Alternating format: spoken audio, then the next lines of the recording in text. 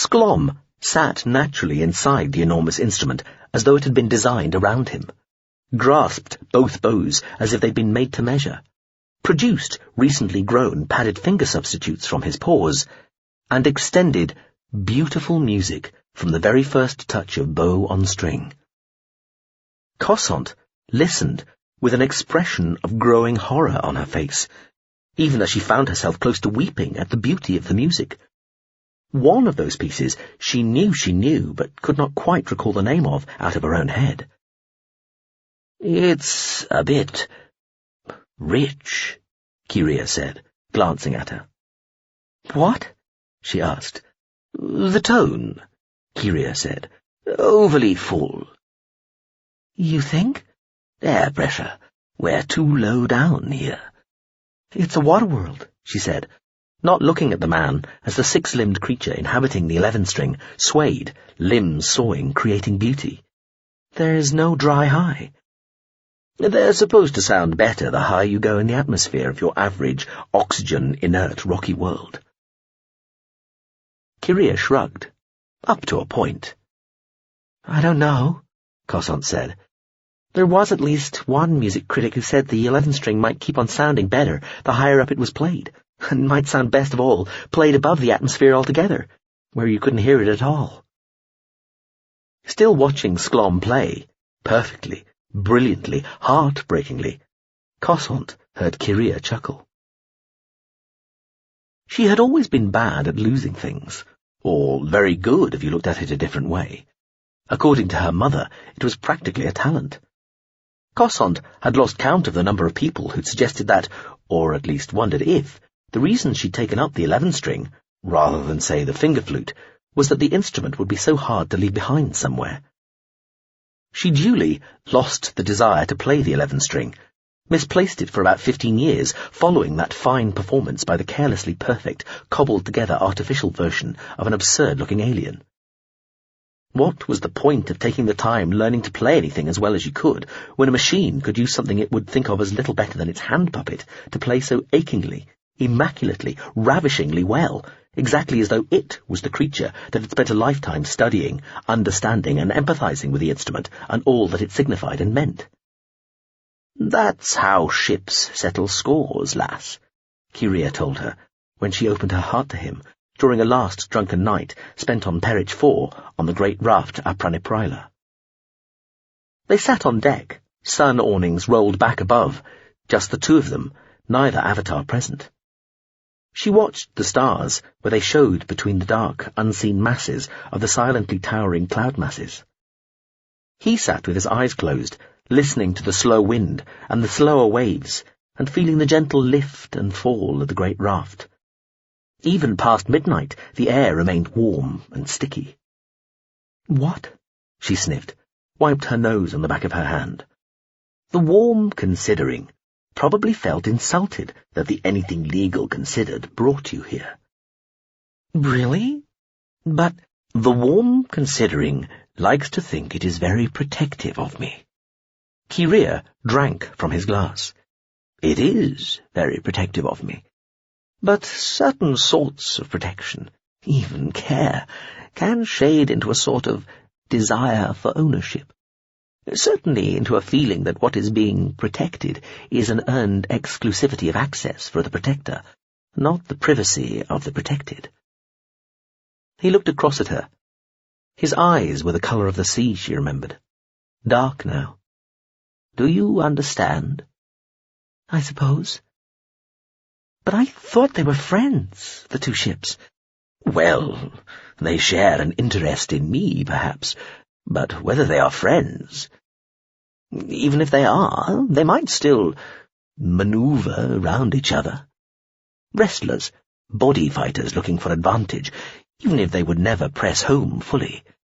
And old ships can be quite quirky, shall we say." He sighed. "I have outlived one ship who was my protector, back at the start. Bade farewell to another who'd had enough of me. Can't say I blame it. And now, perhaps, the warm considering feels vulnerable. So it strikes out at any perceived threat. It may imagine the anything legal considered wants to replace it. But it's unfair. On me, I mean. What did I do? Be nosy. Be a fleetingly alive, day-fly child, showing an interest seen as being undeserved, insufficiently respectful. And the anything legal considered might be seen as presumptuous, making you the 11th string. That was taken as the attack, even if it was meant innocently. Sklom, playing so well, making you look inferior, squashing any interest you might have had in ever wanting to master the instrument. That was the counter-attack. Cossant took a deep swallow of her drink. She coughed, then sniffed again. Yeah, but I bet the ALC isn't as upset as I am. Well, that is very... ship, too, Kyria said. They are as gods of old were merely imagined to be. We are mud in their hands, flies to be toyed with, etc., blah. He waved one hand, looked over at her. They are rarely malicious, never vicious, not to us. Mainly this is because we are so far beneath them, it would be demeaning to get that worked up about us and our feelings. But the thing is, he said, drinking again, the thing is, they are vastly powerful artifacts, with senses and abilities and strengths that we only fool ourselves we know about or understand, and the subtlest, most infinitesimal of their machinations can bruise us, crush us utterly if it catches us wrong. He gave a small laugh that was really just an exhaled breath. I've watched them become so over the millennia. The minds took over long ago. The culture stopped being a human civilization almost as soon as it was formed. It's been basically about the minds for almost all that time. Is that why you've stayed alive all this time? Is this your revenge? She had meant to challenge him properly on the whole alive forever claim tonight especially, but had decided that it no longer mattered. She'd keep going along with his claim. If it was true, well, good for him. If it was just a yarn, well, that was pretty impressive too. She didn't care. He didn't answer for a while. She thought for a moment he might have fallen asleep, like old people did sometimes. She found this funny, nearly laughed. No, he said, sounding thoughtful. No. I have a reason, but it's not that. So, do you hate it? She asked, keeping her voice low. For that. He looked mystified. Hate what? Hate the culture, for what it's become. He looked at her, laughed. What? Are you completely insane? He laughed some more, quite loudly. Then he drained his glass, glanced at hers and said, "We need another drink." There was not much more after this. They had talked earlier about a midnight swim, but they'd got too drunk. The swell-riding motion of the raft went from being lulling to making her a little nauseous. Then, when that passed, back to being lulling again. She must have fallen asleep, because she woke to the sounds of seabirds mewing overhead, and the sight of the sun prizing open the narrow gap between the horizon and the cloud base. It was cold. There was a blanket over her, but Kyria had gone. She returned to the ship later that day, still a little the worse for wear, and life went on. Most of a year later, she was leaving to go back to Gazilt and home. Again, she was a little hungover after another more crowded leaving party with some of the other humans on the ship. The 11 string was a sort of guilty presence haunting her every step, the float pallet never leading her side.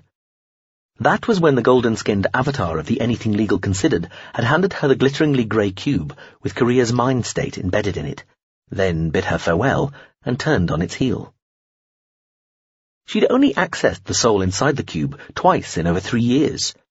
The first time was on the Gazilt liner heading home, to check that the voice that came out of it was really his. She didn't activate either the screen or holo function, and there was no built-in visual capacity in the cube at all. He was grumpy, eccentric, opinionated, and knew of everything they'd talked about up to and including their conversation on the raft on that last night. So it probably was him in there, or something like him at least.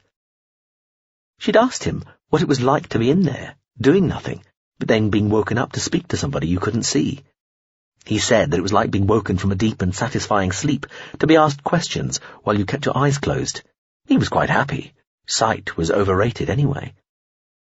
It felt creepy, though, talking to him, and the further away in time and space she drew from the hazy heat and long, slow swells of Perich 4, the more her scepticism about Kyria's claims of extreme longevity, and pretty much everything else, returned.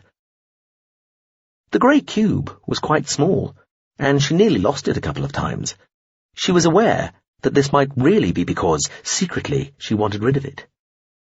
Eventually, after she'd stayed with her mother for a few days one time, left the cube behind, realized and called Warib just as she was about to throw it out, she'd begun to doubt it would ever be safe with her. Then she'd moved out, relocated to another part of Zeiss, and really thought she had lost the cube this time, misplaced in the move. It showed up eventually at the back of a drawer.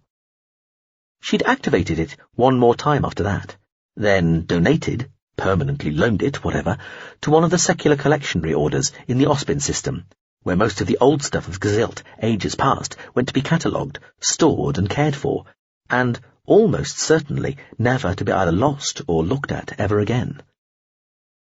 The same fate nearly befell the 11-string, which she kept maintained and which she played, briefly, about once a year. But that would have felt like just too much rejection. Keeping the ridiculous instrument somehow kept her from feeling quite so bad about abandoning Kyria's soul, even if by now she had convinced herself again that he was just an old fraud. Still, it was only when she was thinking of looking for a life task to give her something to do while she waited for the subliming to happen that she thought again of playing the thing. This was a decision she would later regret, often.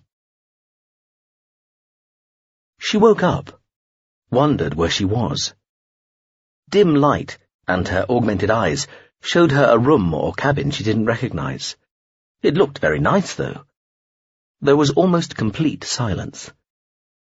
She was in the spacious shuttlecraft of the culture ship, the Mistake Not. She looked over the side of the billow bed, located in a little alcove of the craft's main open area. Another alcove, closed off, held the inert body of the android Parinherm. The 11-string was stashed overhead, somewhere in a storage locker. Pian lay on the floor, a dark mat. It raised the tip of one corner lazily, sleepily acknowledging her, then went flat again. She lay thinking about the day just past.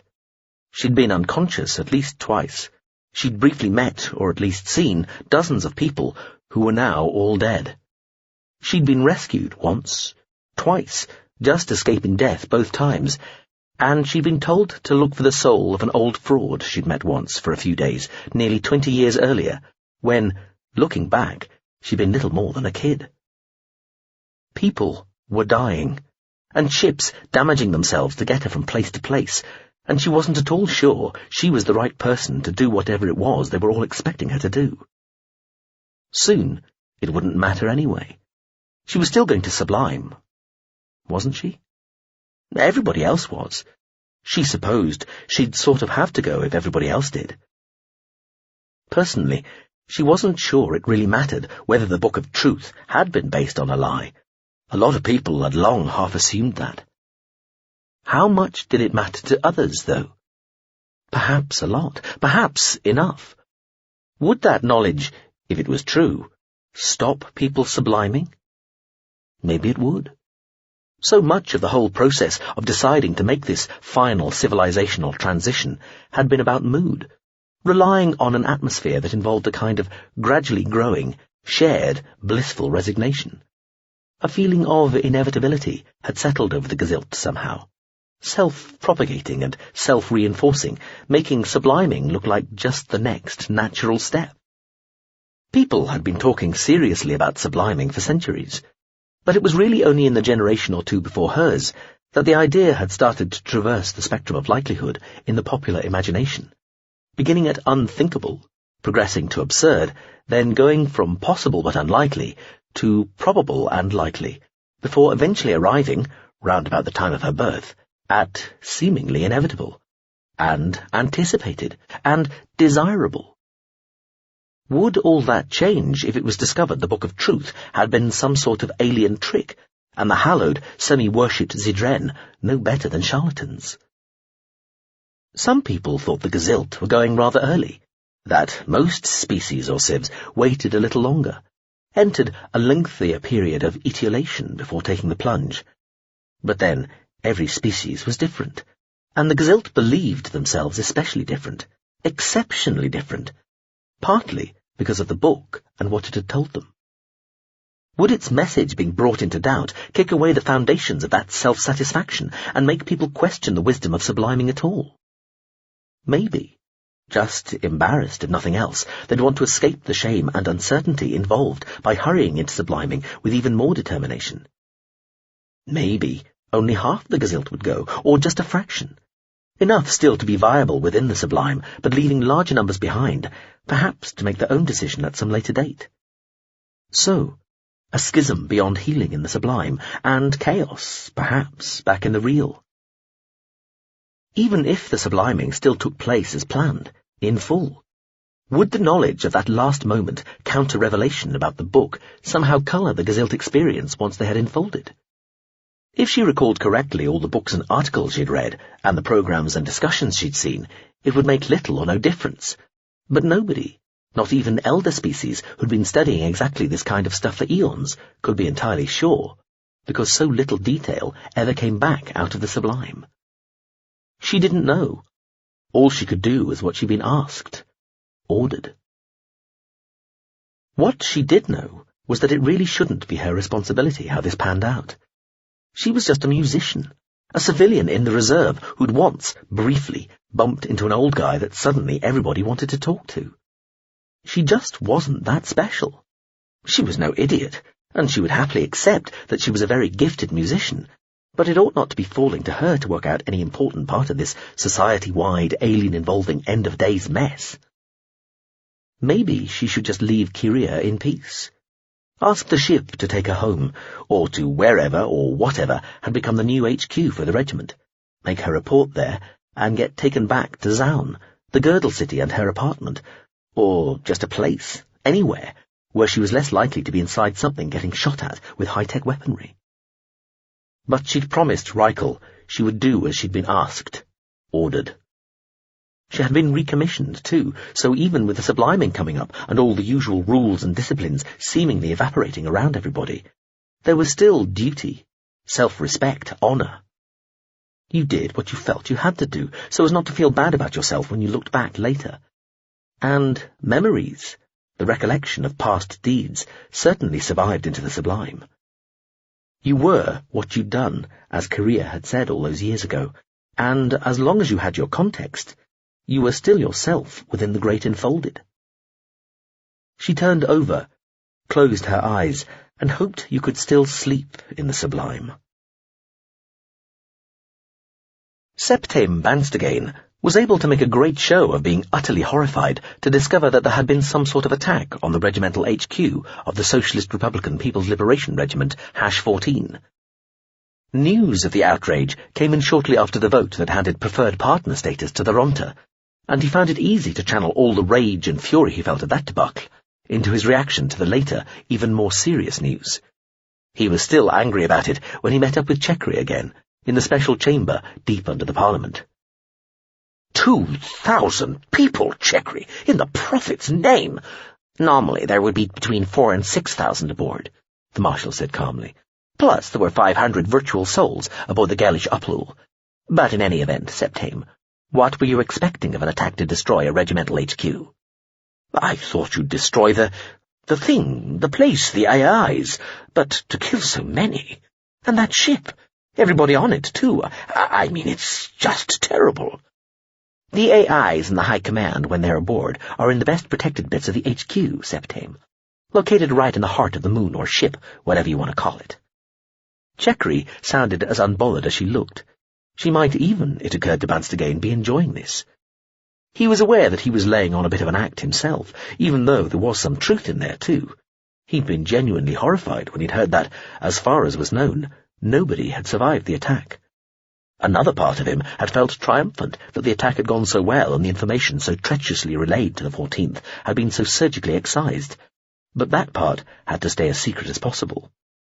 He kept that suppressed as best he could, worried that if he thought about it too much, it would somehow show in his face or be readable in his body language. To get to them, you pretty much have to destroy the HQ completely, Checkry concluded. Anyway, Banstagane said, they're military. They'll have been backed up, won't they? They can be reactivated, can't they? Some of them.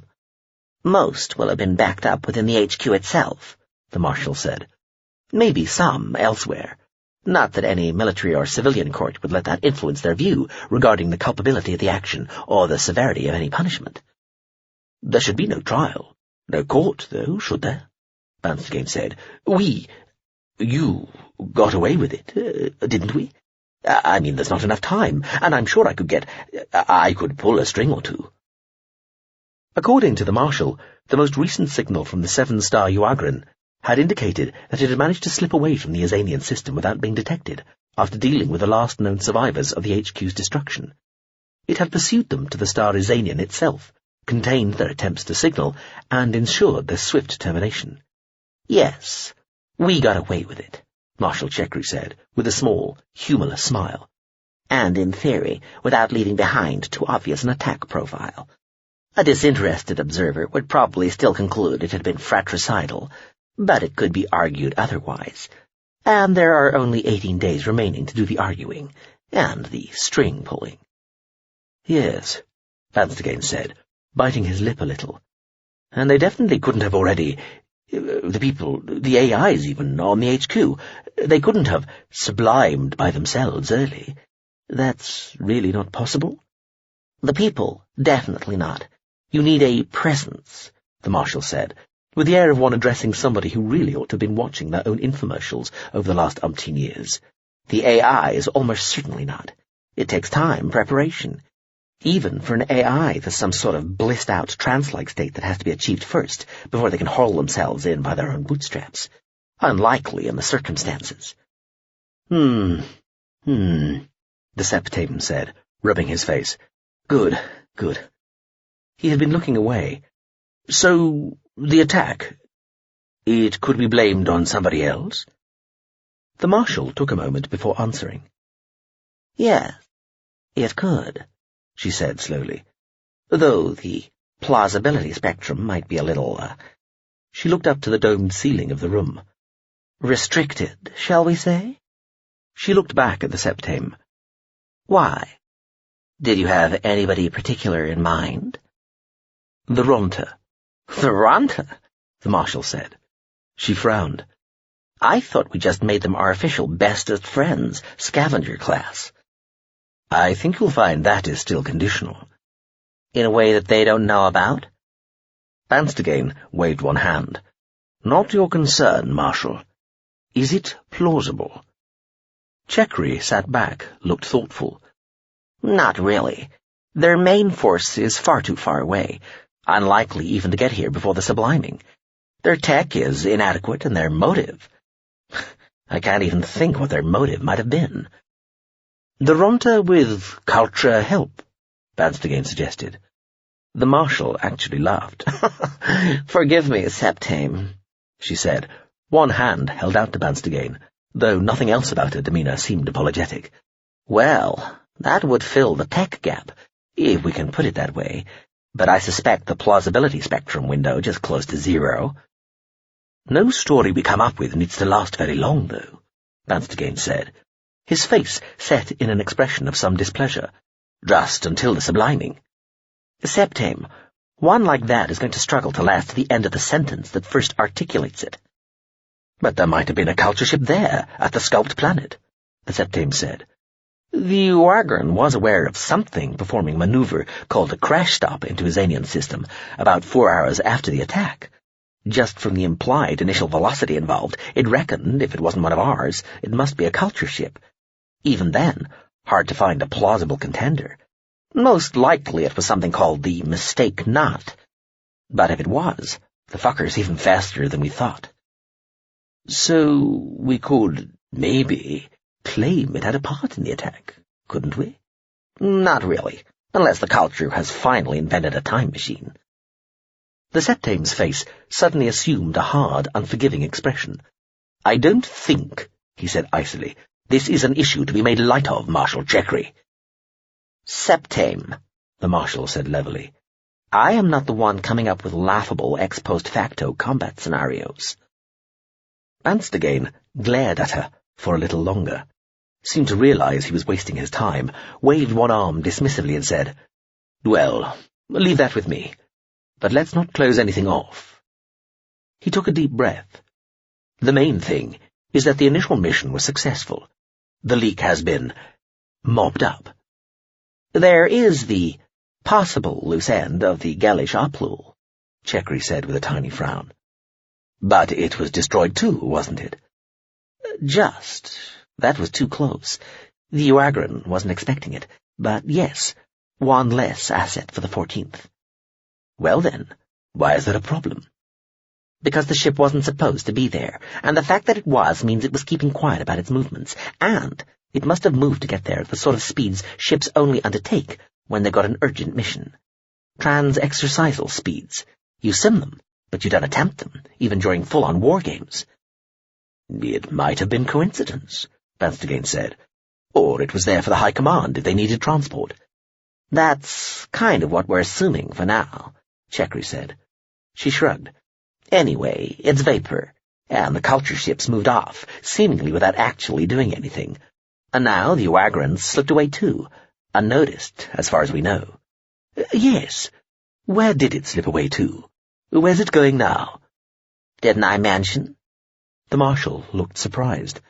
"It's following the culture ship."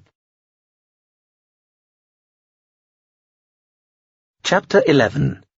S-17. From GSV contents may differ to LOU caconym, GCU displacement activity, GSV just the washing instruction chip in life's rich tapestry, UE mistake not, MSV passing by and thought I'd drop in, MSV pressure drop. Hello all. I think we've all been brought up to speed with individual briefings where needed. Welcome to the new members of the group. We understand the mistake not makes full speed to Ospin, perhaps to discover something relevant to Mr. Kiria, and hence the claimed provenance of the ZR information read the BOT. Meanwhile, the passing by and thought I'd drop in has kindly agreed to continue to create what diplomatic pressure it can with the rump of the Gazilt political power structure. For myself, after extensive investigations, some calling in of favours and the reluctant acceptance of future obligations read the same, on my part, to those so confiding, I have discovered there may be another way to pursue the link with the legendary gentleman. From LOU caconym. We really are taking this person's existence as being a fact, not a myth. From GSV contents may differ. We are. It turns out that the myth, which has been so carefully fostered, is that his existence is mythical. It would certainly appear that various ships have known of his existence over the millennia, and even aided him in his efforts to stay outside the public eye, and evade the kind of official annoyances, such as censuses and inventories, which might prove problematic to somebody of preposterous age who wished to keep quiet about it. Until now, his mythical status has seemed charming, romantic even, and, happily for all concerned, irrelevant to matters either tactical or strategic. Now, it has suddenly assumed a certain importance. We must, of course, diligently and timorously pursue every avenue of investigation occurring in Gazilt space. However, there may well be a way to reinforce and back up our inquiries, working at least partly within the culture. I have been in contact with a vessel which wishes to remain anonymous for now, but which holds a human who may be able and persuaded to help. The price would be something close to full disclosure of what we all know regarding the matter at hand, both to the ship and, probably, it speculates, the person concerned as well. From GSV, just the washing instruction chip in life's rich tapestry. And the contents may differ, vouchers for the ship, and it for the human. From GSV contents may differ. Within the usual limits, yes. From GSV, just the washing instruction chip in life's rich tapestry. Then I say go ahead. From GSV contents may differ. Any objections? No? Very well. Signal sent. I'll keep you all informed. Meanwhile, after some pressure, the empiricists' delinquent pair, the head crash and the xenocrat, have finally been persuaded to give up their smatterbagging competition at Lonis and make haste for Gesilt, heading straight to Zeiss at the request of something called the Gesilt Combined Regimental Fleet Command. This would appear to be some new overview structure recently set up by this Banstergain fellow under Marshal Chekry. The two ships are due there in 7 days. Due to an agreement required to bring about the aforesaid pressure, the empiricist will now become part of the group at the next signal, though it has expressed a preference for haunting rather than manifesting, as it were. The empiricist itself now expects to be arriving at Zeiss in 11 or 12 days. That's all for now. From GSV just the washing instruction chip in life's rich tapestry to GSV contents may differ. Oh, hurrah! Now the empiricist gets to hover, glowering over everything, and step in when it thinks we've done enough of the hard work to make the outcome sufficiently positive to enhance its gloriousness. Size has its privileges.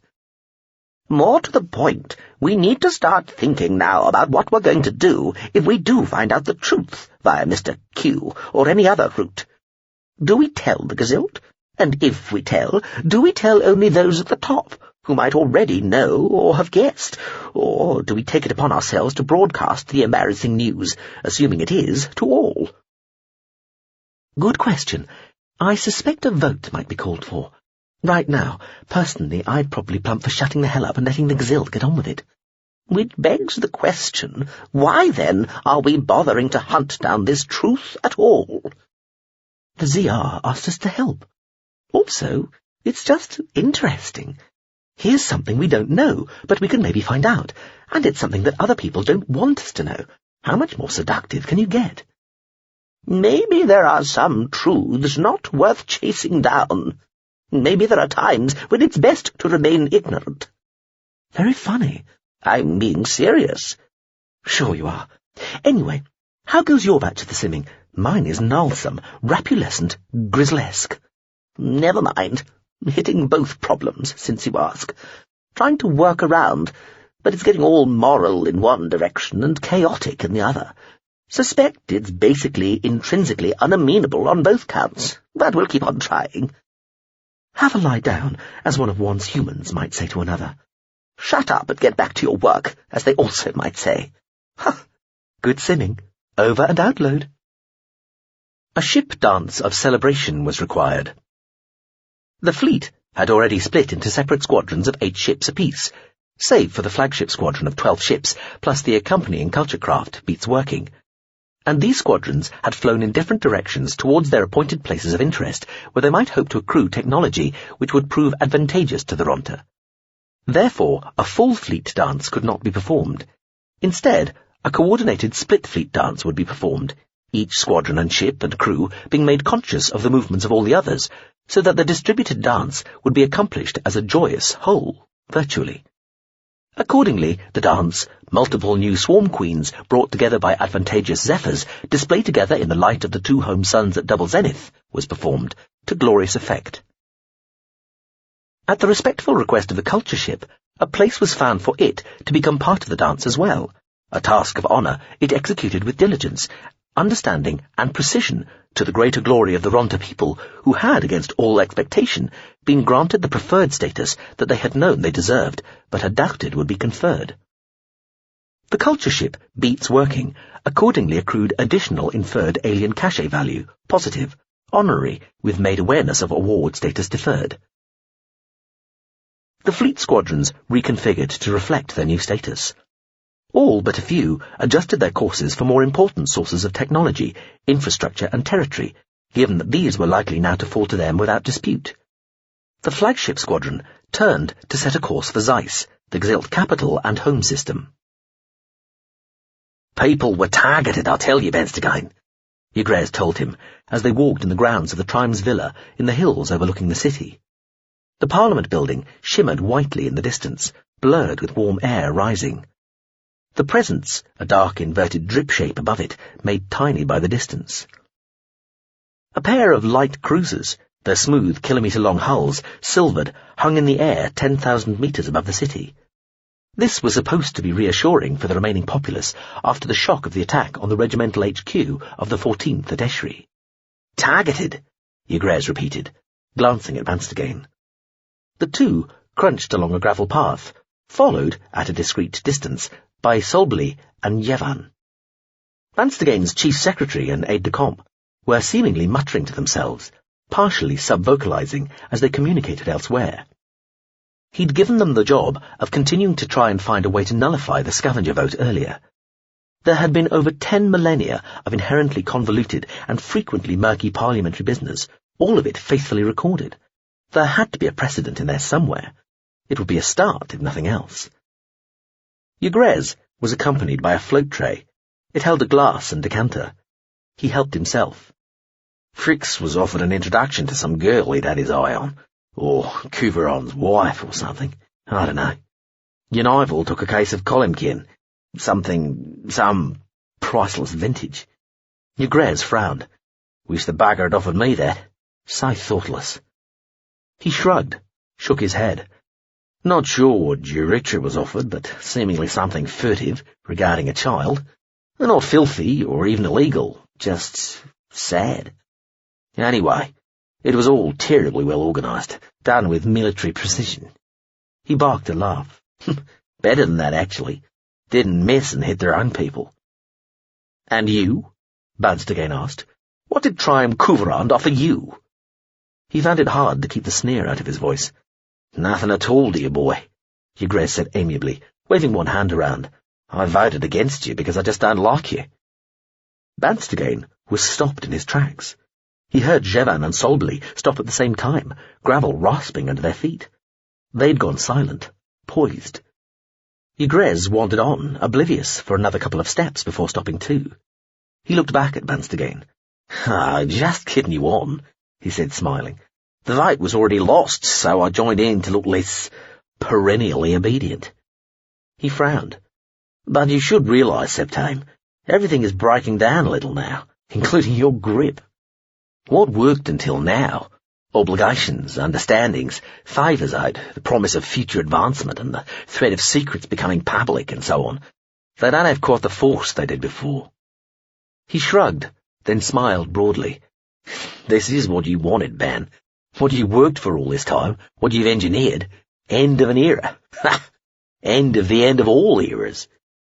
He waved both hands this time, spilling a little wine. School's breaking up. People are out to play. Scogliera Tefwe, who had been a friend and a lover of Ungaro Kiria long ago, when he was already a very old man, and she had been of conventional middle age, a little under 200, woke slowly, as she had woken slowly a few dozen times over the intervening centuries. Only, it wasn't really waking slowly. She was being woken. All dark at first. Stillness and silence, too, and yet the sensation that things were happening nearby, and inside her head and body. Organs and systems and faculties being woken, revived, checked, primed, readied. It was at once reassuring and somehow disappointing. Here we go again, she thought. She opened her eyes. Simulation, said the glowing red letters along the bottom of her field of vision. Ah, she thought, whereupon the word faded away. So she was still sort of asleep after all. But her consciousness and sense of embodiment were being woken up. She was, apparently, already sitting, fully dressed, in a chair facing a table, in a large, pleasant-looking room of some antiquity, with a view to one side, through opened floor-length windows, over mountains lined with trees, and a lake whose shore was lined with villages. The wakes of a few boats left long white V's on the wind-ruffled waters. At the other end of the table from the windows, there was a time display in an ornate wooden case. She looked at the date. My, that had been a long sleep. Across the table from her, there was a chair.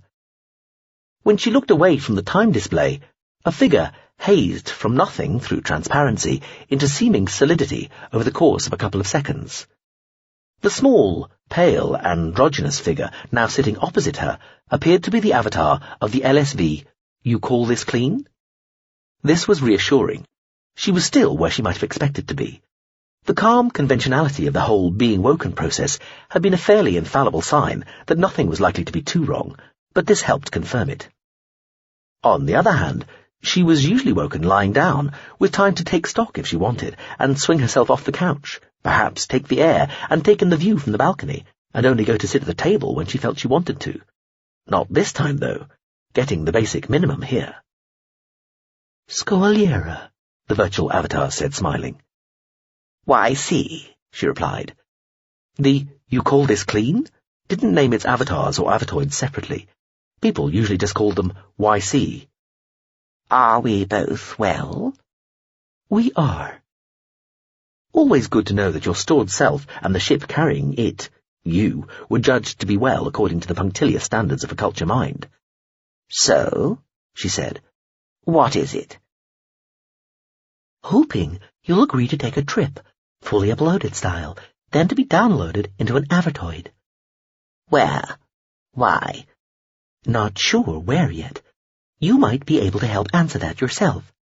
The why is that we need you to look for Ngaro Kiria. She raised one eyebrow. Do you now? The we the ship was referring to could be either contact section or special circumstances. Exactly who would become clear shortly, she didn't doubt. The avatar nodded. If you'd be so kind. Why? He might have some information it would be useful to know. He's been alive for nearly 10 millennia. I'm sure he has a lot of information it would be useful to know. No doubt. But this is probably something quite specific. What? Not sure, but somehow relating to the shortly forthcoming sublimation of the Gazilt. This was news to her. She'd been stored, this time, over 400 years earlier, when, as far as she could recall, the Gazilt had seemed no more likely to go for subliming than the culture itself. That the best you've got? More detail? YC asked. More detail. You insist? I do. The ship told her about the intercepted message from the Zedran Remnanter and subsequent developments. Tefwe thought, do we have a view on or interest in whether Gazilt's sublime or not? No. Take me through the levels. Culture as a whole, no. Their business. Contact, not really. Opinions differ mildly. Some temporary local upset to be expected in the short term, especially relating to scavengers, but all part of the process. SC, no stated interest. Probably some difference of opinion, but nobody expressing. Not even a grumble of discussion, let alone action. And things are otherwise quiet, so lack of interest, not a result of distraction, temporary or otherwise. So, this isn't an SC thing? Not directly, though elements usually associated are cooperating. Specifically, a fast ship will be made available, whatever's closest to wherever you say you need to go. Other ships at your disposal, if necessary, should serial uploading and embodiment be required. Simming as unlikely to become an SC focus. Probably. So why are we bothering? Just in case. Just in case what? Well, just in case it turns out to be something we should have bothered about. Always try to avoid setting up future opportunities for kicking yourself. The YC smiled apologetically. Very small thing attached to very momentous thing. 1.3 trillion people heading into the big N-fold in less than 20 days from now. But if the Zedran Remnant news about the Book of Truth gets out, that might change things. And maybe it should change things. But either way, it would be good to know the truth. Even if we discover the truth, we don't have to volunteer it. And even if we discover the truth, don't volunteer it, but are asked to provide it, we still don't have to. Though that'd be harder to justify. The point is, if we are asked, and we haven't even bothered to look, we look bad. And if we are asked, and decide to tell what we know, we want to be confident what we're able to offer really is the truth, or as close as we could reasonably get to it. How many new faces know the old guy's not a figment? Just one beyond reasonable doubt. The GSV contents may differ. There was no leak as such. The ship just did some inspired digging, and was owed favors by the right mix of craft. Though the others in the handling group will have been briefed, there's a possibility. The ITG? No, fresh group. Nobody's heard from the Interesting Times gang all the while you've been stored. How remiss.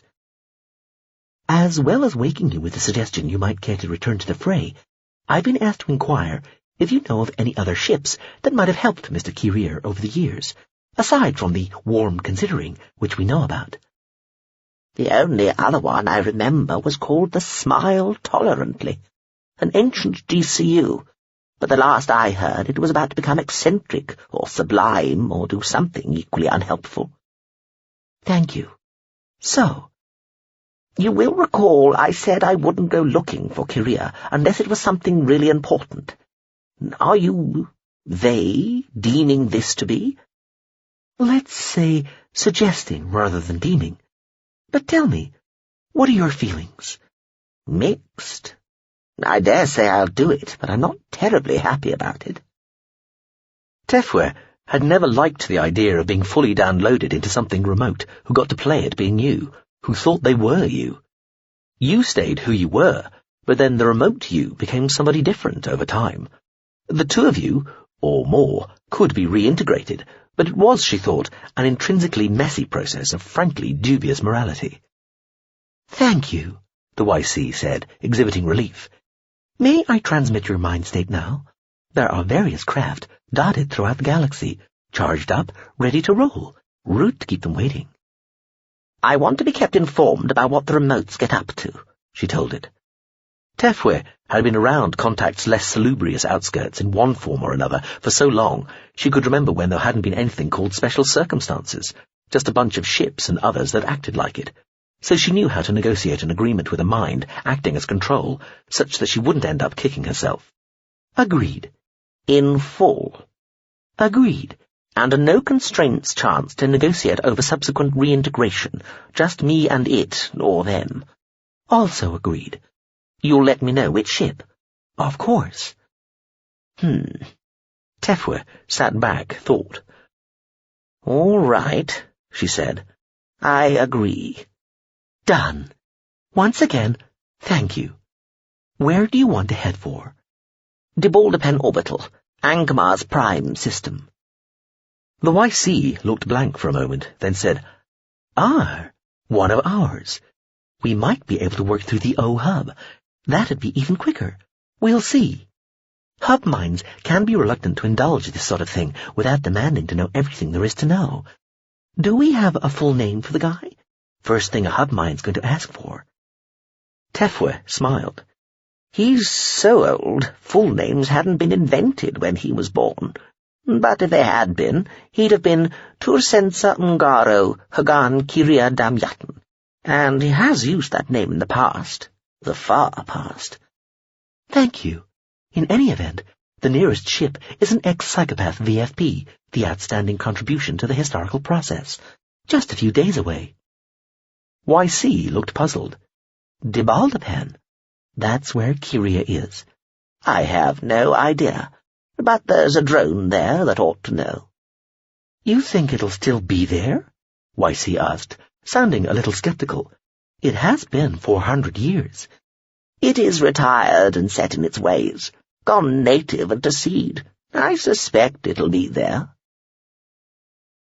So, if you're really so old, tell me what you've learned over the years, over the millennia. What are the fruits of your wisdom? They are remarkably few. I have managed to avoid learning too many lessons. That may be what keeps me alive. Cossond lay on her bed. The grey cube with Kyria's mind state inside it sat on a bedside shelf. It was only the second time she'd turned the cube on since returning home. She, the Vollupt and the 11-string, had just moved out of her mother's house in Myon into a place of her own, half the world away. She was starting to make new friends, but struggling to get worthwhile gigs, and maybe she was feeling lonely. So, she said, living all this time has been to no purpose, basically. True, but that hardly distinguishes me from anybody else, does it? But shouldn't it? Or there's no point. No. Living either never has any point, or is always its own point. Being a naturally cheery soul, I lean towards the latter. However, just having done more of it than another person doesn't really make much difference. The voice from the grey cube paused, then said, "Although I think living so long might have persuaded me that I am not quite as pleasant a person as I once thought I was." Cossant, presented with two opportunities to be scathing just in these last few sentences, was aware she was choosing to take neither. She confined herself to, "Really?" said in a slightly sarcastic tone. "Well," the voice said, seemingly oblivious, "one thing that does happen when you live a long time is that you start to realize the essential futility of so much that we do, especially when you see the same patterns of behavior repeated by succeeding generations and across different species. You see the same dreams, the same hopes, the same ambitions and aspirations reiterated, and the same actions, the same courses and tactics and strategies regurgitated, to the same predictable and often lamentable effects. And you start to think, so? Does it really matter? Why really are you bothering with all this?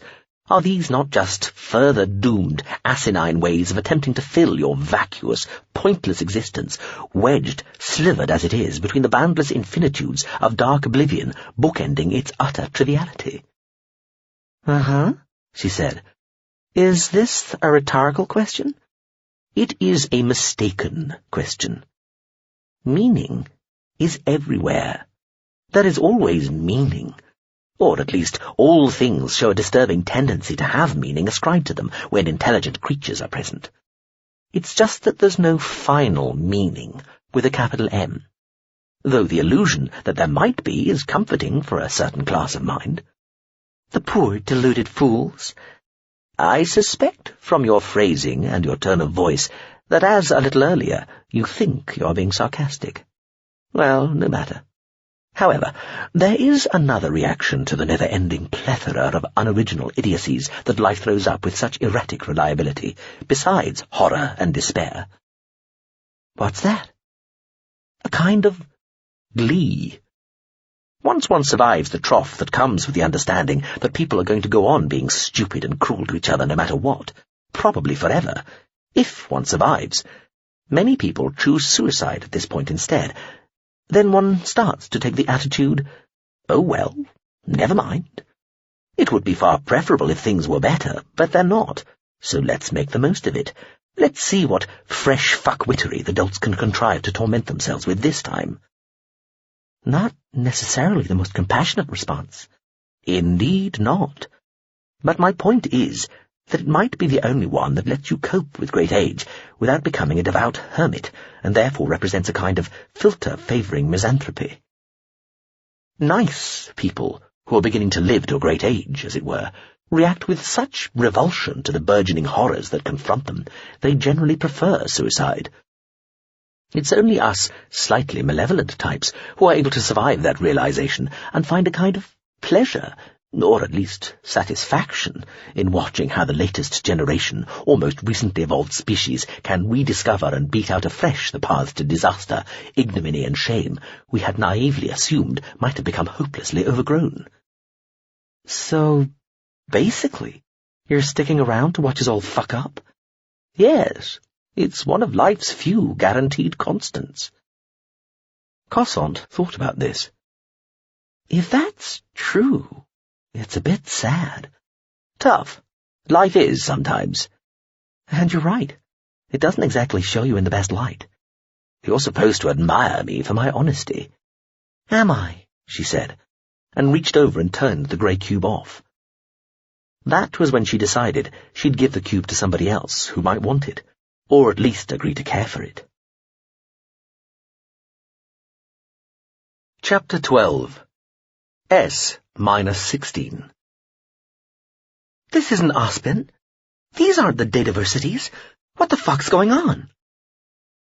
Cossant had woken from a very deep and pleasant sleep, ordered breakfast, and then asked the ship to show her where they were, a head view or whatever it was called. The mistake not had obliged, presenting the semblance of a deep screen across the bottom of her billow bed, just above her toes. The image it displayed was of a yellow-orange sun apparently setting behind a large rocky planet with dark striated clouds half obscuring a surface of mottled dark tan land and deep blue seas. Given that Ospin was a red giant system devoid of any rocky planets, this was all wrong.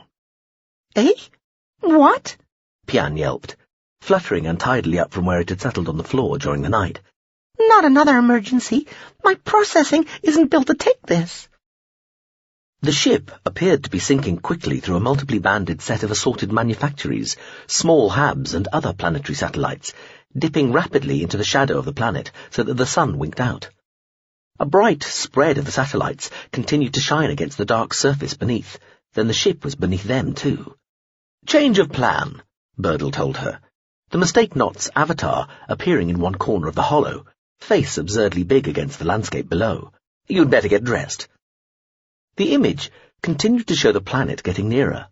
They were almost in the atmosphere. The place looked familiar somehow. Also, there was something wrong about something here, but she hadn't worked out what yet. "Where the hell are we?" she wailed. "Zaun, in the Murite system." "What? Oh, for goodness sake," Pian said dramatically, and flopped over backwards, spread out over the bed, lying limp. "I just fucking left Zaun," Cossant yelled, watching the landscape whip past underneath. "That's where I started out." "Welcome back," Birdle said, deadpan. "Are you getting dressed yet?" "Wait a moment." Cossant was staring at a black line filling the horizon ahead. Entirely filling the horizon ahead from one extent to the other, like a vast dam across the sky. "Is that the fucking Girdle City?" "We're just a few minutes away. Better get dressed fast." She jumped out of bed, started pulling on clothes, muttering and cursing. She stopped, frowned, sniffed, looked carefully at the Lords of Excrement jacket. Everything had been cleaned and repaired. "Not so much as a buy your fucking leave," she muttered, pulling on freshly polished boots.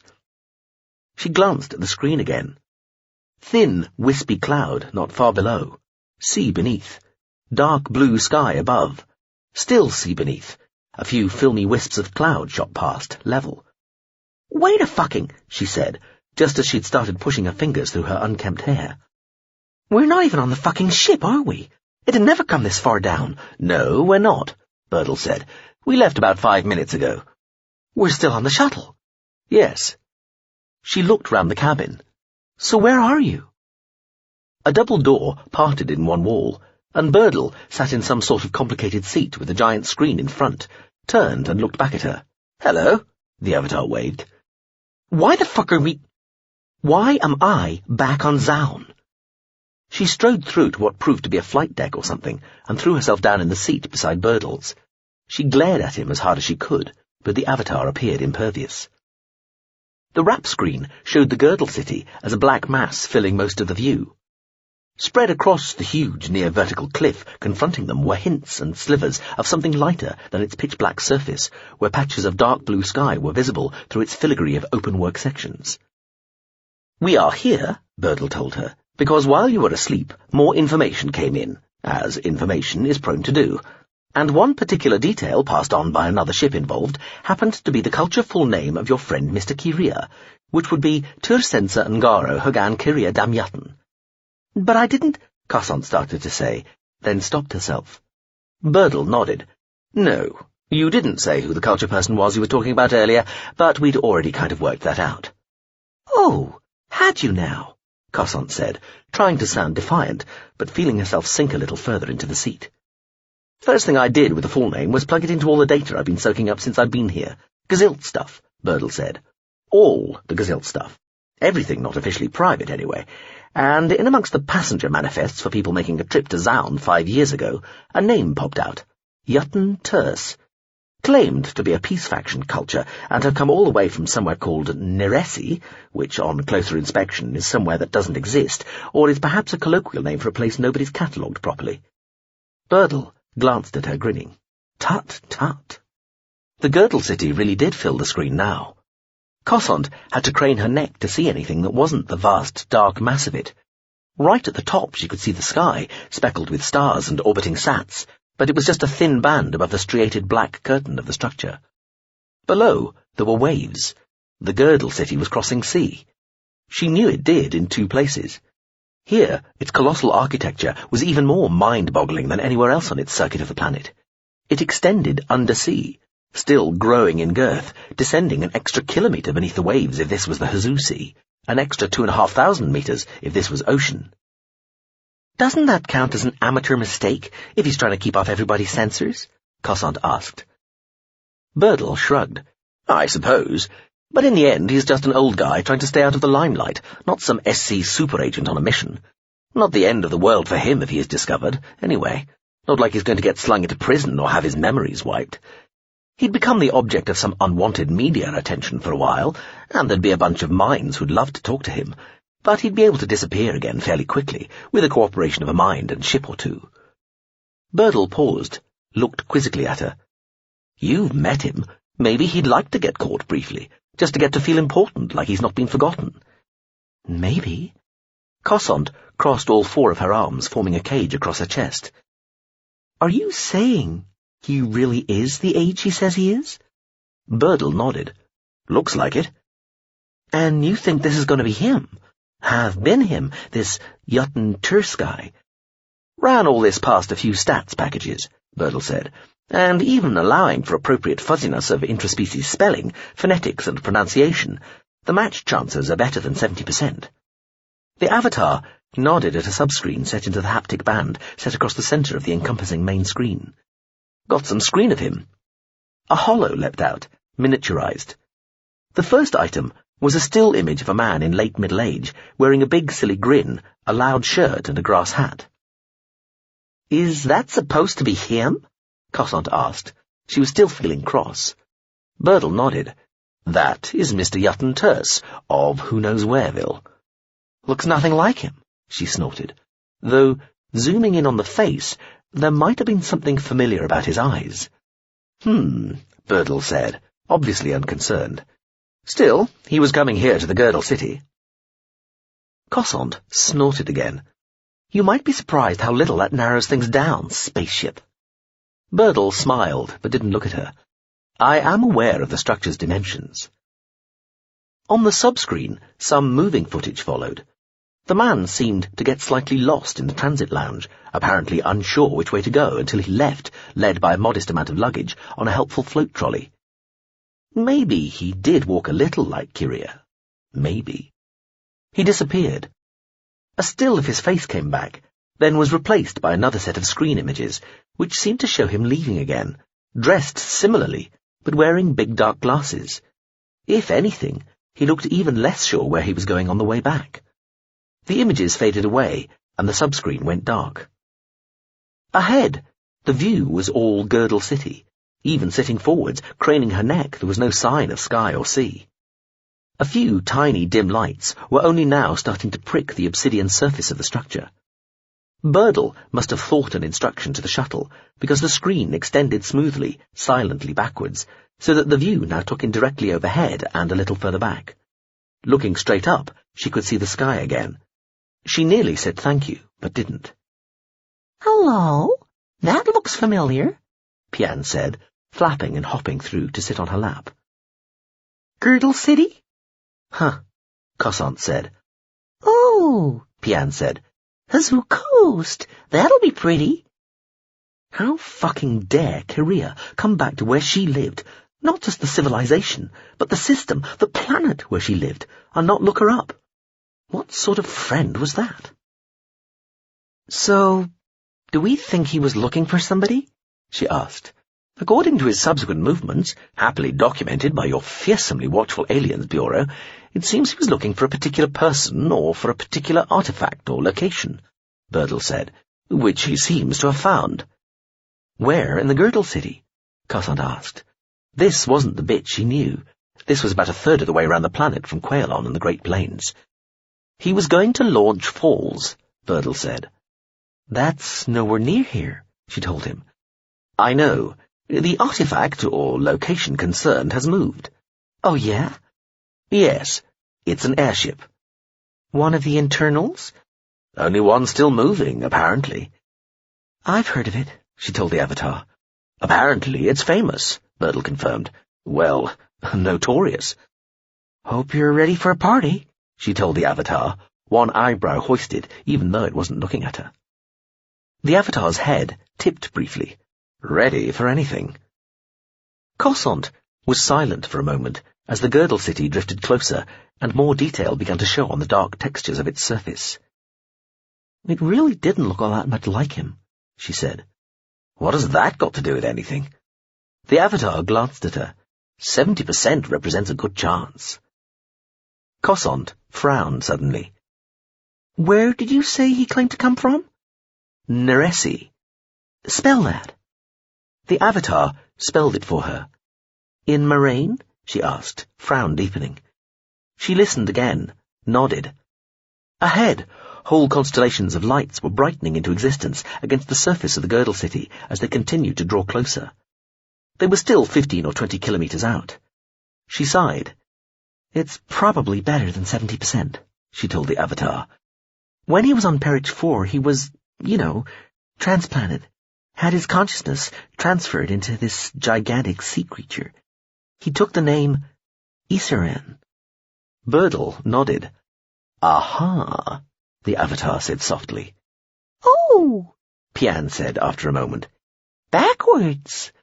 Yes, Cossant said sourly. Fucking backwards.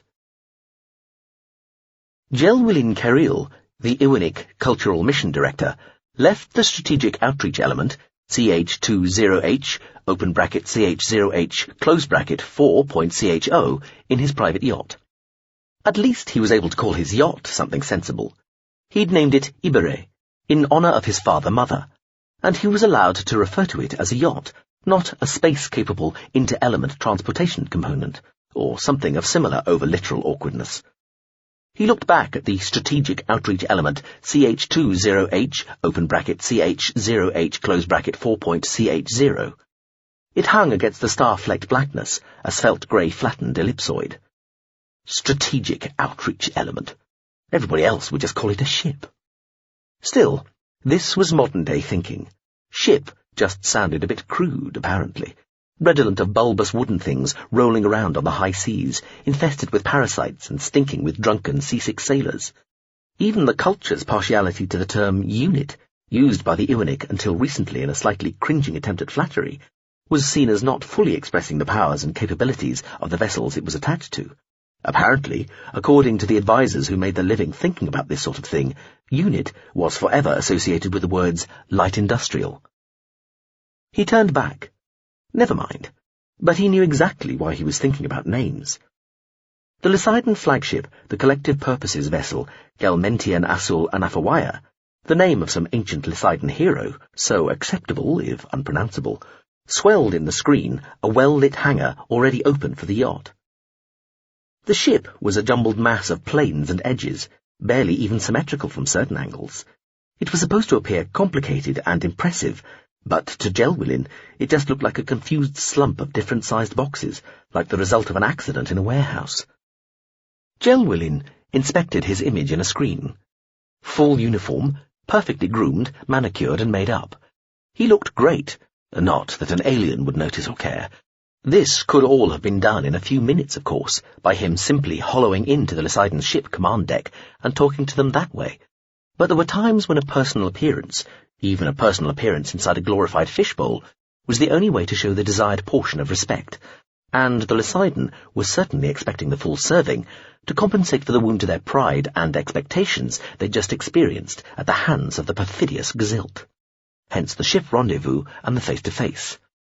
Cultural Mission Director Jelwilin patted down his uniform jacket, adjusted a cuff. He felt the need to urinate, but he had already done so before leaving the ship, and knew this was simply the result of nerves. "He wants more?" Team Principal Tyon roared. "The son of a runt!"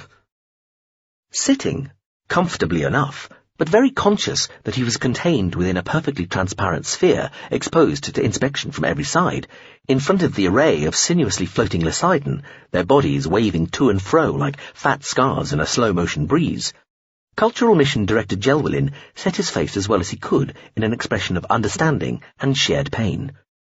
The Lysidon might not have any officers capable of interpreting his species' facial expressions, but they would probably have AIs which could.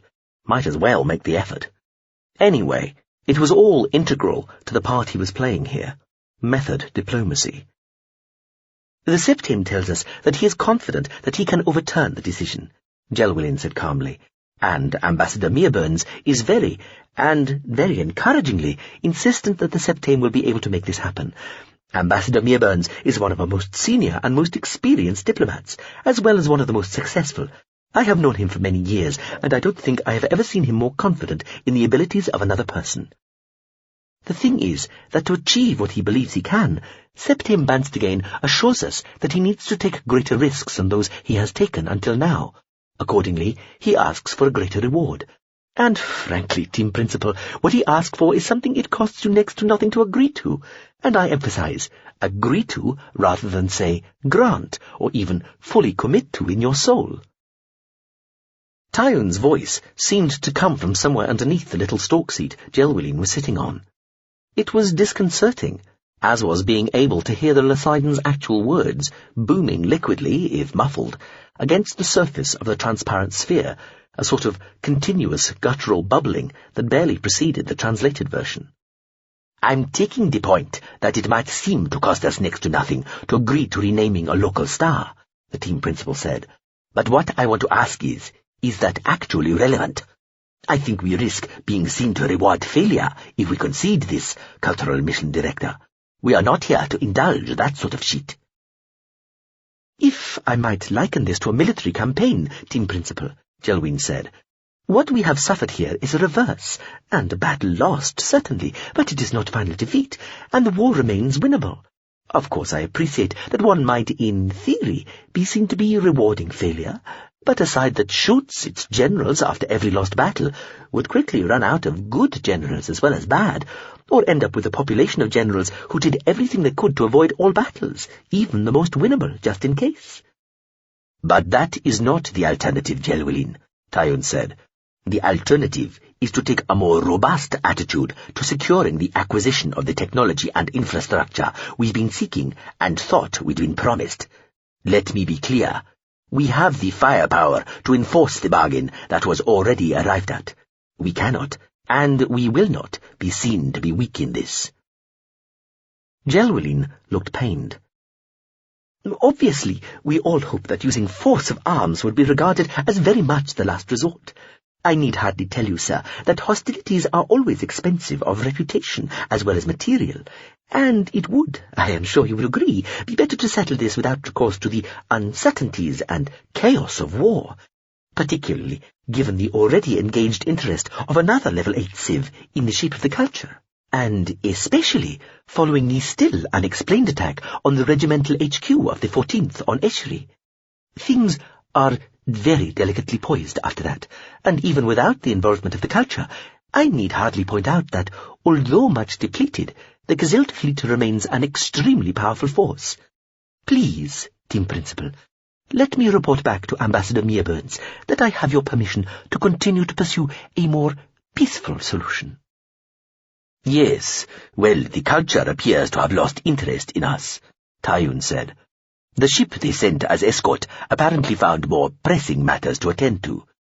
I understood that a third-class fast picket was on its way to join you, Gelwilin said. Not if I can help it. We're going to try throwing them off with some judicious redispositioning. A moment, Tyon said.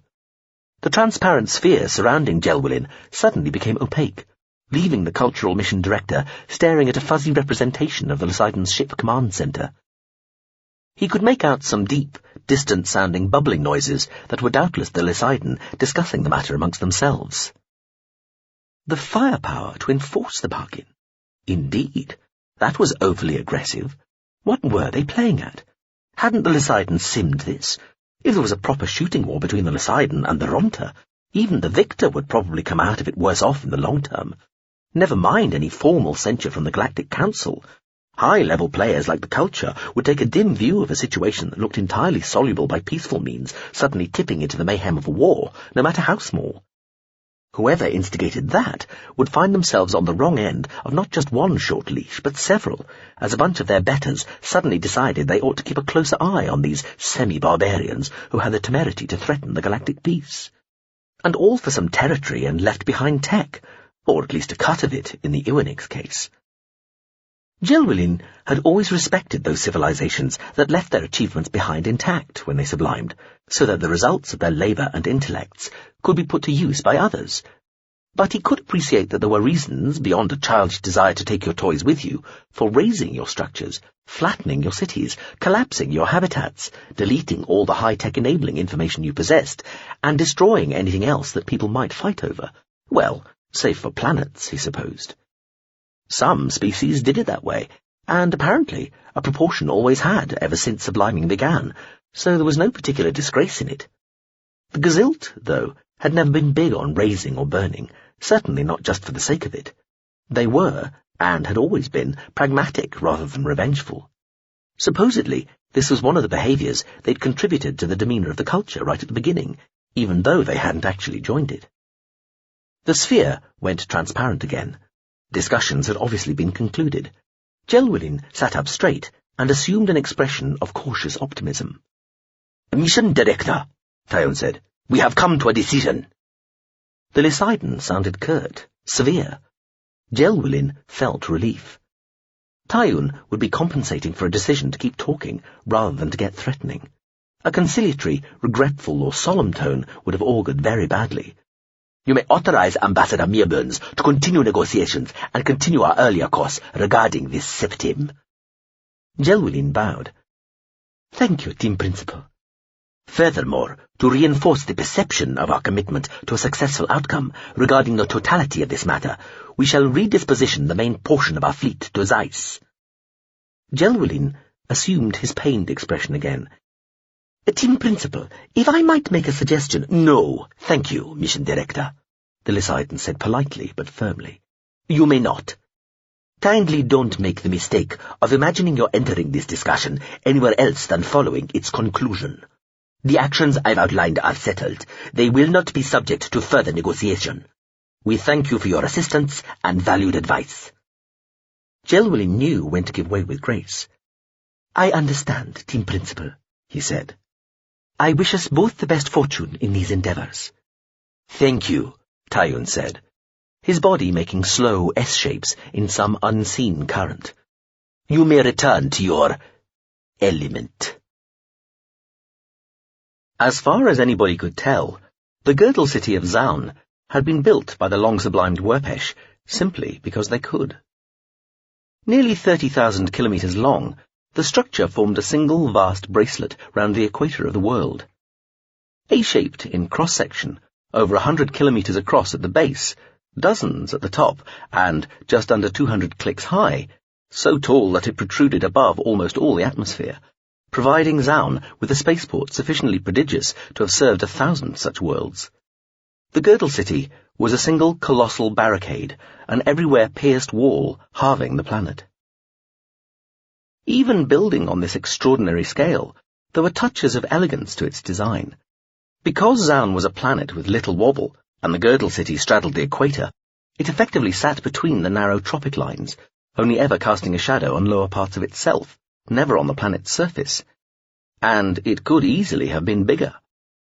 As a non-gravitationally constrained self-supporting artifact, or colloquially, just an NG, which sort of stood for neutral gravity structure, it was formed from a mix of ordinary and exotic materials that meant only a tiny fraction of its mass actually imposed itself as weight upon either its own lower reaches or on the crust of the planet beneath. Had they wanted, the Werpesh could have arranged it so that where the mighty structure's foundations met Zaun's bedrock, they exerted a gentle upward pull rather than a modest load. Artifacts constructed using this sort of technology could be extended indefinitely, with no annoying tendency to collapse in on themselves. Most such structures were in space, and some were much bigger. The girdle city had the additional problem of needing to keep its structural elements tuned for their precise place within the slope of the planet's gravity well, but this had proved trivial. Even so, while nearly weightless, the artifact still had colossal mass, and its effect on Zaun's total angular momentum had been to slow down the planet's rotation by nearly a second a year. As was the case with each of their impressive, if arguably rather pointless, sculpt worlds, the main point of the girdle city, as far as its builders had been concerned, appeared to have been the building of it, rather than any subsequent use it might have been put to. The Werpesh, famously secretive and opaquely motivated, had never chosen to elaborate on their reasons for constructing it. Some of them had lived in portions of it, and it did function as a kind of grossly over-engineered spaceport, but the main use it might have had, attracting alien tourists, wasn't one the Werpesh had ever chosen to promote. Most of the time, before the Werpesh finally did the decent thing and sublimed, the sparsely populated, barely used Girdle City had just sort of sat there. The Gazilt had made better use of it, but even then, in nearly 11,000 years of custodianship, they had never even come close to filling it entirely, and rarely ventured into the sections above the level where there was natural atmosphere to breathe, leaving over 90% of it empty of life. Space habitats, for all their even greater intrinsic artificiality, were capable of providing far more agreeable, pleasantly rural, less brutally industrial-feeling places in which to live. Still, the Girdle City had contained many billions, and even now contained hundreds of millions of Gazilt, and in a sense, of course, it still contained those billions, except the vast majority of them were stored, existing in a state of suspended animation, awaiting the pre-waking just before the instigation that would itself lead to the new life in the sublime. There had always been open tunnels within the Girdle City, routes, some never less than 0.5 kilometre in diameter, within the length of it, that stretched throughout its fretwork of vast tubes, girders, walls and components, both structural and habitative, to provide a kind of large-scale transport network for airships. The great dirigibles had plied the vast tunnels for millennia, carrying people and occasionally goods, even though there were many faster, more efficient systems built into the Girdle City. Airship travel was seen as romantic. Now, as far as was known, there was only one airship still making its way through the structure, and it was home to the Last Party. The Last Party was a 5-year-long debaucheriad aboard the airship Equatorial 353. It circled the Girdle City once a year, the last revolution being timed to coincide with the instigation, when a day or two earlier the Equatorial 353 would arrive back at Launch Falls, the section of the Girdle City where it had begun its voyage. The Equatorial 353 was a fairly conventional vacuum dirigible, 2 kilometres long and 400 metres across. It had always been a kind of contained cruise ship, slipping through the structure of the Girdle City, taking one or other of the various routes made available through the structure by the network of tunnels, throughways and assorted larger spaces dispersed within it. Nominally owned by one of the many collectives which had been set up within the Girdle City, it had been due to cease flying with all the other ships as the waking population of the structure dwindled to less than 5% of what it had once been. Then, a small group within the collective, one based on the pursuit of art and experimental living, so it had been pretty eccentric even at the best of times, had suggested keeping the thing flying right to the end and making a proper going-away party of its last flight. The original idea had been to have a year-long party, one that would have started over 4 years after the suggestion was first put forward. But such was the excitement the idea produced, nobody could stand to wait that long, so the plan was altered. It would be a 5-year-long party, and fate help all who dared to sail on it. The small group within the collective had been led, or at least fronted, by a man called Zimmernier, who'd been into a variety of radical body arts and amendment. He was one of the founding members of the Last Party, and one of a few dozen out of the original few hundred who had started out, who was still determinedly partying. Most of the rest had given up, burned out, been hospitalized or died. A few had even got religion. The party hadn't fizzled out, though. Quite the opposite. It had grown in size over the years, as more and more people heard about it, and arrived to sample its delights, until it entirely filled the 2,000 accommodation and social units aboard the ship, and there was supposedly a waiting list if you wanted to stay overnight. Though, given that one of the few guiding principles of the Last Party was that all things ought to be as shambolic as possible at all times, and it had entirely lived up to this rule, nobody really took this restriction especially seriously, unless, of course, the sheer weight of bodies aboard led to the airship starting to bump along the bottom of its open-work tunnel, in which case it was time to restore buoyancy by disposing of any blatantly unnecessary items such as articles of furniture. Are we clear? Consider me briefed. How close do you have to get? Just inside might make all the difference, though the closer to the man himself, the better. Rote, preferably. Rote? Reach out and touch. This sort of distance. Okay. Hear me via the earbud? Yes, she said. She'd never been great at sub-vocalizing. Do you want me to wake the android, Elglail Parinherm? Not especially. And how necessary is it that your familiar accompanies us? Very. I wasn't really talking to you, Miss Cossond. Let's compromise on moderately. It can be useful. Useful? Pian screeched. Is that all? Can you ask it to be discreet? Certainly. Pian, until further notice, shut the fuck up. Well, really? Cossond took a step back.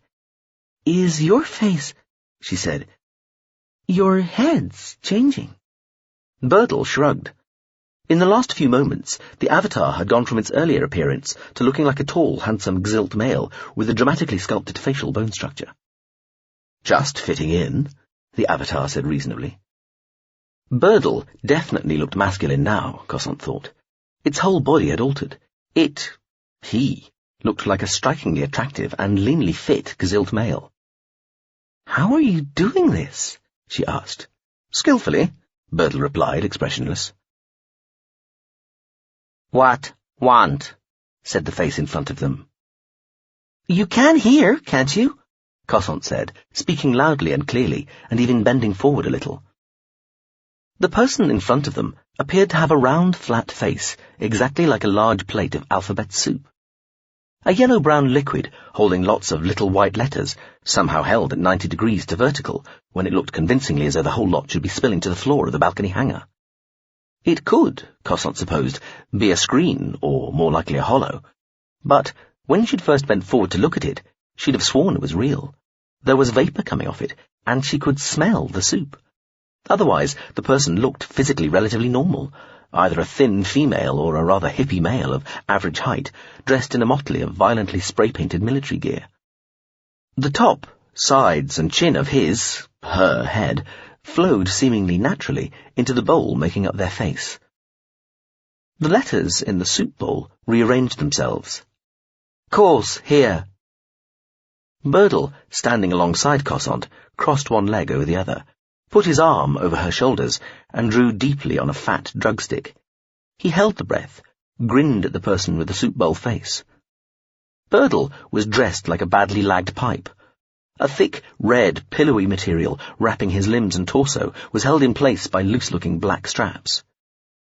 We'd like to talk to the Master of the Revels, Cossond said, a little more quietly.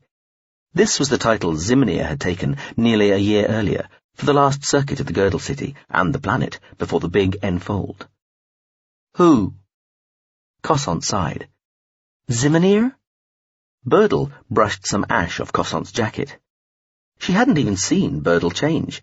In some moment between the module touching down on a deserted piazza about a kilometre above the waves and then walking off the deck into the structure, he'd gone from whatever he'd been wearing earlier, she couldn't remember, to what he was wearing now. She'd looked back, frowned, and started wondering if this was some projection. She'd stepped towards him as they'd walked, rubbed his sleeve fabric between thumb and finger. Nope, real.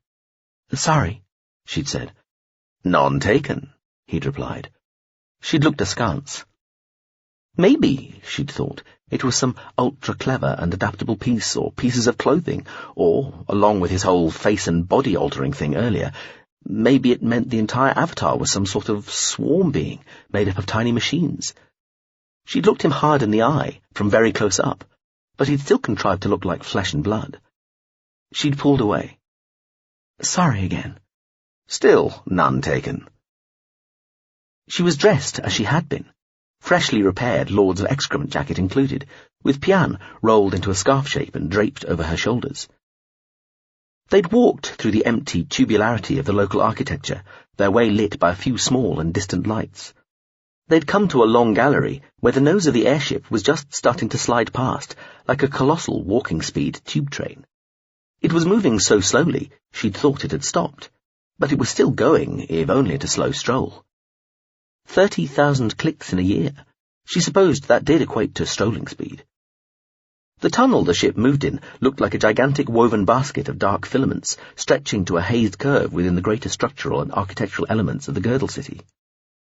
A few random lights shone, so few the average unaided eye would have interpreted the gloom as something close to utter darkness. Good to have augmentation, she'd thought. She'd glanced at the avatar. Birdle probably had eyes that could see through planets. A thin metal net, strung on stanchions, protected them from the drop into the curve of tunnel.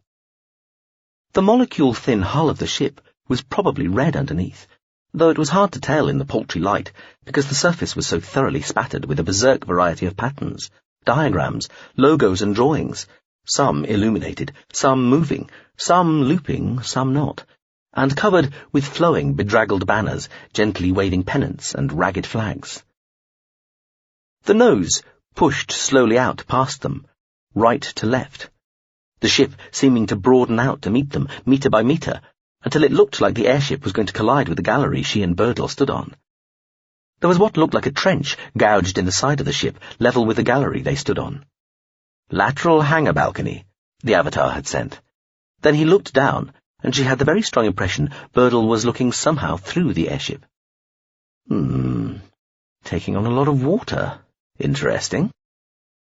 The hangar balcony was closed off with what were probably lengths of diamond film.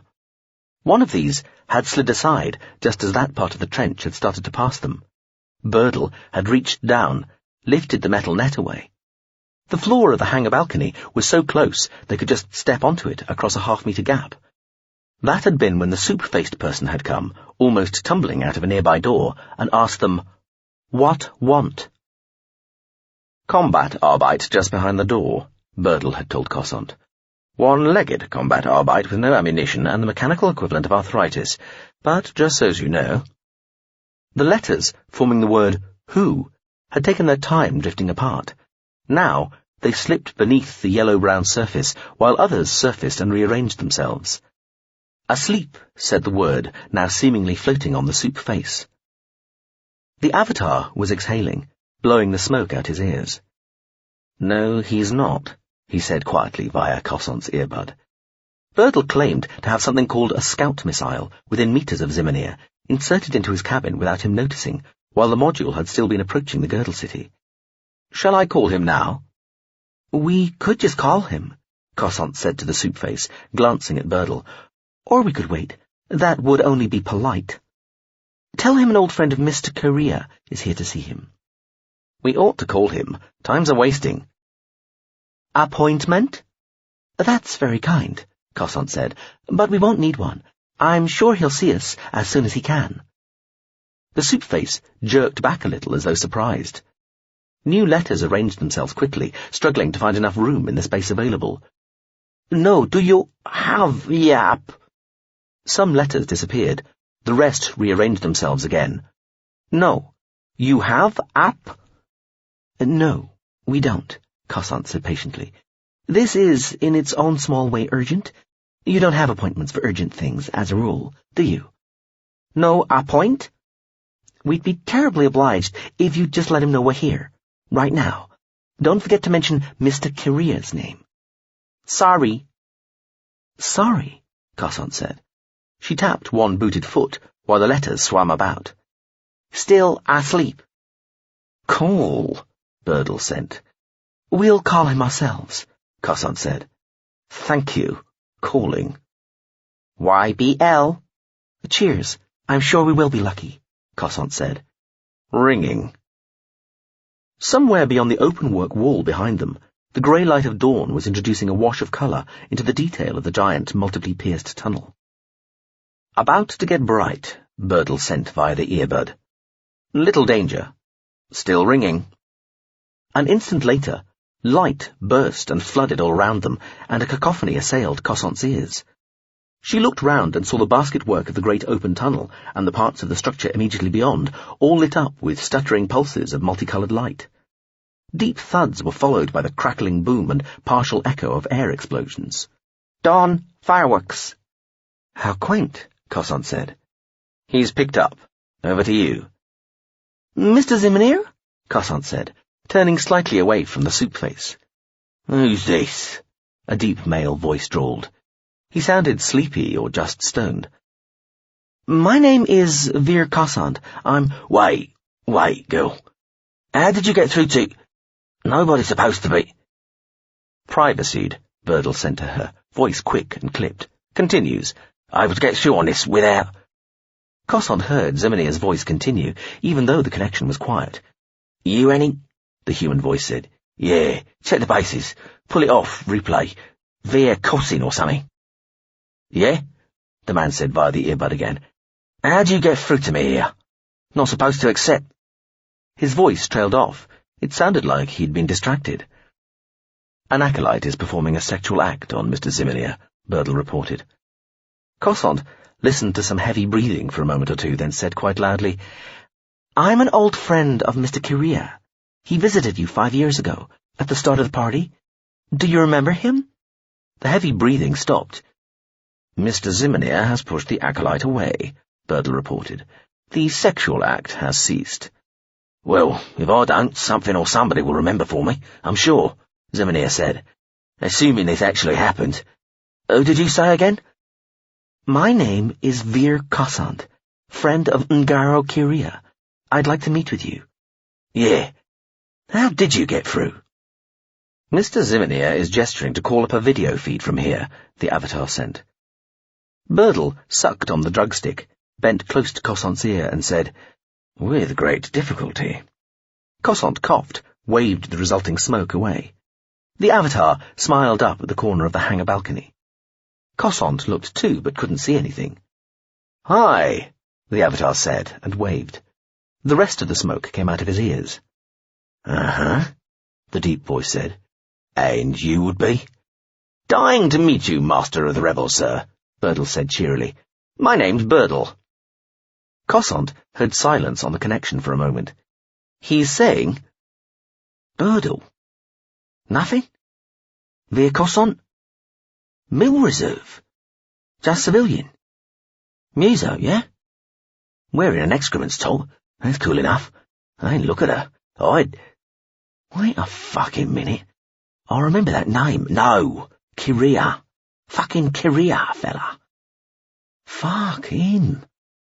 Fuck, yeah, okay, yeah. Okay, yeah. Fuck it. Welcome aboard, classical girl. Yeah, right. Hello? Mr. Ziminia? Come on in. Welcome.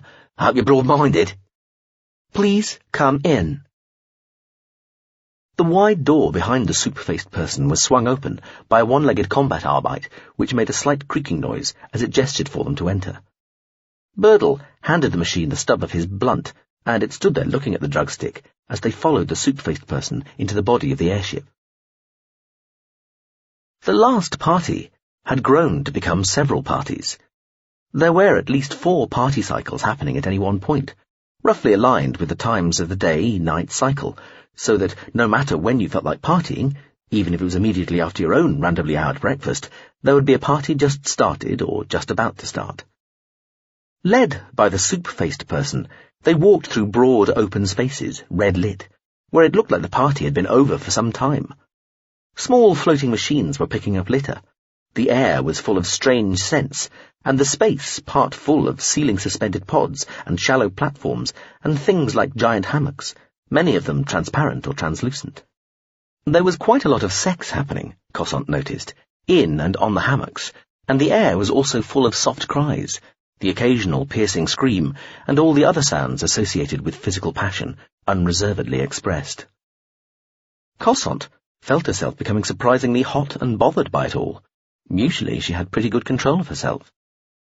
The atmosphere is saturated with compounds sexually stimulating to your species, Birdle said, as they ducked underneath an especially large hammock, where several frolicking bedfellows were contorting themselves in particularly inventive combinations. Sex and City, Pian agreed through the earbud. A male face and torso swung down from a nearby platform, sweating, breathing hard. The man smiled at Veer. Like the arms, he said breathlessly. You'd be so very welcome.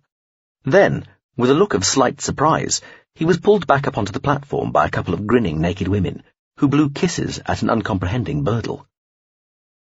A short, dark corridor led to another wide room where extravagantly costumed masked people danced. Some to a space-filling song of powerful beats and trembling ululations, some to rhythms they were hearing through earbuds, their wildly eccentric motions at odds with everybody else around them. "Dark sound. Space ahead," the soup-faced person told them, walking backwards down another intervening corridor, face turned towards them. "About to get really loud," Cossant told Birdle. "I can feel it through my feet," he told her. Cossant closed her ears. Double doors led to the dark sound dance floor, where the whole point was to hear with every part of your body except your ears. It was night dark, strobe-lit. With each staccato pulse of light, the near-naked dancers looked like marionettes, frozen in poses of either ecstasy or torment. Cossant heard the wild, thudding music through the jelly in her eyes, via her lungs, resonating in the long bones of her arms and legs. "Fuck me, that's loud," Pian said in her ear, voice made high and tinny to get through. Cossant opened her mouth a little to say, "Shh," to the creature. As she did so, it was as though her mouth filled with noise. She felt her teeth vibrate. Birdle looked unaffected. Away from the dark sound room, they passed a large circular oil swimming pool with a screen ceiling where people seemed to be practicing synchronized floating in giant flower-like patterns. They climbed through a couple of levels where tired but happy-looking people were eating at tables, though one section seemed to be set aside for food fights, with one just starting. Then ascended via an adventurously steep and long escalator to a tall, broad corridor with what appeared to be a transparent ceiling showing the fretwork of tunnel moving slowly past above. Zimonier's quarters lay through a sequence of intestinally curved, squishily floored, round-section corridors, hung with what looked like folds and strands of gaudy, hallucinatory vivid seaweeds, all moving and waving on invisible currents. "That's interesting," Birdle said. "Just lost feed from my scout missile. That is a little worrying." Finally, at a doorway bearing an unmistakable resemblance to a vulva, the soup-faced person bowed and left them, the vulva irised opening. "This is a bit gross, isn't it?" Pian whispered. "It's not just me thinking this, no?" Cossant followed Birdle down a short, narrow corridor. Cossant's earbud beeped to signal it was losing all external reception, something it had never done anywhere else in or on the Girdle City in all the years she'd lived within it.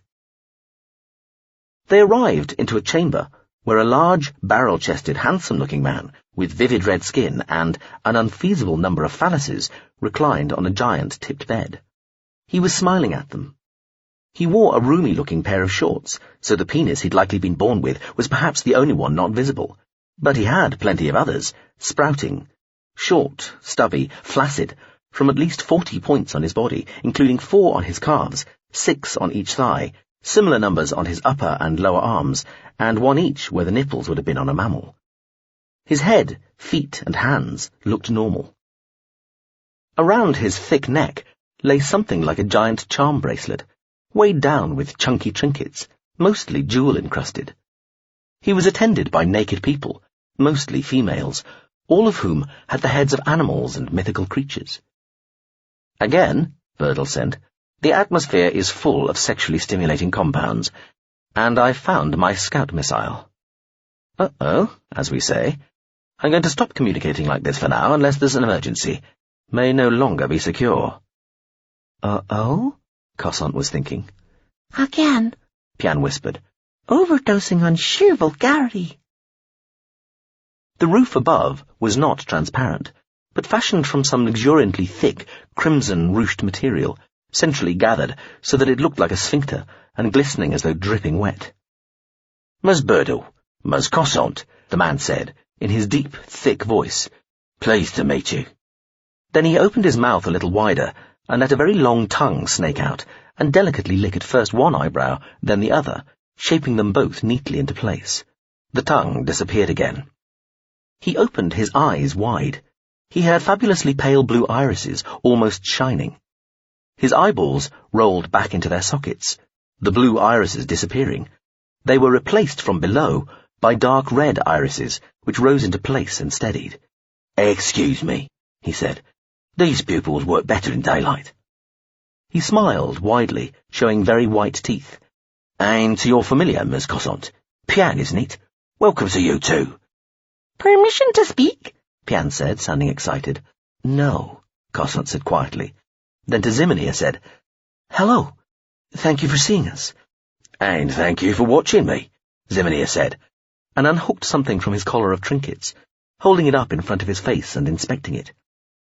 It looked like a short, thin pen or stylus of some sort, barely bigger than a child's finger. Zimenia looked at Birdle. Your life signs are weirder than the lady's familiar, so I'm guessing this belongs to you. It does, Birdle said. My apologies. I was concerned you might refuse to see us initially, and we might need some help in securing an audience. Also, I am impressed you were able to sense its presence and capture it. Congratulations. Thank you. Flattery is always so satisfying, Zimenia said, with what certainly appeared to be a sort of beatific sincerity. Especially from, He waved one long, elegant hand, exquisitely manicured. An avatar? Avatoid? Something of that nature? Indeed, of the culture vessel, mistake not. There was just a hint of a pause. Cossant was fairly sure their host was listening on his own earbud. Voyeured upon by a culture mind, Zimenia said, sounding impressed. I really am flattered. Though there is an all-hours feed from about 8 different cameras all centred on this bed right here, so I'm not entirely sure why you bothered. Video only at points, so maybe you wanted the audio, yeah? Anyway, he nodded behind them. Please, take a seat. 2 of the animal-headed people, the heads looked as real, alive and functional as every other part of their human bodies, set 2 tall chairs behind them. Cossant and Birdle both sat. The dozen or so unusually headed people stood, arms folded, round the curved wall of the cabin. Zimenia held the tiny scout missile out. I'm going to keep this, okay? The little machine was secured to his charm necklace by an extendable chain. I would prefer to have it returned, Birdle said. Don't dare, Zimenia said. But you did invade my privacy. There was some muffled spluttering and laughing at this from the people looking on, and Zimenia's face split into a smile again. He glanced round some of the animal-headed people. Hey, you know what I mean. He looked back at Birdle, grinning. Anyway, might let you have this back. But you need something from me, I'm sort of supposing. Otherwise, why, in an entirely cogent sense, would you be here in the first place, He set the tiny missile back where it had been, resting on his chest between what looked like an android's thumb and a thick crystal cylinder striped with encrusted jewels. It's about Ngaro Kiria, Cossant said, glancing at Birdle. Gathered. Zimenia nodded at her. Like the arms, incidentally. Who did that for you? Freck Skirunka? Know him.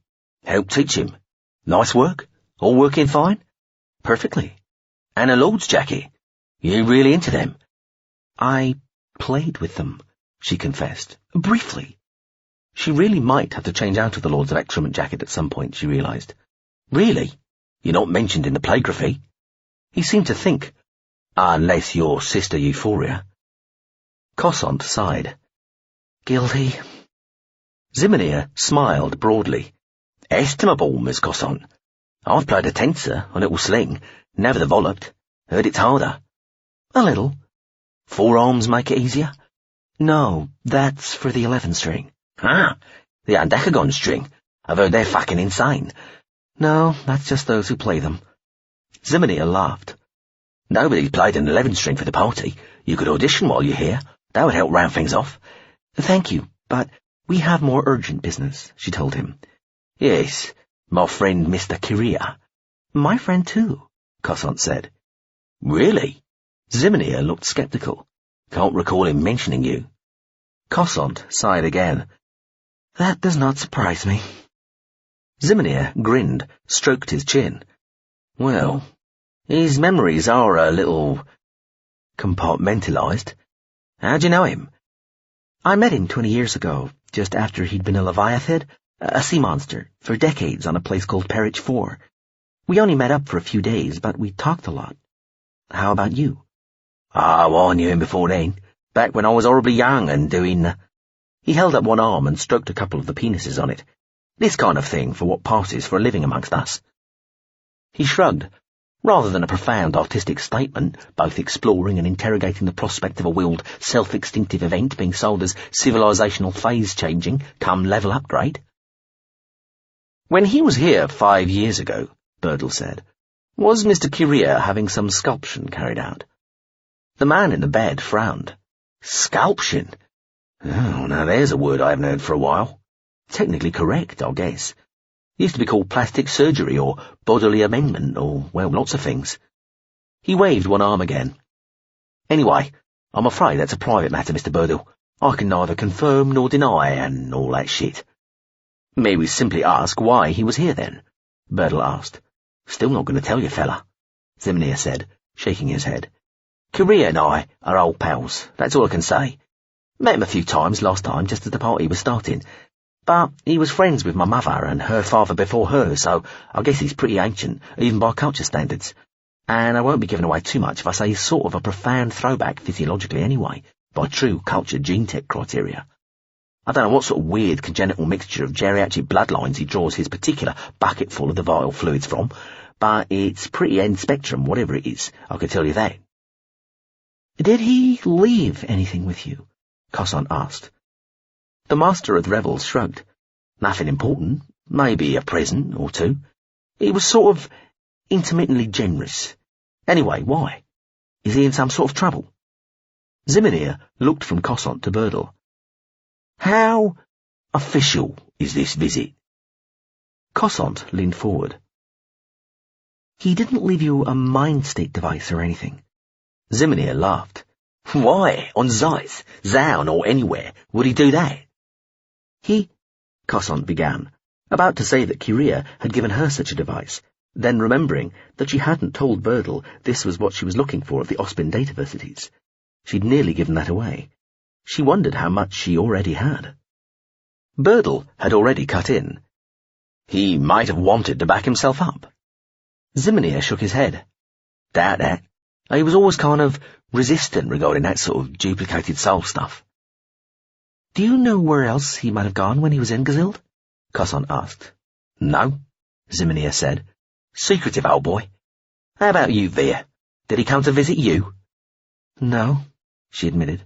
"Oh, feeling jilted," Zimnir said softly, with a look of exaggerated sympathy. "We were never friends like that. You don't have to be. You just have to care what people think of you."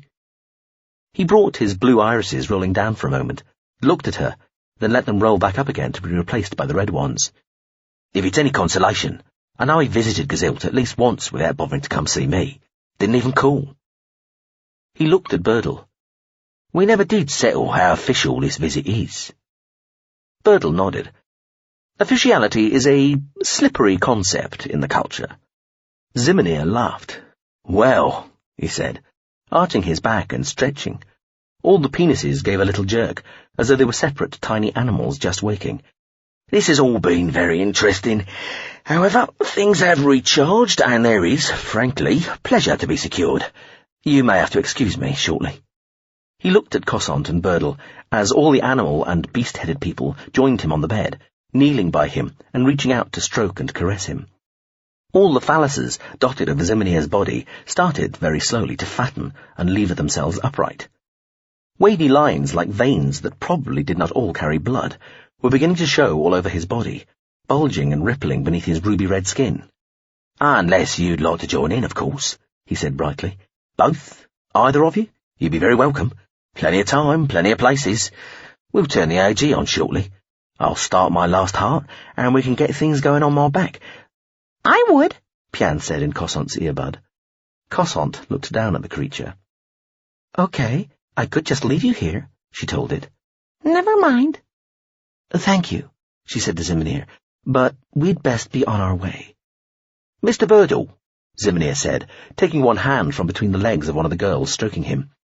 He detached the little scout missile from his neck chain. "You may have this back. Excuse the— Oh." Birdle had to kneel one-legged on the bed between Zimnir's legs and two naked bodies to retrieve the scout missile. "Thank you," he said. "Always keep on the right side of the culture," Zimnir murmured dreamily, his face just becoming obscured by a young man straddling him. Very little of his body was visible now, though what was clearly quite excited. You really are no fun, Iain said, petulant, as they descended the alarmingly long and steep escalator with the soup-faced person leading the way. In the cavernous space above and in front of them, an energetic game of sawball had begun, with people in transparent spherical suit spheres leaping about in a zero-G volume, pinging off the inside walls of a giant diamond glass sphere 40 meters across. Tough, Cossant said, then turned to Birdle, but could only get to the point where she opened her mouth to speak before he turned to her and said, "Later." So? She said. They were back aboard the module. It had met them on a landing platform which cantilevered out from the mass of the girdle city like a round tray on an outstretched arm. The craft started to pull away, going astern to avoid some overhanging architecture a few kilometers above. "Mr. Zimnir has access to some surprisingly sophisticated tech," Birdle said, lowering himself onto a lounge couch and examining the scout missile. "And some 4D shielding, of course, which is why we had to get in there." Not just prurience, then, Iain said, aloud, but was ignored. "They found and disabled this with embarrassing ease," Birdle said, rolling the scout missile around on his palm. "Ah!" The little machine suddenly came alive and leapt into the air above his hand. It twisted quickly this way and that, as though confused at having just woken up. Most of the walls of the module's living area had seemingly turned transparent, allowing a vertiginous view of the Pt.2 coast beneath as the module tipped, twisted, and then reared suddenly upwards. Ribbons of ochre and jade, stitched by slow-spreading breakers of alabaster white, the land and the shallow margins of the sea seemed to sink away beneath them like something dropped. The girdle city was a dark wall they climbed magically without touching, hurtling silently back to the stars. Cossant tore her gaze from the view and said, "But did you find anything?" Birdle frowned. "No. I was rather hoping for some sort of data store with information on Mr. Q, something that would be kept close to Zimnir, but there was nothing relevant anywhere on the airship. I've copied everything I found to the ship Mind to see if there's some really clever cryptography in the storage, but it doesn't look promising." Nothing in all that stuff round his neck?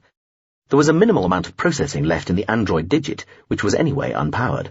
There was a dedicated digital time-to device, functioning and correctly synchronized to the millisecond, but with zero spare capacity.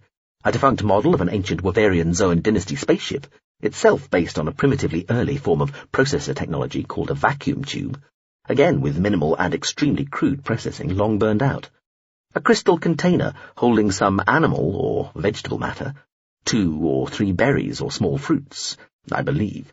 The baculum from a Vimonian walla with an embedded particle chip, probably from a hunter's homing round, and a last-ditch corp mini-collar subsaver hair-triggered to intervene should any of the gentlemen's hearts give out. Yeah, he said something about starting his last heart. He has 4. The Avatar looked thoughtful. That is a lot of vasocongestive tissue to support. I suppose. Again, minimal processing involved, just enough to do its job and no more. Everything else was just dumb matter, process-free. So, nothing? Nothing relevant, as far as I can tell. The Avatar smiled at Cossant. So, onwards and outwards to Ospin and the dataversities. She found herself smiling back.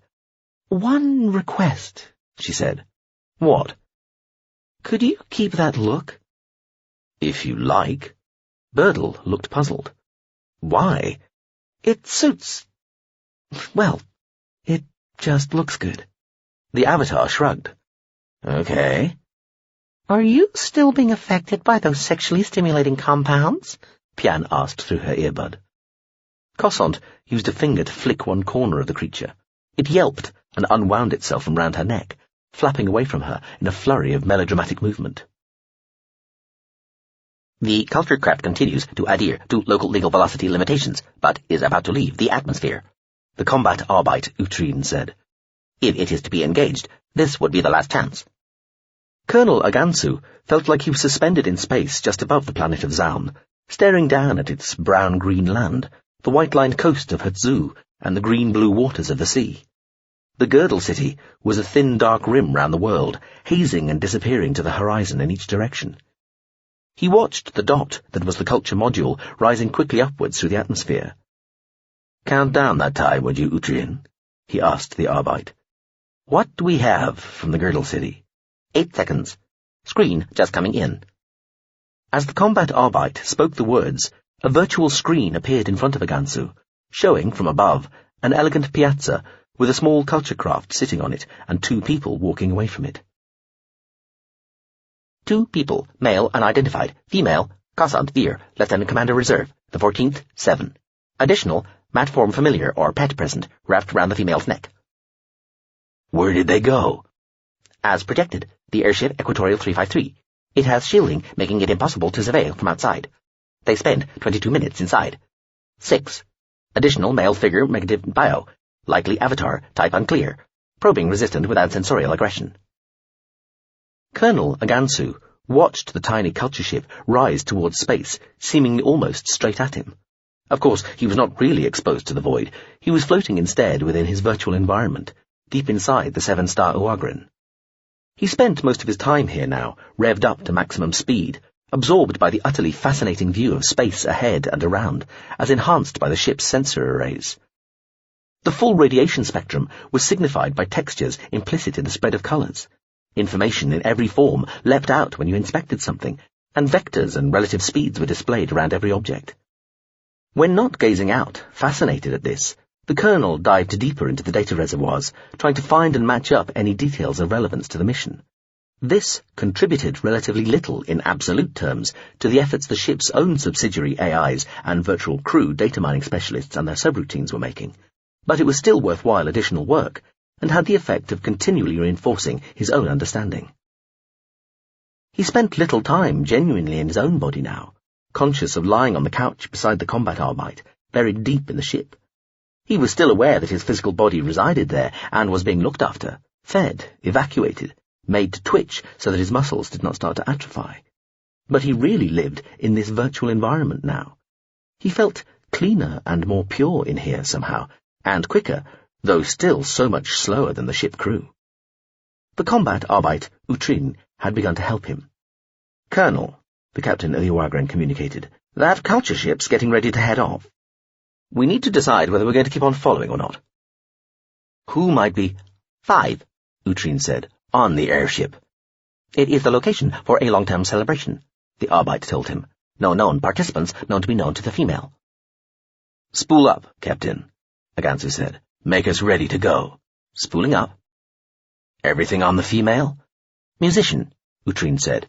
"Classed resident of Girdle City Sound, section Quail on Greater, without 3004-396. Absent from residence for the past 6 months. 4. Girdle City systems unable to provide more data on recent whereabouts. Female's mother is Warib." "Any sign they picked anything up from the airship?" "No. Additional. Data from Girdle City interior accessed. Screen audio." The same couple were visible from some distance away, standing on a long balcony set into the side of a messily accoutred and barely moving red airship. They were talking to somebody with an odd-looking face and wearing a strange combination of semi-military clothing. A hissy, slightly phased version of a woman's voice said, "We'd talk to the Master of Revels." There was another word a little later, but it was too faint to catch. 3. "Improve on that final word, she says." "Already fully processed. Unable to improve. Data AIs indicate hypothesized title, the Master of the Revels. Probably refers to one Ziminir, artist, nominal spokesperson for the last party, as long-term celebration known." Agansu had to decide what to do. Follow the culture ship or investigate where the Avatar and the female had gone and who they might have seen. In theory, both could be accomplished, but only if he entrusted one of the tasks to somebody else, and he was loath to do this. He might go down to the planet himself and investigate this Master of the Revels fellow, while the combat Arbite stayed with the Uagran, or he might stay with the ship as it continued to follow the culture vessel and delegate the on-planet job to some other entity from the ship. As well as the various different types of combat and other Arbites, it held androids capable of passing for bio, all fully programmable. He wanted to do both at once. He wanted to be in 2 places at once. In theory, this was possible, in a way, using mind state recording and transcription technology and one of the more specialized androids at the ship's disposal. He could replicate himself, putting his consciousness into the machine. But he didn't like the idea, never had, and felt that it constituted a security risk as well, With every copying event, more than one person, one entity at least, suddenly knew what only he was supposed to know. Or he could leave a copy of himself on board the ship, perhaps even one living and thinking at the same speed as the virtual crew, while he, this physical body, removed itself from its haven, its little kernel space in the heart of the ship, and took a small craft down to the surface of the world below. 2, said the combat Arbite. The culture ship had appeared to be heading somewhere quite different when it had suddenly veered off course and crash-stopped here at Zaun. It had been impossible to tell exactly where it had been heading. Ships rarely just flew straight for their destination, choosing to introduce long, random curves into their courses, just to frustrate anybody trying to work out where they were going. It meant that they travelled a few percent further than they would have done, taking a perfectly direct route, but it was usually judged to be worth the time penalty. The Oagran, too, had had to make an unexpected crash stop, the very violence of which might have betrayed its presence to the culture ship. The crew thought they had got away with it, but there was no way to be sure yet. 1. Captain, you have my mind state mapped. Yes. Implant it into one of the bioplausible androids forthwith, and send it down to the planet. Have it walk a little way ahead of the airship, ready to board it on our future signal. Leave a liaise instruction with the local authorities, and keep the android updated with the... Stand down. There will be no need to attack or disable the culture craft. It has left the Arbite started to say, then paused. It is gone. It has been displaced.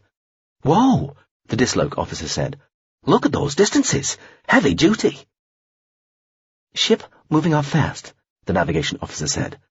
As I was saying, leave a liaise instruction with the local authorities and keep the android updated with all relevant information. Faster than it was. The captain sounded worried. Can we stay with that? Marginal, the drives officer said. Random spiraling, the targeting officer said. Maybe it did see us. The android mind state imprinting is not instant, the external tech officer told Agansu. 80 seconds required from now to disloc for imprint and ready body. Captain, Agansu said, is there time? Have we 80 seconds to spare before having to move off, including move, then disloc under acceleration, increasing distance? The captain said. Nav? Disloc? Talked, said the navigation officer. No, not even 20. Disloc agrees. Already started to lose the quarry's track, the targeting officer said. 90% we can take same general heading and still fine, but no guarantees. Track still fading, the navigation officer said. It's building in more random. 89%. Colonel, the captain said, we can't program the android and be sure we can follow the ship. 87%. Agansu thought. Percentage likelihood of reacquiring the culture ship if we stay to the 80-second mark. Lesson 1. Program android, Agansu said. Dispatch back to Zaun in small craft. That works. Back here in a few hours. Let's do that. Please move off immediately, Captain. Moving. Could still plonk the oid now, zap the columns to it after, the special tactics officer said. He was, Agansu had noticed, prone to such compressive communication. I realize, Agansu said. I am unwilling to do that. Your choice. Captain, Agansu said, do you think the culture vessel has seen us? Too early to tell. It moved off in a hurry, and it did disloc the module, rather than wait for it, so either it did, or it thinks it might have, or it's suddenly in a real hurry. It'd have disloced the craft in atmosphere if it had been in a real hurry, sir, the disloc officer said. Or Moth, Remote D, the individs, left the mod, the special tactics officer contributed opaquely. All true, the captain said. Or fresh news just came in, or it half suspected it had a tail, and wanted to catch us off guard. Drives, how smooth was our move-off? Pretty good, in our top centile. Good as theirs? Not quite. That was tight. As efficient a kick-away as I've seen. Think we have to assume it might have seen us, the captain announced. Suggest we follow anyway, act as though not. Colonel? I agree, Agansu said, then shifted to a one-to-one private channel. But, Captain, if it is the case that we have been discovered, was it anyone aboard's fault?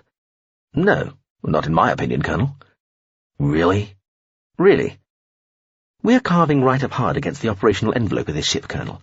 Fractions away from our never exceeds, and even a little over the factory settings in some cases where we know she can take it.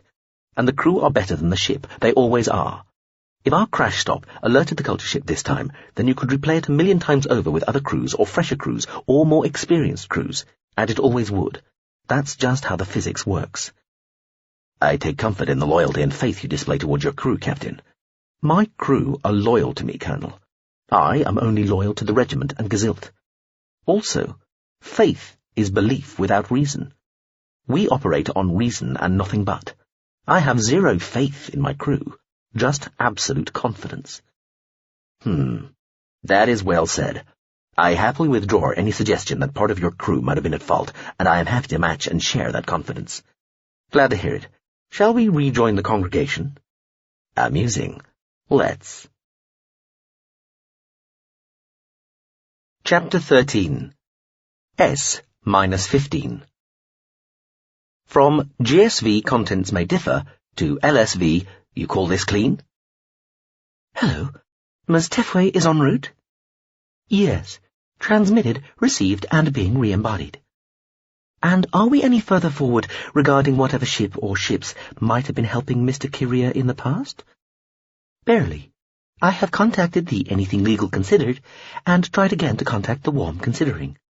The former appears willing to help, but says that it has had no contact with, or knowledge of, Mr. Kyria since visiting Peerage 4 20 years ago with Miss Cossant. The latter seems to be on a retreat or is unavailable for some other reason. I have contacted its original home GSV, the A Fine Disregard for Awkward Facts, and its most recent home, contact, the GSV Teething Problems, requesting both to ask the Warm Considering to get in touch. I suggest that all interested parties do all they can through any contacts they may have to find and or contact the Warm Considering, and or any other ship or entity that might have been helping Mr. Kyria recently. The Warm Considering is the last ship known to have facilitated Mr. Kyria in his travels and efforts to stay out of the public gaze, but it might have been superseded. It might also be worth attempting to contact any extant ships or entities known to have helped him before the Warm Considering. I believe a ship called the Smile Tolerantly fulfilled this role, though I am having difficulty contacting it. Again, any help would be appreciated. I have instigated a search for data on any other vessels, but it has so far met only with subtle obstruction. Whether this may count as some sort of success is moot. I'll pass the word along. May I allow your identity to be known by the others? I suppose so. Sooner or later, somebody would have collated my search requests with those doubtless soon to be forthcoming from others, and made the connection. Welcome to the club. He was always surprised how hard it was to see cities from space. You worked out where they must be from knowing how they looked on maps, but they never leapt out at you in reality the way they did in diagrammatic form. Even when you could make out the city, and it was one that you knew well, you sometimes needed help to find where important buildings and landmarks were, even though they ought to be obvious. Septame Banstagain gazed down at what his implants assured him was the location of the Parliament complex in Nmyon, but without the overlay he'd have struggled to identify it. How important it had always seemed, how important it genuinely was to the lives of so many, and yet how tiny, how insignificant. He sighed, looked away, took in the whole sweep of the planet of Zeiss, well, as much as he could see from the orbital base, which was only a few 100 kilometers up, so incapable of providing a view of the entire globe. Ah, the fabulous solidity of a planet. Banstagain's world. It had always sounded so good to him, so fitting, so lasting. Now, perhaps, Banstagain's star instead. It was no sacrifice. Stars could last longer than planets, and, once you had secured the agreement, the commitment of those who would inherit responsibility for them, it cost them nothing, really, to grant such a wish. Of course, it would never stick unless there was a good reason for such an honour.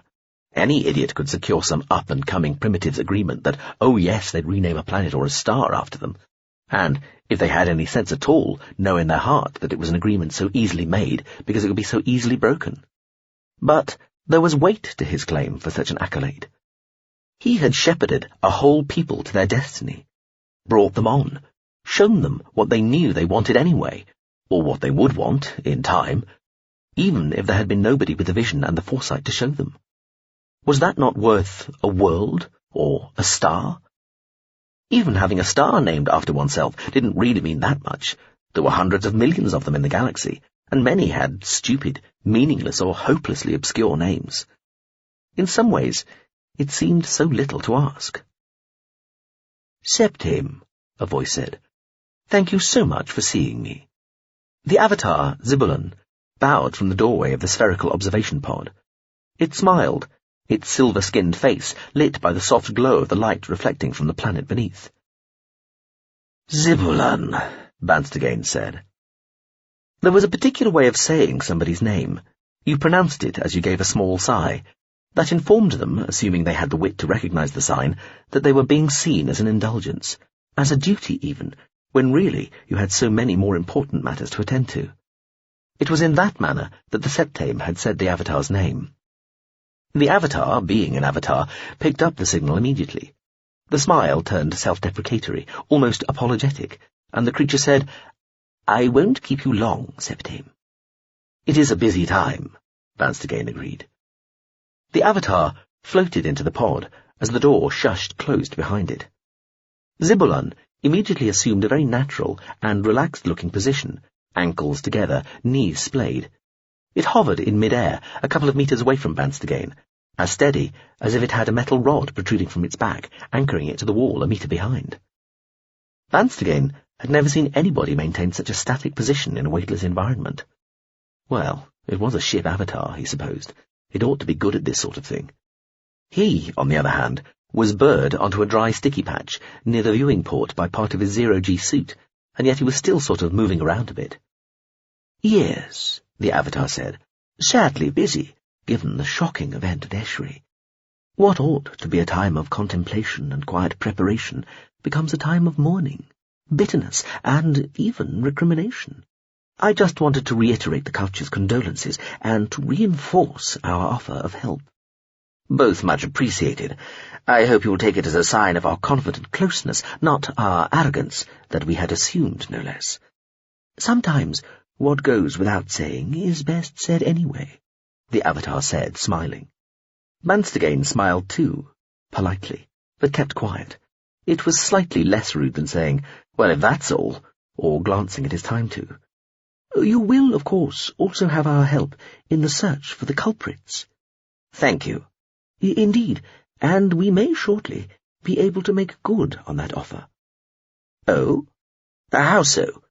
This, he'd be prepared to admit, had his attention. "Luckily, we had a ship in the volume quite shortly after the attack on the HQ of the 14th. It thought it best to leave almost immediately in case, in the ensuing confusion, it was mistaken for a hostile. However, it was able to take certain readings that might help in any investigation into the attack." "Really? And what would those readings indicate?" "It is too early to say," the avatar said apologetically.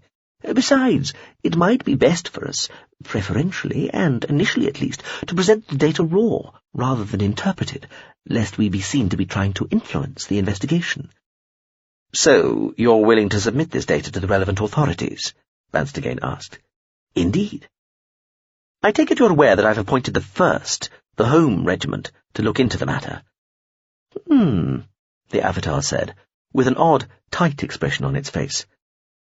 Banstagain reckoned he'd learned to read avatar expressions pretty well over the years. If the creature had held up a sign saying, "Yeah, are you sure about that?" the signal would hardly have been any clearer.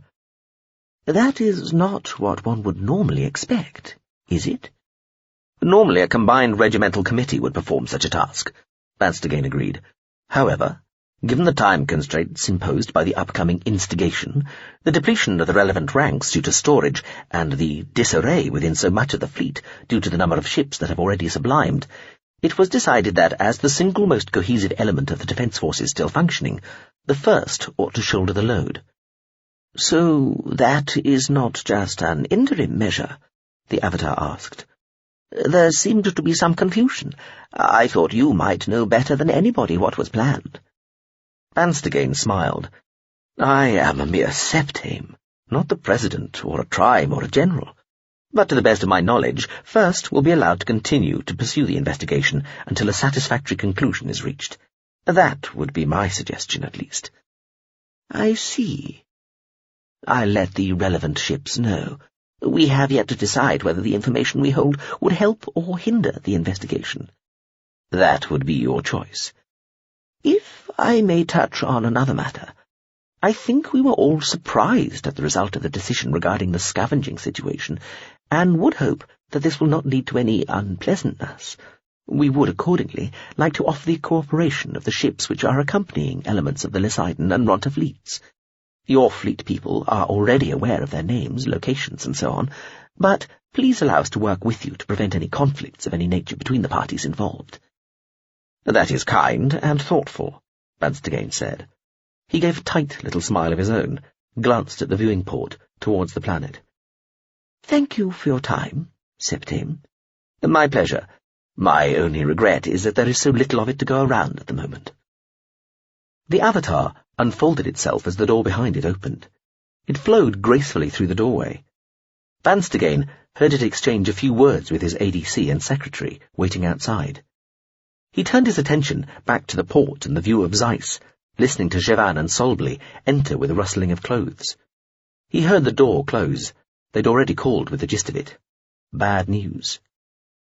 Nothing at all, he said, turning back to them. Jevan and Solbly both looked solemn and tired. Jevan looked as unkempt as he ever did, and Solbly very nearly looked her age. He supposed he ought to feel flattered they had spent so much of their own real time searching for a solution, rather than just leaving agents and data trolls to do all the work for them. Nothing, Septim, Jevan said with a sigh. They did, in the end, care about him, Van Stegane realized. A lot more than he really cared about them, which was the right way round, and made their devotion all the sweeter in a way. Trime Couvrant was very careful to follow all procedures correctly, Solbly added.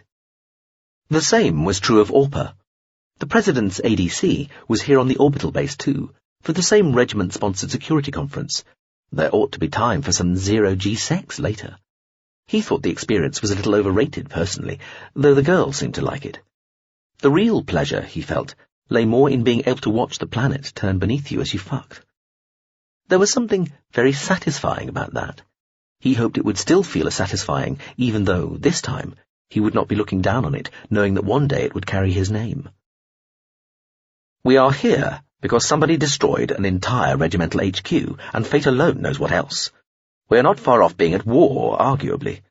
If we were technically at war, would that— Jevan was already shaking his head. I'm afraid not, Septim. You might persuade the President not to sign the order, Solbly suggested with a thin smile. Van Stegane didn't even pretend to smile. The President was duty-bound to sign everything put in front of him or her, up to and including an order for his or her own execution, in theory. Not that that principle had been tested for 11 millennia. Even then, even at death, a politician could just come back. Being backed up at the start of your term was part of the deal, and if you were killed during your time in office, you got re-embodied. Wonderful disincentive for assassination. Van Stegane had always appreciated it. There was some delay in between, 40 days, was it, or 30, to allow time for a clone of the deceased to be grown and implanted with their most recent backup, and people got shuffled around to take your place in the meantime. But then you just resumed your post, or you could take part in a subsequent election if you'd been in the last year of your term. Now he thought about it, there was some sort of— Then he had to look away from Jevan and Solbly, because he'd just had an idea. And the audacity of it, the sheer, dagger-like simplicity and directness of it, had all but taken his breath away. He yawned, spreading his arms, giving himself a chance to shiver, to tremble, without it looking suspicious, and said, smiling, "Well, there we are. Some you lose." He looked at his time too, shrugged. In 15 days, it won't matter a damn anyway. Jevan and Solbly looked relieved, and a little surprised. The representative of the culture ship of the Scree class, the Beats Working, was warmly welcomed into the principal shared gallery space of the squadron and fleet flagship, interstitial exploratory vessel Melancholia Enshrines All Triumph, by Osebri 17 Haldisib, Swarm Prince and Sub-Swarm Divisional Head. Gifts were exchanged, and although the culture representative, one Zhonska Apkandrechenat, was unable to ingest a welcoming libation in the fullest sense, It nevertheless absorbed a portion into its chemical analysis unit and graciously accepted the remainder on board itself to be returned to the ship, the Beats working later, where it would be treated with all due respect. Great respect had already been shown, it had been decided, after consultation with the appropriate experts, expert systems, and reference library resources aboard the Melancholia Enshrines All Triumph, in the act of sending a mechanical but fully sentient device to represent the culture ship Beats working, as the machine was able to exist within the Melancholia Enshrines All Triumph nakedly, without any sort of exosuit. This would not have been possible had one of the tiny number of humans aboard the culture vessel been allocated to represent it. Drones were known, in theory, to be of at least equal intelligence to culture humans, and were generally adjudged, in practice, to be of somewhat greater intelligence by both Ronta Fleet Intelligence and by most leading academics in respectable universities and other respected institutions of higher learning within the Ronta Transcooperative domain, using models of intelligence that more fully expressed the true essence of what intelligence actually was, objectively. That the drone Zhonska Abkandrechanat had been sent to talk with us every 17 Haldesib was, therefore, no insult, and indeed, to the contrary, was a mark of great respect, conferring as it did a greater implicit closeness to the culture's ship's mother queen mind, which itself represented a tiny but true sliver of the great hive mind that was the entire culture. The swarm prince and sub-swarm divisional head accordingly met the drone personally, and had ordered his principal next three-in-line officers of seniority to accompany him in his progress through the ship to the meeting, and to be present at the meeting itself, as well as making sure that his intelligence and translational officers and their respective deputies were present and fully briefed, of course, as protocol demanded. Initial formalities safely completed, continuing formalities satisfactorily underway, in the shape of correct poses, gestures, sense, and manners of speaking, the business of the meeting might be allowed to begin. The ship, Beats working, would beg to be permitted to assist the glorious squadron of the Ronta, which it is its privilege to escort. To be so empowered would allow the Beats working to begin to repay and reflect some of the great esteem which it has earned in being permitted to escort the exalted squadron. "This is indeed an honourable conception," the Swarm Prince replied, after the briefest of consultations with his servant officers. "What form would this assistance take?" The Swarm Prince was known for his almost shocking incisiveness and the brevity of his locution. This assistance would take the form of a series of long-range ship dances, performed serially between the culture ship, Beats working, and each of the squadron ships in turn, involving them together, travelling at enhanced rates of velocity in the direction already so wisely chosen by the squadron, namely towards the planet of Zeiss in the system of Gzilt.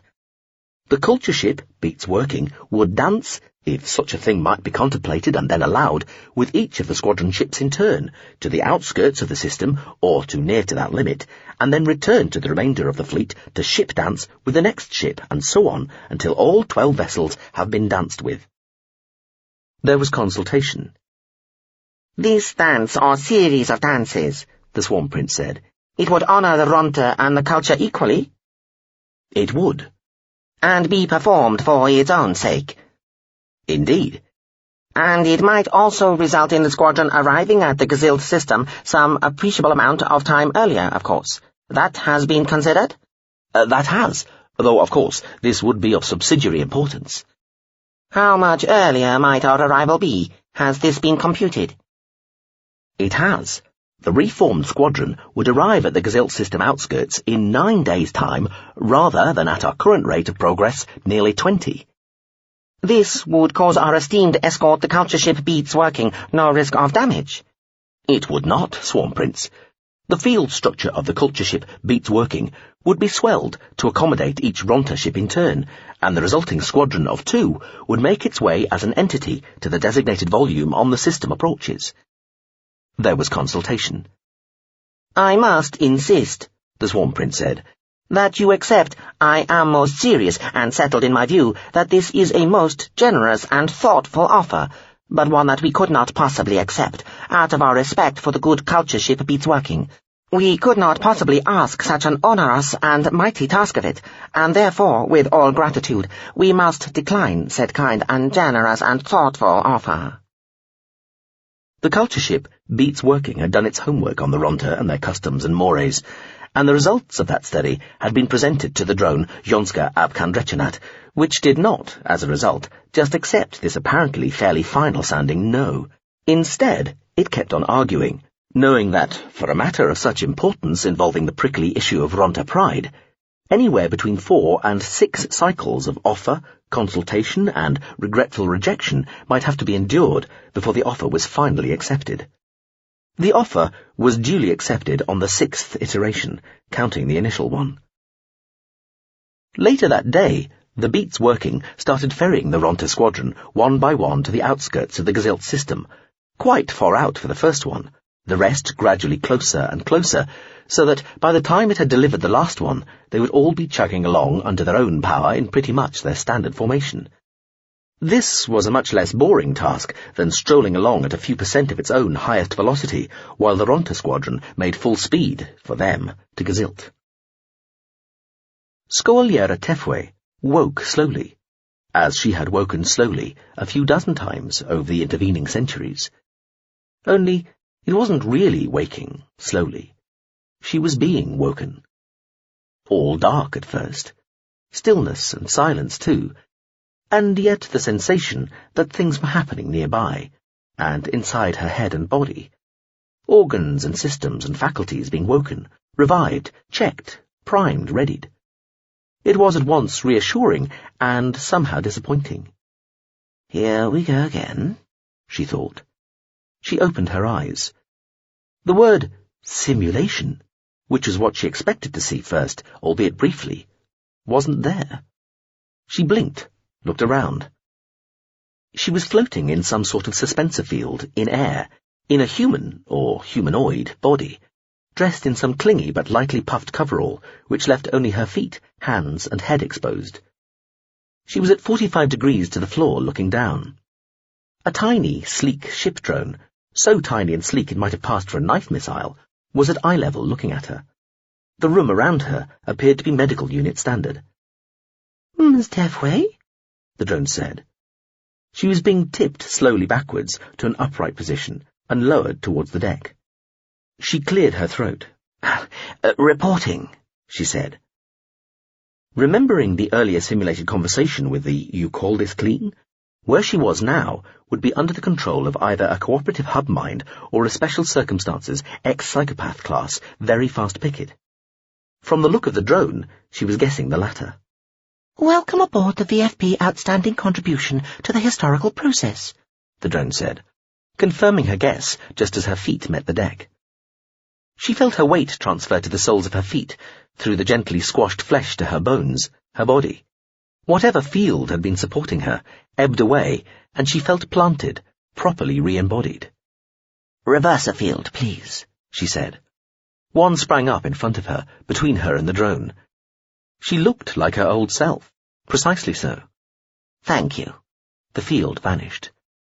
The little drone said, "We are entering the outskirts of the Angamar's prime system, en route for Debaldepen orbital. Would you care to specify a particular plate on the orbital?" "Hon plate," she told it. "Hon. Course adjusted. Is there anything else you require?" "Breakfast." "Being prepared. Your specified waking default." "Thank you. Please call ahead to Zanpam Livery, Chiantia, Hon, and reserve a mount, an aphora, for an open-ended minimum 4-day hire. Assure them I am suitably experienced with such animals, but kindly do not reveal my identity." The little drone suddenly developed an aura field, turning a crisp blue-grey. "A mount? An animal?" it said. 4 days? I had rather envisaged displacing you at sub-millimeter accuracy precisely where you want to go." Tefwe rose and fell on the balls of her feet, flexed her hands into fists and relaxed again. "I'm sure," she said. "However, the person I'm going to see is something of a stickler in such matters. Certain standards have to be maintained, designated procedures adhered to. I am far from being guaranteed an audience at all. If I don't turn up looking like I've been travelling for a while, I am almost certain to be ignored." The little drone was silent for a moment, then said, "Couldn't you just pretend?" "No.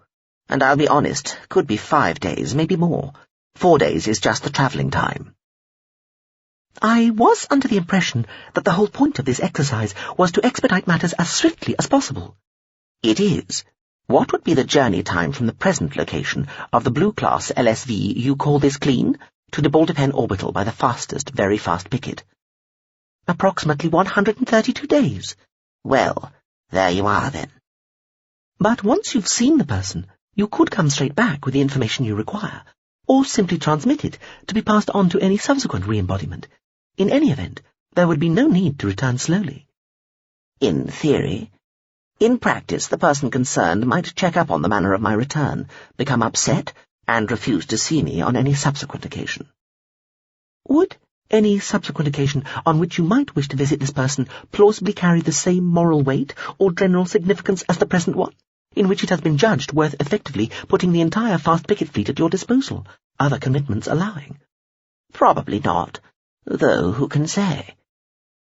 Please consider carefully the wisdom of transmitting to me any novel, germane information immediately upon receipt, and returning as rapidly as possible. I will. I take the point that my future relations with the person concerned are of relatively little consequence. The person concerned sounds, to be polite, eccentric. That would be polite to the point of overgenerosity, Tefwe said.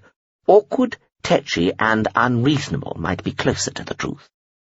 Would the person concerned be an exceptionally old human? No, Tefwe said.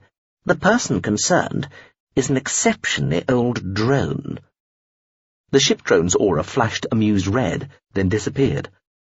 I'll see how that breakfast's coming along. Followed? Maybe. How maybe? About 14%, maybe, averaged. Averaged from what? What does that even mean? Averaged from different scenarios. In ambient peacetime, the likelihood would be less than 5%. In all-out wartime, closer to 40%. How does that average out at 14? There are other scenarios to be taken into account, the Avatar told her. But then there's waiting. Cossond opened her mouth to query that as well, then decided it wasn't worth it. You generally start to react to anything over 15%, Verdal said, apparently trying to be helpful. Pian made a throat-clearing noise. Are we in any danger? It asked. A little, the Avatar admitted. Then, do you carry lifeboats? Verdal looked at Cossond. Is it being serious? About as serious as it knows how to seem. I was being serious. Be quiet. This is my life too. Shut up. Cossond looked at Verdal. Does this change anything? They were still in the module, sitting on comfortable but ordinary-looking couches. The Avatar lounged elegantly. It may be best to lose them before we visit Ospin, Verdal said, or employ some method to obscure your exact destination, which, of course, I have yet to learn. I'll tell you when we get there, Cossond said, feeling oddly guilty. Shit. When do we get there? She'd just remembered, alarmingly, that when she'd taken a clipper to get out to Ospin on the occasion she'd gone there to deposit the glittering grey cube holding Kyria's mind state, the voyage had lasted weeks. If it took that long this time, the subliming would already have happened by the time they got there. In about 85 hours. Less, if we hurry. Why don't we hurry? Because to do so will damage my engines. They're still repairing themselves after my dash to Izanian. So, how are you going to lose the ship that might be following us? With difficulty, possibly. So what was the other alternative? Employ some method to obscure your exact destination. That should be easier. The android Eglail Parinhern might be useful at that point. I'd like to wake it. Fine by me. See if you can convince it it's not all a sim. From LOU Kakunim to MSV Pressure Drop. So, our little group has grown with the inclusion of the You Call This Clean, as well as the Empiricist, and something called the Smile Tolerantly is another accomplice to the long-lived Mr. Q. Only, looking at my edition of the relevant ship lists, the Smile Tolerantly disappeared up its own wazoo some 140 years before the Warm Considering was even built, and was itself only brought into being just under 4,000 years ago. So leaving open the question of who else might have been aiding and abetting the elusive geezer in the various meantimes, any ideas? None. Further research is required. Wait, I want to write that down. Chapter 14. S-14. Does she touch you? Like this? Yes. Very much like that. Just like that. And kiss you? Like this? Somewhat like that. Only a little like that. Only a little?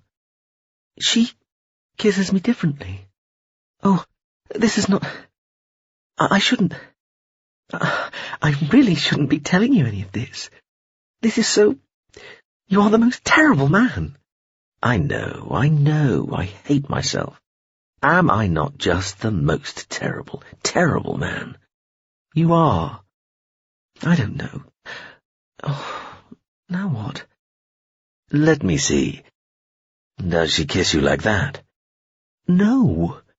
Again, no. Not quite like that. In some other way? In some other way. How many ways are there to kiss? I really have no idea. I am not so well versed as you might... Let's see. Well then, now, she kisses, let me see, more lightly, just as passionately, but with less intensity, less muscularity. Muscularity? I think that is the word. And with the touching, is it like this? Oh, yes. Sometimes, though... Yes? Her hands, her fingers. Like this? No, not... Something like... Her hands, see, are more slender. The fingers are longer. They are more delicate. Yours are fuller, more... Filling? Yes, and grasping. Grasping? Grasping? I'm shocked, Verissa. Am I really grasping? I mean, hungry, given to clutching, gripping, even grabbing. And now grabbing, good gracious. You grabbed me, don't you remember? That first time, when we were in the garden of the Parliament. That evening. You said you wanted to talk about some long-term aspect of her schedule, do you remember? Of course I remember. Here is more comfortable, though, don't you think? I swear if we weren't all departing so shortly, I might have to have this bed reinforced just to cope with our exertions. Her birthday. The following year, you said you wanted to plan something special for her, because it would be her 60th. Then, that was when you grabbed at me, almost as soon as you had me alone in that night-shady bower. I grabbed you. Are you sure this was me? Oh, now. Who else? You know this. You did. I thought you wanted to be grabbed. I might have. Just as well I did then, wouldn't you say? I think I will say anything when we are like this, when you hold me like this. Really? I must think up something extremely terrible then to exploit that admission. You mustn't. You can't. I'm at your mercy. It would be cruel, wrong. To the contrary, it would only be right. You offer me this, I must take it. You lay yourself open, I must in. Oh, yes. Oh, dear scribe. But not anything. Not anything at all. I am not so totally... I am not... Not what, Verissa? I can't remember. I have forgotten what I am not. Well, better that than forgetting what you are. You steal all I have away like this. When we lie like this, I feel laid bare, all washed away. Does she do this? Does she have that same effect? Oh, my love, why do you always have to ask me to make these? Because I'm fascinated. Everything about you fascinates me. How can I not be consumed by, not envy, but interest, to know how you lie with her, how much of what you do with me is what you do with her? Is it not enough to know that you and I do what we do? Do we have to compare? Must we always compete? How can we not? The urge to compare and compete is as basic as any, as basic as this. Must it be, though? It is. That's all that matters. And does she touch you like this? Oh, yes, she does. How I'd love to compare. How I'd love to see. How I'd love to watch. See, my love. Watch. Is that too much to ask? Prophet's kiss, Septame. You want the three of us. Septame, is it now? Why? Oh, don't stop to laugh. Laugh if you must, but don't stop. Well, I plough on. But no, I didn't think to suggest that she and I might have you both together. No, that would be too... I couldn't. Anyway, she would never... No, of course not. When I have you, I want you all to myself, and I want you to have me all to yourself. I'd have no dilution of this concentration, this tenacity. What then? Just to watch, just to see you with her. She still would not. I know. I wouldn't expect her to. And secreting myself within some hidden space like a courtier in some ancient tragedy would be absurd. Put it from your mind, my love. Concentrate on this, on now, on us. The more I do, the more I want to see you and know you in all your states, in all your moods and passions, and that must include with her. Just once, just to see, later, not at the time. And it would be so easily accomplished. I can source the sort of means no civilian or journalist can find. Oh, dear gods! You've thought about this? You're serious? No. Oh, still, don't stop. Serious, ardent. Please, it would mean so much. It might mean my job, my career, or my standing. She's the president. She is president for 13 more days, as I am a septame for 13 more days. All that means nothing then, and already starts to mean even less now. What does matter is that she is a woman. You are a woman, and I am a man. But still nothing, my love, my beautiful love. We strip off our importance with our clothes. That's all that matters, not our titles. They only have meaning in public, not in moments like these, when we are purely, perfectly ourselves. Only a man, a weak man, a hopelessly curious, desperate to know man, asks this of you, my Verisa. Not a politician, just a man. Your man. But if... I'd protect you. There would be no risk. And so close to the end of this world, the start of the next, who really cares? All the rules are questioned now, all the laws loosened.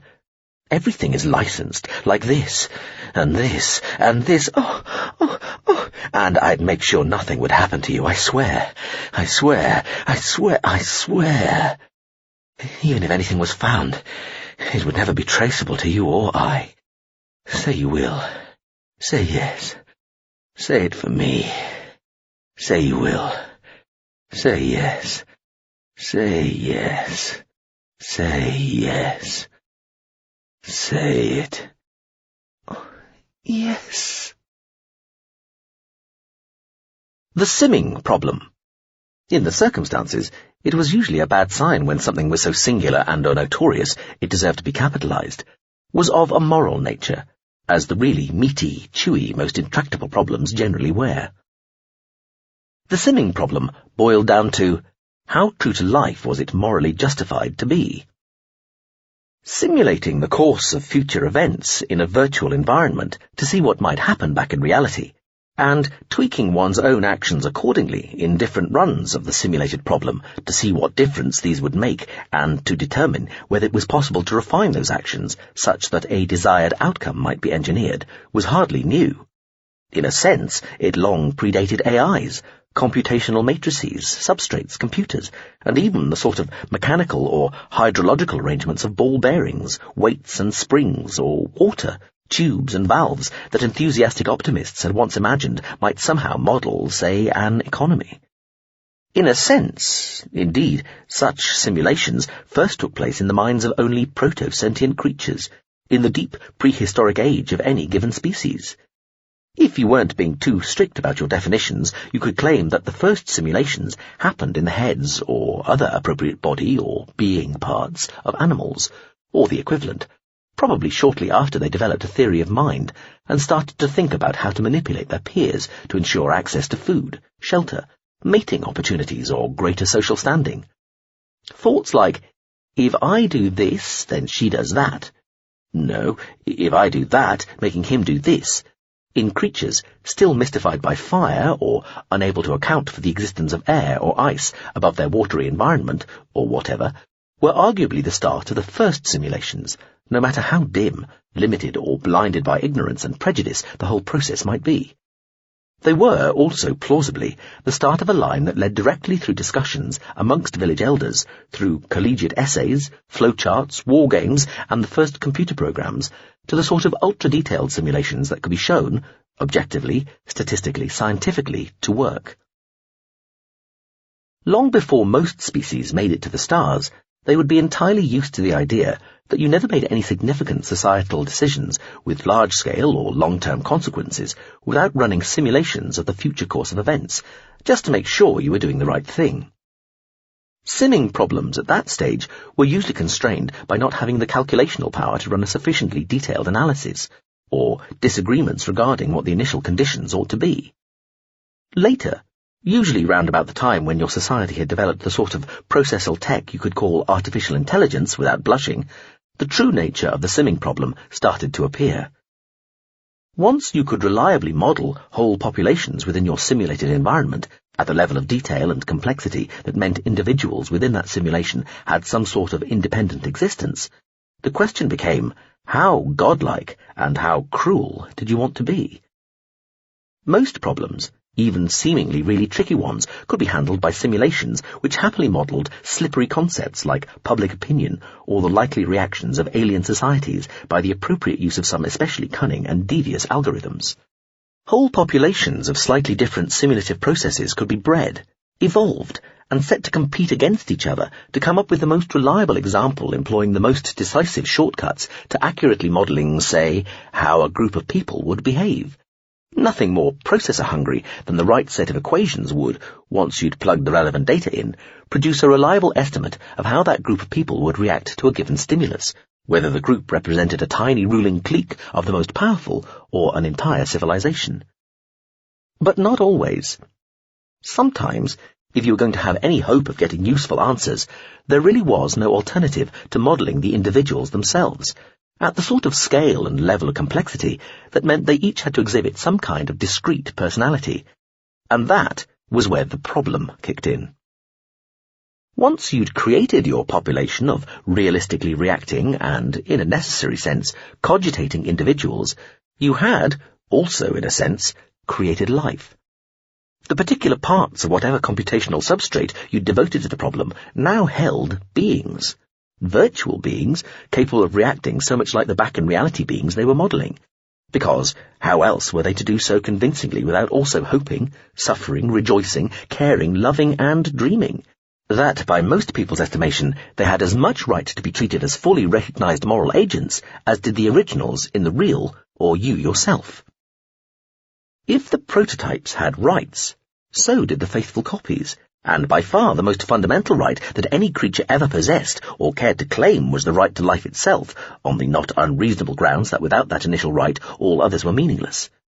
By this reasoning, then, you couldn't just turn off your virtual environment and the living, thinking creatures it contained at the completion of a run or when a simulation had reached the end of its useful life.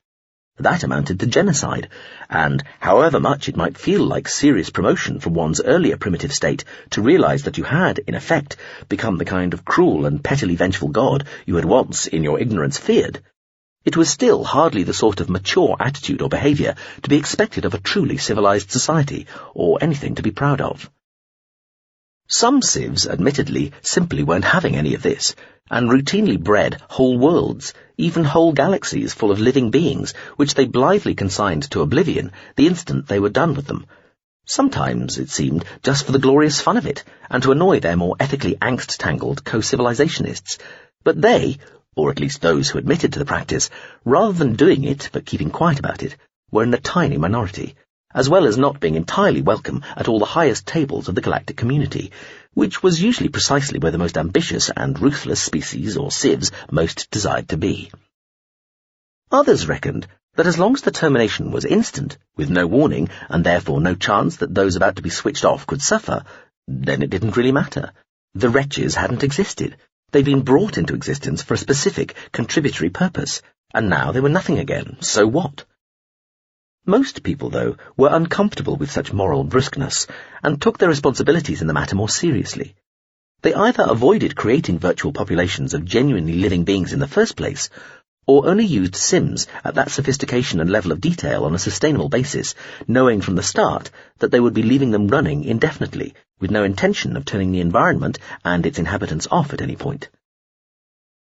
Whether these simulated beings were really alive, and how justified it was to create entire populations of virtual creatures just for your own convenience under any circumstances, and whether or not, if, or once you had done so, you were sort of duty-bound to be honest with your creations at some point, and straight out tell them that they weren't really real, and existed at the whim of another order of beings altogether, one with its metaphorical finger-hovering over an off-switch capable of utterly and instantly obliterating their entire universe.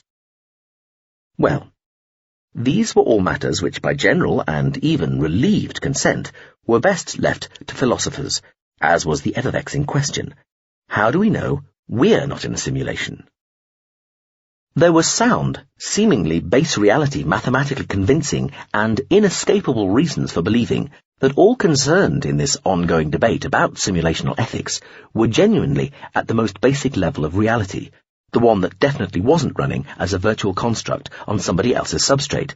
But if these mooted superbeings had been extraordinarily clever and devious, such seemingly reliable and reassuring signs might all just be part of the illusion. There was also the argument of increasing decency, which basically held that cruelty was linked to stupidity, and that the link between intelligence, imagination, empathy, and good behaviour, as it was generally understood, i.e., not being cruel to others, was as profound as these matters ever got.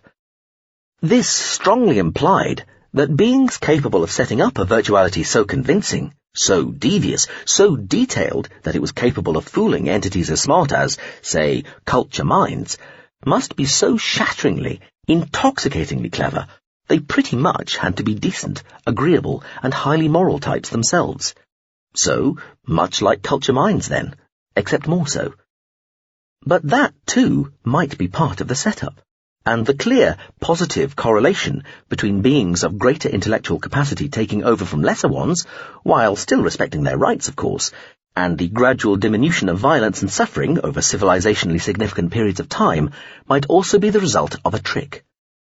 A bit, after some adjustments for scale, like the trick of seeding another society with the ideas for a holy book that appeared to tell the truth on several levels, but which was basically just part of an experiment, the contents may differ thought, as it reviewed the results of the latest sim runs.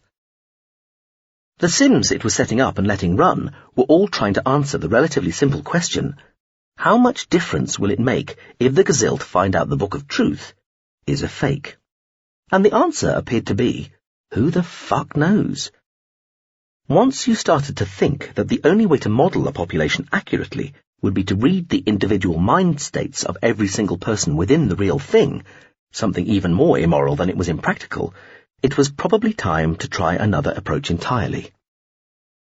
As a good, decent, caring, and responsible culture mind, the contents may differ would never run a sim of the Gazilt people at the individual level to find out anyway, even if it could have, and, apart from anything else, had decided some time ago that even resorting to such desperate measures wouldn't solve anything in any case, because there were two problems: the simming problem and the chaos problem. The chaos problem meant that in certain situations you could run as many simulations as you liked, and each would produce a meaningful result, but taken as a whole, there would be no discernible pattern to them, and so no lesson to be drawn, or obvious course laid out to pursue. It would all depend so exquisitely on exactly how you had chosen to tweak the initial conditions at the start of each run that, taken together, they would add up to nothing more useful than the realization that this is a tricky one. The real result, the one that mattered, out there in reality, would almost certainly very closely resemble one of your simulated results, but there would have been no way at any stage of the process to have determined exactly or even approximately which one, and that rendered the whole enterprise almost entirely futile. You ended up having to use other, much less reliable methods to work out what was going to happen. These included using one's own vast intelligence, pooled with the equally vast intelligences of one's peers, to access the summed total of galactic history and analyze, compare, and contrast the current situation relative to similar ones from the past. Given the sort of clear, untrammeled, devastatingly powerful thinking AIs, and particularly minds, were capable of, this could be a formidably accurate and, compared to every other method available, relatively reliable strategy. Its official title was Constructive Historical Integrative Analysis. In the end, though, there was another name the minds used amongst themselves for this technique, which was just guessing. The mount was called Iain. It was old and in no particular hurry, though still strong and tireless. Well, as tireless as Pt.2 needed it to be. She got weary and saddle-sore before it started showing signs of complaint. Pt.2 had chosen an old-fashioned saddle, tall and unwieldy if you were planning on performing any fancy stuff, but comfortable. Comfortable for the Aphora as well as her. You always had to think of your mount. They'd had intelligent animals for hire at the stables in Pt.2, ones you could talk to, both amended bio and what were effectively walking, talking, slightly dumb drones made to look biological. She guessed talkative people might hire those. Maybe people who were so talkative they couldn't persuade other humans to ride with them. But a talking mount had always struck Pt.2 as taking things a little too far. Aphoras were quite smart enough and sufficiently companionable to provide a sort of silent friendship. They'd arrived in the middle of the night on this side of the orbital. She left at first light, riding out through the quiet town. There was some sort of festival happening during the day, and some flower garlands stretched across the street leading out of town towards the hills had sagged with the dew during the night. She had to lift them out of the way to get underneath. One pale blue flower loosened, started to fall. She caught it, sniffed it, stuck it in her hair, rode on. The town was much as she'd remembered. It sat like a rough brushstroke along one side of the Snake River, cliffed on the shifting sands of tawny and grey-pink that marked the desert edge. A fragrant oasis of bell blossom and strandleflower, evenglass and jodenberry, the low flowing buildings half submerged by their own orchards and groves. Across the river, past some stunted, half-hearted dunes and the silted-up entrance to a long dry oxbow lake, the brush and scrub of the low prairie began. The few scattered bushes looked like an afterthought to the land.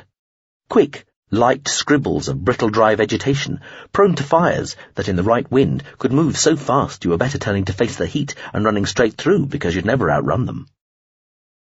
The river was very low, just a trickle at the bottom of the cracked dried muds and inflowed spills of sand like fanned ramps. High season.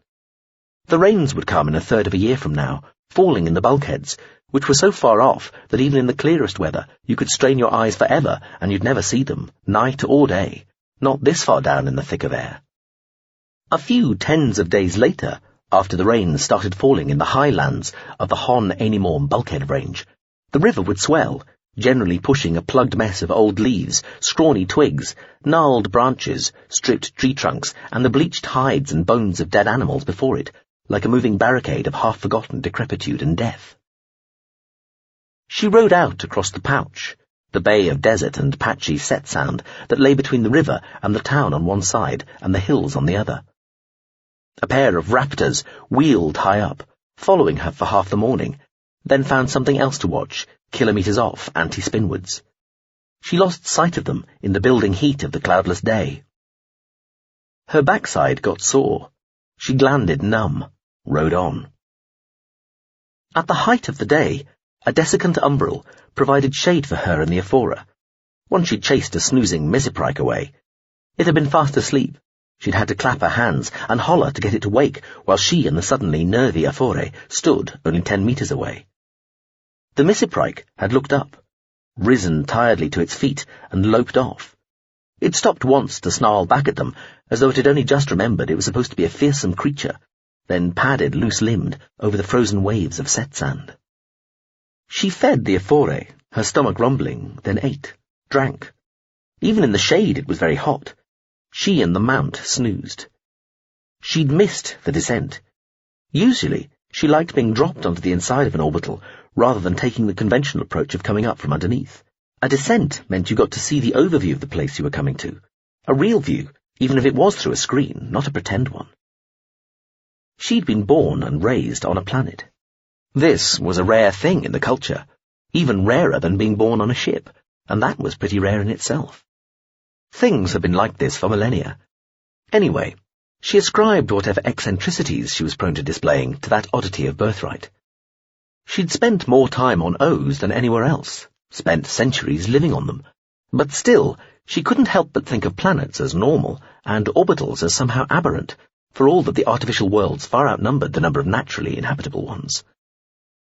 In the end, it was kind of unarguable that planets were natural and orbitals were artificial, though she supposed that, when you thought about it, it was really no more natural to live on the outside of a huge, skein-warping sphere of rock held to its surface, like the atmosphere, by nothing more than gravity, than it was to live on the inside of an O, held there by spin, with the atmosphere held down by the same movement and stopped from spilling off the edges by retainment walls of diamond film, and Fate knew what exoticism of material and field.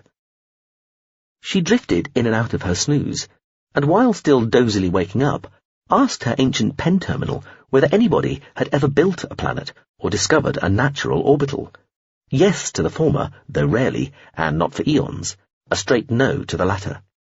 "There you are," she told Iain, as she got to her stand and busied herself resetting the animal's bridle. "Planets not guaranteed totally natural after all." The aphore snorted. That night, at the start of the hills, maybe a kilometre in and 100 metres up, by a dry water bowl, Pt.2 slept under the stars and the bright lit band of the orbital's far side. That was the really unnatural sign of an O, she supposed. You might not notice the inside-out curvature at any time, or come to an access tube that would let you drop the 100 metres or whatever to the world's space-exposed undersurface, or see the sea or the clouds held ruler straight against an edge wall. But, come the night, there would be the sure and certain sign that you really were pinned by your rotating frame of reference to the inside of a bracelet 10 million clicks across. The far side, shining in its daytime, while the side you were on had its back turned to whatever sun the whole O circled. Well, unless the clouds on your side of the orbital were really thick, she supposed, and fell asleep. Come the morning, they left in the grey pre-dawn, despite Iain's protests. "Don't you spit at me, you addled stumblehoof," Pt.2 said, and spat back at it. "There, see how you like it." She wiped her face while Iain shook hers. "There. Now, sorry. Both of us sorry, yes? No more spitting. Here." She gave it some dried berries. A series of tall cliffs kept them mostly in shade until nearly noon, letting them keep going longer. They ate, drank, and dozed under an overhang. The track just before the pass was very steep. She got off Iain and led the animal up the zigzagging path. Dry stones rattled under her boots and the aphore's hooves. At a corner in the trail near the top, one fall of initially just a dozen or so stones set off a small landslide further down. The fractious, rattling, rumbling sound of it echoed off the cliffs and slopes all around like dry thunder.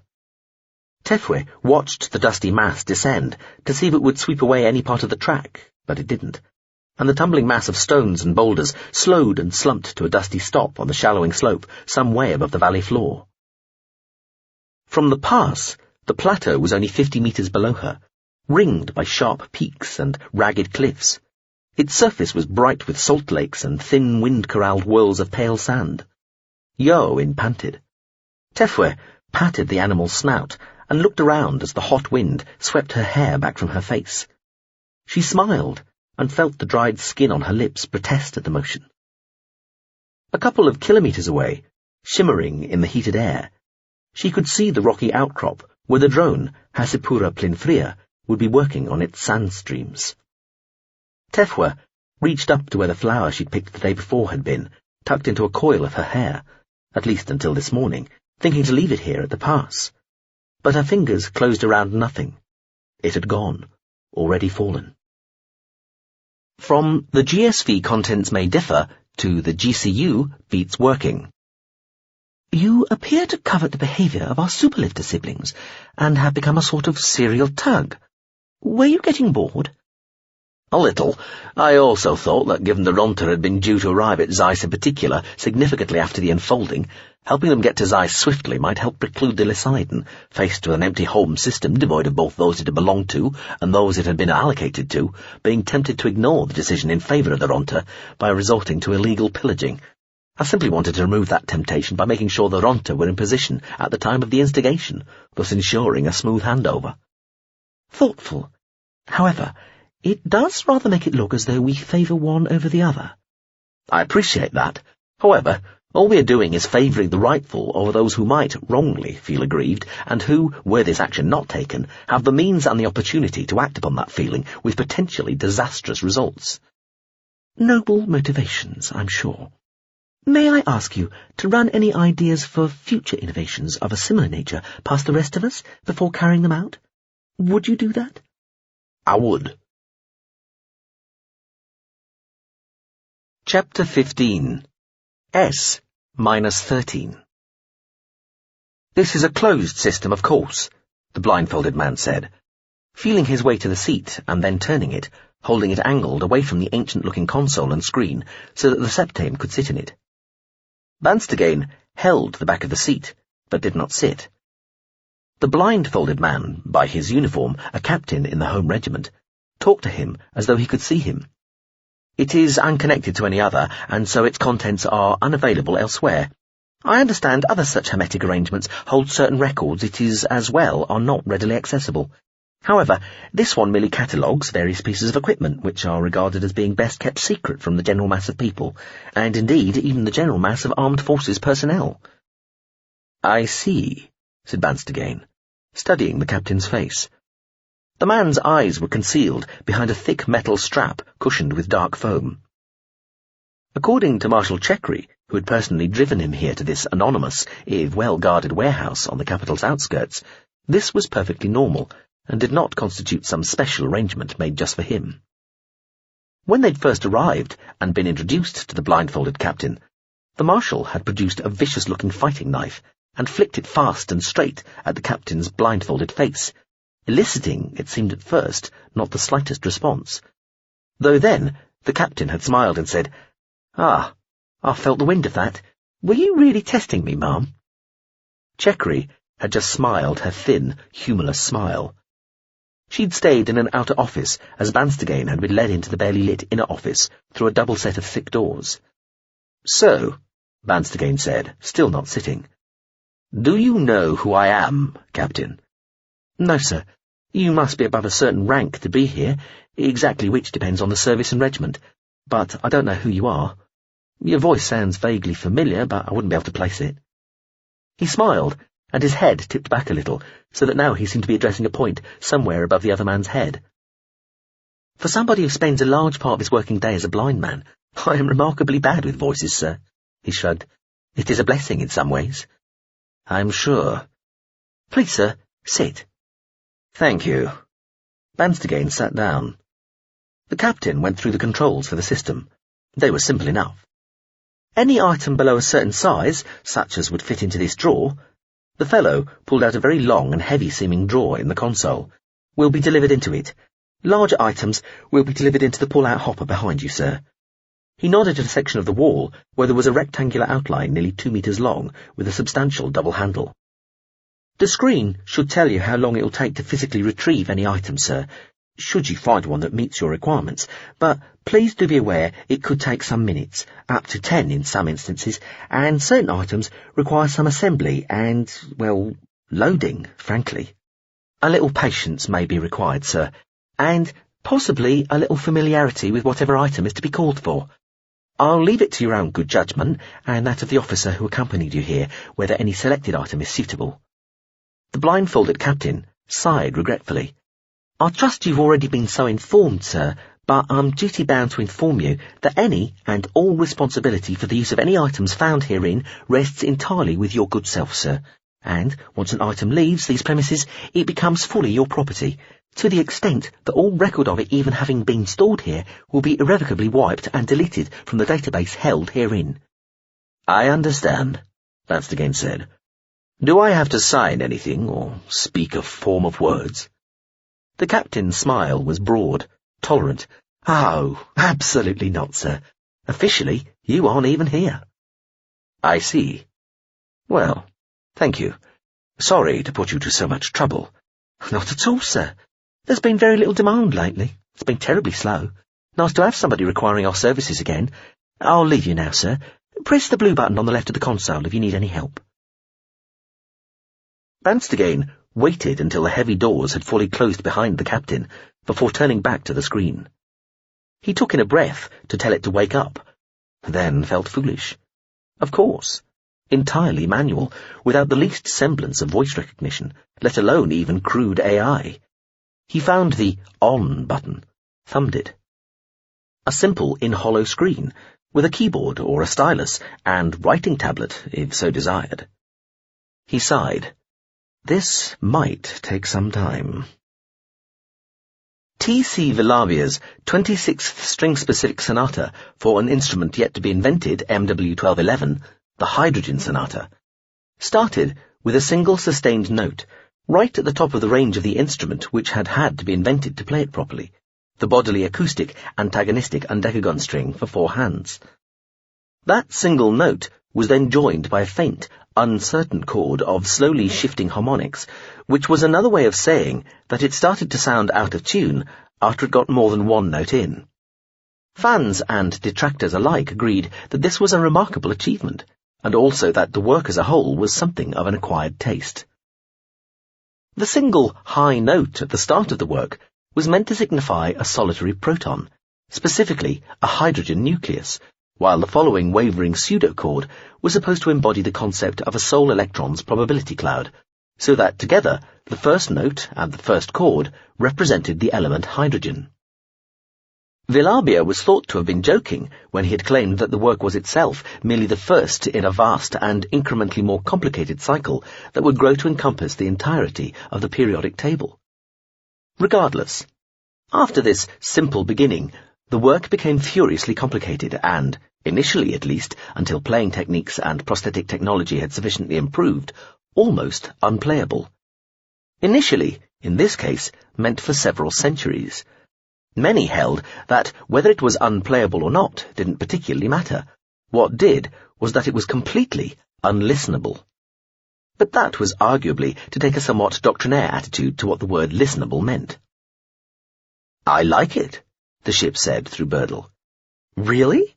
Cossant said, standing and shaking herself, loosening all the over-tensed muscles that tended to result when one played the 11 string with any gusto. She'd only tackled the first movement, and then purely because the ship had asked her to, and because she was feeling guilty about not having played the instrument for days. The ship had altered the acoustics of the big central lounge area of the module to make it sound sweeter.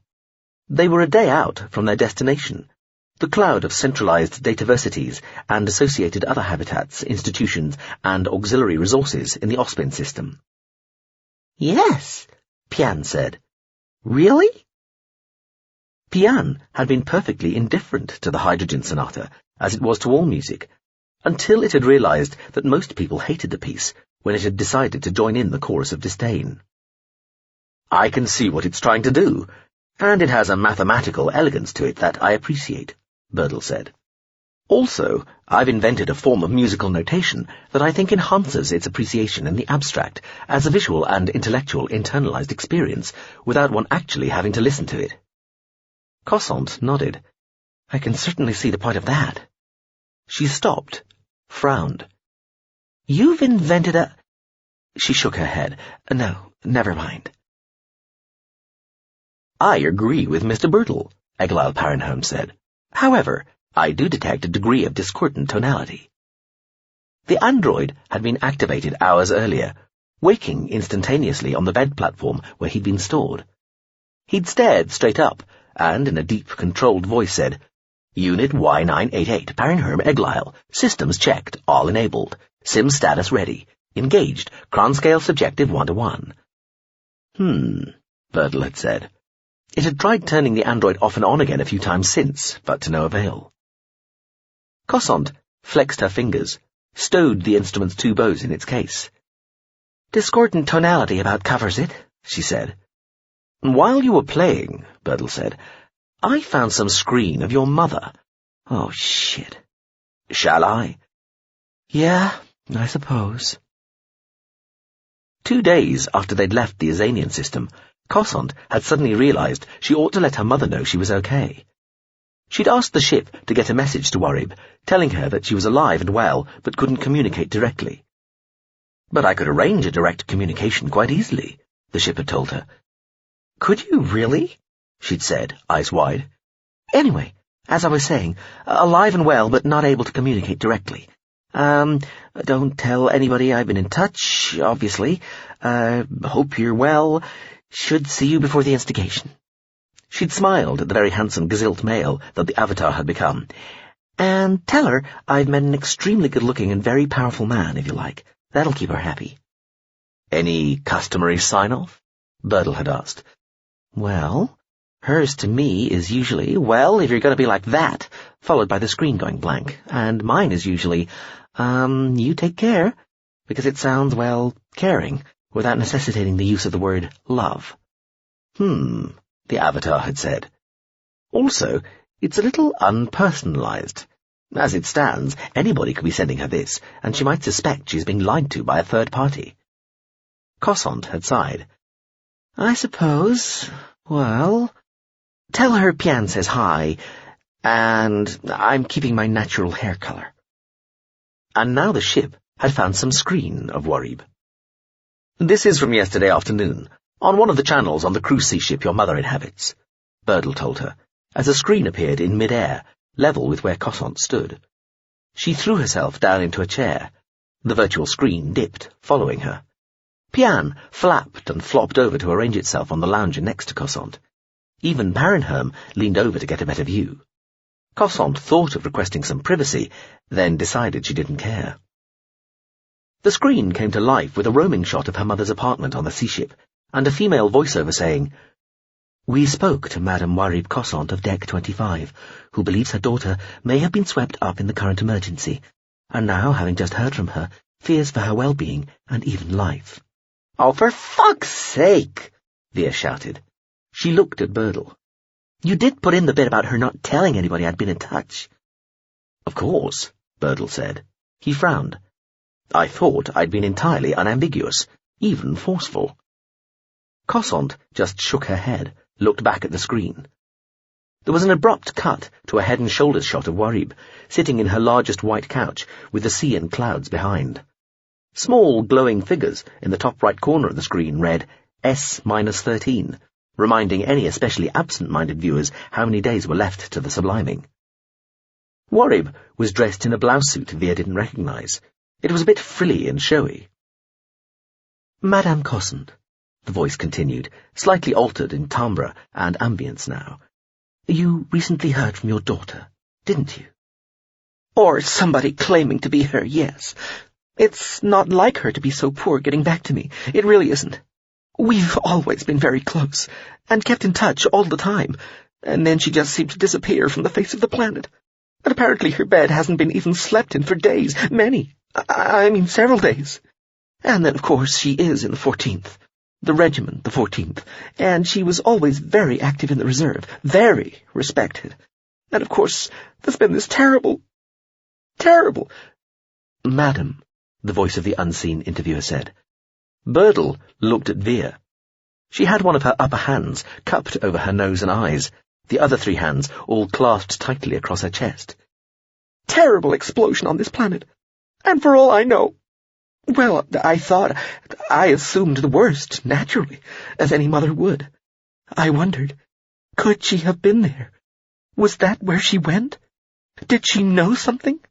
As soon as I heard about the thing, but then there was nothing, just nothing. Madam Cosson, I'm sorry I'm just rattling on, aren't I? I do care. I worry so much about her.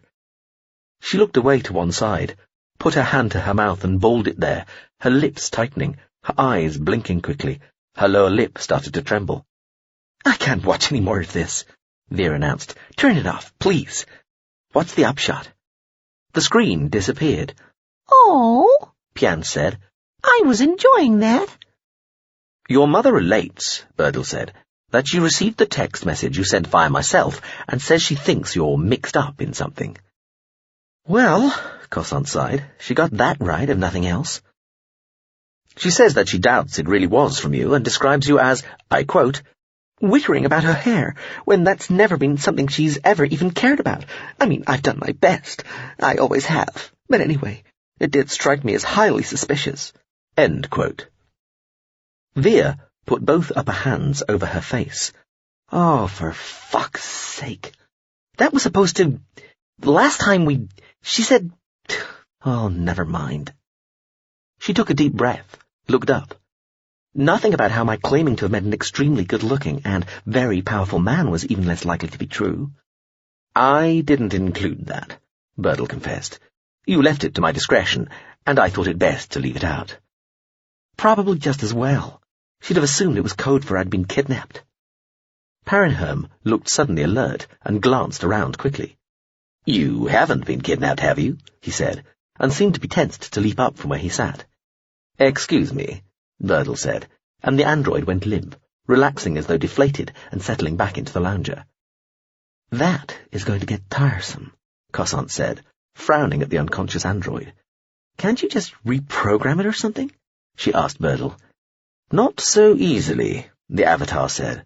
It has highly recursive, deeply embedded, multiple-level physical source coding checksets worked down to the atomechanical level, as well as a radically tenacious prescribed assumed simulation default, with closely associated deactivatory protocols. It's a real tangle, probably meant to be a safety feature. Certainly not a comprehensibility feature.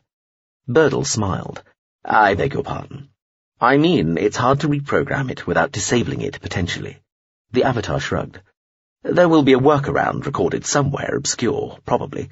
I'll keep looking. Plus, I'll just continue to think about it. What about the ship that's following us? I don't see any need to test its top speed by trying to outpace it. Better to keep that edge, assuming it exists. I've run a lot of sims for a fly-through of the Ospin system, and an insertion to various of the dataversities, and I'm confident this can be done with minimal chance of the following ship spotting where you've inserted, unless it's a particularly remote unit. Birdle paused. We can leave this another hour or two, but given that you have effectively raised the subject, it would be helpful to know which of the dataversities or other objects we might be targeting.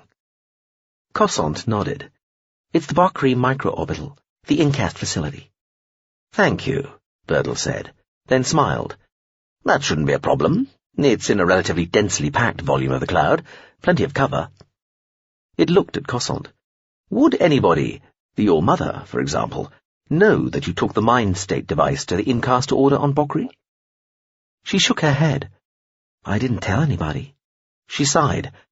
I put it in my private journal, and General Reichel knew about that, but I suppose that all got destroyed when the Reg HQ was blown up. Probably, Birdle agreed. Cossant sighed.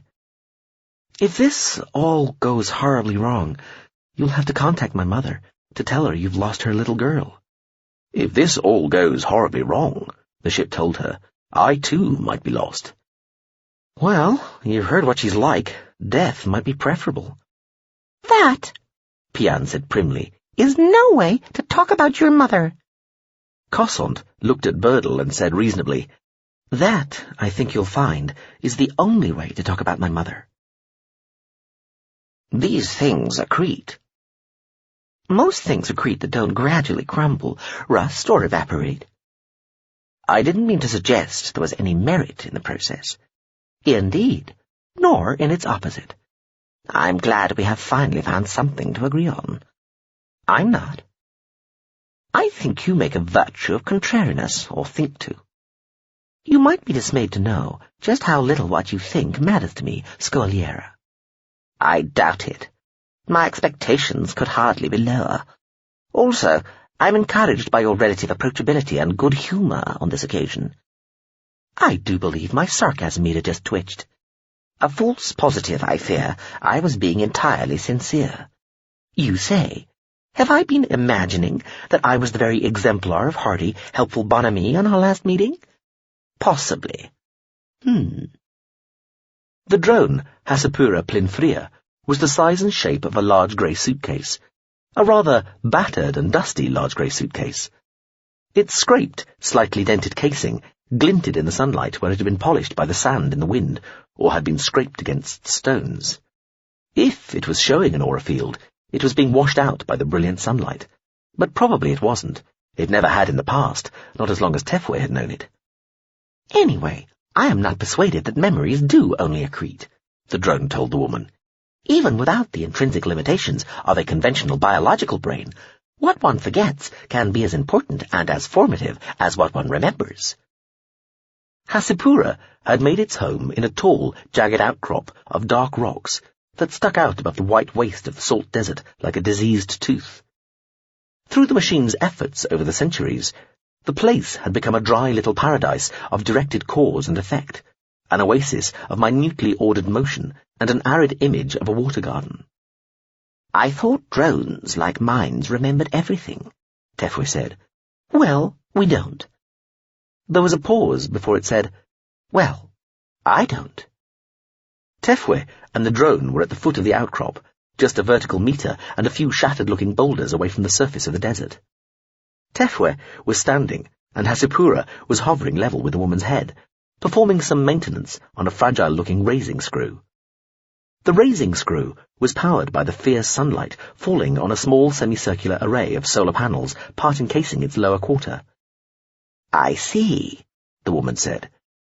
Do you choose what to forget, or do you just let things disappear randomly? Scogliera, the drone said. If I chose what to forget, I would very likely have forgotten all about you.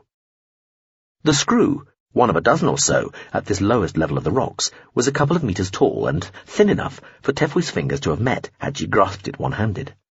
The foot of the device lay in a pool of sand about a metre across. The slowly rotating screw twisted lazily in the dark gold grains, raising them inside a transparent collar with a hypnotic steadiness to deposit the lifted material a minute or so later into another pool on a higher tier of the outcrop, where a second level of raising screws and sand wheels, like pieces of giant clockwork, would transport the material further up, and so on, for level after level, and diminishing tier after diminishing tier, until a single last raising screw, buried in a tunnel inside the dusty peak of the tor, deposited a small trickle of sand to an overflowing pool at its very summit. That is ungallant, and I suspect also not true. Let us test that, shall we? Should you ever come to visit me again. I don't believe you delete memories at random. They are chosen at random and buffer-binned. Whether they are finally deleted is a matter of choice. Ah, might have thought so. The drone had subtly sculpted the outcrop over the decades and centuries it had lived here, cutting channels, pools, cisterns, tunnels and reservoirs into the rock, building structures that at least resembled aqueducts and creating, had the whole complex been filled with water, what would have been a kind of secret water garden, albeit with rather steeply inclined canals and aqueducts. But the outcrop held no water at all. Instead, it was sand that moved within the tunnels and channels, sand which was lifted within the raising wheels and screws, and sand which fell in little whispering falls and moved liquidly down dry weirs. Whatever makes you think I'd wish to visit you again after being so roundly insulted? That fact that I have insulted you just as roundly in the past to so little effect, the drone said smoothly, for here you are, again. You're right. I ought to come back just to annoy you, Tefwe said, squatting. She dipped her hand into the shaded pool, where the rod of the raising screw slanted into the tawny grains. She let the sand fall back between her fingers. It slipped away almost as quickly as water would have. "It moves very smoothly," she said, inspecting her hand. A few tiny grains adhered to her skin, all in the lines of her palm. "Please don't do that," the drone said, using invisible maniple fields to adjust parts of the diamond sheet-covered solar panels. "Why?" Tefwe asked. "Moisture," Hasipura said, "and impurities such as salts. Your hands will have added a little of each to the sands." "Sorry." Tefwe squatted and stuck her head down into the shade created by the solar panel, gazing at the pool of sand underneath. Inside its transparent sleeve, the turning screw seemed barely to disturb the surface of the sand, which appeared to flow in to fill even the slightest of hollows. She glanced up to see if the drone was looking, reckoned it couldn't see, then stuck a finger into the surface of the sand pool and took it smartly out again. The sand closed up round where her finger had been, running in again like water, to leave no sign that its surface had been disturbed. "Will you stop doing that?" the drone said tiredly. "Apologies," Tefwe said. "How does it move so smoothly?" "The grains are spheres," the drone said, clicking something back into place on the solar array. "They are polished individually where necessary. I call the stuff sand because it starts out as ordinary sand and still has the same chemical composition as the raw material. But really the particle size is reduced almost to that of fines, and the polishing process leaves each grain almost perfectly spherical. See?" The drone shifted in the air, humming very faintly. Tefwe stood and straightened as a bright screen suddenly filled the air in front of her, seeming to dim a significant part of the sky and putting her in shadow. The drone had produced a hollow display, like a magically produced cabinet hovering in front of the woman. The hollow showed 2 grains, highly magnified. One appeared to be about the size of Tefwe's head, and was jagged, crystalline, all straight edges, spires and juts, not unlike the rocky outcrop itself. It was rainbowed with diffraction colours. The other was pebble-sized, a glass-like shiny blonde, and seemingly a perfect sphere. "Before and after," the drone said, shutting the screen off and letting the blast of sunlight fall upon Tefwe again. Her eyes adjusted, putting a black dot over the sun to reduce the glare. The sunlight was so strong, her vision would have been affected by light coming in through the surrounds of her eyes, so they would be partially silvering, she suspected. Something similar had happened to areas of her skin, again to cope with the ferocity of the sun's glare. "Grief, I'm going silver." She was, she realized, starting to look like a ship's avatar. "You polish them all individually?" she asked. "I have processes, machinery to do the gross polishing," the drone told her. "Then they're all inspected individually by me. Any further polishing that is required, I do myself." "That seems obsessive." "Meticulous care can seem so to those unwilling to recognize it for its true worth. I meant you might simply discard the rejects." Hasipura gave the appearance of thinking about this. "That I would find offensive," it said eventually. "What a strange machine you are," Tefwe told it. "That is why I make my home here, in the center of a city, in the midst of my dear fellow drones, and so many, many delightfully gregarious humans." "Is this really all you do?" she asked, gazing round the network of sand canals, sandfalls, sand weirs, pools, lakes, and whirlpools. She wanted to call the dry, canted bridges aqueducts, but couldn't. Silica ducts, maybe. "Yes. Do you find it in some way inadequate?" "No. It's beautiful in a way." "You really have no water at all?" "None. Why should I have water? I have no need for it, nor does the sandstream complex. Water makes paste and mud. Water clogs and makes the complex stop working. Here, water is a pollutant." "Does it rain often here?" "Almost never, thankfully." "Still, shouldn't you have some water for guests, for visitors?" "I try to discourage visitors." "What about weary travellers? What if some poor devil comes crawling across the sands, croaking for water?" "Having lost their terminal, so unable to call hub or anywhere else for help?" "For the sake of argument." Then I would call Hub or somewhere else for help. Scoliera, do I take it you're thirsty? Not really, but I think the Aphora is. You should have brought more water. I still have some. I'll let it drink shortly. You came from Chiantia? Yes. Read my terminal for the detail. The drone was silent for a moment. Spat on you, did it? It said. Can't have been that thirsty. Patently. I'm going to be visiting various parts of the complex over the next hour or so. Do you have anything to let you float? No. You'd better climb on top of me if we're still to converse then. I take it you do still wish to converse. It would be too much to hope that you just happen to be passing by sheer coincidence and are now happy to be on your way. Thank you. I will. And of course I'm here for a purpose. I'd kind of guessed. The drone made a slow swoop to about mid-thigh level on Tefwa. She climbed aboard, sitting cross-legged on its broad back. It rose into the hot, dry air, heading up about 10 meters to a sort of little depot of machinery set on a levelled area where the rock had been melted and allowed to cool. Patches were like glass, reflecting the sharp glare of the sun. The Aphora, nestling in the shade of a house-sized boulder, raised its head when it caught sight of her on the drone. It looked confused. Then it put its head back down to the shadow-dark sand and closed its eyes again. The drone lifted a small tube and appeared to inspect it, turning it this way and that in front of the high magnification band running along its blunt snout. It replaced it, moved to another rack of what looked like miniaturized mining equipment. So, come far? It asked. Far enough. Who sent you? Bunch of ships. Will I have heard of any of them? She reeled off the relevant names. Is this SC?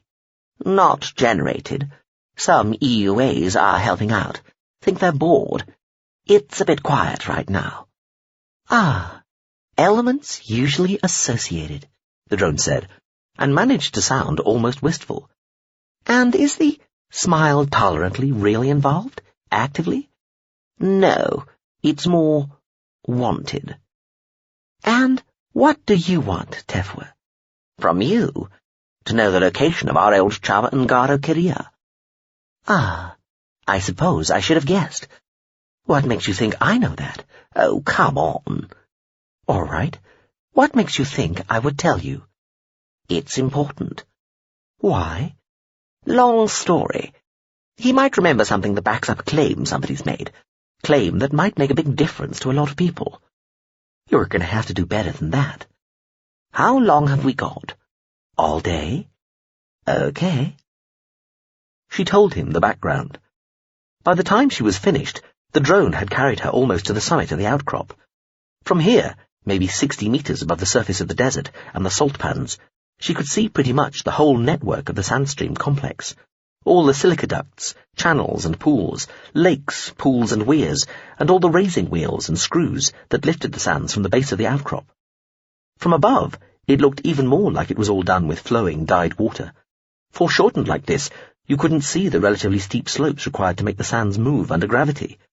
The raising wheels turned slowly, scooping sand from one pool to deposit in a higher one. The wheels, in particular, seen en masse, made the whole outcrop look like a giant clock powered by sand and sunlight.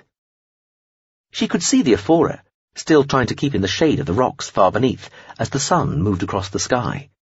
The animal was making thin, whinnying noises. Probably thirsty, Tefwa thought.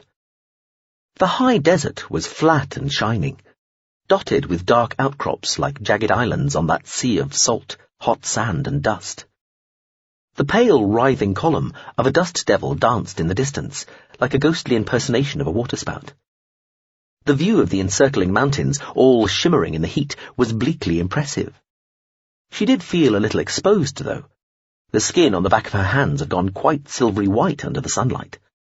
The sky above was a hazy, shining blue, a cobalt blister like a vast, concentrating lens with her at the focal point.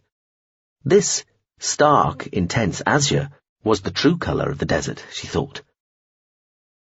Her stomach made a faint, delicate rumbling sound. She wondered when she had last eaten. Her body was using the ambient heat to drive many of the processes that usually would have needed the chemical fires produced by food.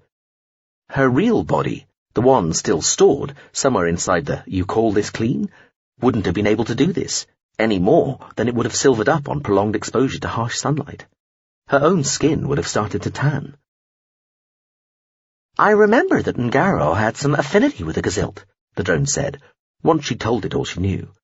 "At one time I thought he might have been one of them originally, many bodies ago. Seems he's still on his first. My, that is a long, long time to be in one body," the drone said, sounding genuinely impressed. "I knew he was old, but that old? Really?" "Apparently. He could still be lying. He used to lie a lot, I recall." "He might be lying, but then he might not. Anyway, what do you think? Important enough to let me know where the hell the old fuck is?" What would be intended for him? "Just going to be asked what he knows. Nothing untoward." What if he is uncooperative? "Ha! When was he otherwise?" You know what I mean.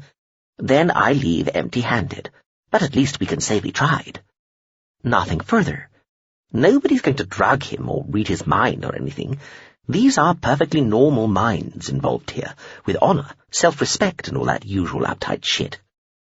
"I will need your word on this." "You have it. If he won't tell me, he won't tell me. End." "My information is 5 years old." "Barely yesterday by Korea's geriatric standards." "He told me he was going to lose, or donate, or abandon, or get rid of something. He used all 4 terms when we talked. Then go to contemplate the mountains of the Sound on Kethid in the Heladuth system." "Never heard of it." "Few have." "Just these mountains?" He wasn't sure where exactly he'd be going, but there's an outworld of Quarter, so probably there. Claimed he'd already been for a look and talked to... Deleted at random? Nearly. Still have it. Docent Lazouge. Somebody called Docent Lazouge. If he, she, or it is still alive and active, this person would know where to find him. Tefwa's pen terminal picked up the words. It was a lot smarter than the old pen terminals Tefwa had been used to, and the kind of smart that found it relatively easy to hide from the level of investigatory tech the drone had. The terminal had been effectively awake and evaluating everything it had been sensing since shortly before Tefwa and the Ephora had arrived at the outcrop. It was getting jostled about in the bottom of a pocket in her thin shirt, and so not seeing very much, but it could hear perfectly well. It made a transmission. A satellite the size of a pebble held stationary just above the atmosphere directly over where Tefwa was, which had been keeping station directly over her since she'd been displaced to the surface at Chientia, relayed the transmission to its home ship, the VFP Outstanding Contribution to the Historical Process, which, on hearing the relevant words, itself handed the information on to various other craft, including the contents may differ and the element of the fast picket fleet known to be nearest to the planet Kethid, as well as making a general call through the usual network of trusted craft, just in case they knew of a still closer ship that hadn't been letting everybody else know its position. "I wonder what he was leaving behind and why," Tefwa said. "I wondered that too. I did ask. He wasn't forthcoming." "Kethid," she said. "Some civ-forsaken ball on the outskirts of nowhere, jealously guarded by well-teched barbarians, known for the mountains of the Sound. Aren't your implants working?" "I'm leaving them off. Just got my terminal." "Which has just been in touch with something overhead." "Really? That's sneaky." "You didn't know?" "I should have guessed." "This isn't the real you, is it?" "No. Spare body carried by an SC ship altered to suit." "I imagine another you will be popping into existence very shortly, somewhere near the mountains of the Sound on Kethid." "I dare say. That is where you think he is." "Yes," the drone said. "I'm too old to play these kinds of games. Your word stands, of course." "Of course." "Well, good hunting to your next self. What happens to you, to this you, now?" "Supposed to head back to the VFP. Naturally, it wants to snap me back instantly, now and be on its way. But I said you'd appreciate me making the effort." "Well, I have, but don't let me detain you. Really? Go immediately if you wish. Tefwe thought. She could almost feel the VFP, doubtless listening, willing her to agree. Later, she said, and half expected to be snatched away anyway as the ship's property, or to see a wrathful bolt of fire falling from the heavens to strike her, or at least the nearby desert. Around sunset, perhaps. First, I ought to let the Aphora drink, but I'd like to see more of the sand stream, if it's not too much trouble. Ms. Tefwe sent the ship via some internal piece of augmentation, which obviously she only thought she'd turned off. Not at all, the drone said, though sand streams in the plural you should have said. There's more than one. Ms. Tefwe, the ship sent again. Many. Most of the outcrops you can see from here are similarly adapted. The old drone sounded proud. Really? I must see them. Ms. Tefwe, the ship sent once more. We could visit 2 or 3 in the time. Soon I hope to start linking them underground and complete a program of replacing all the external racing screws with internal ones. Not the wheels, though, I hope. I like the wheels. Ms. Tefwe, kindly reply. Not the wheels. Those I intend to keep. How long will all that take? Ms. Tefwe. Many decades. Don't you think you should answer the ship? No.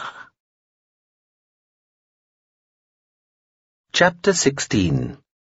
S-9. From LOU Kakonim to MSV pressure drop. Kethid, barely mentioned in my data reservoirs. Will you down a current Allciv systems overview? This is becoming ridiculous. Ignorance can be interesting. Also fatal. I am not going to copy you the relevant data. Get it all yourself.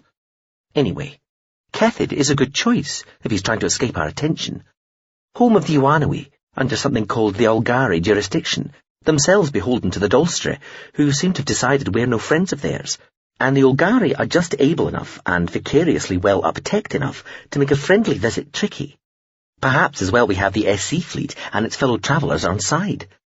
Nearest is a brother ship to you, a troublemaker defanged to VFP. Think it'll be up to the task? Indubitably. It is effectively weapon-free, and it starts as a limited, no offence. We are of that generation of limited that classes as nominatively camouflaged. We out everything earlier GOUs. It'll handle whatever it finds. Uh-oh. Hello. Incoming.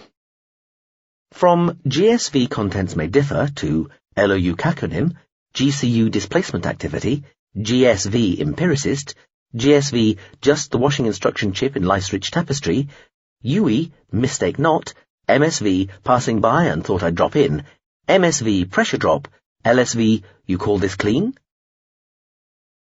Hello all. Developments. Not at all encouraging. The good news is that the 2 delinquent GOUs, Headcrash and the Xenocrat, have arrived at Zeiss. The neutral, slightly odd news is that the Beats Working has taken it upon itself to ferry the principal squadron of the Ronta fleet to Gazilt ahead of time. And the bad news is that the Smile Tolerantly, once an ancient GCU, is now what might best be described as a Culture Zidren remnant a hybrid. From GSV, just the washing instruction chip in life's rich tapestry. I think I speak for all of us when I say, relative to that last bit there. What?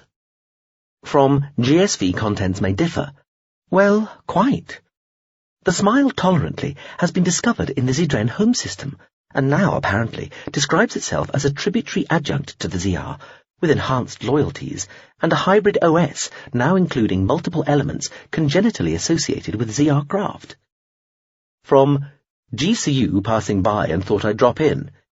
Enhanced loyalties? From GSV contents may differ. The thinking is this actually means divided loyalties, though when pressed, the vessel also expressed a preference for dual loyalties. From LOU Kakonim. Is there any hint it has access to the Z rather than just the ZR? From GSV contents may differ. Sadly, none. In fact, it specifically ruled that out. It was at pains to stress it was a level down from whatever parts of the ZR get to pick up the mysterious but majestic crumbs of information and instruction that fall from the celestially elevated high table that is the enfolded realm. It would appear to have become devoutly eccentric, if not technically deranged. It ceased communication with the ship which rediscovered it, its own old home GSV, the unreliable witness, after a few short messages, and was willing subsequently to reveal only that their exchange had already run over some, it is believed arbitrarily arrived at, limit. From GSV, just the washing instruction chip in life's rich tapestry.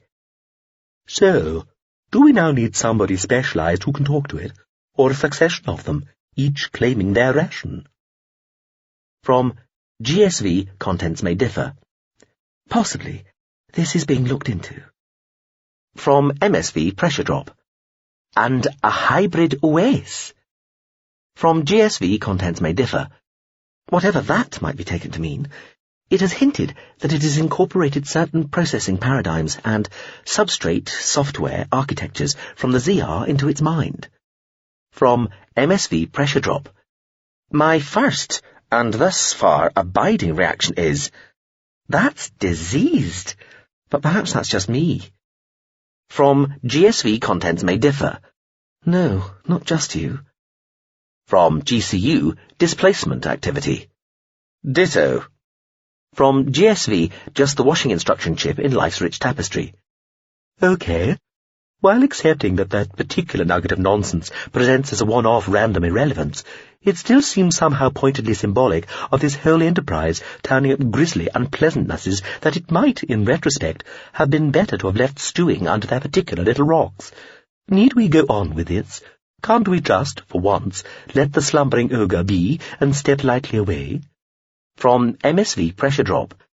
I might see some merit in that. From LOU, caconym. Well, I don't. It is not seriously being suggested that we back off just because what we seek isn't falling into our laps, is it? We made an undertaking to help the ZR. We stick to that. From GSV, just the washing instruction chip in life's rich tapestry. But they don't seem too concerned about us sticking with it. Why should we? From LOU, caconym. Because somebody around here has to keep their word and do the right thing. From GSV, contents may differ. Let's vote on it. We can discuss details later, and/or set up different proposals. But, just to clear the air here, the proposal is, we abandon the whole shebang regarding the attack on the ZR ship and the BOT, and whether it's actually T or not, and go back to what we were each doing before this all blew up. Yes or no? LOU, caconym. No. GCU, displacement activity. No. GSV, empiricist. Abstain. GSV, just the washing instruction chip in life's rich tapestry. Yes. UE, mistake not. No. MSV, passing by and thought I'd drop in. Yes. MSV, pressure drop. No. LSV, you call this clean? No. GSV, contents may differ. Coordinator's abstention, but leaning towards yes. From GSV, contents may differ. Clear enough? Does anybody want to resign from the group? No? Any other comments? No? Really? All right. As ever, back as and when with whatever exciting new snags start laddering the skein. From GSV, just the washing instruction chip in life's rich tapestry, to GSV, contents may differ. Worth a try. I appreciate you making the point about leaning towards yes, even though the vote was already lost. Least I could do. Maybe thoughts will change with subsequent developments, and we might vote again. I shall cling to that filament. From LOU, caconym, to MSV, pressure drop. Pointedly symbolic? What gibberish! And our group coordinator is listing. That was leaning, as well you know. Still off kilter. Perhaps some of our colleagues worry we are starting to indulge in groupthink and to obsess.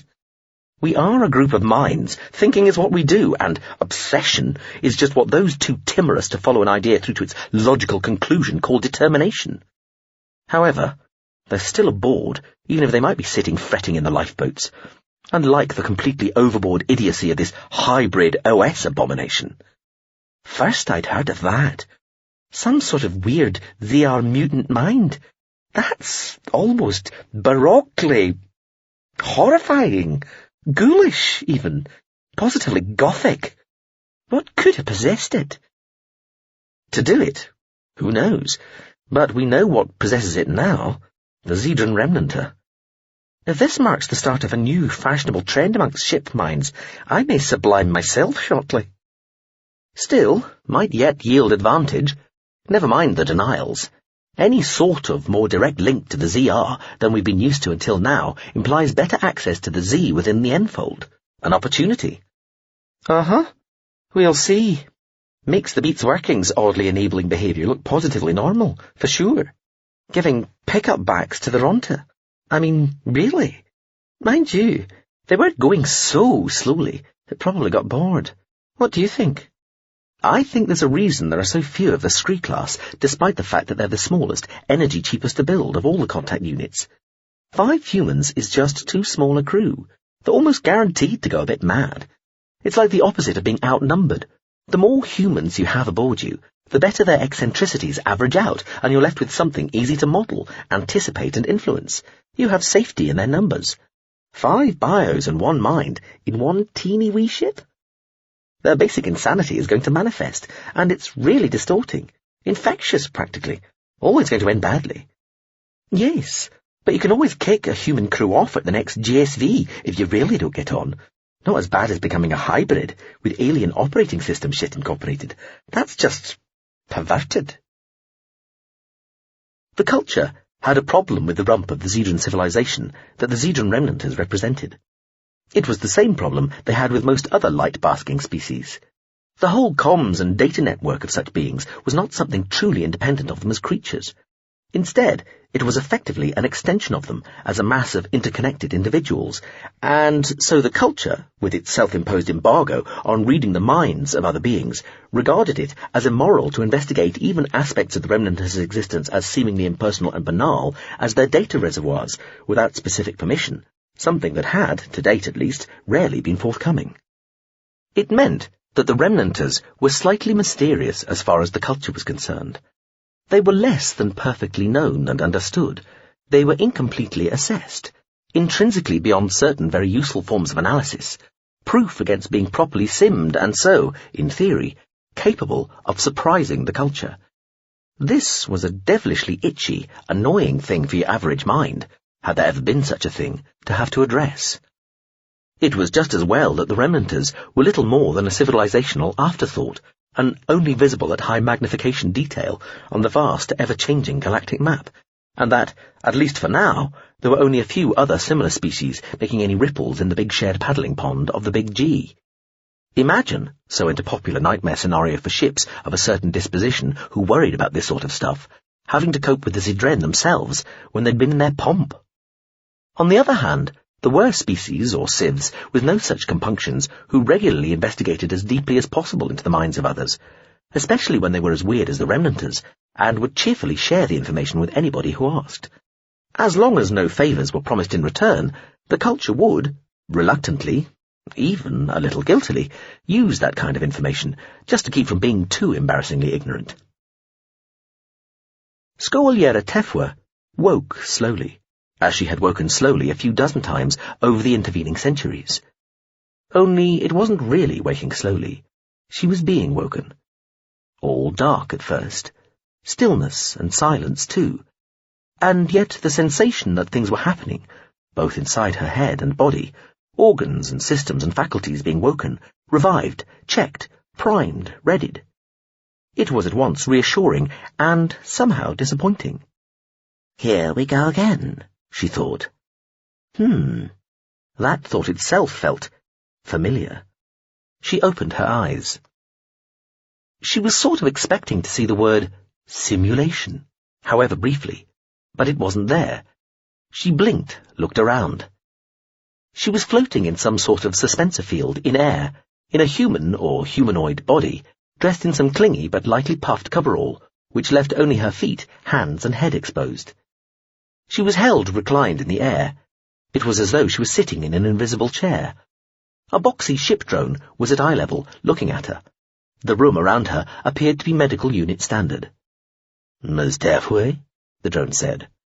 "Reporting," she said. She looked at her hand. It looked like her hand, though she knew enough to know that meant almost nothing. "I reverse a field, please." The drone put a screen in front of her, showing her her own face. She touched the skin on her cheek, pressed her nose one way then the other. Looked like her face. She remembered talking with the avatoid of the "You call this clean?" in a virtual environment. She remembered waking in reality in the medical facility of the outstanding contribution to the historical process. And she remembered the journey across the desert on the Afore to go and talk to the old drone, Hasipura Plinfria. She had stayed with it for a couple of days, calling in a supply drop from the orbital's hub to feed and water the animal at the end of that first day. The VFP had been annoyed at her dallying, but had not zapped her back to it without permission. The important part of its mission had already been carried out. It had transmitted the information on Kyria's location to the other interested ships. It could afford to let her spend a while with the ancient drone and its sand streams. Another ship, another VFP, the Rapid Random Response Unit, had been time closest to Kethid and had started out for the planet within a second of the information being picked up. It had started readying one of the handful of humanoid simulacra bodies it carried aboard, instructing the creature's physiological systems to alter the blank basic body's appearance so that it would resemble Pt.2. The transfer of Pt.2's updated mind state could wait until the last hour or so before deployment, hence the relaxed attitude the Outstanding was able to take to Pt.2's delaying tactics. The Rapid Random Response Unit's flight time to Kethid had been 2.5 days, a lucky proximity, Pt.2 guessed, given that the place was, as Hasipura had suggested, kind of off the beaten track, in a system called Heladuth, on one of the faint tendrils of stars that lay on the very outskirts of the galaxy, spun out from the rim like the exhaust from a spent firework. The place itself was nothing special, just a biggish rocky world with a thick, though transparent, oxygen/nitrogen atmosphere and a small majority of land compared to deep ocean. After her surprisingly extended jaunt to see Hasipura's sand streams, Pt.2 had ridden off again on the Afora Yoowin. The ship had displaced both of them as soon as they dropped more than a couple of meters beyond the pass, depositing a very confused Afora straight back into its stables in the livery at Chiantia. Pt.2 went back to the ship, where her mind state was finally read and transmitted to the Rapid Random Response Unit half a day before it reached the planet of Kethid, while it was still checking and rechecking its displacer components, testing the system with dummy payloads, and planning its breakpoints and loop return profiles. Pt.2 shook her head. "Is this really necessary?" "This would represent an absolute minimum," the boxy ship drone told her. Pt.2 looked down at herself. The ship had insisted she wear what appeared to her like a grossly overspecced suit. She looked, she thought, like she'd been dipped in a thick layer of sticky mercury. The suit was only about 5 or 6 millimeters thick and seemed to weigh almost nothing. Plus, it thinned so much over her hands, and especially her fingers, that she half expected to see her fingerprints through the silver covering. But it was meant to be terribly effective. Well, once the helmet component had rolled up. It was just a roll round her neck at the moment, like a thick metallic scarf. Obviously, the tech had moved on since the last time she'd needed to be protected at anything like this level. "What exactly is this?" "That is a full survival light battle suit, 2-layer. "What's a light battle? Is that a skirmish or something?"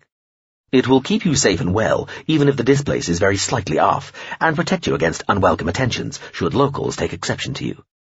"Why would they do that?" "Who knows? Some people are just primitive." "This isn't really about the locals, is it? This is in case the other lot, the Olgari, in case they spot me, or their bosses." Pt.2 had woken with a full briefing effectively downloaded and digested inside her head. "We are trying to protect you as well as we can, Ms. Pt.2, the ship told her. "Ideally, I would put you down in a more aggressively profiled suit and inside a supporting capsule, at least, with a full drone and missile screen, exactly where you need to be. However, our intelligence is that such a force, in such a location, would be very likely both to be sensed on emplacement and to give cause for severe diplomatic unpleasantness if discovered. Hence the suit." "Can I put ordinary clothes over it?" They'll burn off if the displace is even slightly out. The suit is able to mimic the appearance of clothing. I'd prefer ordinary clothes. Can't I carry them inside the suit or something? The drone made a sighing noise. Eventually, she got a kind of backpack that melded itself to the suit, containing some clothes and a few supplies. This increases both your mass and bulk, the ship told her through the drone. Now I have to recalibrate and skim even closer to the planet. How close are you going? 17.5K. Velocity? 40%. Crashed to 57 kilolights at closest approach, sub-millisecond window. Tefua whistled. You're going to scrunch me up into a tiny little ball, aren't you? If you were properly human, it would break every major bone in your body, and quite a lot of the others. Happily, you're not. You won't trauma, will you? I could put you under. Not me. Tough as old space boots, known for it. Good. The suit will be trying not to use any fields, including AG, so the landing could be a little bumpy. Kinetic. Kinetic? That's how we used to express it in the old days. Kinetic. That, too, is appropriate. The Rapid Random Response Unit performed the start of a crash stop. Then, when it was, for a vanishingly brief moment, within less than a planetary radius of the world, used its heavy-duty displacer to loose a balled-up Tefua and a scatter of miniature subsidiary support components towards the planet. Then it continued on its way, slowing, in effect, more slowly, and started a wide turn that would bring it back to the system some hours later for a more stealthy approach to Kethid. Tefua came hurtling out of the sky at a little under the speed of sound. The suit gauged where it was and what was happening to it, saw that it was heading for land with no large body of water available, which was suboptimal, but never mind, and braked hard by spreading layers of itself like ribboned parachutes, scrubbing off 95% of its speed in about half a kilometre of 45-degree flight. Tefua felt herself tumbling, and the deceleration as a tremendous weight, oddly distributed due to the way she was packed, pressed into a contorted, maximally compacted ball that would have killed a basic human. The tumbling decreased. She felt her orientation steady and settle, and then the weight eased too. She felt the impact as a dull thud on her back and knees, not sore at all. Then the suit's voice said quietly, "Landed." Tefua started to unball as the suit unwrapped her, letting her spread herself out to lie, looking up at an ochre sky, visible between softly swaying stalks of some tall, bronze-coloured grass. She could feel her lungs re-inflating. They'd been collapsed to save volume. "How are we doing?" she asked, when she had some breath to spare. "We are doing well," the suit said. "No hostile interest detected." "That's nice." Her conventional pain receptors came back online, tingling once to confirm, then quieting down. She sat up, dusted herself down, then, still sitting, unhitched the backpack and put on the clothes she'd had the ship make for her. They were supposed to make her look a bit like a pilgrim, a human pilgrim specifically, because the locals here weren't human, though they were used enough to hosting humanoid pilgrims from nearby systems. Then she let the backpack collapse itself and stow into the small of the suit's back. Finally, cautiously, she stood up. Kethid lay heavy beneath the orange-red sun called Heladuth. "You used to look at my chest." "Because of what was not there. Absence can snag the gaze more effectively than presence." "What?" "Oh, breasts. Mammalian stuff. Of course. I thought you just thought I had a particularly fine and barrel chest." "One way of putting it." Did you ever think about us, fucking?" "Which answer would insult you less? Yes or no?" "Neither. Either. I wouldn't be insulted." "Then the answer would be not really." "Not really? So a bit then. Ha!" She was a little drunk. She was still going to leave the silver-grey cube with the incast order. She was en route to the Ospin system now in this fine clipper ship. But she'd thought she ought to at least turn the device on, make sure the old guy was in some sense still in there, and maybe ask his forgiveness. Maybe. Too many cocktails in the bar. Thought she'd been doing extremely well with a handsomely chunky young fellow there, a serving captain in the 8th. But then the girlfriend he'd neglected to mention had shown up, supposed to be a surprise for him, She'd got on at the last port a couple of hours ago, been waiting impatiently in his cabin since, wondering where he'd got to. Things had started to turn just a little ugly, and so she'd made her excuses and left. She had decided before she'd left home 10 days earlier that one thing she definitely wasn't going to do during the voyage was turn on the device with Kiria's mind state inside. She'd been adamant about that. He was an old fraud, and even just giving the damn thing to her had probably been some sort of attempt to manipulate her. He was lucky she was paying him the compliment of physically taking the device to Ospin like some sort of warped pilgrimage or homage or something, rather than just posting it to the incast order. She'd brought her Vollupt with her. She would use the time constructively to practice. But then, perhaps because of the cocktails, she'd changed her mind. The Gazilt never joined in the great genetic mash-up that the rest of the culture proper thought appropriate to ensure everybody could breed with everybody else, Kiria's voice said. In theory, she could have seen him too, had his face looked down on her from the cabin screen. She hadn't chosen that option. As a result, the genes aren't in either of us to make us appear attractive or feel attracted towards the other, beyond a very basic pan-human interest, sparked at a distance or when clothes conceal the disappointing truth. Trust me, it is rarely an encouraging sign when the more apparel is removed, the less attractive a prospective sexual partner becomes. I wasn't keeping a tally, but if you'd been watching carefully, I suspect you'd have noticed that I glanced, more likely, at your chest more often when you wore a top than when you were naked from the waist up. The point is, rather that we found each other interesting at all, sexual considerations removed. Again, you'll have to trust me that the difference implicit in a 10 millennia age difference is far more important than a difference in both gender and/or species. So, you've never had sex with a Gazilt woman? Ah, I didn't say that. So you have. Cossant, lying on the bed, plumped up her pillow and made herself comfortable, staring at the screen. Maybe she should have put his face on the screen. Would he be blushing now? Did mind states inside devices like this blush? Did Kiria blush? Had he? She couldn't remember. Technically, yes, the voice from the cube said, sounding unconcerned. It was again, technically, unsatisfactory for both parties.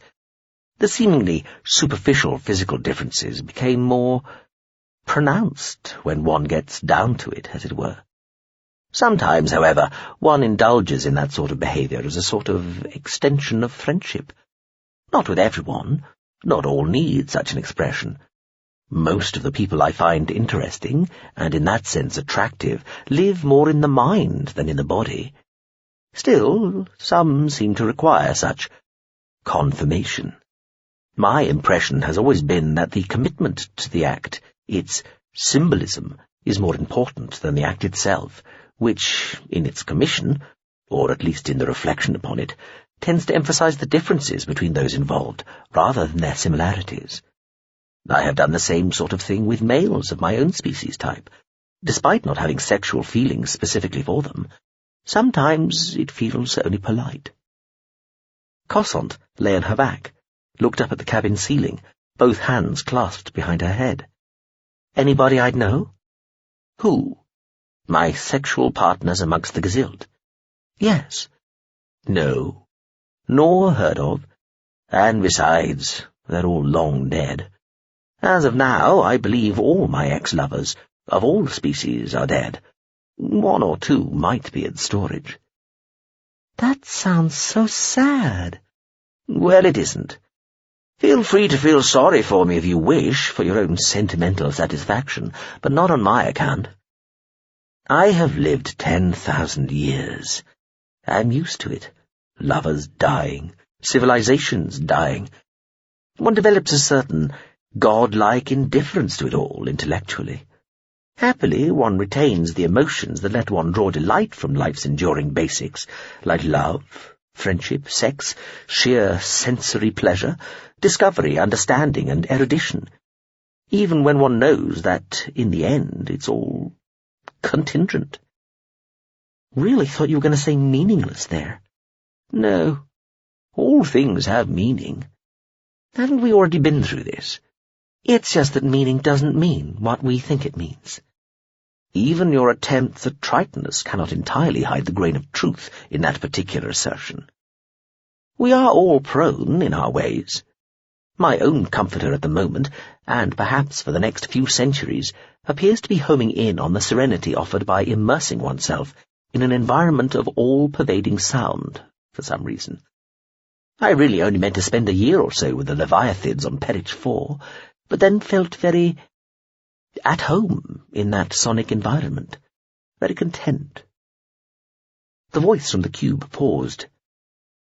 In the end, it palled, but only relatively, and still it left its own echo, an echo of desire, of need.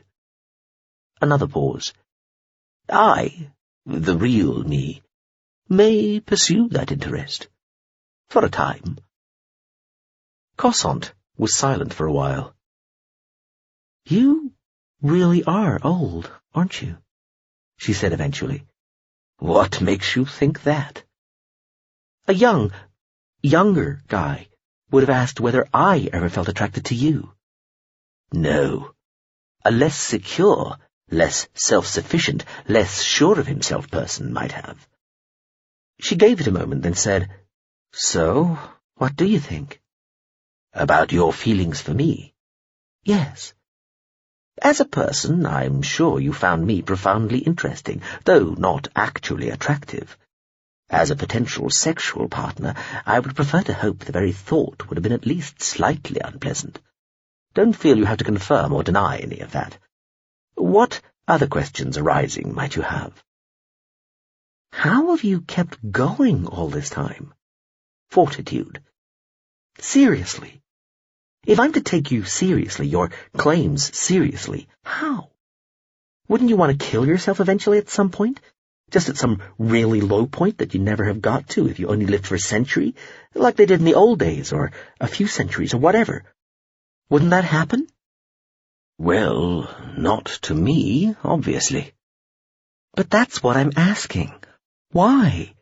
Why not? How come? I told you before, I take a perverse delight in watching species fuck up. I remember. I've thought about that. I don't believe that can be all there is. There must be something else. Maybe I had something to live for. Okay, but what? Or maybe I had something to not die for. Aren't they? They are not quite the same thing. You may have to think about it. Anyway, my precise motivations needn't concern you. That I am as old as I've claimed, that you believe me, that does concern me. Not a great deal, but I would like to think you do believe me. Sometimes I do, sometimes I don't, she confessed. When I talk to you, I do. That will suffice. Anything else I can help you with? She smiled, though he couldn't see. So, do we get more secure as we get older? Some do. I have, though I have also detected a sort of long-term tidal action in that, and a lot of other emotional states.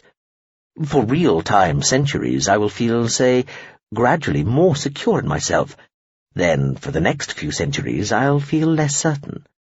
Or, over time, I'll go from thinking I know pretty much everything to realizing I know next to nothing, then back again, and so on and so on.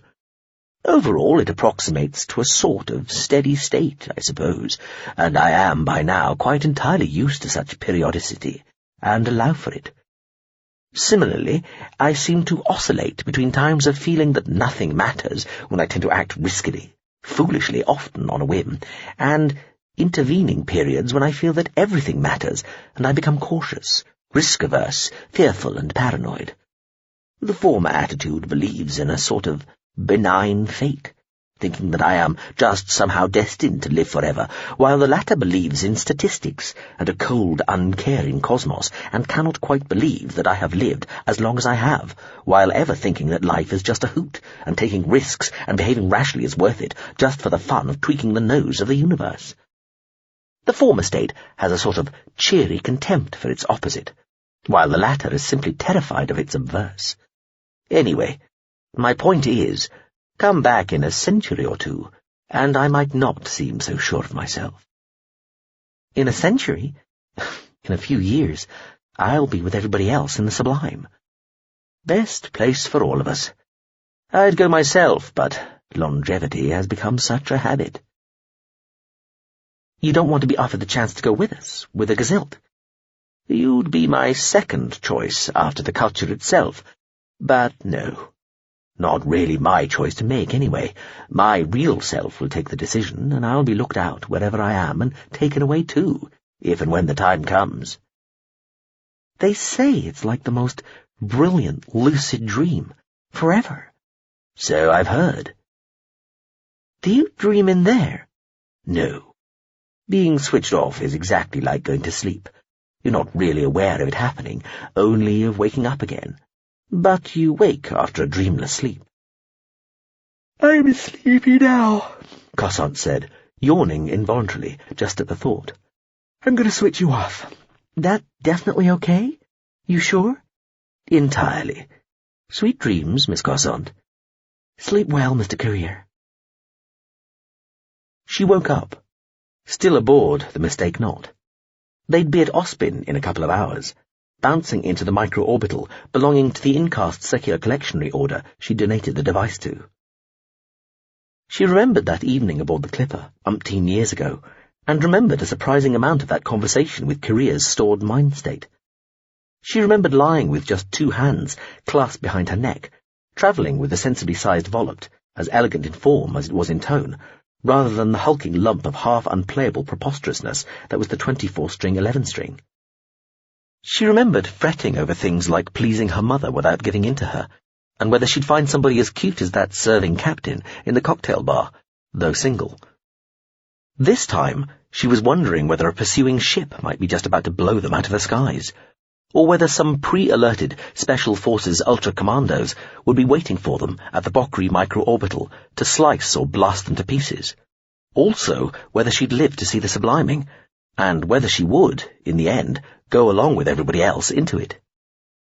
Veer lay in the darkness, top hands clasped behind her neck, lower hands clasped over her belly, thinking that, sometimes, not all change was for the better. The image of a tearful woman sitting with her back to a view of clouds and sea was shown as though on a conventional screen hanging in front of him. And then she just seemed to disappear from the face of the planet, and apparently her bed hasn't been slept in for days, several days. And then, of course, she is in the 14th, the regiment, the 14th, and she was always very active in the reserve, very respected. And, of course, there's been this terrible explosion on this planet, and for all I know, well, I assumed the worst, naturally, as any mother would. I wondered, could she have been there? Was that where she went? Did she know something? As soon as I heard about the thing, but then there was nothing. The screen went blank. Colonel Agansu nodded. I see. And this lady is? She is Warib Cossant, mother of Veer Cossant, Reserve Lieutenant Commander in the 14th, the female her mother is referring to, the intelligence officer of the 7-star Uagran said. The I.O., the colonel and the ship's captain, were the only presences within the virtual command space. This may tie in with the unexpected presence of the 5-star Gelish Oplul at Eshri, the captain told Agansu. The ship's last known location was near Zaun, and the last known location of Veer Cossant was in the girdle city of Zaun. If the ship made full speed from Zaun to Eshri, there would have been time for it to deliver Veer Cossant to the 14th HQ, anything up to 2 or 3 hours before our arrival and the attack. Was Veer Cossant listed as one of those aboard the Fazanjoyam satellite? The colonel asked. No, the I.O. said. However, that means nothing, the captain said. There was barely time for her to be registered, and besides, if she was being summoned for some sort of secret mission, she would never have been added to the official complement anyway. Where did this information come from? Agansu asked. The screen clip came medium-rank secret from Regimental Central Intelligence, flagged low probable relevance, the I.O. officer said, but we then added it to a review of our own multiple remote sensor data following the destruction of the HQ, which indicated there's a 50% chance that one of the larger, medium-sized pieces of wreckage was a mostly intact, though largely disabled, 4-berth shuttle. That being the case, there is then a 60% chance that one or more viable biologicals could have been displaced from the wreck to the mistake knot, the culture ship we're following. Why was this information not extracted from the data at the time? Agansu asked. The data from remotes, the captain said, especially in a combat volume, is received erratically, sporadically and late. Real-time data has to be prioritized, Colonel. I see. This Lieutenant Commander Cossant, I can see no mention of her in any special forces or intelligence lists. We don't believe she is special forces or on a military intelligence secondment, the captain said. We believe her semi-civilian status was not cover but the truth. Her value to the 14th High Command may have been opportunistic and sudden. The likelihood is it would only just have come to light before she was summoned. And what might the nature of that value have been? Agansu asked. We don't know yet, the IO admitted. Best guess is probably related to the culture individual Ngaro Korea, who is mentioned in the message from the Zedren recovered at Ablate. There is record of an individual or individuals of that name having visited Gazilt several times in the past, the captain added, though not for several centuries. And all this tells us what? Agansu asked. Perhaps where Lieutenant Commander Cossant is heading, the captain said. Until now the culture ship has pursued a course which has made its final destination difficult to predict, even at a system level. However, within the last half-day, it has become almost certain that it's aiming for somewhere within the Ospin system. There is a record of Via Cossant travelling to the habitat of Bokri, within the centralised dataversities of Ospin. When? Agansu asked. 16 years ago, 3.5 years after she returned from a student exchange trip within the culture. Her most likely destination within Bokri, we believe, would have been the Incast Order. It is possible she deposited an article of some sort with them, possibly a mind state. The cargo manifest for the vessel she travelled on is a little ambiguous on the exact nature of whatever she might have left there, though some sort of article, classified as a self-powered general storage device, alien, vouched sophisticated, capacity unknown, is mentioned as forming part of her luggage on the way there, but not on the way back. We've started trying to get some answers out of the Incast Order on this, the IO said. Nothing so far. There are confidentiality issues. Also, they're just understaffed. The image of the intelligence officer looked at the captain and the colonel. With cooperative assets in place, we could just hack them, but as we're on our own with this, there won't be much we can do until we physically get there. This is, anyway, all conjecture, the colonel pointed out. It is, the captain agreed.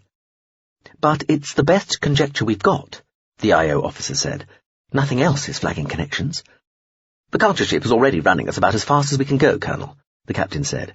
If it starts bouncing around inside the Ospin system, there's every chance it can either lose us, put somebody or something down anywhere it wants to without us being able to spot it happening, or both. I think the concatenation of this Cossant person and the Bokri habitat represents a serious lead, and that it's worth following. I propose we try to follow the ship round Ospin if it does start dodging, but rather than lose it while we try to find out what it's been doing where, we assume it's heading for Ospin and act accordingly. Colonel Agansu thought about this. As ever, he was painfully aware that, even speeded up to the max, he was thinking so terribly slowly compared to the captain, the intelligence officer, and the rest of the 7-star Uagran's virtual crew. He was also aware that he would probably have to leave the easeful security of the ship, this vast, potent swaddling all around him, and become a walking-around figure once more. A soldier again. A soldier in a battle-worthy combat suit, so still encased in layers of power and protection, but still just a soldier, toting a gun, even if the combat arbite was at his side to back him up. In a way, the prospect filled him with longing, just at the thought of fulfilling his duty. But, in a way, it filled him with a dread he could never admit to anyone. Eventually he said, "Very well. I agree, Captain. Please commit to that. Let Marshal Chekri know about Lieutenant Commander Cossant. We've already copied to her," the captain said. "Good," Agansu said. "I think it obvious that all possible avenues of research and confirmation related to this shall be pursued urgently, including somebody trusted, if available, interviewing Madame Warib Cossant." The thing looked like a very delicate, golden version of a lace condom. A jewelized version of something from ancient history, made pointless by its openness. Orpa stared at it lying there, in its luxuriously cushioned case, nestled amongst lip-like folds of purple-stained gold cloth, like something illicit, half obscene, half sumptuously beautiful. She held her hands up near her face, away from the opened case, as though nervous, even as her mouth opened and her large eyes drank in the look of it. "Oh, I don't... It looks so... I'm not sure. Let's just try it, shall we? What does it do? What is it for?" "I wear something similar. Very similar. They both sink very slightly into our flesh, half a hair's breadth, and only we know that they are there. When we make love, when we couple and they touch, they add to the pleasure. It's as simple as that." "Can they... might they cause... harm?" No. They are for pleasure purely. They are better than surgically sterile, and have no effect except when paired with their twin, the other half of their matched pair, when they create a more intense ecstasy." Van Stegane smiled, ran his fingers down amongst some of the ringlets in her hair, touched her cheek. "There are many similar paths to the same effect, my love, just through drugs, implants, augmentations.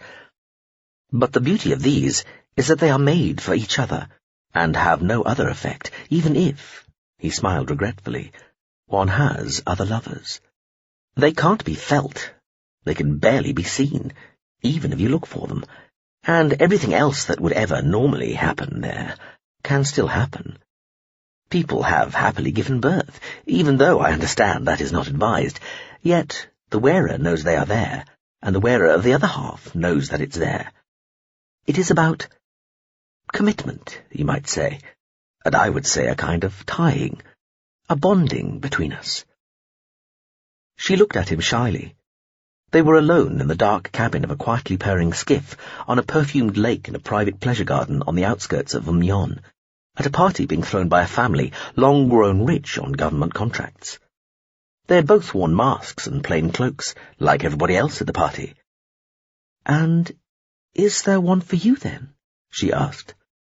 He smiled, opened the case further, revealing another level, where a slightly slimmer version of the piece lay, also glittering like a narrow pocket of lace made of liquid gold salted with tiny jewels.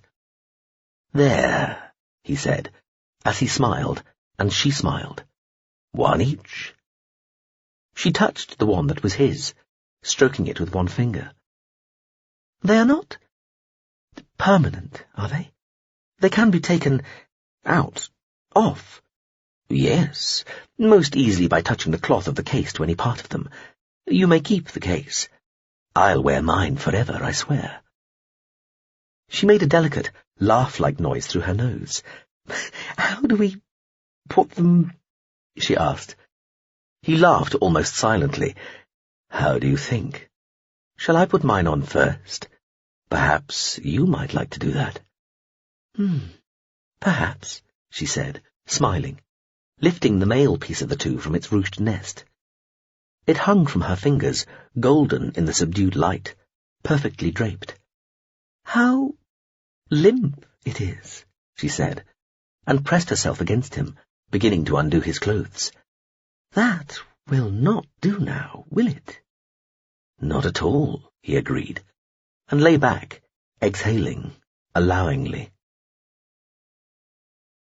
The tramway led tilted into the sky for a long, long time. She'd been put down as close to her destination as the ship had dared, but it had still meant a hike through thick fields of chin-tall, bronze-coloured grass to a dusty dirt road, and then a longer tramp to a deserted tram stop in the middle of the plain. From the platform, while she waited, she looked into the direction of the mountains, but they were too far away. A smudge of orange-white high in the sky to the east might have been clouds above the mountains, but the range itself was submerged in the atmospheric haze. She was on her way to Ahintayawa, a harkenry on the slopes of Mount Jamanathrus in the Kereshui range, Kethid.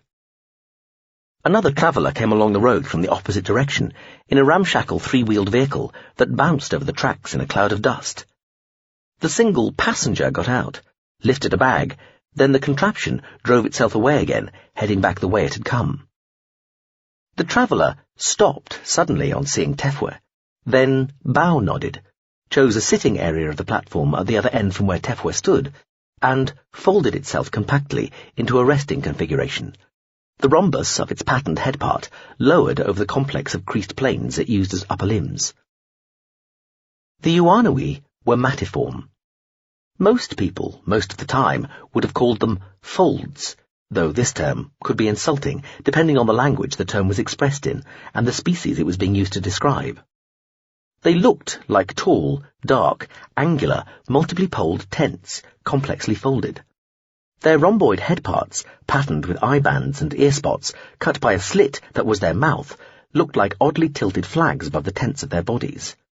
Origami creatures, beings of the crease.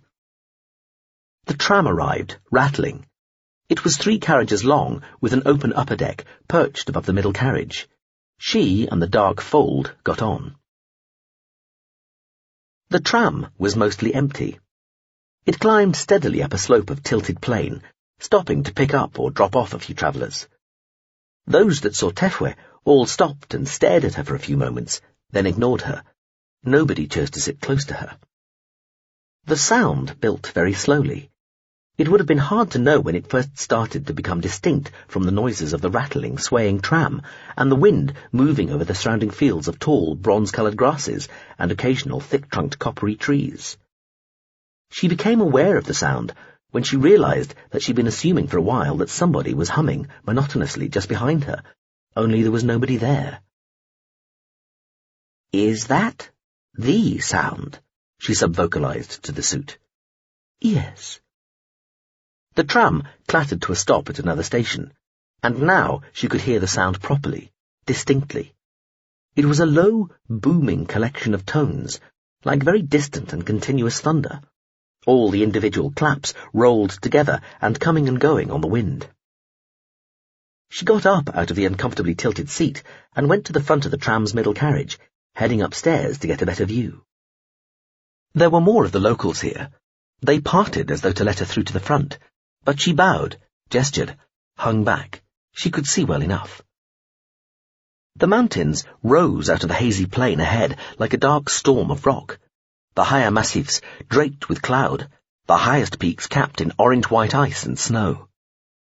The sound swelled and fell away with a sort of tantalizing grace, its strength implicitly influenced not just by the light breezes circling round the tram, but by mightier winds blowing tens of kilometres away towards the far horizon and kilometres further into the sky. The sound, she thought, was like something you might have heard from an enormous choir of basses singing a slow, sonorous hymn in a language you would never understand. The tram station in the foothills possessed a sort of modest, ordered busyness to it, full of the dark folds moving about it with their odd, side-to-side, flip-flopping walk. The station connected with a whole fan of cogged funicular lines winding up into the mountains like something being unravelled. The sound here was a little louder, still coming and going on the wind. The line she took rose curving away along the side of one mountain, traversed a tall viaduct to the flank of another, went squeaking and squealing through a long tunnel, then ended up at another small station, where 3 cable car lines terminated. A signpost told her which to take. The sound was a little louder here, loud enough so that sometimes on the swirling winds you thought you heard a single note or collection of notes, and then heard the same again echoed from some distant cliff. The funicular car had had less room than the tram, and the cable car gondola had even less room than that. The locals almost had to touch her. Part of her briefing download had been a rough understanding of their language. Mostly, amongst themselves, they expressed surprise that she didn't seem to smell. The cable car rose over a dark valley of shales and scree, then over a tilted plain of tumbled rocks interspersed with low, scrubby bushes. Finally, the gondola parked in a bare, echoing shed and disgorged. They were high now, and it was cold. The sound was very loud and rich. She felt she was starting to feel it in her lungs. She hung back to let everybody else go ahead of her, then tramped up a well-worn path through a field of higher-than-head-high boulders, all smooth and round. Stepping stones took her across an icy patch of marsh to a sort of absurdly steep stairway built into a 20-metre cliff of naked rock. It was so steep it was nearly a ladder. She used the ropes on either side and climbed, following a lumbering local with a giant woven basket on its back. It heaved itself up, corner feet fitting into the creased steps, its elongated prehensile side corners curling round the thick ropes like hands. It achieved the cliff crest with obvious effort, hauling itself over a low wall. Tefwe followed, clambering further up, and then over into the wave-wash of vast, bone-battering sound. She felt her ears closing up, reducing the immediate impact of the colossal noise, but she could still feel it through her head, through her teeth. She stood in the side-on evening light, looking slightly downhill to the Harkenry. The Ahenteyawa Harkenry, on the slopes of Mount Jamanathrus, was a collection of modest low buildings, scattered across the stony ground to the rear of the open-fronted cells that formed a long curve facing the mountain itself, which rose, steep, sheet-smooth, from the high plain ahead, its summit obscured by broad rivers of orange-white cloud.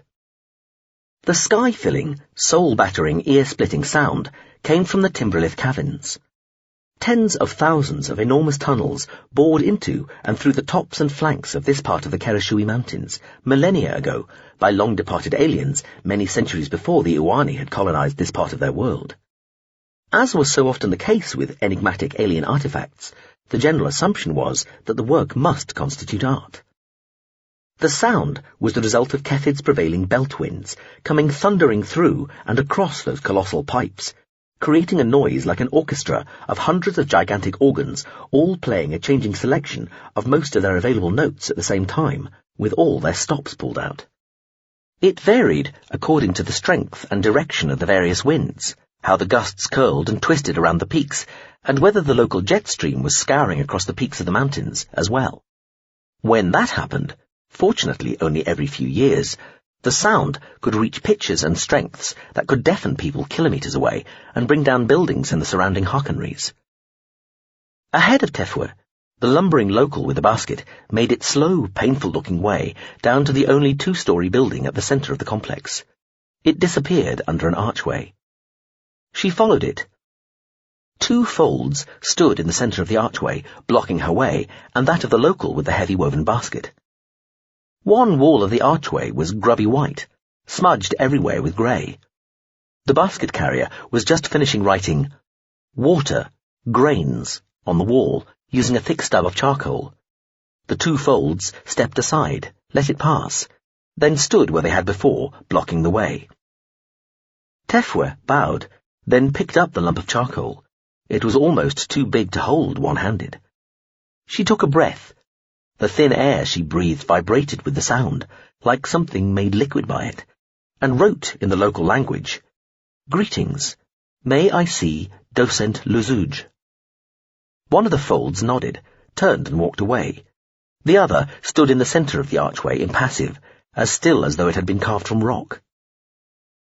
Tefwe got to stand there listening to the sound, wondering if it was magnified in some way by the archway. She thought she could feel it echoing through her feet and legs, thrumming up through her like a never-ending earthquake. Eventually, 2 folds appeared. One was smaller and paler than the other, which she guessed was the guard that had gone to fetch this one, who confirmed its identity by taking the charcoal gently from her hand and writing, "I am Luzuj." It handed her back the charcoal. She wrote afresh, "Greetings. My name is Tefwe. May I see Ungaro Kiria?" Luzuj motioned one of the other folds to come forward and look at the names she had written, then indicated that it should go. It did, and she was left looking at the 2 folds, Luzuj and one of the guards, both of whom rested in front of her in their stood, sitting, parked configuration, until the first one came back. It touched Luzuj hand part to hand part with a sort of rippling motion. Then Luzuj nodded to it, and it went to the wall. It rubbed out her original greeting and request to see the docent, and wrote, "Follow." She followed it along a dark, cold, gradually curving corridor at the back of the cells. Almost at the end of the corridor, the fold opened a heavy wooden door and gestured her to enter. She was in an open cell with a perfect view of Mount Jamanathrus. In front of her was a low wall about knee-height on her. The cell was bare, apart from a small wooden set of drawers in one corner and a crude wooden seat in the middle, on which a man in dark robes sat. The cell was shaped so as to maximize the sound. The rear wall bowed, and the corners only really there at ground level. Above the floor, the walls curved in to meet each other, forming arches that met in a sort of shallow dome above. The man in the dark robes half turned both body and head towards her. He looked like Kyria, though he appeared smaller, reduced, like something boiled down to its essence. His skin, visible on his face and hands and feet, had gone a dark red-brown, again like something undergoing a reduction in the bottom of a pan. He wore what looked like dark glasses. They had no glass or anything else transparent in them that she could detect. Instead, they were slatted like half-open blinds. Tefwe wasn't sure how to greet him, so was leaving the choice to him. He had never been very forthcoming physically, even as a lover. If he approached her, they might hug, but it was not something she expected. She saw his mouth move, but she could hear nothing over the vast, enveloping sound. It filled the cell like a god bellowing in her ear. She shook her head, though he wasn't really looking at her. He reached to one side, picked up a cord lying on the floor, and pulled it. The cell started to go dark, as some sort of covering began rolling down over the single open window. The noise reduced a little. Then he got up and went to the side of the window, swinging in a heavy wooden two-part shutter. Tefwe did the same at the other side. The cell was almost completely dark now. Her eyes were working mostly on infrared. The sound was reduced less than the light. It was still there, especially the deepest, most resonant and longest notes, but when Kyria put a thick wooden bolt across between the two shutters to secure them, she heard the clunk it made. It was, she realized, the first thing she'd heard that wasn't the sound in quite a long time. Her ears relaxed a little. Kyria sat down in his crude-looking seat again. She sat by the low wall in front of him, under the shutters. At first, she thought he wasn't going to look at her, seemingly gazing over her head as though still staring out towards the mountain. Then he lowered his head. "So, Tefwe," he began, speaking Moraine. His voice little more than a croak. He coughed, cleared his throat, started again, voice louder and assured. "So, Tefwe, let me guess. You just happened to be in the neighborhood. Hello, Ngaro. It's good to see you again. How are you?" "I'm well." He smiled. It was hard for her to read his expression behind the slatted glasses, but she reckoned it was a genuine smile. "You?" "Also well, though it's complicated." She looked around the bare little cell. "What is it that you do here, Ngaro?" His eyebrows went up a little at this. "Isn't it obvious?" he asked, mildly. "I listen." "You listen?" "Yes, that's all I do. I sit here and—" "Well," he said, smiling. This was, Tefwe was already thinking, the most smiley and unprickly she could remember seeing the man. "Calling it listening doesn't really do it justice. I sit here and absorb the sound. It becomes part of me. I become part of it. It is magisterial, bliss-making, overwhelming. I am transported by it, Tefwe. Here the locals treat it as a religious experience. I don't, of course, but I'd still claim it is as important to me as it is to them. As profound." He gave a small laugh. "You're lucky, you know. It comes and goes. Right now I am like a sleeper near the shallowest part of a sleep cycle, so I can come out of the trance of listening and talk to you. I almost welcome the break. A week from now, though, and I'd refuse even to talk to anybody, no matter who they might be, how far they'd come, or how urgently they needed to see me. And in 2 weeks, I would be so far under I'd be incapable even of acknowledging the presence of one of the helpers come to tell me I had a visitor.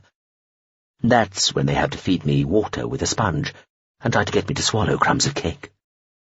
He smiled, his beatific smile again. But you said that that is, how you are, was complicated. In what way? It's complicated because, in a sense, I'm not really here, Ngaro, she told him. I'm still stored, technically, basically, on a ship called the You Call This Clean, a long, long way from here. What you see in front of you is a copy. I feel entirely like me inside here, but the truth is I'm embodied inside a ship's blank body, appropriately customized. So, let me see. I think only Hasipura knew where I'd hidden myself this time. Have you been to see it? Yes, it still builds sandstream complexes on a life-forsaken plain in the middle of nowhere on an O called Pt.2, the kind of barren wasteland on an orbital that designers pretend they meant to happen all the time, but which is really the result of over-artistic weather pattern modelling, and which secretly they are thoroughly ashamed of and embarrassed by. She paused, though I was in yet another copied body then. Still, it feels exactly as though that was me riding out across the desert to talk to the recalcitrant machine. It sends its regards, by the way. She shrugged. It was being sincere and unironic, as far as I could tell. Kyria smiled. Yes, I visited it there, he told her. Hon, Pt.2, dusty. Anyway, what has caused this proliferation of Tefwe, he asked. Oh, there's a flap going on. They need me to ask you something. Who's they? A fairly standard ship collective, handling the latest budding emergency. SC? No, though some SC-associated ships helped get me to Hasipura, and now to you. Should I be worried or flattered? Flattered. Hasipura told you where I was, willingly? Yes. How easy was it to convince it? It took time, but that was mostly just showing it the respect it believes it's due. That drone demands a certain ceremoniality in such matters. Kyria smiled again, nodded. And you left it well? Functioning? Entirely. Anyway, it still has surprisingly many ambitions in regard to its desiccated hobby. So, what is it you want of me? We need you to confirm or deny something. It will take a little while to explain. I have the time, do you? Of course. It's about the Gazilt. Aha. They're about to sublime. I know. I trust that all goes smoothly. Ah, well, she said, and told him all she had been told. He sat forward, listening, nodding now and again. So, Tefwe said, the ZR seem to think you might be able to confirm what the message from the Zidren themselves is claiming, that the Book of Truth is a lie, part of somebody's experiment in applied practical theology or something, and we, the Culture, have been asked to help the ZR with this, plus we have a kind of obligation to the Gazilt to do the right thing. But how much difference might it make? Kyria asked, sounding sad. Knowing the truth of it, if it is true. Tefwe shrugged. I don't know, Ngaro. I'm not sure anybody knows, but we can't just let it go. I guess the truth always needs to be chased down. I'm helping with the chasing, and you have the answer, or part of it, if you remember. Do you remember? He just sat there, smiling at her, silent. The sound outside, a vast, shadowy symphony of meaninglessness, still seemed to fill the small, night-dark cell. Her throat was a little sore, she realized, from having to keep her voice raised for so long. She cleared it, said, I remember that you told me you forgot nothing, remembered everything, had it all stored within you, sometimes multiply, in exhaustive, awful, boring, terrible detail. Detail ghastly for its sheer everlasting banality. She paused to give him time to speak, but still he didn't. It would be good to know what you know about all this, Ngaro. You always seem to feel something for the Gazilt. It might help them to know whether this is the truth at last, or another lie. She paused again, but still he kept silent. Even if we find out something that it might be best for them not to know, at least we'll know. At least we'll have the choice. But who would we be to make that choice? Their friends. Really? The culture has no selfish interests in this Ungaro, she said, trying not to sigh, though doubting that he'd hear her if she did. She could sense that they were already starting to gravitate back to some of the arguments they'd had centuries ago. They had ended inconclusively then, unless you counted mutual annoyance as a conclusion, and she thought it highly unlikely they'd end up any different this time. He looked unconvinced, eyebrows rising again. The culture has an interest in everything it touches, he said. I thought we'd agreed that at least. Maybe so, but no selfish interest. We just want to do the right thing by people we've historically felt close to. Ah, that old excuse. Will you stop that? She could feel herself starting to get angry with him again, and that was not going to help. It's not an excuse. It's just the truth. One person's truth, he began. Oh, fuck, she said, looking away and crossing her arms. Here we go. She looked back when she realized he was laughing. What? She demanded. I can't help you, Tefwe, he told her. He was looking down now. What? Why not? I just can't. He reached down by the side of the chair, felt for and found the cord there, and started pulling it. She could hear the matting that had rolled down over the cell's open window earlier as it was pulled back up again.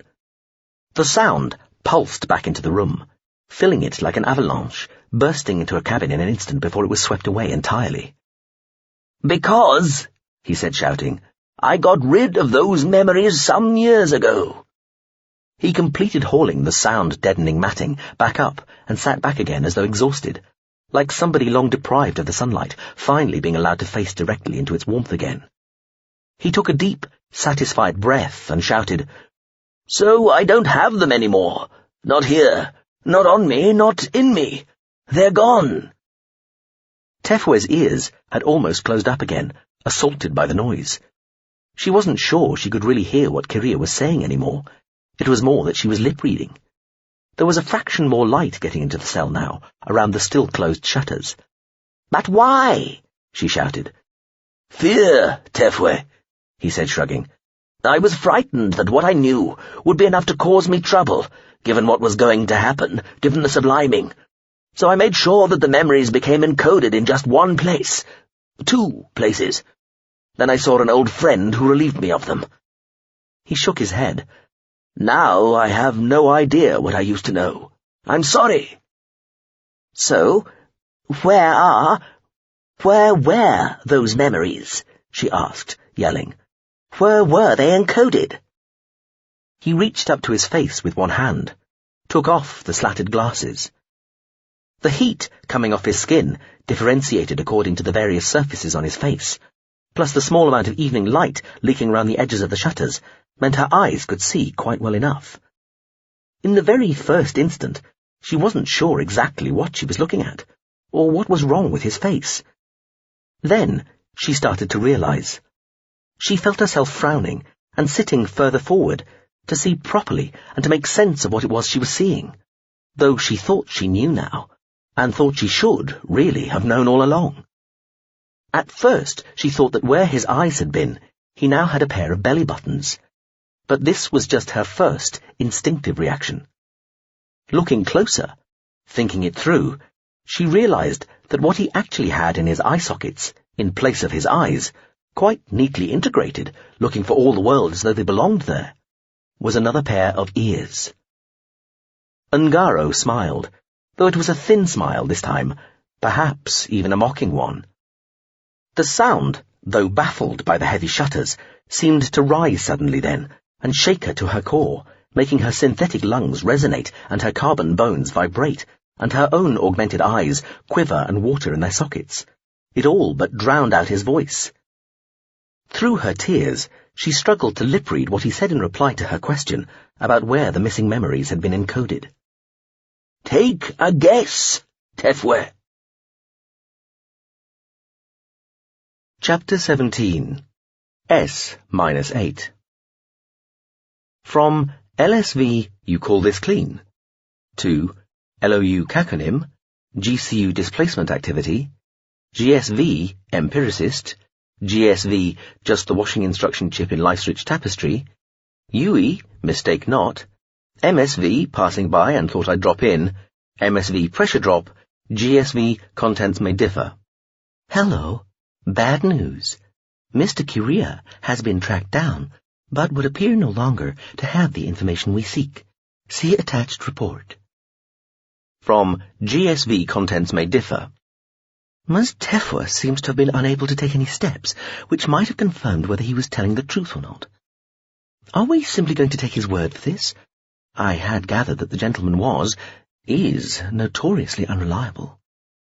From LSV, you call this clean? Correct. However, determining whether he was telling the truth or not would have meant kidnapping Mr. Curia. That would have been difficult and wrong. It is hard to see what his motivation might be in lying about this. He certainly had the ability to compartmentalize his memories in the way described, and his eyes were genuinely missing.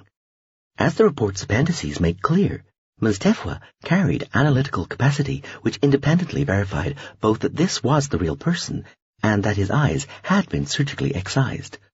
Short of removing him entirely from the Harkenry to carry out a full body scan, it is not easy to see what more could be done. I think we have to take this as it appears. From GSV, just the washing instruction chip in life's rich tapestry. And it appears that the problem recedes over the horizon once again, its solution still out of our reach. Are we really determined to pursue this chimera regardless of cost? From GSV contents may differ. I suspect the consensus remains much as it was. Has anyone changed their position since the last vote? No? All right, then. We are as we were. From GSV, just the washing instruction chip in life's rich tapestry. Thinking, I hope, of what we do if and when we discover whatever there is to discover. Personally, I would vote for not telling the gazilt, no matter what we find, and I suspect I'm not alone in feeling that way, which is why I question the point of looking so insistently in the first place. I don't want to appear presumptuous, but perhaps we might all think a little along these lines. From LOU caconym. Gee, thinking ahead. Whom'd a thunk of that?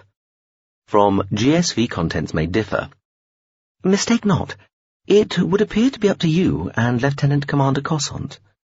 From UE mistake not. Yeah, little busy.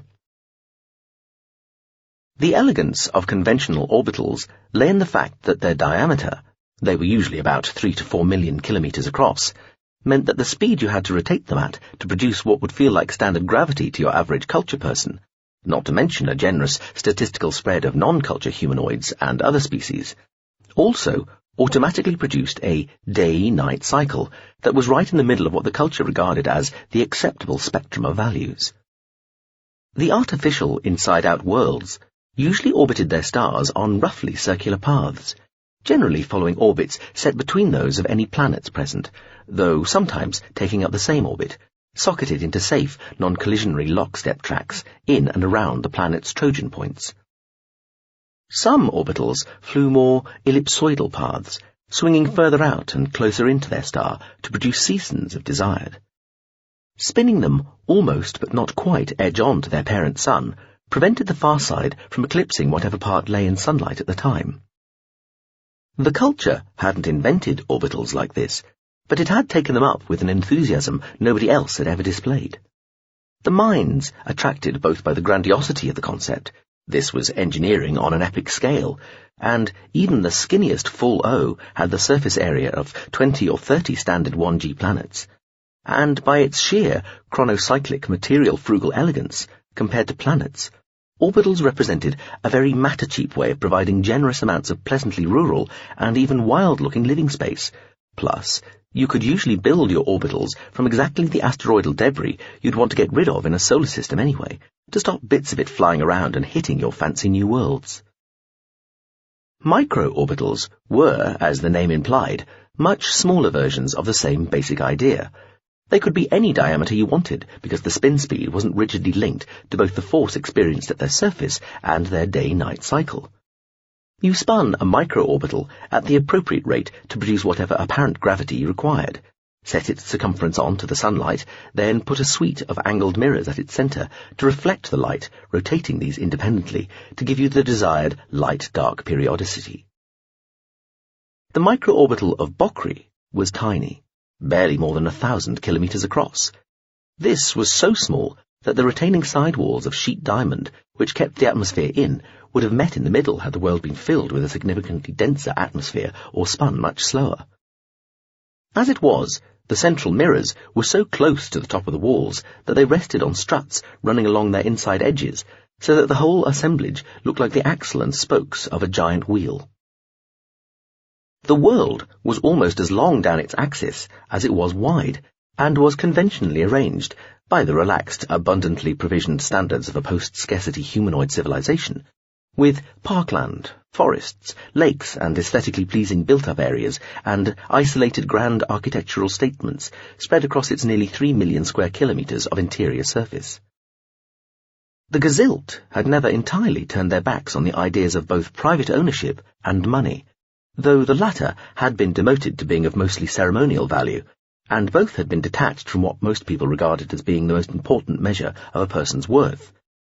There had been enough of everything to go around everybody in the Gazilt civilization for many millennia, and while a degree of self-interest and acquisitiveness was taken as being only natural, outright self-obsession and full-on greed were regarded as signs of weakness of character, if not a symptom of actual psychological damage. The Bockri micro-orbital was joint-owned by a group of secular collectionary orders, institutionalized, obsessive, only parareligious organizations, each devoted to one or other aspect of preservation. One order collected ancient farming implements, another chemical rockets and antique spacecraft, while another had specialized in household dust.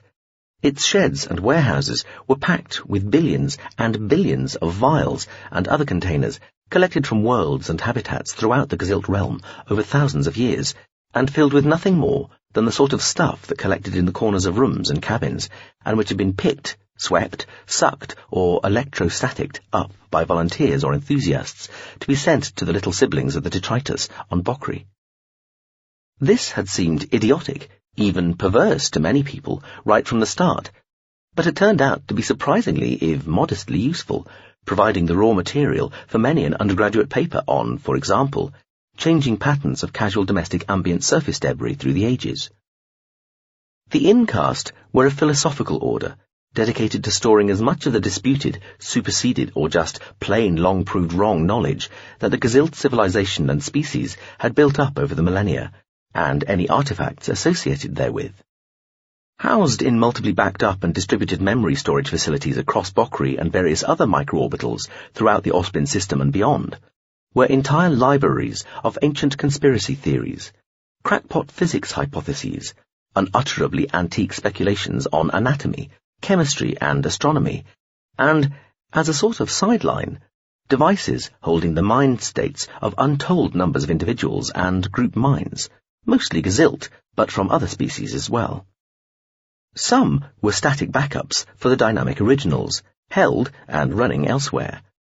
Some were being retained under the instructions of the people whose personalities and memories they held encoded, to be re-energized and their inhabitants woken at some specific date or when something especially noteworthy occurred to the Gazilt, the subliming naturally representing pretty much the ultimate example of that criterion, and some had effectively been lost or abandoned.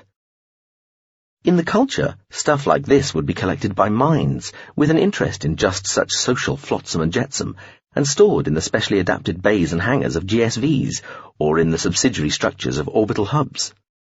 In the Gazilt, the centralized dataversities of Ospin were the place. They acted as the sump, the filtered partitioned bilges of the civilization. The main Incast facility within Bockri lay in the centre of a broad circular lake. It was a spherical building, a kilometre across, looking like a sort of reversed image of an iceberg, with barely a tenth of its bulk seemingly lying beneath the surface of the lake. It was mostly white, wore its multi-story nature on its surface with obvious horizontal divisions, but possessed relatively few piercings, windows, or balconies.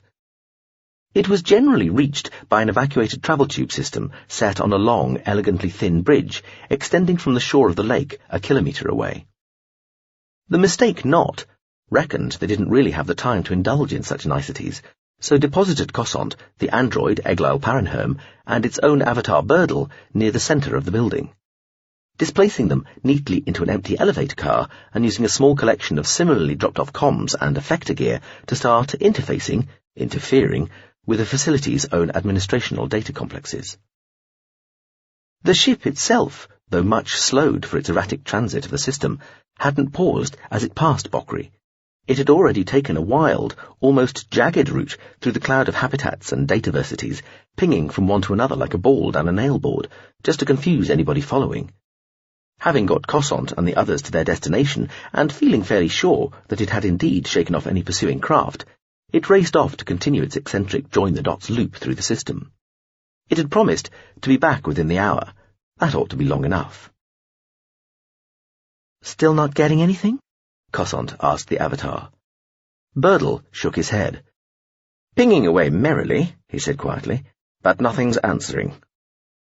The avatar and the various pieces of gear the ship had displaced into and around the facility were trying to locate the device with Korea's mind state inside it by sending out signals it might respond to, assuming it possessed any normal culture processing.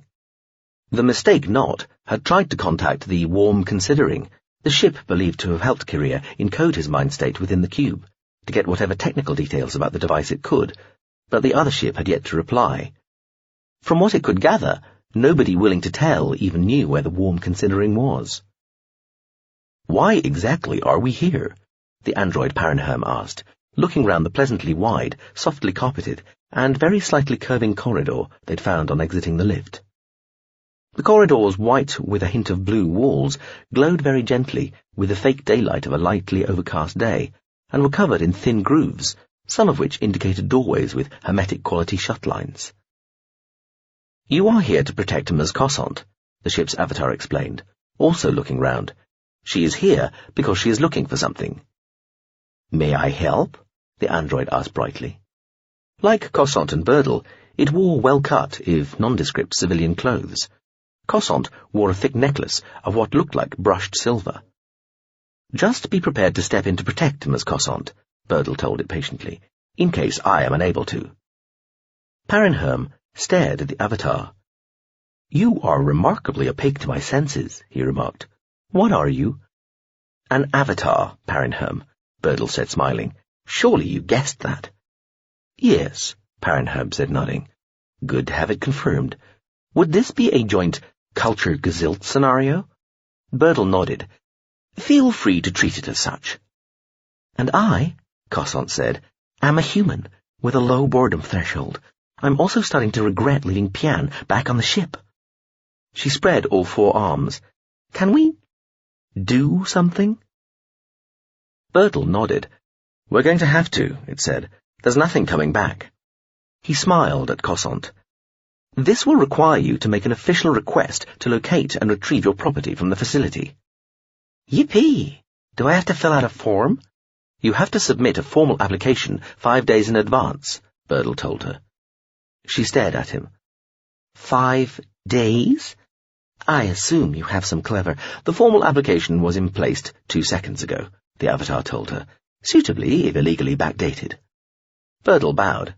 "Please follow me," he said, turning on his heel. "Ms. Cossant," the executive recruitment officer said, coming to stand before them. He nodded at her companions, bowed to her.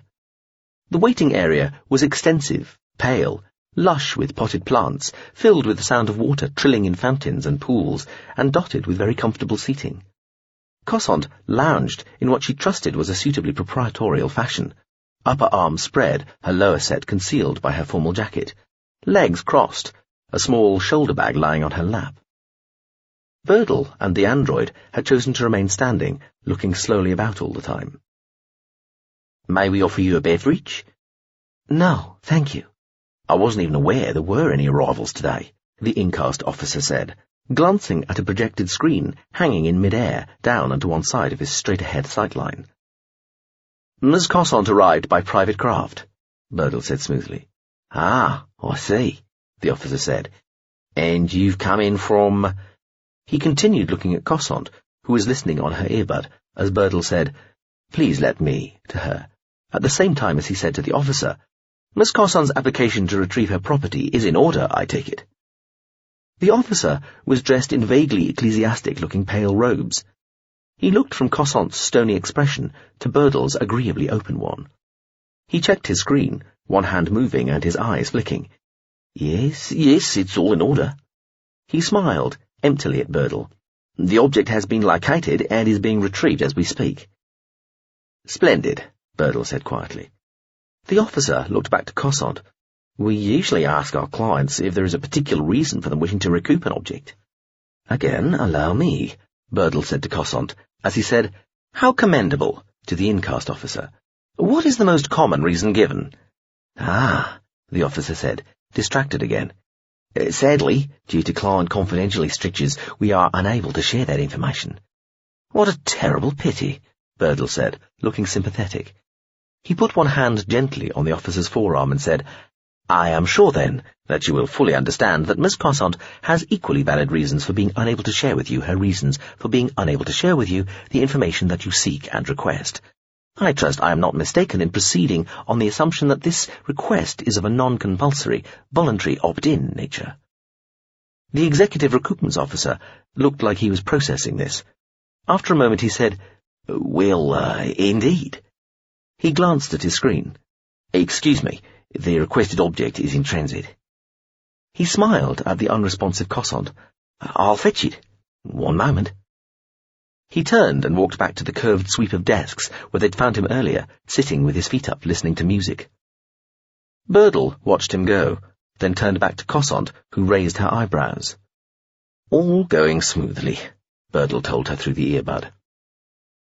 Parinherm was staring intently at a water feature 10 meters away. The feature's central fountain closed down suddenly, collapsing with a sort of relaxed decorum. The watery tinkling sounds filling the reception and waiting space quietened very slightly. "Parinherm," Birdle sent. The android turned to look at the ship's avatar. "Just testing," he replied. "I trust the test has been completed to your satisfaction." "It has." "Then, if you'd be so kind." "Certainly." The fountain burst into life again, leaping higher into the air than it had before and causing some water to go splashing over the edge of the pool and onto the carpet. Oops. The fountain settled back to normal. The executive recoupments officer returned, holding a white half-meter cube. "Here we are," he said, presenting it to Cossant with a bow. "Thank you," she told him, glancing at Birdle, who came forward and accepted the box as Cossant rose to her feet. "Ms. Cossant herself will need to open the officer said, as Cossant opened the box, looked inside, and lifted out a silver-grey cube. "Also, the storage container remains the officer said, as Birdle handed the white box back to the officer, and Cossant slipped the cube into her shoulder bag. "Thank you for your help," Birdle told the officer. "We'll be on our way." "My pleasure," the executive recoupments officer said, as the three walked towards the elevators. "We still have 2/3 of an hour before the ship returns," Birdle said through Cossant's earbud as they stepped into the lift. "I thought we might leave the facility and find a hostelry of some sort on the lakeshore to wait there." Cossant nodded as the doors closed. The car started its descent.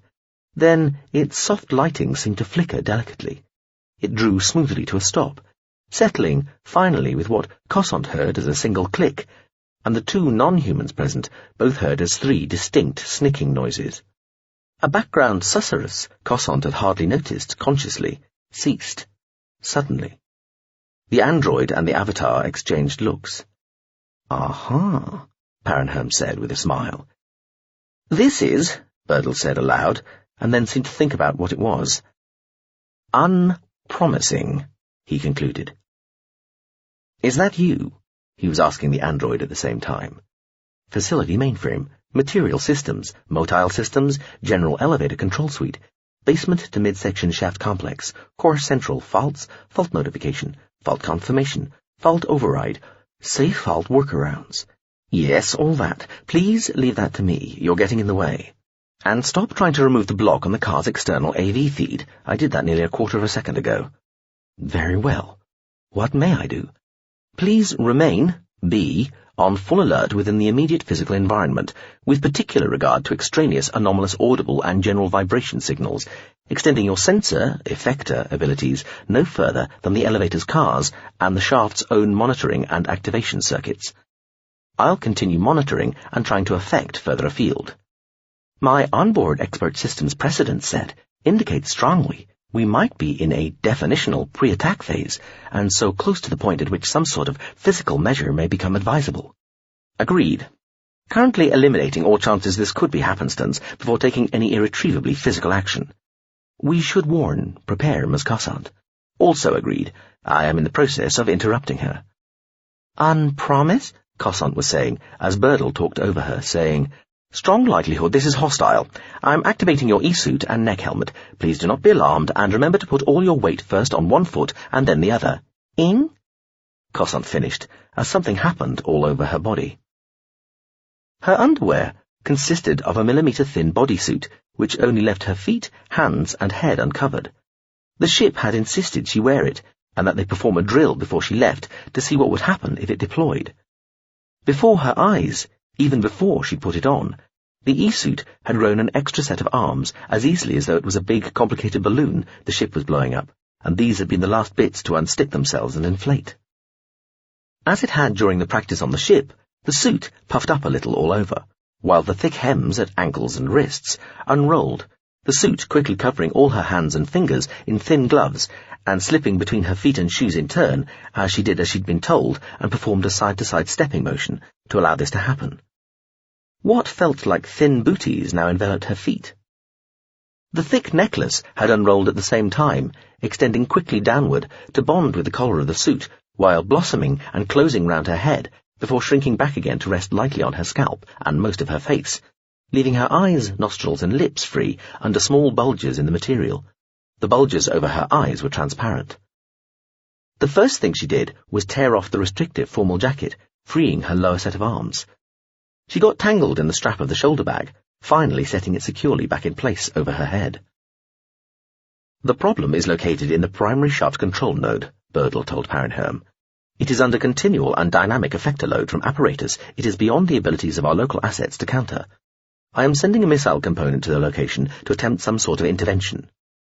A missile? Are we escalating to... Your pardon. A missile as in, for example, scout missile. Decimeter scale, field-powered, non-expendable. 100 meters away, horizontally from the arrested lift, and 50 meters higher, within a service space in a suspended ceiling over a dark, unoccupied lecture theatre, a stubby cylinder, the size of a fat pen, jerked into motion. It lifted and stabbed forward, flourishing an angstrom-fine cutting field that sank into and peeled back the thin metal covering of an air duct. The missile was one of 3 displaced into the spherical incast facility by the mistake knot, along with various other bits and pieces of potentially useful equipment, almost all of which were rapidly redeploying to suit the current situation. The missile slipped into the duct and accelerated hard, within meters, achieving speeds which caused a wave of expansion and compression to travel down the ducting with it, making the duct's metal creak and its supports groan. Razor-sharp grills inside the ducting, stationed every few tens of meters to stop animal pests using the ducts as runs, were dispatched in field-sliced showers of glittering shards, barely slowing the device at all. "Fuck," Cossant breathed, looking from Parenherm to Birdle. "This isn't good, is it?" "No, it isn't," the Avatar agreed.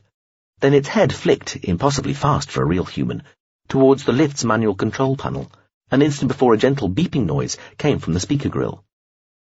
Parenherm seemed to be about to speak, but Birdle held up one finger. In a neutral voice he said, "Yes?" The missile came to the end of the useful part of the air duct in a last burst of grill components, exiting into a parallel elevator shaft, flying straight across it as it twisted and slowed, bouncing off the shaft's ceramic surface hard enough to leave a crush indentation, then pulsing up the shaft at maximum acceleration towards the undersurface of an ascending elevator car. It adjusted its course, jolting across the shaft, aiming for near one corner of the car, and bursting through it. It had time to register 3 humans present in the lift through the shower of debris, Then it was bursting out through the roof. It used its already deployed cutting field like an air screw to provide a tiny amount of extra lift, then as a fender to cushion the next blow on the roof of the shaft as it twisted and turned again and darted down an access tunnel to the next shaft, braking hard at the last moment as it neared the offending control unit. Below, in the shaft it had just left, it could hear screams. These would likely be associated with its incursion into the elevator car 2 seconds earlier, and probably indicated extreme surprise as well as some shrapnel injuries. "Is that Ms. Cassant, Veer Lieutenant Commander Reserve?" a male voice asked from the grill in a conversational tone. "Getting some air movement compression in the shaft out there," Parenholm sent. "That's my missile," Birdle sent back at the same time as he said, "It is not," to the grill. "Why has this lift stopped?" "Ah, then I must be addressing one of the 2 gentlemen who accompanied the lady. My name is Colonel Agansu of the Home System Regiment, on special secondment unspecified. I'd like to talk to Miss Cassant." "Did you stop this lift?" Birdle said, voice clipped and severe. "Set in motion again immediately." 50 meters over Birdle's head, the missile floated in mid-air in front of a control unit barely bigger than itself, inspecting the quivering cage of bizarrely spectrumed energies enclosing the unit and the cables leading to and from it. "Effector targeted component and ancillaries highly X-shielded," it reported to the avatar. "Actions to control, defeat unclear." Birdle briefly reviewed the poor-quality video the device was sending and the missile's available weaponry. It was the least well-armed of the 3 that had been displaced, reducing the options. "Close and train all 2mm mini-rounds," the avatar sent. "Set for point-centered kinetic assist." "Copy," the missile sent, and squirted all its tiny shells at the field route control unit at once. Far too close together to work properly had they been travelling further than a few tens of meters. As they were travelling less than a meter before impact and detonation, this didn't matter. It used its maniple and cutting fields to kick them forward at the same time, imparting a little extra kinetic energy and throwing itself backwards as a result. Light erupted around the control unit, temporarily blinding the missile as it extended its forward fields to fend off the blast wave and pieces of debris, and used its rear field components to help cushion it against the blow as it hit the far side of the shaft it had flown up seconds earlier. "First, I need to talk to," the voice from the grill was saying. "Wow," Parenholm sent. "Subgram aim explosion 50 up. Correction, series of same but smaller." The air in the lift seemed to pulse gently as the shockwave travelled down the shaft's structure. Birdle put his hand out and took hold of Cassant's elbow. She appeared to have noticed the pulse of infrasound and was opening her mouth to speak as the thud from above came. The blast wave slammed down onto the roof of the car, sending the human, avatar, and android briefly up into the air, as the whole lift was rammed down a notch on its trio of side ratchets. The 3 dropped to the floor again, steadied themselves. "Debris approaching you," the missile sent. "Medium subsonic." It sidled back through the dust and smoke, choking the debris-littered access tunnel to inspect the control unit. "Target unharmed." "It's a ship," Birdle thought. The unit's being effectorized by a ship, or a unit as strong as one a warship would carry. "Pause," he told the missile. "Prepare full personal destruct immediately under unit." "What?" Cassant had time to say, before a series of titanic claps shook the elevator car from above. Her helmet had inflated itself and gone to triple layer above the crown of her head. Birdle watched the lift ceiling dent in a couple of places. 50 meters above, still in a storm of smoke and dust and a faint snowfall of ceramic flakes filtering from the shaft's summit, the missile positioned itself carefully. The voice of Colonel Agansu from the grill did a little better than Cassant, getting out the whole of "What?" before matters proceeded. "That's a scout missile?" Parenholm asked Birdle. "Really?" "No, that's a knife missile," Birdle replied, "and expendable, as it turns out." The roof, ceiling, above would take more, the avatar decided, and the elevator car appeared structurally sound. Alarms were warbling in the distance, and the local networks, where not under attack, were buzzing with sudden traffic. The incast facility was not without protection or resources, and was fighting back as best its automatics knew how against the effector onslaught from outside and inside its walls. That the other side had such powerful assets in place so quickly was not a good sign, though, the Avatar knew. "We'll need to protect Ms. Cosson physically now, from above," Birdle told Parenherm, double and then treble-checking the state of the missile's antimatter battery before, to the missile, sending the signal, "At 35% AM yield, prepare, confirm." "Copy. 35% AM yield." "Enact." The knife missile blew itself up. Cosson felt herself go utterly limp from the outside in somehow. Had she had the time, she'd have worried about her bowels relaxing, but instead, she was fascinated to find that she now had no control whatsoever over any of her major muscles, which, having been lost to her, now seemed to have developed minds of their own and taken the decision to roll her up into a fetal ball, while Parenherm and Birdle, perhaps similarly afflicted, were arching over the top of her. If she'd seen this done on stage, she thought, it might have looked quite an elegant ballet move. "Blast from above coming. Apologies," Birdle said in her earbud, talking very fast and clipped. There was an almighty crack of sound. She felt briefly weightless, though still held down by the two bodies spread over her, and then the floor came smacking up towards her, slapping her feet, creaking her bones, and making her insides feel bruised. Her chin on her tight-together knees tried to bury itself between her calves. The shoulder bag with the cube in it pressed painfully into her back. It all went very dark. She expected to find her ears ringing, but they weren't. Something cracked above her, making the whole lift shudder. "Okay?"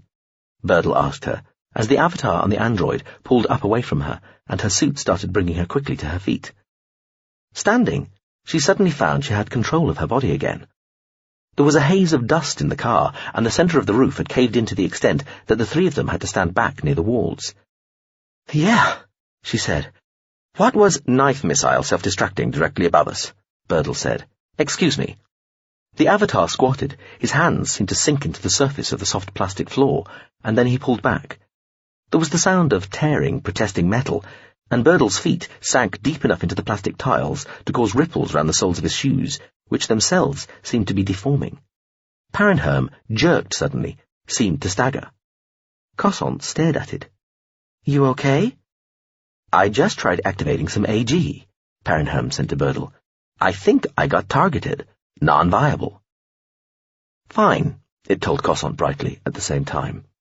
"Our adversaries are able to manipulate the topography of the local gravitational environment when we give them a target," Birdle told the android. Parenherm thought about this. "Neat," he said. "The other displaced components are experiencing the same problems," Birdle told the android.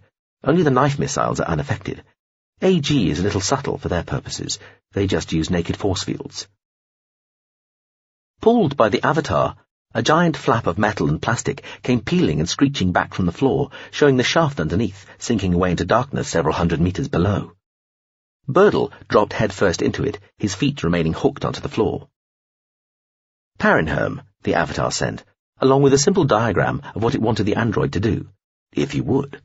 "Certainly," Parenherm replied, and dropped through the hole too, also headfirst, feeling Birdle catch his ankles as he fell past, and then cooperating in a swinging motion that, within 2 oscillations, allowed his hands to reach the upper edge of an open doorway where a tiny missile the size of a human thumb was floating.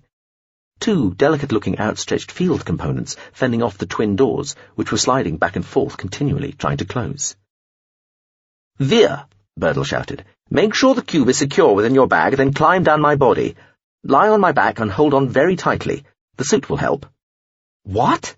Cosson said, kneeling by the side of the hole in the lift floor and staring down the bottomless-looking shaft. Birdle was stretched across the shaft at 45 degrees. She couldn't see Parenherm at all. "Climb down me first," Birdle said reasonably. "We'll tackle the rest as we go." Quaking, Cosson checked the shoulder bag was fastened, then lowered herself down the body of the Avatar, feet first, holding onto his legs, then turned round on her knees on the slope of Birdle's back. She had never been more thankful for having 4 arms. Also, the suit did seem to be helping, but not as much as she'd have liked.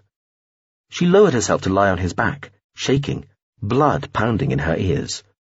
The bag slid round her shoulder, hitting Birdle on the head. Her hand was shaking as she went to grab it. "Sorry," she yelled, No, I'm sorry, Birdle said. Are you afraid of heights? No, she said through clenched teeth. Just of dying generally. She put the bag over her shoulder again and hugged the Avatar from behind, so hard that had he been human, she'd have worried about cracking his ribs. Okay, Birdle said to Parinherm.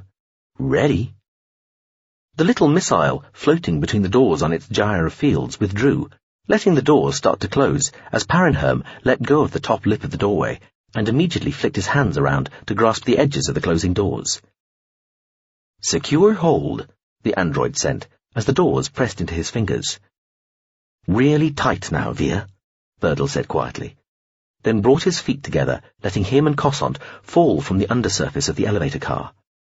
They pendulumed in the air, their combined mass sending them both swinging, thudding into the shaft wall. The Avatar took most of the impact, and the suit's gloves protected Cossont's hands, but it still hurt.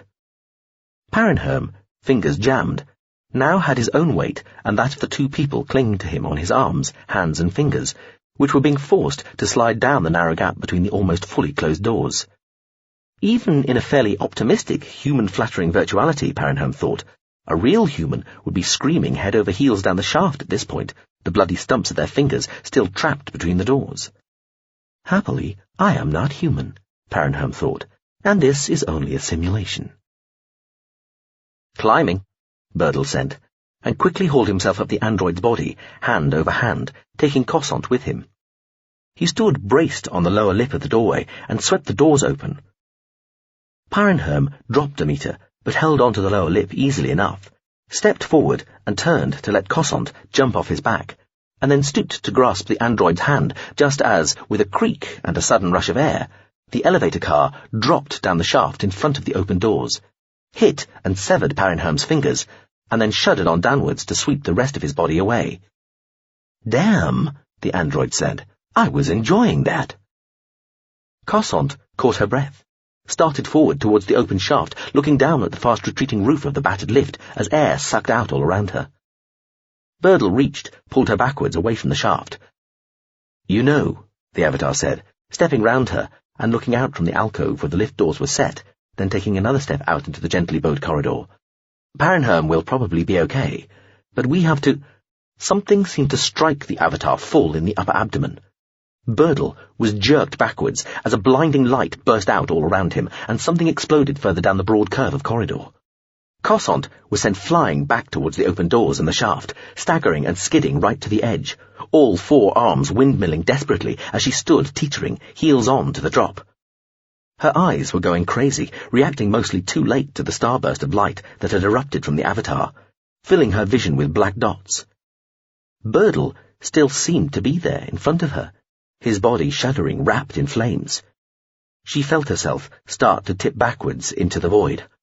Oh, fuck, she heard herself say, and thought what pathetic words those were, and not even remotely original and unique, she thought, as she cantered backwards, arms still hopelessly wheeling. Birdle, enveloped in fire, stepped forward and caught the strap of her shoulder bag one-handed. He stopped her, held her, then grabbed her round the waist with his other hand and pulled her forward back into the alcove. Best get down, he said, kneeling within the alcove. She dropped to her haunches, taking cover behind the metre of wall between the jammed open doors and the corridor. Birdle stripped the remains of his burning clothes off and threw them down the elevator shaft.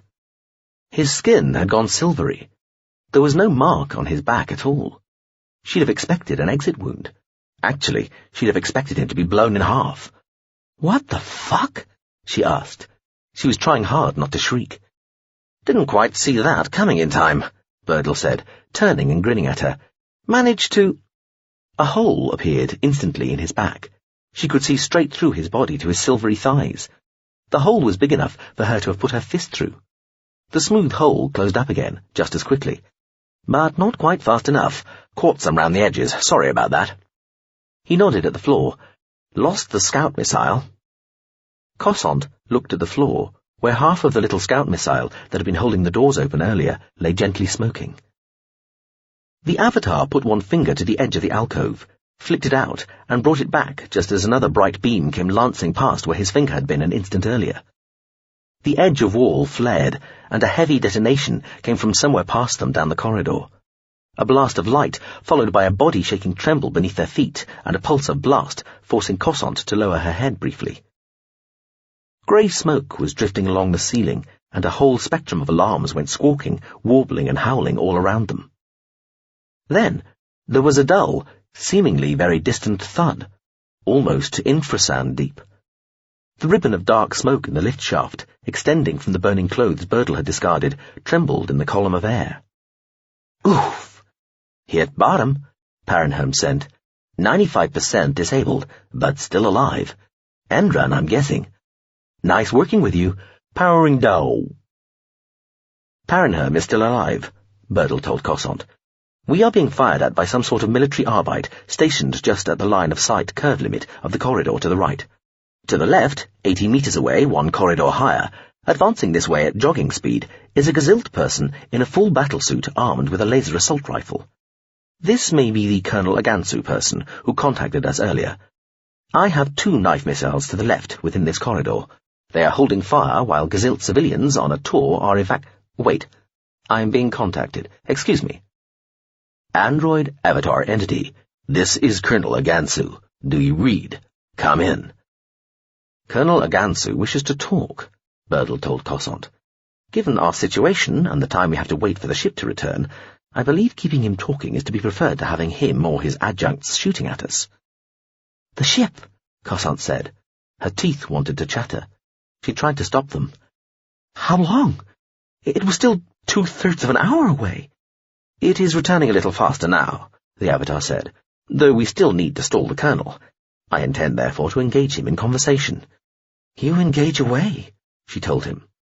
Android, Avatar Entity, in the corridor. This is Colonel Agansu. Do you read? Come in. Colonel Agansu, Birdle said. To what do we owe such destructive attention? Ah, and who might I have the pleasure of addressing? You knowing my name, is that really necessary, Colonel? My knowing it is strictly speaking unnecessary, I'll grant, Agansu said. However, purely for form's sake, we might as well exchange names, sobriquets at least. I fail to see how this will make any material difference to our exchanges of information or fire. I don't mean to imply we are at all likely to become friends, sir, but a degree of civilized politeness should not prevent us discharging our duties.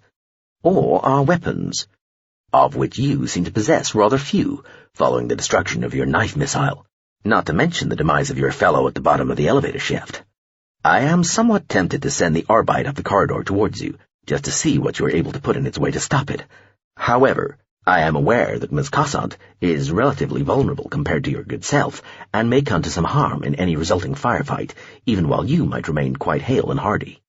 The arbite is already in a state of some confusion, following what it thought was a center-body 100% kill shot, which you seem, nevertheless, to have survived. Is Ms. Cossant well?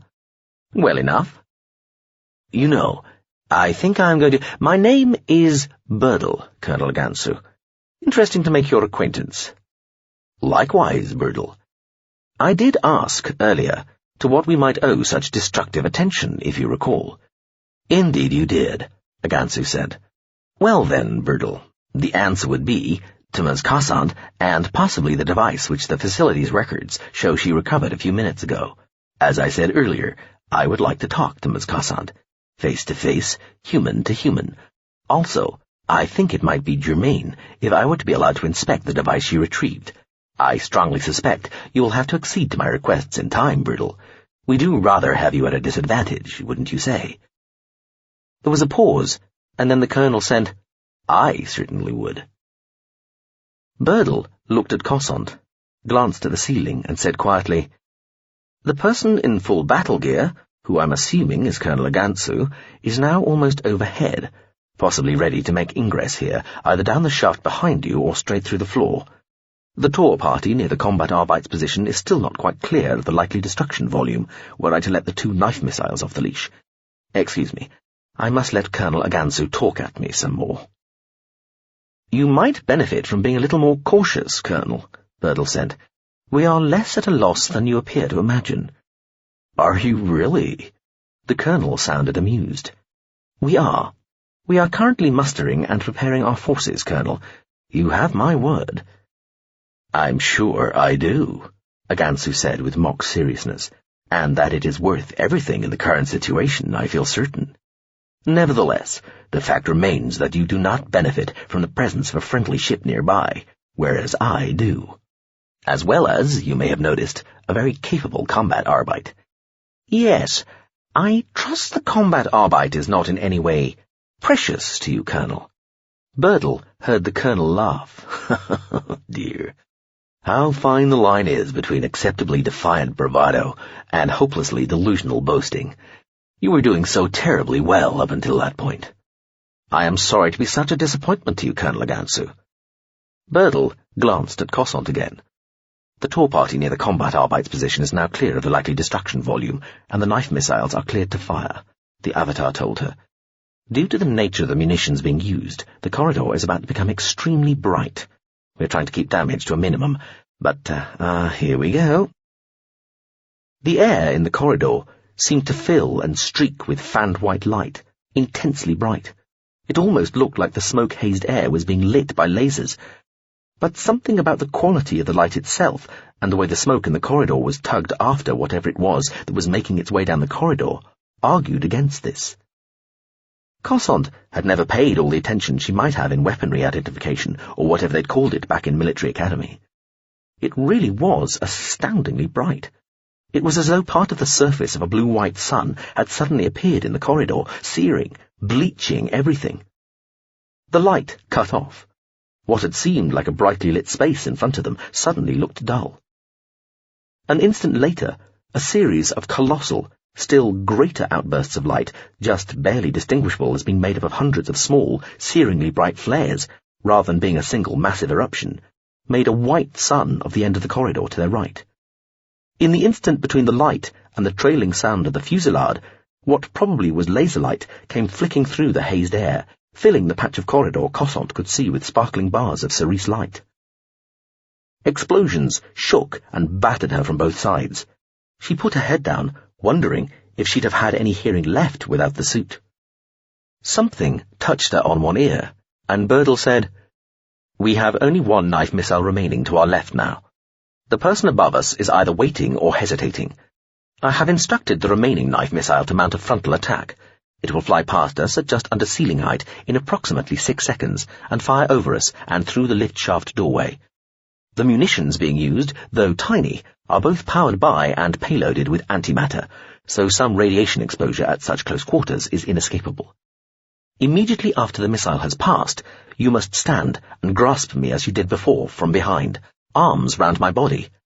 Preferably legs wrapped round mine over my shins, too. Keep the bag with the mind state device in it at your side, not over your back. Do you understand?" She nodded. More bars of pink light filled the air in front of the alcove, creating a screaming, tearing noise as the laser light impacted the swirling smoke and dust particles. Her mouth had gone very dry. There was a further, furious burst of cerise light, and then the impression of almost invisibly quick motion high up, as though the corridor ceiling itself was rippling.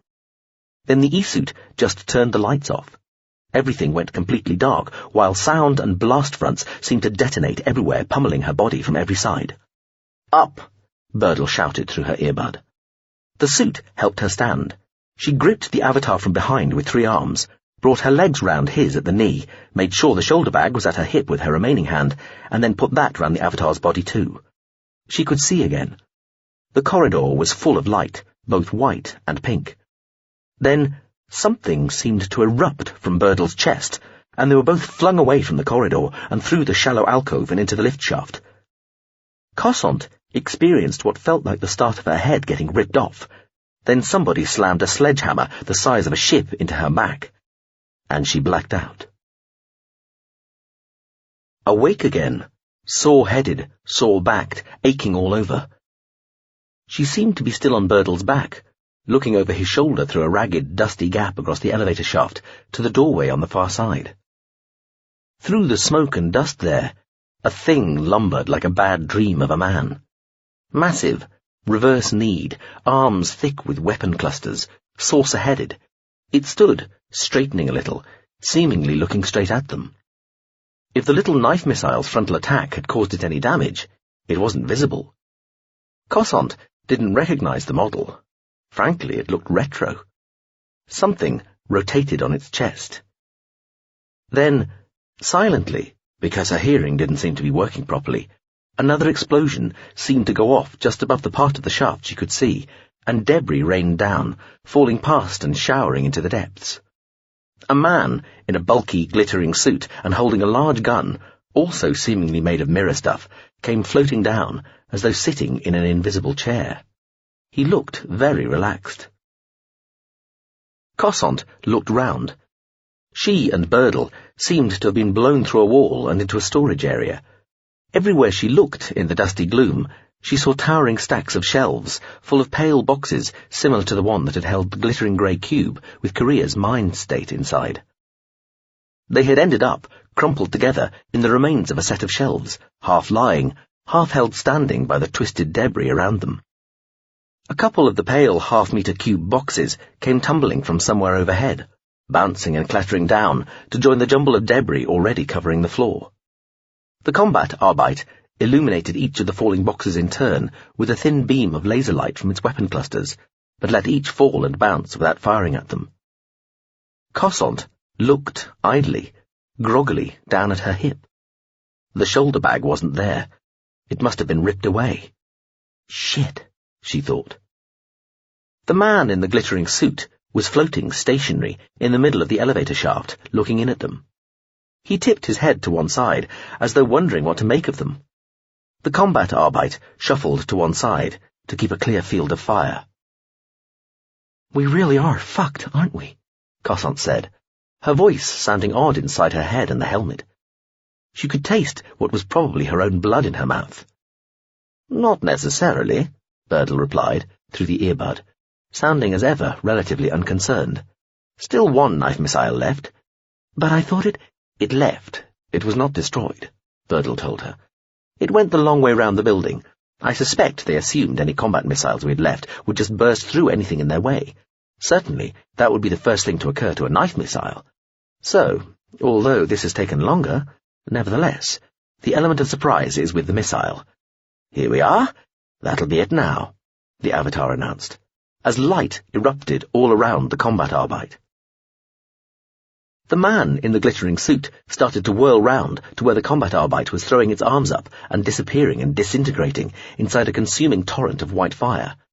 Then the view went dark. More battering and pummeling. It was like being slung into a big metal drum with a bunch of sharp rocks and being kicked down a steep mountainside studded with boulders. "The knife missiles in use here are from the miniaturized drone advanced weapon system," Birdle told her, as floor, the shelves, and the air itself all seemed to shake and quiver and beat, though it bears mention that it was advanced rather a long time ago. Still, and AM power is very crude, really. Raw, ragged stuff, not really suitable for this kind of civilian environment in structure work, far too battlefield. But it was all I had. Interestingly, the nano-missiles doing the damage are only 1 millimetre long and 1/10 of that in diameter.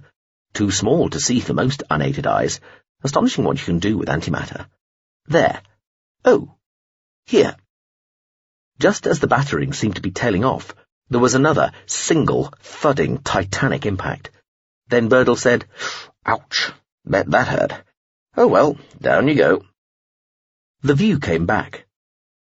The elevator shaft and the lit corridor beyond were full of dust and smoke. The doorway where the combat Arbeit had been standing was no longer a neat rectangle. It was practically circular, and most of the shattered, ragged edges were glowing. One or two shattered bits of machinery lying smoking, flaming or spattering on the floor of the corridor might have been parts of the Arbeit. Of the man in the glittering suit there was no sign. Something flashed briefly in the shaft. "Yes, I wouldn't go sticking your head into the lift shaft," Birdle said, over a distant cacophony of alarm noises and some deep, booming noises coming from the shaft. "Colonel Agansu is down there, largely disabled but patently still capable of firing." Birdle stepped out of the compacted debris of the shelves they'd smashed into, taking Cossant with him. He peeled her arms away, then turned to face her as she stood, swaying slightly. She suspected the suit was doing most of the work involved in keeping her upright. She focused on the Avatar. The whole front of his chest was a shallow silver bowl. It swam back into shape, only slowly. The Avatar said, looking down at this as another bright flash lit up the elevator shaft behind him. Powerful laser your man had. He stooped, came back up, holding the shoulder bag with a cube in it. Here. He tied a knot in the burst strap, almost too quickly for her to see. You okay? He asked. Cossant cleared her throat, nodded. Fucking peachy. Birdle looked innocently pleased. Good. Well, there don't appear to be any other forces wishing to engage with us, so we may be through the worst of it. There was another flash of light in the shaft behind. Shouldn't you be finishing off this colonel guy? Cossant asked. Birdle shook his head.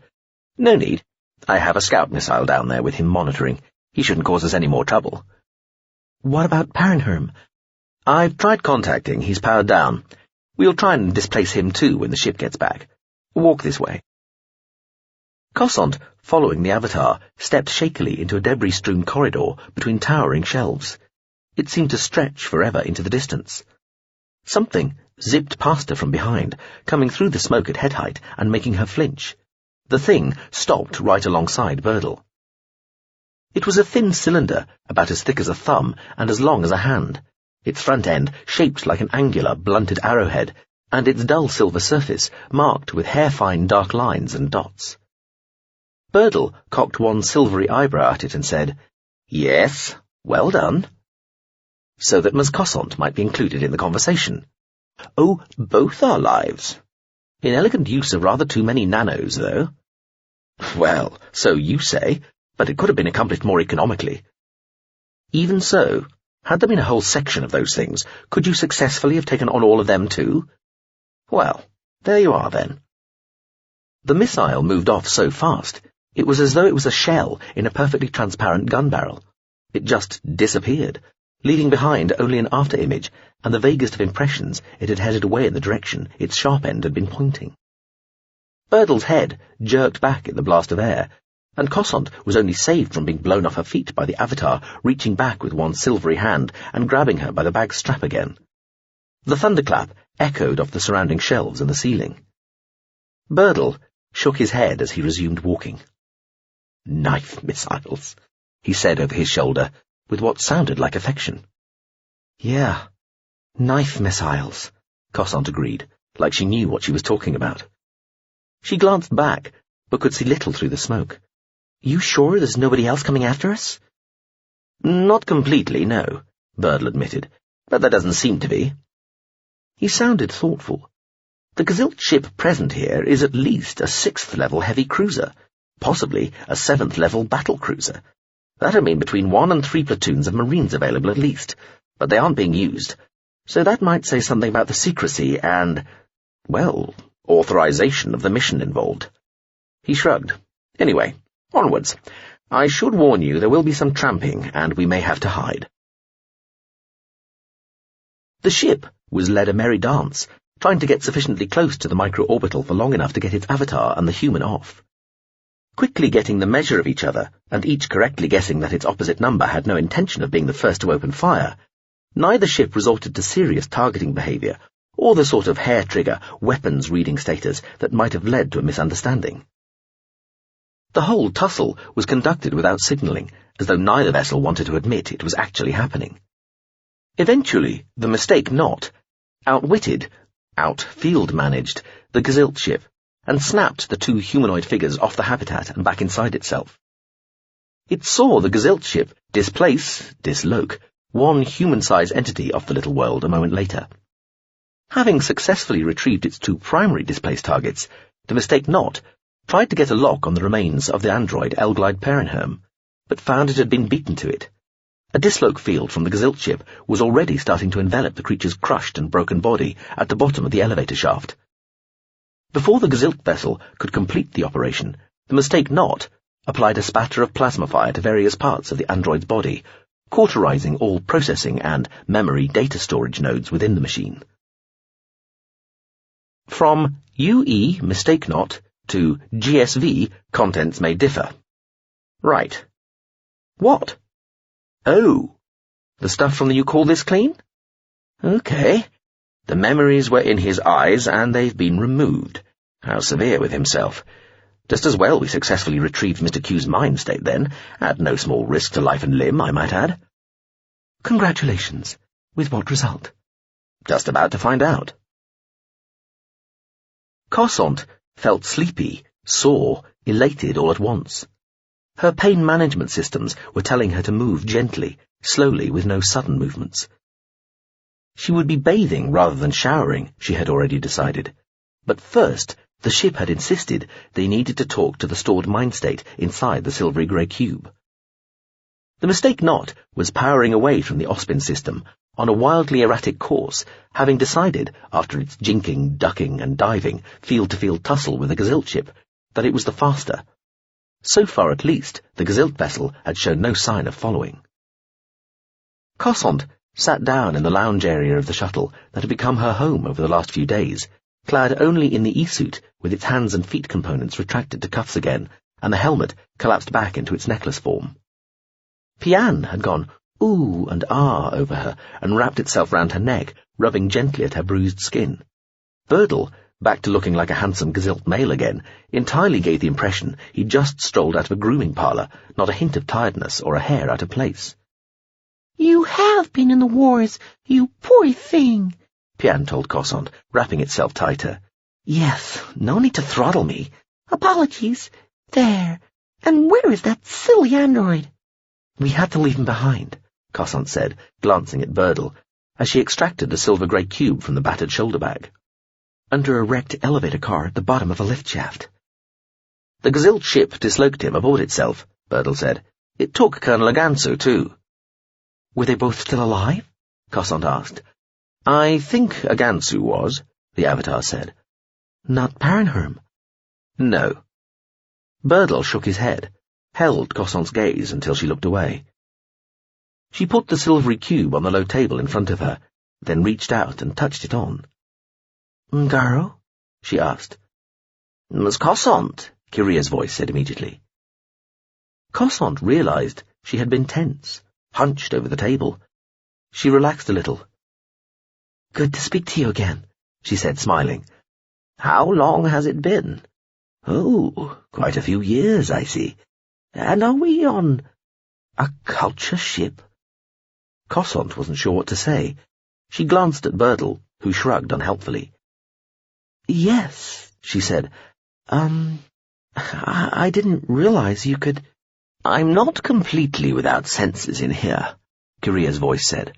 "I may only be switched on for fractions of an hour at a time, but I can tell roughly what my circumstances are, how much time has elapsed since I was last activated, and I have sufficient appreciation of the radiative and general sensory ambience of my surroundings to tell when I am, for example, on a ship." "We were on a ship the last time we spoke," Cossant said. "I know. So what? Hardly remarkable. But this is a culture ship, a GCU or a warship or something similar. That is remarkable. So I remarked upon it.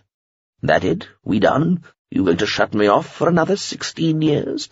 No, Cossant said quickly. "Sorry. Very sorry, but...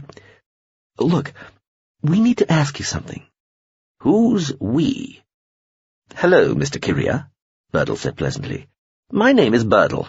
I'm the Avatar of the ship you're on, the Pt.2. Pleased to meet you." "Yes, delighted. You sound stressed, by the way, Cossant." "Do I? Well, it's been— Yes, that's why I said it," the voice said, with only a touch of acid.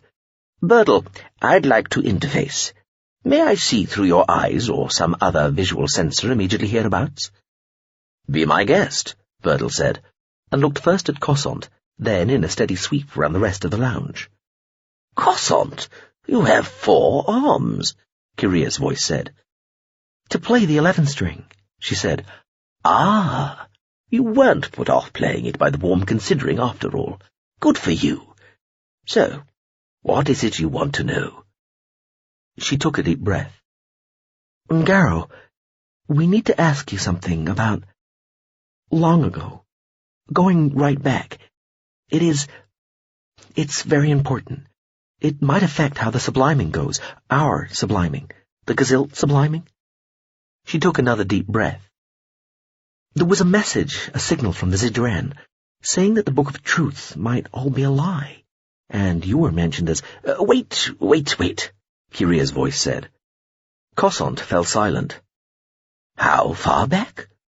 Are you asking me to remember things from the time of the conference that set up the culture, sir? Birdle said. Ah, Kyria's voice said. That far back. Can't help you. What? Kossont said. She and the Avatar exchanged looks. I said, the voice from the cube told them slowly, that I cannot help you. My memories only go back to about 70 years standard after that time. The memories in here begin at midnight on the 44th of Perade, 8023, Koean calendar.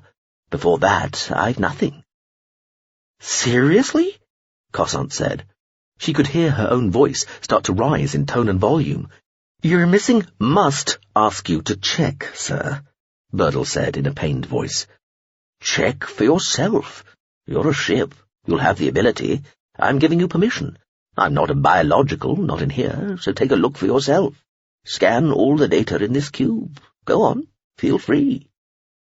You're sure? The Avatar said. He looked at Kossont, who found it was her turn to shrug. Yes, Kyria's voice said sharply. Birdle sighed.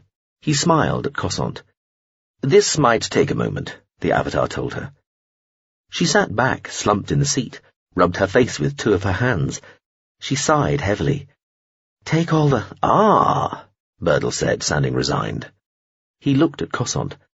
I'm afraid it's just as Mr. Kyria's mind state has claimed. Told you, the voice from the cube said. The memories aren't there. Kossont felt suddenly tired, full of aches and depressed. I'm afraid not, Birdle told her. And even the memories of the times when Mr. Kyria thought back to those times before the source memories were edited out have been expunged too. Birdle looked at the cube. That's quite a thorough job, Mr. Kyria. Sounds like it, the voice agreed. Birdle smiled faintly, shook his head as he said, Would you have any idea why you— No, none at all. Guess I must have thought I had something to hide. If so, glad I've done a good job of it, or made sure somebody else did. Kossont was sitting, looking deflated, eyes closed, shaking her head gently. They can't just have gone, she said, as though to herself. They can't just have gone. She looked at Birdle. What now? Can we look for the real Kyria? For the old guy himself? He should still know. She shook her head again. Shouldn't he? We've already tried that, the Avatar told her. They found him, but he'd had the memories encoded site-specific in his body, and then had those sites removed. What? Kossont said, frowning. Mr. Kyria looks like this now, Birdle said, and a screen appeared in mid-air of a man in a dark room, wearing a pair of dark slatted glasses. The person who tracked him down, Birdle said. Their suit took this. The screen image moved, and the man took off the glasses, revealing that it was Kyria, but also that where his eyes should have been, there were the inner parts of ears. The clip looped, and the screen split to show different versions of the same sequence, in infrared, slow motion, with the eye socket zoomed in on, and combinations thereof. Kossont just stared. How gross, Pian said. What are you looking at? Kyria's voice asked. Kossont reached out and turned the cube off, then slumped back in her seat, eyes closed again. She had a feeling she might be about to cry. Do you remember this? Birdle said softly, and when Kossont opened her eyes again, the screen was showing a view that looked familiar, though at first she couldn't quite place it. It was of a man looking slightly lost in what might have been a transit lounge. Then he left, following a modest amount of luggage on a float trolley. Of course, Kyria arriving on Zaun 5 years ago. Then a similar set of images, which seemed to show him in the same place, dressed similarly, but wearing big dark glasses. If anything, he looked even less sure about where he was going this time. The images faded away, and the screen went dark. And this? The screen shone out again to show Zimmernier, the man with the many penises, on the airship Equatorial 353 in the Girdle City. It was almost exactly the view she recalled having at the time, though then the view flicked round and showed Cossant's own face, before flicking back to the man in the bed again. So this had been Birdle's point of view. This was the sight through his eyes recorded. "Mr. Birdle, Miss Cossant," Zimmernier said in his deep, thick voice. "Pleased to meet you." He opened his mouth, and a long tongue snaked out and deliberately licked at first one eyebrow, then the other, shaping them both neatly into place. The tongue disappeared again. He opened his eyes wide. He had bright, pale blue irises. His eyeballs went back into their sockets, the blue irises disappearing. They were replaced from below by dark red irises, which rolled into place and steadied. "Excuse me," he said. "These pupils work better in daylight." He smiled widely, showing very white teeth. Cossant was nodding now. "Mr. Zimmernier, the body amendment specialist," she said. This would be why Korea had looked like he had the second time in the transit lounge, wearing big dark glasses, seemingly, perversely, less sure of his surroundings than before. He'd been blind. The screen view now was doing something she hadn't done at the time, zooming in to a close-up of Zimernier's face, the teeth and the eyes at first, then down to the necklace of trinkets adorning his neck. The view came to rest and freeze on the tiny, at the time deactivated, scout missile that the ship had sent into the man's bedchamber. It was resting on Zimernier's chest between what looked like an android's thumb and a thick crystal cylinder striped with encrusted jewels. The frozen image jerked to one side, zoomed in further on the cylinder, showing a hazy view of what looked like semi-transparent crystal with what might have been a pair of berries inside. They were pale green, and looked like they were floating in some sort of off-white surround. "What colour were Mr. Kirier's eyes?" Birdle asked. Cossant still had to think, just to be sure. Then she remembered. "When he was there, they were the colour of the ocean on Pt.2, she said. "The ocean could be lots of colours," she told the Avatar, "but mostly in daylight. It was the colour of beach jade. Pale green." She nodded at the extreme close-up of the jewel-encrusted cylinder with its imperfectly transparent little windows and the two soft-looking things inside that might have been berries. "That colour." Chapter 18. S-7. She should never have trusted herself. She ought to have known what she was like. Well, she did know what she was like, but she should have paid more attention or taken the issue more seriously or something. Scogliera Tefua, still within the virtual environment of a substrate housed within the LSV, "You call this clean?" looked at the two hollow images of herself facing her and scowled. "So, neither of you?" "Certainly not me. Certainly not me." They didn't say it at quite the same time, but then the ships they were housed within were at quite different distances.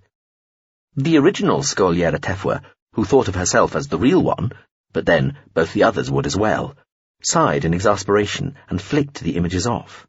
"Huh," she said. "I have their experiences, all the sensory data they collected," the "You call this clean?" told her. "They can't stop you reviewing those." "That," Tefua said, "we'll have to do." "There is a surprise at the end," the ship told her. "Shall I warn you?" "What, and spoil the fun? Why, no." So she watched herself take the aphora from the stables at Chantia by the Snake River, with its smells of bell blossom and strandleflower, evencluss and jodenberry, then head out across the pouch to the hills. She saw the pair of raptors wheel across the blaze of blue sky, could taste the heat in her mouth at the day's peak, and lay panting with the mount in the shade of the desiccant umbral. She went up into and then through the mountains. She skipped her other self's memory of sleep. It saved time, but also it felt like an intrusion too far, even though this person was still and really herself. She met with the drone Hasipura, surveyed its intriguing but somehow pathetic little empire of tunnels, channels and pools of scald dry sands. She heard where she, yet another sequential version of her, might find Kyria, and left. She watched herself. There was always that distance at first, like watching a play or a film, before you lost yourself in it, as she stood up within the tall sways of bronze and copper-coloured grasses, then walked to the deserted station and waited for the rattling train-tram thing. She could smell the air and sense the locals, the folds, trying not to stare at her. She was carried on up into the mountains, into the vast echoing kingdom of the sound, and waited to be allowed into the Harkenry, then followed the docent Lezuge, and was finally granted her audience with the elusive Mr. Kyria. The eyes, the sockets that now housed ears, came as a shock. That certainly counted as a surprise. She, her other self, didn't get long to gawk at the man's mutilated face. There was some commotion outside, audible over, or at least through, the crushing weight of the sound. The door at the rear of the cell was thrown splintering open, and some sort of shining, multi-limbed drone, all angles and barbs, came tearing in and halted by Kyria's seat. It drew itself up as though to strike. Kyria had jumped when the door had been thrown open, and was turning towards the machine, which screeched, "Arrest! Surrender self!" in a metallic scream, pitched so high it cut right through the sound. Tefwa's suit had gone to full deployment the instant the door had started moving, covering her head in a close-fitting semi-transparent helmet. She jumped up and threw open the shutters, letting the sound roll in. There was a white flash, and she felt something hit her hard in the back, though without causing pain. She threw herself through the matting curtains and out of the window, landing on the cold slope of scree outside, and hurtling in a zigzag down towards the nearest cover, a dark mass of metre-high boulders. "Ship!" she yelled. "You getting all this? Get me off here." Suit lower dorsal area 70% compromised, the suit told her solemnly. She could feel heat bleeding through where the blow from behind had hit, making her back warm. "Shit!" she said, as she dived for a gap between two of the boulders. She never got there. A second, much more powerful shot, from above, from a weapon platform she hadn't even known was there, hit her between the shoulders and blew her neck and head off. Most of her landed in a bloody, fiery, smoking heap just before the collection of boulders. Her head flew further and thudded off the top of one of the boulders, bouncing to the ground just beyond. Then the view from the scout missile, or whatever had been accompanying her, flashed once and disappeared too. The Rapid Random Response Unit, suddenly subject to the aggressive attentions of a small flotilla of Olgari vessels, executed a very risky manoeuvre, succeeded in snapping Tefwa's still just about alive head back to itself, and then flared wildly off at its highest possible engine-field-addling acceleration. The whole incident caused some highly vocal distress and outrage from the Olgari, allegedly entirely on behalf of their valued allies and grateful charges, the Uwanui. Apologies for the misunderstanding were dutifully expressed by the Rapid Random Response Unit, its home GSV, and other respected culture worthies, but further favours and indulgences were now owed, or at least expected, by both the Olgari and the Uwanui. Apparently, neither Contact nor Special Circumstances was particularly impressed with these developments. "These things accrue," Tefwa muttered to herself. "All onboarded?" "Do you call this clean?" asked. "I experienced everything the other two experienced, so I suppose so," she said. "But I got killed, for fuck's sake." That was the surprise. "Thanks. Think I'll go back to storage now, full asleep, no dreams." "Certainly." "And the next time you want to wake me up..." But the ship had already started putting her under. It strongly suspected that there had been only one more word to come in that sentence of Tefwa's, and that it would have been the word, "don't." Yes, but plausibly deniable, the ship decided. "Of course we're close. We've always been close. We're mother and daughter. You might not understand. You're a man. Men rarely do. It's a different thing. You really have to be a mother to understand, frankly. Even some daughters don't understand, to tell the prophet's truth. Not that I'm saying Veer doesn't. That would be going too far. But she is independent. Very independent. But I'm not complaining. I'm not the complaining sort, not at all. That's how I raised her, you see. That's what I wanted for her. I always meant her to be her own person, not tied to my purse strings. And she hasn't wanted to become a mother herself, what with the subliming, obviously. Or really had time, for that matter. Very busy. She's always been very busy, and not always with things that she can tell me about either, if I'm telling the truth, and you know what I mean. You know. Well, I'm sure you do in your type of work. I'm not saying she was some sort of secret agent or anything, but you could tell. Well, I could tell, being her mother, as I say, and I do have a gift for these things, even if I say so myself, though it's not just me. Not really. It's all my friends. I'm very modest. They're the ones who'll tell you I have a gift, almost a sight for these things. But there were obviously things she couldn't tell me. Things that were secret, that it was best for me not to know, I suppose. I'm not surprised. I'm really not. She's very bright, very capable girl, very able to take care of herself, and trustworthy, and loyal. Loyal, too. Very loyal. She takes after me in that way. It's part of the bond we share. It's just that according to the logs of the ship here, she doesn't seem to visit very often, the first young man started to say, before his companion held up one hand to stop him. She'd already forgotten their names, but the one who'd just been talking was the nicer of the two, because he smiled more and looked at her properly and just had a nicer manner. The other one was even younger, barely more than a boy, and harder looking somehow, and didn't even seem to have noticed, let alone appreciated, the very flattering and daringly clingy lounge dress she'd worn especially. Interregimental intelligence on trimestral secondment. How grand did that sound? And they were interested in her little girl. In a good way, obviously. They had been very polite and deferential ever since they'd called the apartment from their aircraft on the way to see her. And even the small, hard-faced one, who was probably only interested in boys anyway, had been scrupulously courteous and mannerly from the instant he and the nice, jolly, fuller-faced one had crossed the threshold of the apartment. Apparently, though, they couldn't confirm or deny anything, naturally. Vera was still alive, and not just alive, but involved. The implication seemed to be, in something important, her little girl. Well, it was no surprise, really. She'd always known at the back of her mind, despite all the silly, niggling things that the girl had done and said over the years, that Vera would live up to the promise she'd shown when she was younger and make her mother proud of her. It had only been a matter of time. In fact, all the times she hadn't bothered to visit or get in touch, and had seemed indifferent or intolerant or just seemingly wanting to be hurtful on the rare occasions when she did deign to show up, suddenly made complete sense now. She'd just been trying to protect her mother. She should have known that's what it had been. Of course she'd loved and respected her old mum. How could she not? She just hadn't been able to bring her into her secret life in case it jeopardized her safety. Logical, loving and sensible at the same time. Well, frankly, about time. Warib could feel herself getting quite excited with all these thoughts.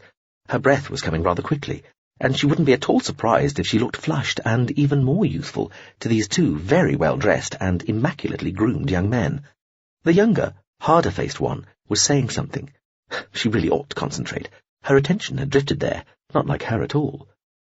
"Her being involved in something secret," he said, eyes narrowed, but a small smile, finally, on his lean face. "Did I understand that right? Did you—" "Well, I can't say too much, obviously," Warib said. "Oh, thank you, dear." She accepted a health drink infusion from Garon. Garon had been a little brusque with the two young men initially. They were both probably even younger than he was, but that was all right. He'd even offered everybody drinks, which was a lot better than his usual, "What am I, just a steward to you?" attitude. But she'd always been so outstanding. It would only be sensible for the regiment to put her talents to good use. I mean, she would never actually tell me anything, but— Warib winked at the two young men. "A mother can tell.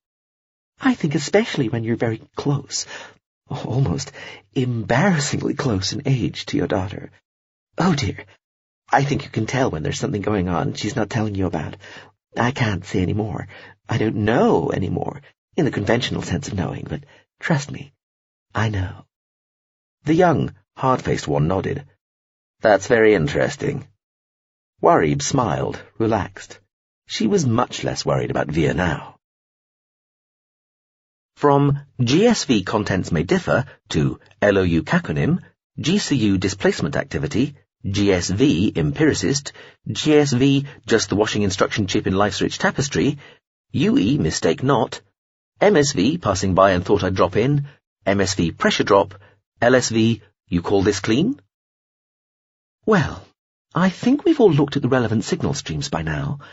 It would seem Mr. Korea really is going to some lengths not to let us know what happened in the way back when. The mistake not has already thrown itself about again and is now heading straight back to Zaun and the Girdle City. However, I place this out there just in case there is anybody who knows of anything closer. No? Really? Nothing else within 5 days? No, then. From MSV Pressure Drop.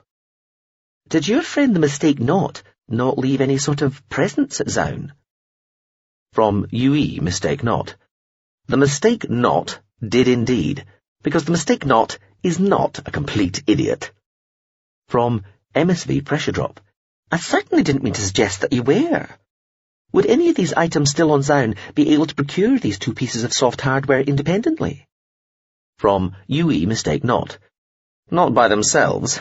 The gentleman in possession of what we assume are Mr. Korea's eyes, which we assume are genuinely where his memories are, appears to have non-trivial resources to command in the field of surveillance and remote presences. The items I left in the vicinity might be of some assistance in getting hold of the objects in question, and a certain amount of preparatory work might be accomplished, but they would not be sufficient in themselves. We could, of course, just send a message to Mr. Ziminier, asking him to sell, trade, or, just out of the goodness of his hearts, gift us the objects concerned and put them aside, until I'm able to get there to pick them up. However, I imagine we might all feel that could serve to alert him, and possibly others, to their mooted importance. Or we might ask some remaining element of the 14th Regiment, its innocence, on-sidedness, presumably taken as read following the attack on its HQ, to help us. But that takes control away from those we entirely and implicitly trust, and might be seen to confer potentially too much power on a gazilt person, group of people, or entity regarding the release or not of the information Mr. Korea's ocular outboard data storage devices may or may not contain. I think that covers all the available alternatives, my heading back as fast as my little engine fields will carry me to Zaun, and trusting to my own abilities to retrieve the situation. From the GCU Displacement Activity. Speaking of gazilt people potentially having too much power through access to what may be contained in Mr. Korea's memories, what of Ms. Cossant? From the UE Mistake Not. Miss Cossant has been no trouble so far and of some use. Also, having been allowed to look inside the device holding Mr. Korea's mind state, with his permission, and indeed at his insistence, I've discovered that to access his memories is by no means simple. His cooperation may well be required to make sense of the encoded data we're looking for, certainly if it's to be done quickly and without fault. As he appears to have, at the least, a sentimental attachment to Ms. Cossant, we need to keep both him and her with us. In any event, I wouldn't imagine that she would either harbour the desire or be in the position to affect matters materially. From the GCU Displacement Activity. So, you're vouching for her? From the UE Mistake Not. Yes, as much as one can for a bio. From the GSV, contents may differ. Good. Meanwhile, we are faced with the problem of this disputed preferred scavenger status between the Ronta and the Lesidon. Just because they've been taking their time crawling through space doesn't mean they have gone away. On the contrary, their most powerful fleet subunits have each been crawling their way to the same place, Zeiss, and are due there in the next day or two. Given what the avatar of the passing by and thought I'd drop in has had to report on what still seems like a delicate political situation, this is not encouraging. Any thoughts? From the GSV, just the washing instruction chip in life's rich tapestry. Yes, I think we shall be glad those 2 delinquents are there, not to mention the passing by's pair of thugs. From the GSV, contents may differ. I was looking for something a little more constructive. From the MSV, passing by and thought I'd drop in. My responsibility. My avatar continues to seek audiences with the various personalities involved, especially Septime Banstagain. However, he is proving a hard man to pin down. He can't be quite as busy with his official responsibility as he claims, but he certainly appears to have plenty of other interests with which to fill his remaining time. As a result, sadly, for now, I am no more able to suggest anything more constructive than is just the washing instruction chip in life's rich tapestry. from the LOU caconym to the MSV pressure drop. The passing by would appear to be of the effectively useless persuasion. It has needed throughout, to be much more aggressive in monitoring these various personalities involved, especially Septime Banstergain. And indeed, especially Septime Banstergain. It should not be lodging polite requests to see these people, if they'd be so kind when they're able pretty fucking please. It should be spying and eavesdropping on and bugging the fuck out of the fucking lot of them. This is what happens when you let an antiquated academic with a special interest in the Civ take on any sort of serious role involving them because it understands them. It doesn't just understand them. It identifies with them, mimics them. It wants to fucking be them. Not good enough. To be fair, this posting did look like a sinecure until all this ZR shit hit the impalers. These things always do. Perhaps the lesson is that there are no sinecures, just matters of potentially grave consequence we happen to get away with most of the time. Can we ask the empiricists to lean on the passing by? These big system-class fuckers are supposed to cast a long shadow ahead of them, or what use are they? I'll make the suggestion. Back to the general babble. From GSV contents may differ to LOU caconym, GCU displacement activity, GSV empiricist, GSV just the washing instruction chip in Life's tapestry, UE mistake not, MSV passing by and thought I'd drop in, MSV pressure drop, LSV you call this clean? Well, we must await further developments. Let us hope nothing too momentous occurs in the meantime. The first part of the ship dance, the approaching eclipsing of one sun by another, was performed with due ceremony on the achievement of the Gazilt system outskirts, with the Gazilt home planet of Zeiss only hours away. The dance was augmented with the participation of the culture ship Beats Working. This vessel's accrued inferred alien cachet value positive honorary had, by general acclaim within the fleet and squadron, now become so great that it might actually be embarrassing for it to be informed of the level to which it had ascended so rapidly. It was probably, and arguably already, over the limit that even as august a being as Osebri 17 Haldesib, holding a position as elevated as Swarm Prince and Sub-Swarm Divisional Head and Fleet Officer in Charge, could be properly expected to confer by informing. It was decided, therefore, to allow the culture ship to continue to accrue inferred alien cachet value positive honorary for the meantime, while not disturbing the metaphorical airflow through the hive by informing the vessel of this distinction. Regardless, Gazilt and Zeiss now lay ahead, and close. Hello again. Sorry for being so abrupt.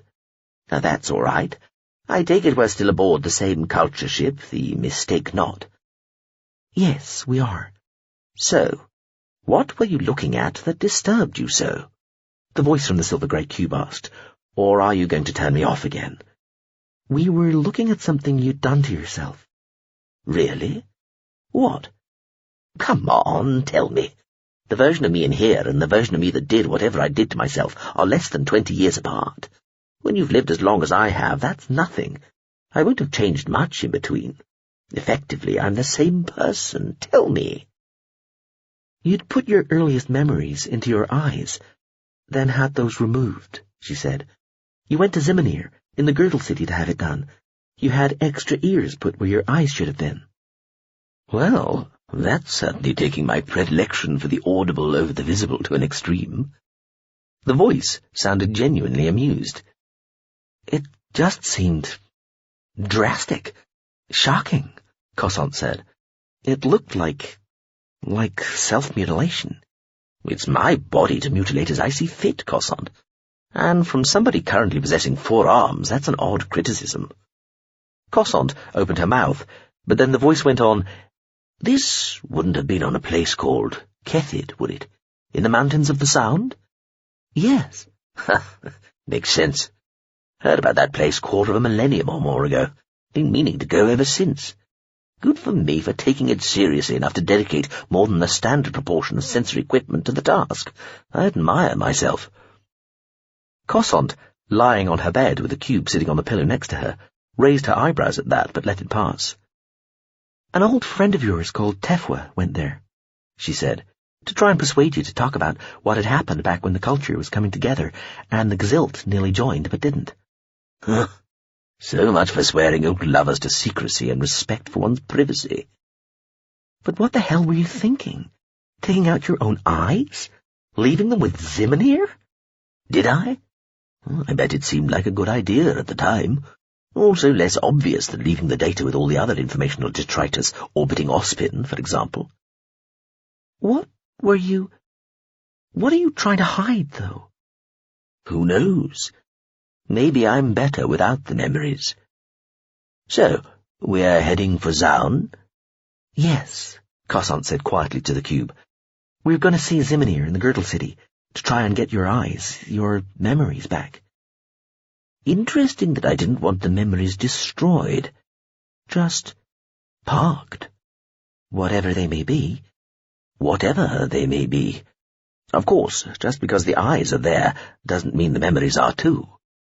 I could have had those wiped. It's gone very quiet out there. Hello? That would be a joke too far, Ngaro. All the same, I wouldn't put it past me. I love this when you are over me, when I can barely see you or touch you, but I know that you are there, and just a breath away, and I feel each exhaling is like a warm breeze across the land, when I can hear each beat of your heart over mine, when you are close enough that I can feel the heat of you on my skin. Then you are my presence, over and above me like a promise. I'll live for these moments. I die at the thought they might stop in the sublime. You say the sweetest things to me. I wish I could say such things to you, so beautifully. You draw them for me. You are their muse, their true creator. We make them between us. I'm a hopeless stumbler and stutterer, always have been, with anybody else. So you must take half the credit, at least. If you say I must, but I feel embarrassed that you say that you give so much, and I can't give you the same. Words are just one language, Verissa. Just one way of expression. You speak with your eyes. You speak with your sweet tongue and gentle fingers, and with your whole body. Like this and this. What? No, no. Here, come here, hold me. Hold me like this. Here, I'll be my presence. Hang over me. Embrace me. I need you. Do anything for you. I give myself. I need to give myself. Oh, you don't hate me for being so needed, do you? I know I am. My own needing it betrays me. Oh, my darling. I love that you need me as much as I desperately need you. But don't distress. What is it? What can... You don't think they're lying to us? The sublimed, the presence. You don't think they're lying to us, deceiving us, do you? What? Is that... Not for a moment. Oh, be calm, Verissa. Of course not. Do you think I would risk losing you? If I thought for a moment there was any danger they lied to us, that what we're offered isn't true, that we might simply die or be blown away like mist, I'd never even think of this for myself, for you, for us, for all the people. Isn't it like a threat, though, this thing, hanging over us? I look at it some days hanging over the city, over us, and it makes me shiver. It used to make me catch my breath sometimes, I'll give you that. What can I say, Verissa? Promises take many shapes, and the more momentous they are, the more they might look like threats. All great promises are threats, I suppose, to the way things have been until that point, to some aspect of our lives, and we all suddenly become conservative, even though we want and need what the promise holds, and look forward to the promised change at the same time. So we have that great grey shape hanging over us, over the Parliament itself, as a reminder that this is where the final decision was taken. This is where we made up our minds.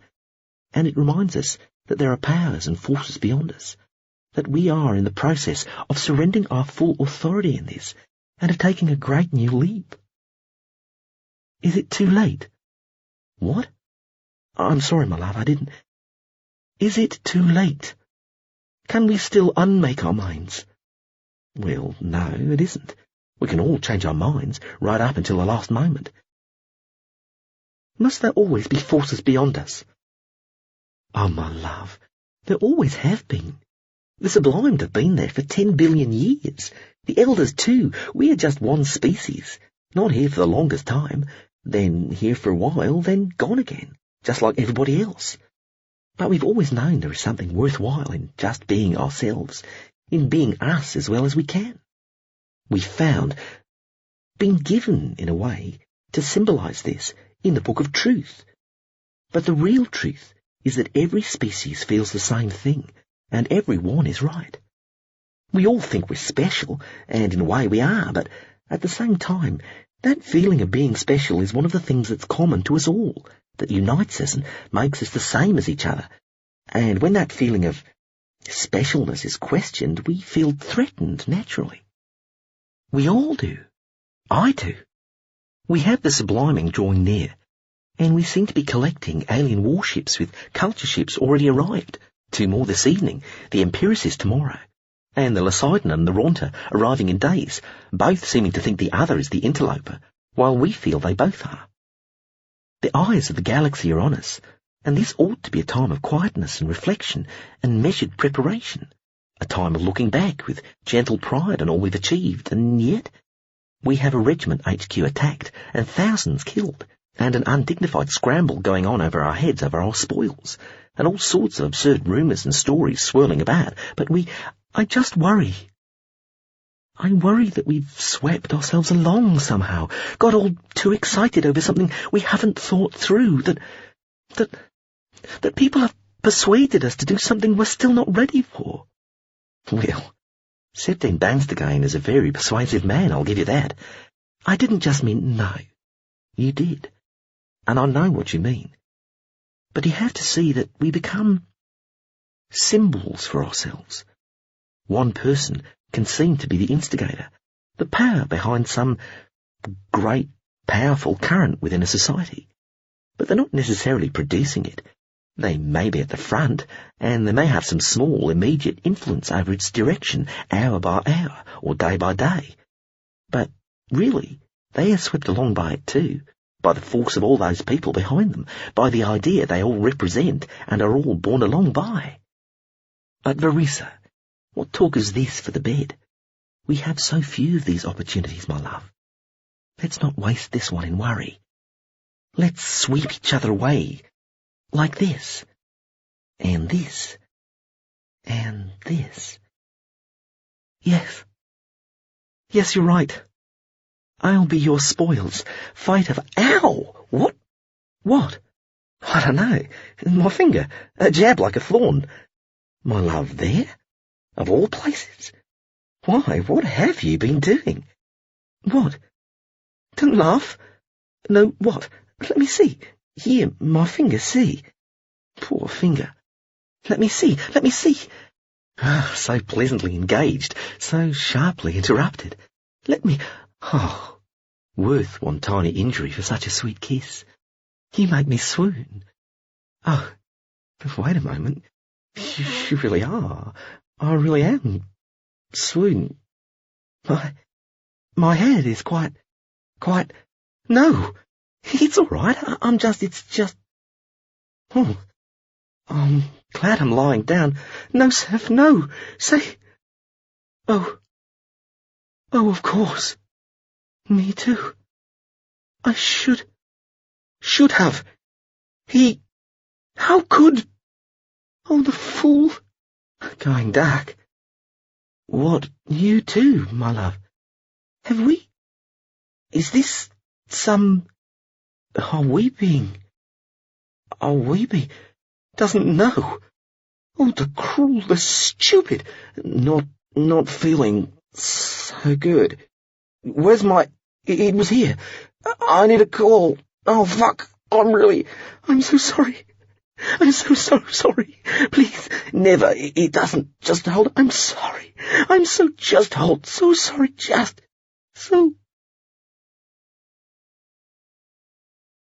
Chapter 19. S-6. Wasn't anything found? Mere traces, Septim. Some form of highly sophisticated, very high-tech device, already starting to dissolve into her flesh and blood the moment after it had delivered its payloads. Payloads? Physician General Lochiel nodded. The first, almost certainly, into the President, the second into Mazorpa, possibly a few seconds apart, perhaps almost at the same time. There is so little left of the device, so little not turned into its constituent molecules at any rate, it's hard to tell. But the likelihood is it was something tuned to Seth's own genes, something that would only activate at her touch. Then, once it had delivered the toxin into her, it would deliver its second payload into the carrier, into Orpa. Lochiel held up his hands into a gesture of hopelessness. To stop her talking, we have to assume. We also have to assume that she knew the device was in there, but didn't know it would kill the President. She might have thought it was going to drug her, or, given where it was, she might have thought it would, enhance things for her, for both of them. We can't know. The Physician General sighed, sat back. He massaged his face with one hand. He sat across the Septame's desk from Banstegain. Marshal Chekry sat nearby. No others were present in the Septame's private study in his townhouse, though both the Marshal and the Physician General had staff waiting in an anteroom, along with Banstegain's own people, including Siobhan and Solbley. Outside, it was almost dawn. The two bodies had been discovered by the President's own security team when her comm bracelet, taken off, lying by the bedside, had finally registered that the local sets of vital signs had altered anomalously. Both women had been beyond saving for many minutes before they were discovered, the fast-acting, targeted synthetic neurotoxins still multiplying within what was left of their brains and nervous systems, even as they gradually dissolved. A medical team of the best people and most exclusive machines had been working all night, trying to work out what had happened. But the thing is, how would it know when to activate? Banstegain asked, aiming to sound bewildered without seeming too naively stupid. It would be monitoring anything it came into contact with, Lochiel said wearily.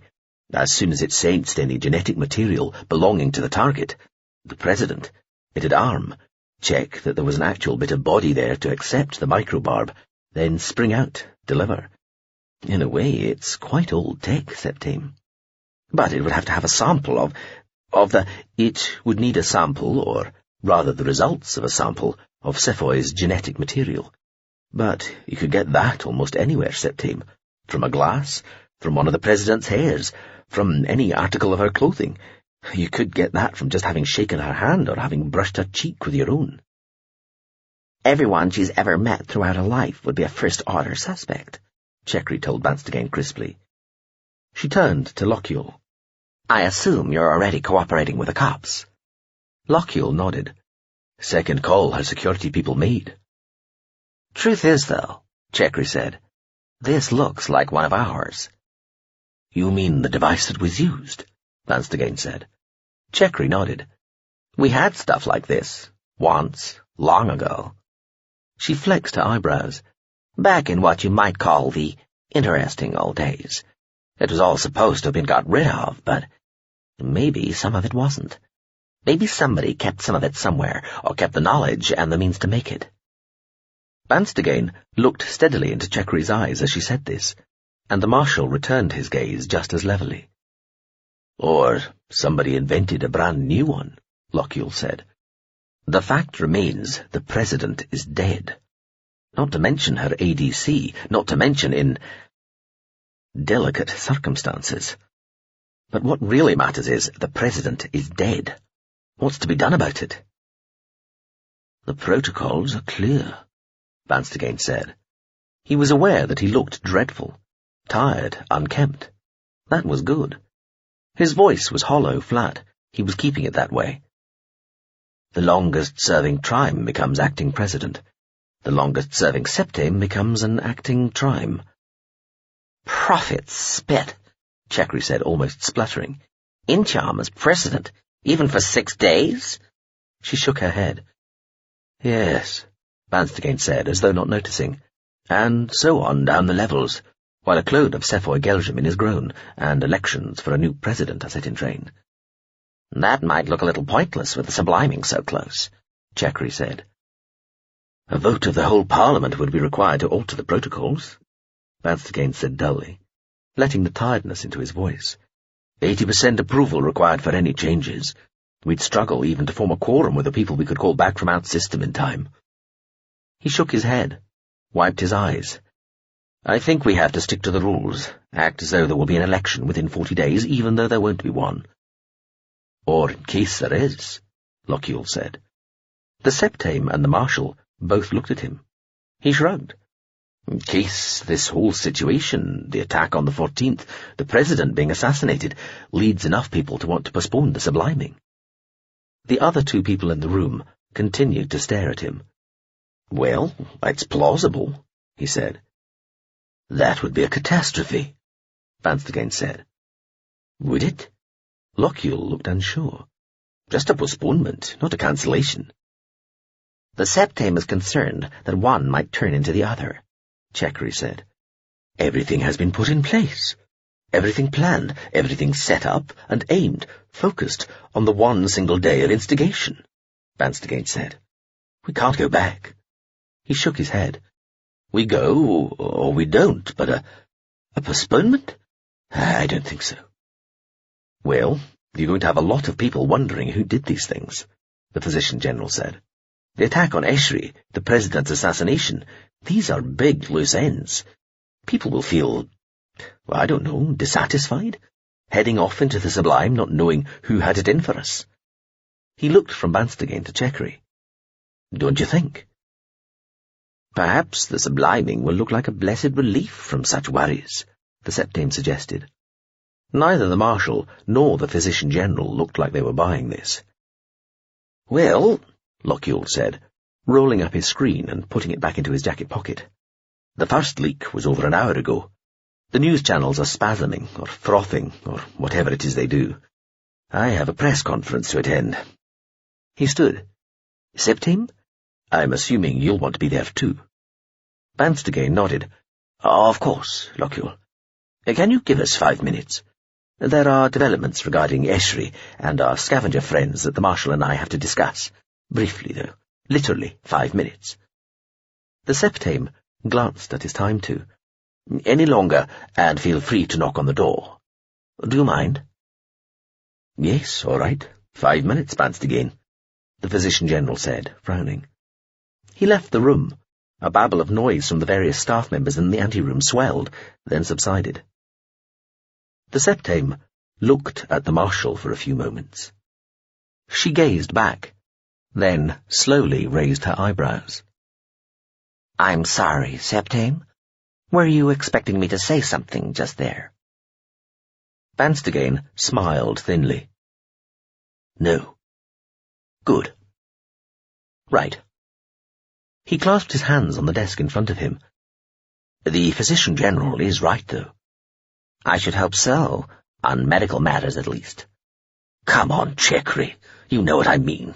On people needing answers, we need to give them answers. Do we? What answers? What happened at Eschri? What has just happened here? He's right. People, some people at least, won't want to go, won't want to sublime with all this going on unsolved. So, we give them a solution? We do. He nodded his head to one side. They walked across the study to the short corridor that led to the bathroom and a small private sitting room. Vanstagain closed the door behind them, shutting them in the 2-meter-long corridor, lit by a single light. It's very simple, Vanstagain said.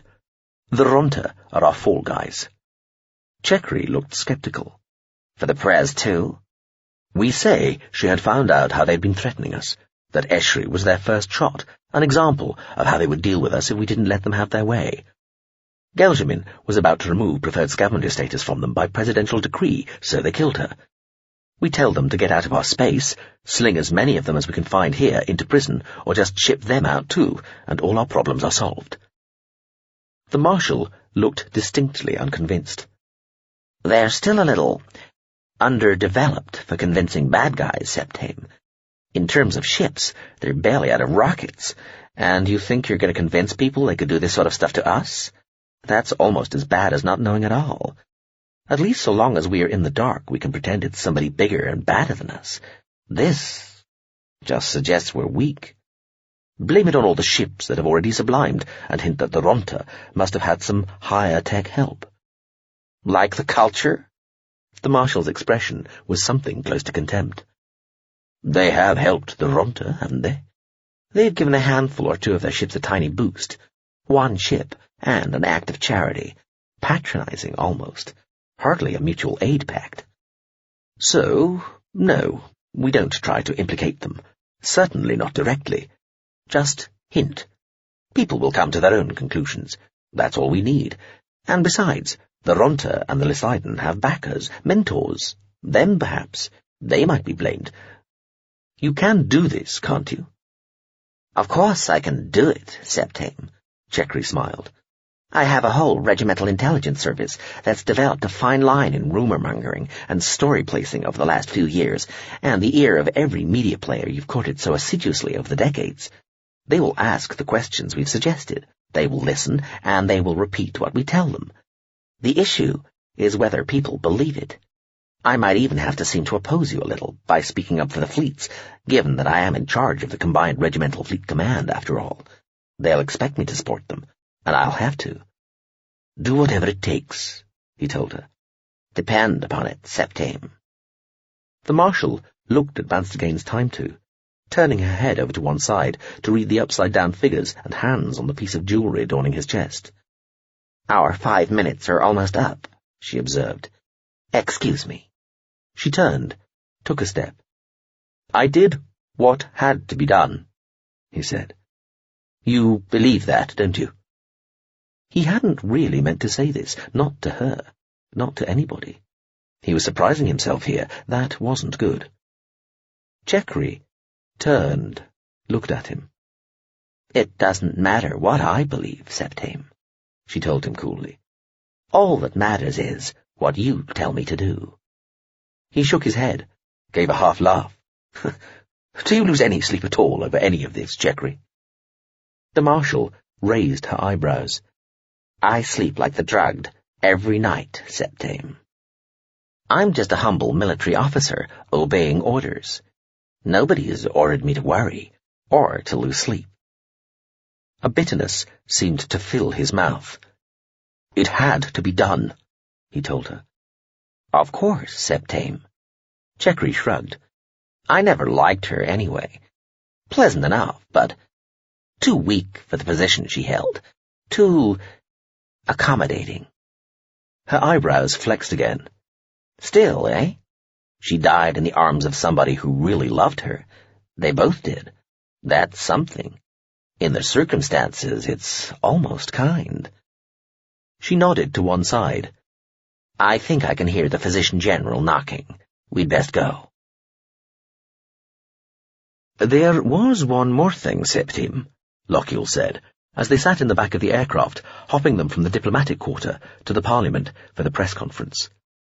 Chekri had taken her own flyer back to the Home System Regimental Ground HQ. What? Banstagane asked. Excuse me, the Physician General said, and reached forward to click a switch. The night-dark privacy screen rose silently between them and their respective senior staff members sitting across from them. Lochiel leaned over and very quietly into Banstagane's ear as the flyer levelled out said, Ms. Orper was pregnant. What? Banstagane said. Only by about 40 days. It would not have shown even at the time of the subliming. Are you entirely sure? No question of doubt. But would she have? She must have known. She certainly would have known, and she was no primitivist in her elective physiology. She had all the standard medically advised augmentations and amendments. The pregnancy must have been deliberate, Septime. It must have been willed. Banstagane stared forward at the dark material covering the privacy panel, then looked away to the side, out of the dull outward-mirrored windows of the aircraft. He watched the city sliding past. They crossed the river. The lowest tier of the Parliament Gardens rose walled above the troubled surface of the waves. The first few buildings and pavilions would appear in a moment. What had she been thinking of? What did she think she'd been doing? Had she gone completely mad? Why would she? he said, then, suddenly realizing, stared at the Physician-General. Has it? The embryo. Has it? Do you know who? He was babbling. This was not him. He pulled himself together. Has it been analyzed? The products of conception have been removed, Lochiel said, his voice barely more than a whisper. Privately, as it were, so that these do not presently form part of the judicial or evidential material held by the security forces, and they have not been analyzed. Of course, they would need to be, for the identity of the... It might be best if it was... That is, if it... It might be for the best for all concerned if it was... If all that disappeared. The Physician-General sat back, nodded. I'll see what I can do, Septim. He thumbed the privacy screen down again. Banstegain felt his stomach lurch. The aircraft began its steep descent.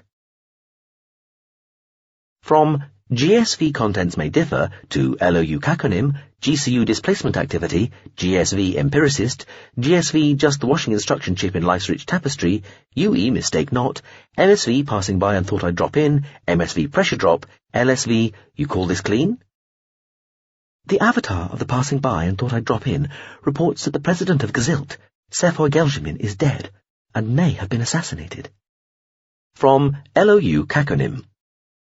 Just looking at the feeds and the official in-system signal streams available, it looks pretty damn certain she was assassinated.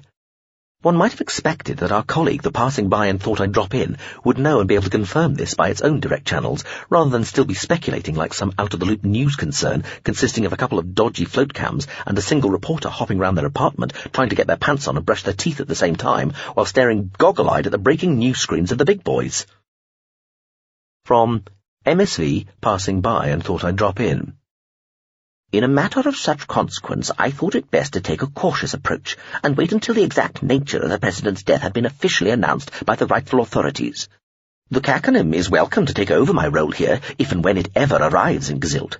That will, as I understand it, be some considerable time after the subliming has taken place, though doubtless, regardless of how that goes, the caconym will take the opportunity to lecture any Gazilt remaining behind on how they got their whole subliming strategy wrong anyway. From GSV contents may differ. I'm sure this comes as a shock to all of us, and we are bound to react to the news in different ways, including blaming ourselves. However, once that is out of the way, and the sooner the better, I'd suggest, the question is going to remain, what can we do now? From LOU caconym. Might I suggest the passing by and thought I'd drop in takes a rather more robust and less respectful attitude to the Gazilt establishment? Treating the Gazilt as slightly eccentric but much-loved relations worthy of being indulged as we might indulge other elements of ourselves might be all very well when they are behaving as we might behave. However, when they start wasting ZR ships, major command and control elements of their own military, and their head of state, such indulgence starts to look, at best, like blindness born of self-deception. From MSV passing by and thought I'd drop in.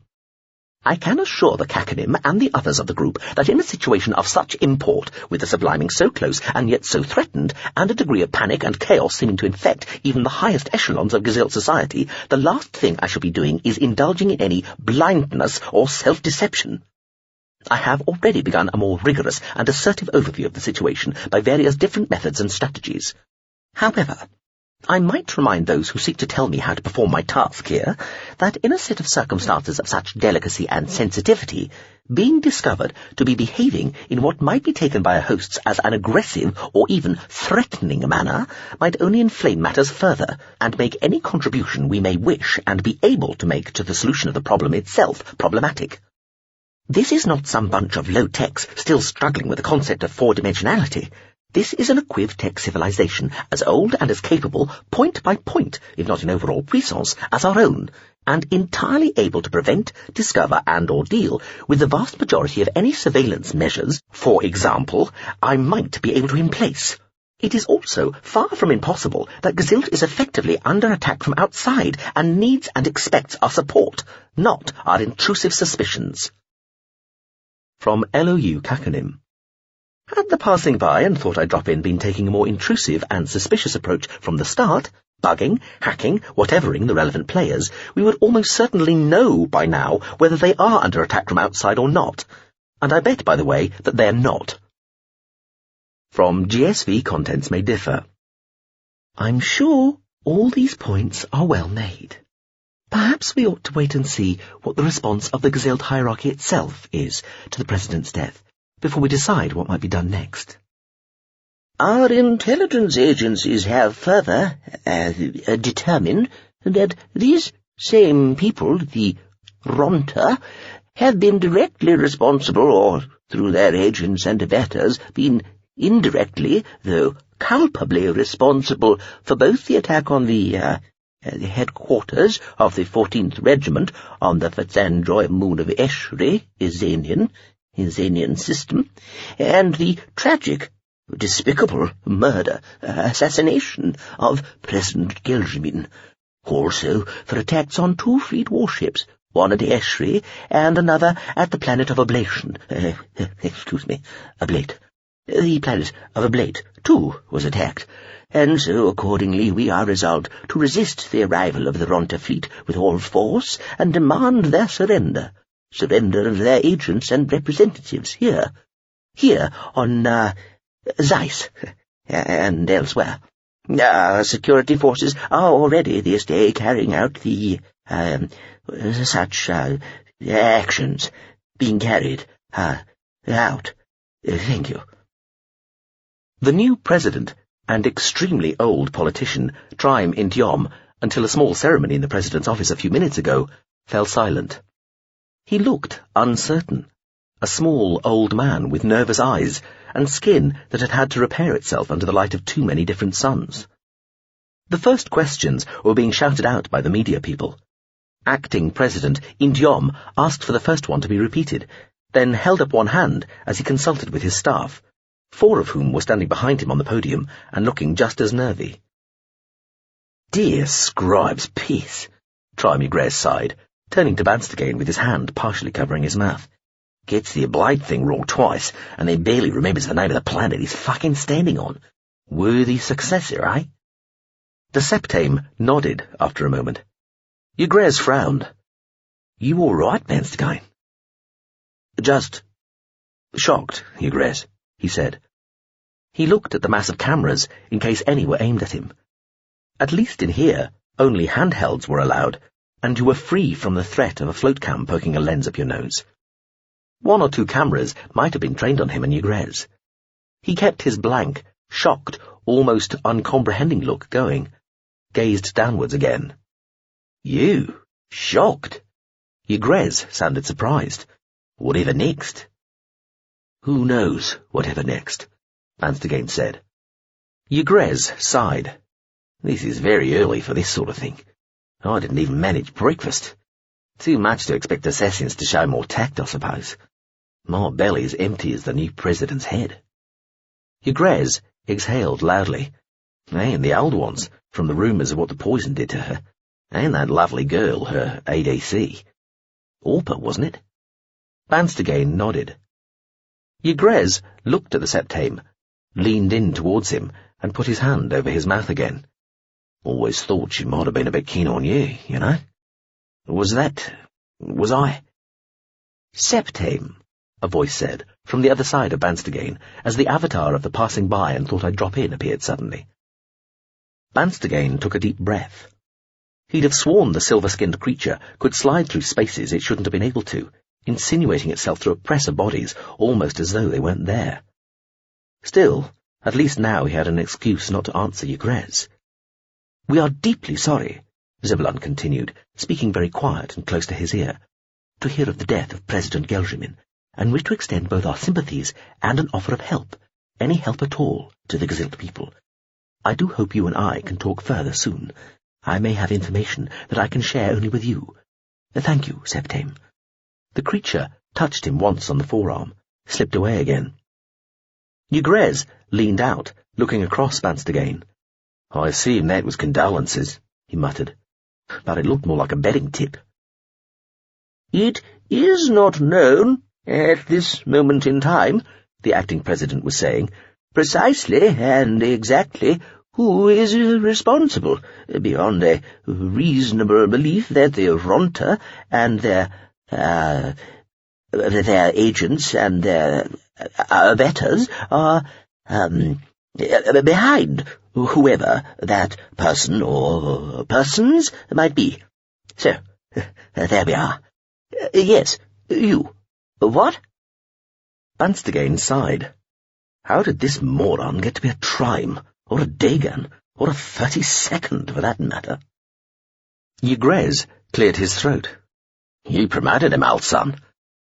The Septame stared at the older man. What? He whispered.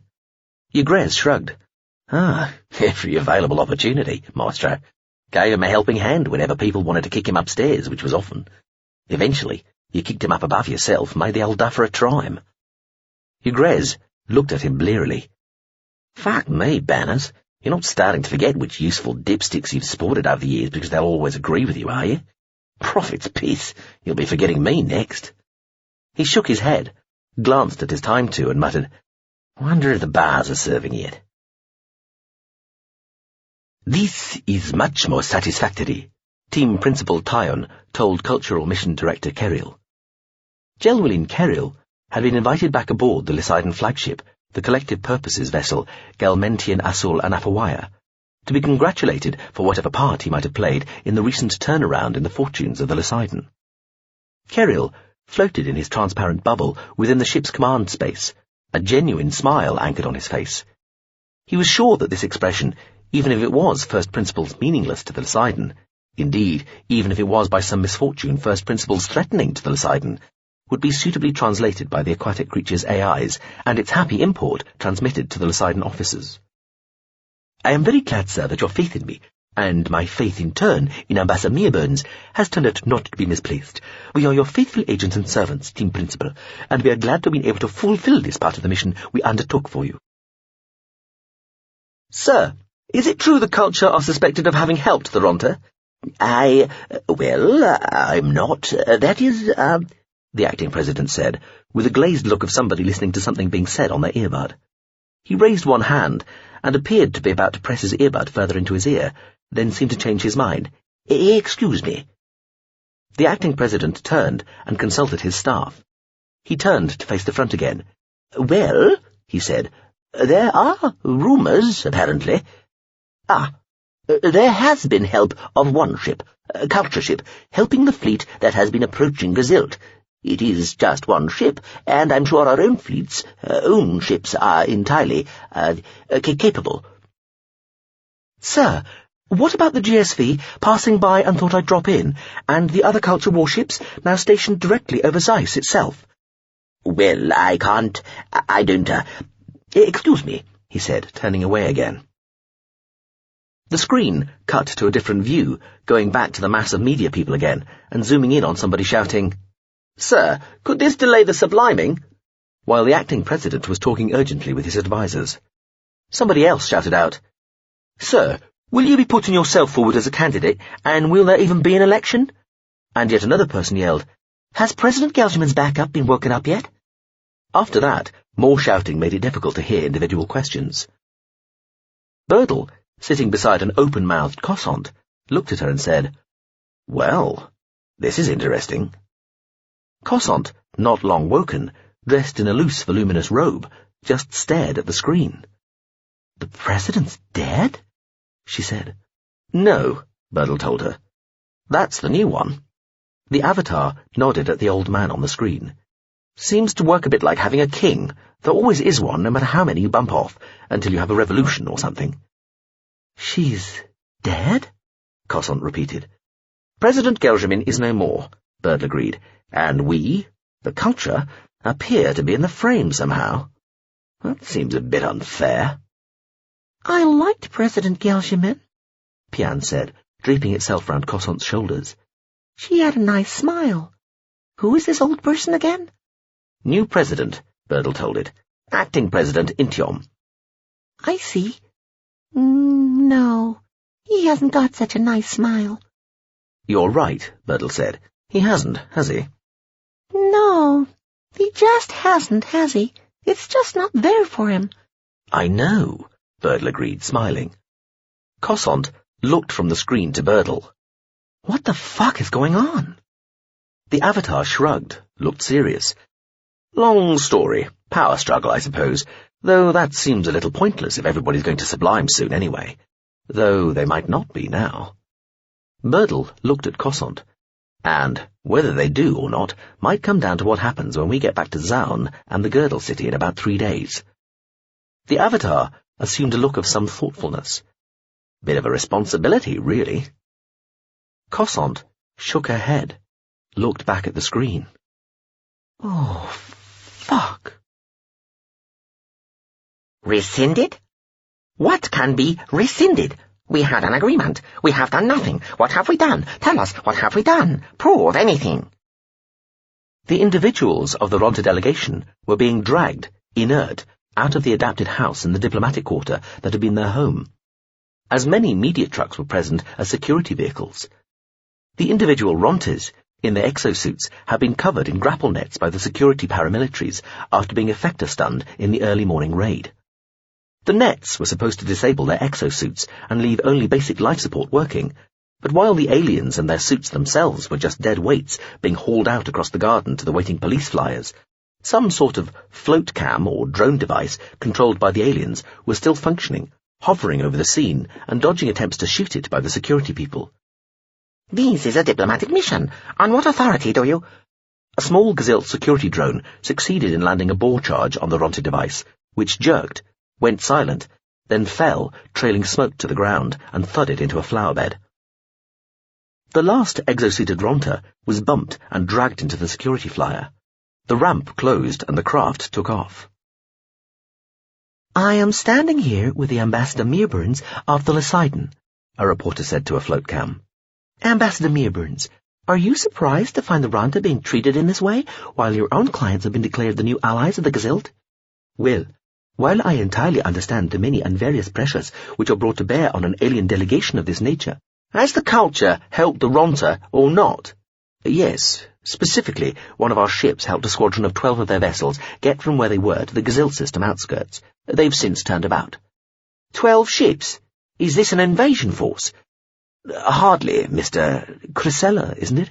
No, their ships and weapons are quite primitive. Check the specs, freely available. And why would the culture be helping anybody invade anybody else, let alone help anybody invade the Gazilt, who have been our friends for millennia? And why would anybody invade a people about to sublime in the first place? Come now, at least try to make sense here. Yes, ma'am, Ms. Ayuz, isn't it? Yes, hi. Have you helped the Ronta in any other way? Certainly not, as far as I know, and I would have been told. So, you could have been helping them. To do what? Destroy the 14th HQ? That's ridiculous. That was not them, and it certainly wasn't us. Who do you think was responsible then? I don't know. But it's more likely that one of your own ships gone rogue, rather than the Ronta or the culture destroyed the Fazan Joim, and I leave it to you to judge how absurd a proposition that is. Zibulan, was the culture ship working in league with the Ronta acting on orders, and if so, whose? Oh, so we've gone from helping to working in league with, have we? I see. The ship, the Beats Working, a tiny ship with a crew of 5 humans, had no orders. It still has no orders. It was doing what it and its crew thought was the right thing at all points, including when it offered to help the Ronta get here faster. And at that stage, let's not forget, the Ronta still thought you were their friends, and apart from anything else, wanted to get here in time to help celebrate the subliming. Somebody must have issued the orders. No, they didn't. There were no orders. You have much work to do, Mr. Duria, understanding how the culture works. Yes, ma'am. Ms. Ziga, isn't it? Has the culture been spying on Gazilt? If we have, obviously not enough, because we seem to be as confused as everybody else about what the hell is going on here. Yes, gentleman at the back. Who's that smart-arse? Cossont asked, scowling at the screen from within the heavy robe. Looks like a ship's avatar. That's right, Birdle said. Zibulan, the avatar of the MSV passing by and thought I'd drop in. Birdle seemed to hesitate, then said, I don't think you're going to like this. What? She said.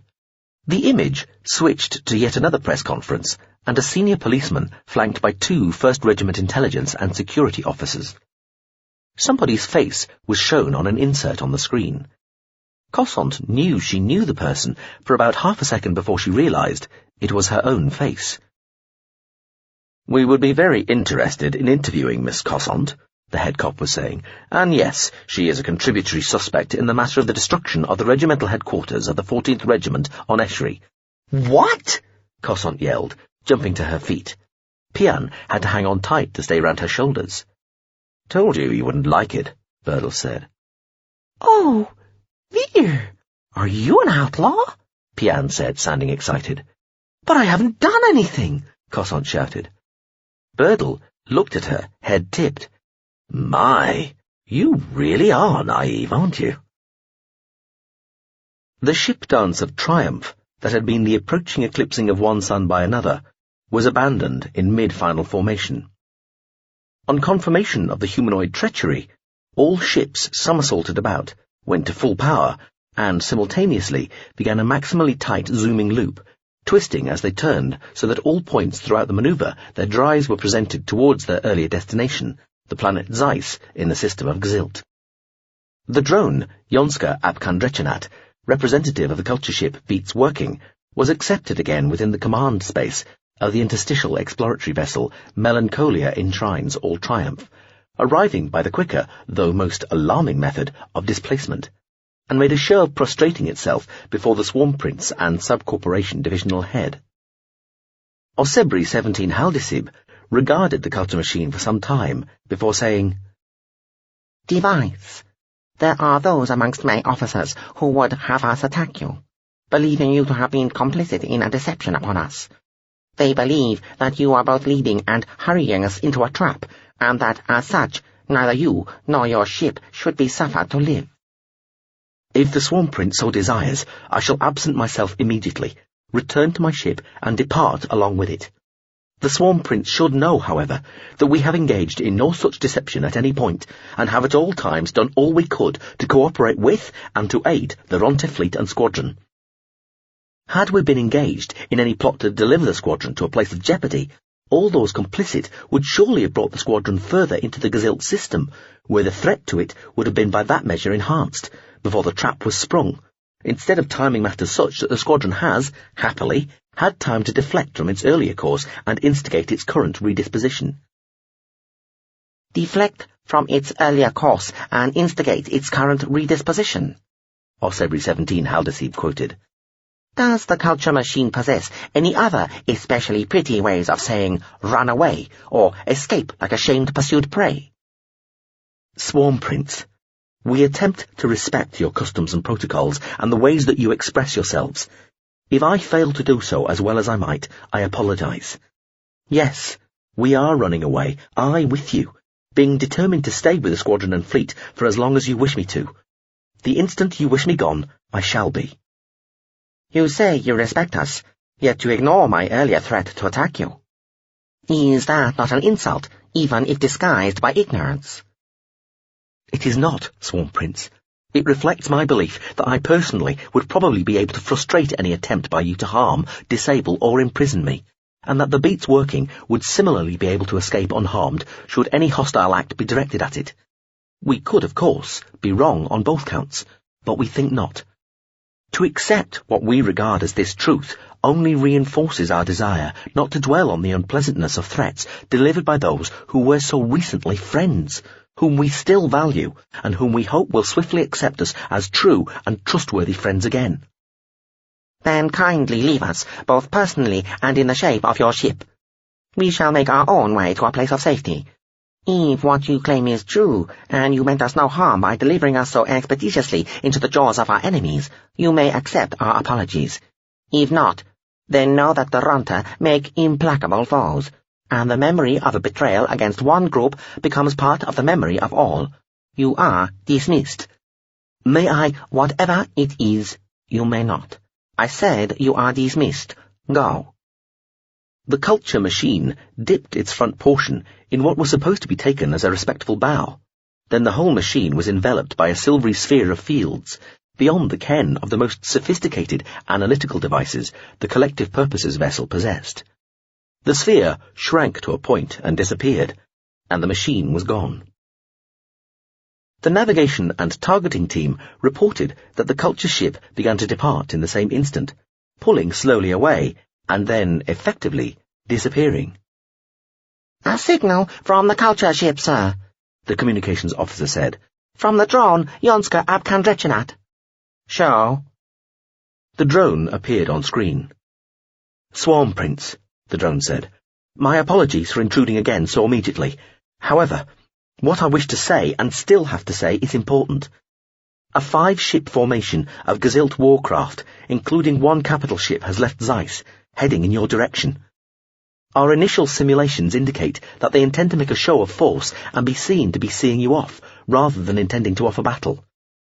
We believe similar, though smaller Gazilt formations have been disposed to carry out similar actions wherever else Ronte forces have been en route to their destinations.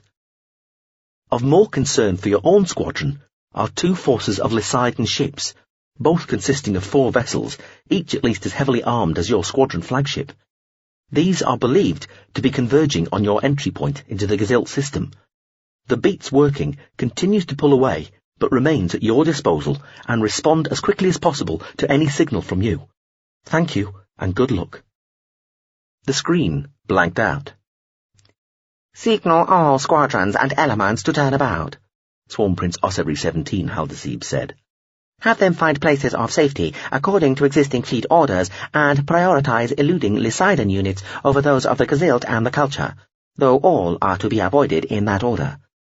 Senior Navigation Officer, you and I shall submit our codes to the AI to unlock our own sealed orders." "Sir."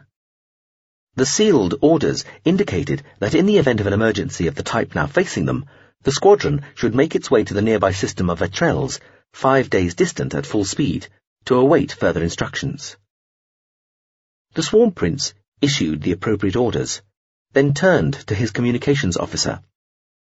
"Signal the culture ship that it may remain at its current distance from us if it wishes.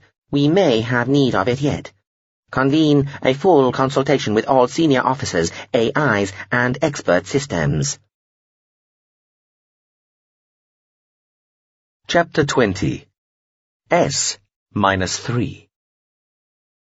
The General Systems Vehicle, Empiricist, felt it was arriving in Gazilt at a bad time.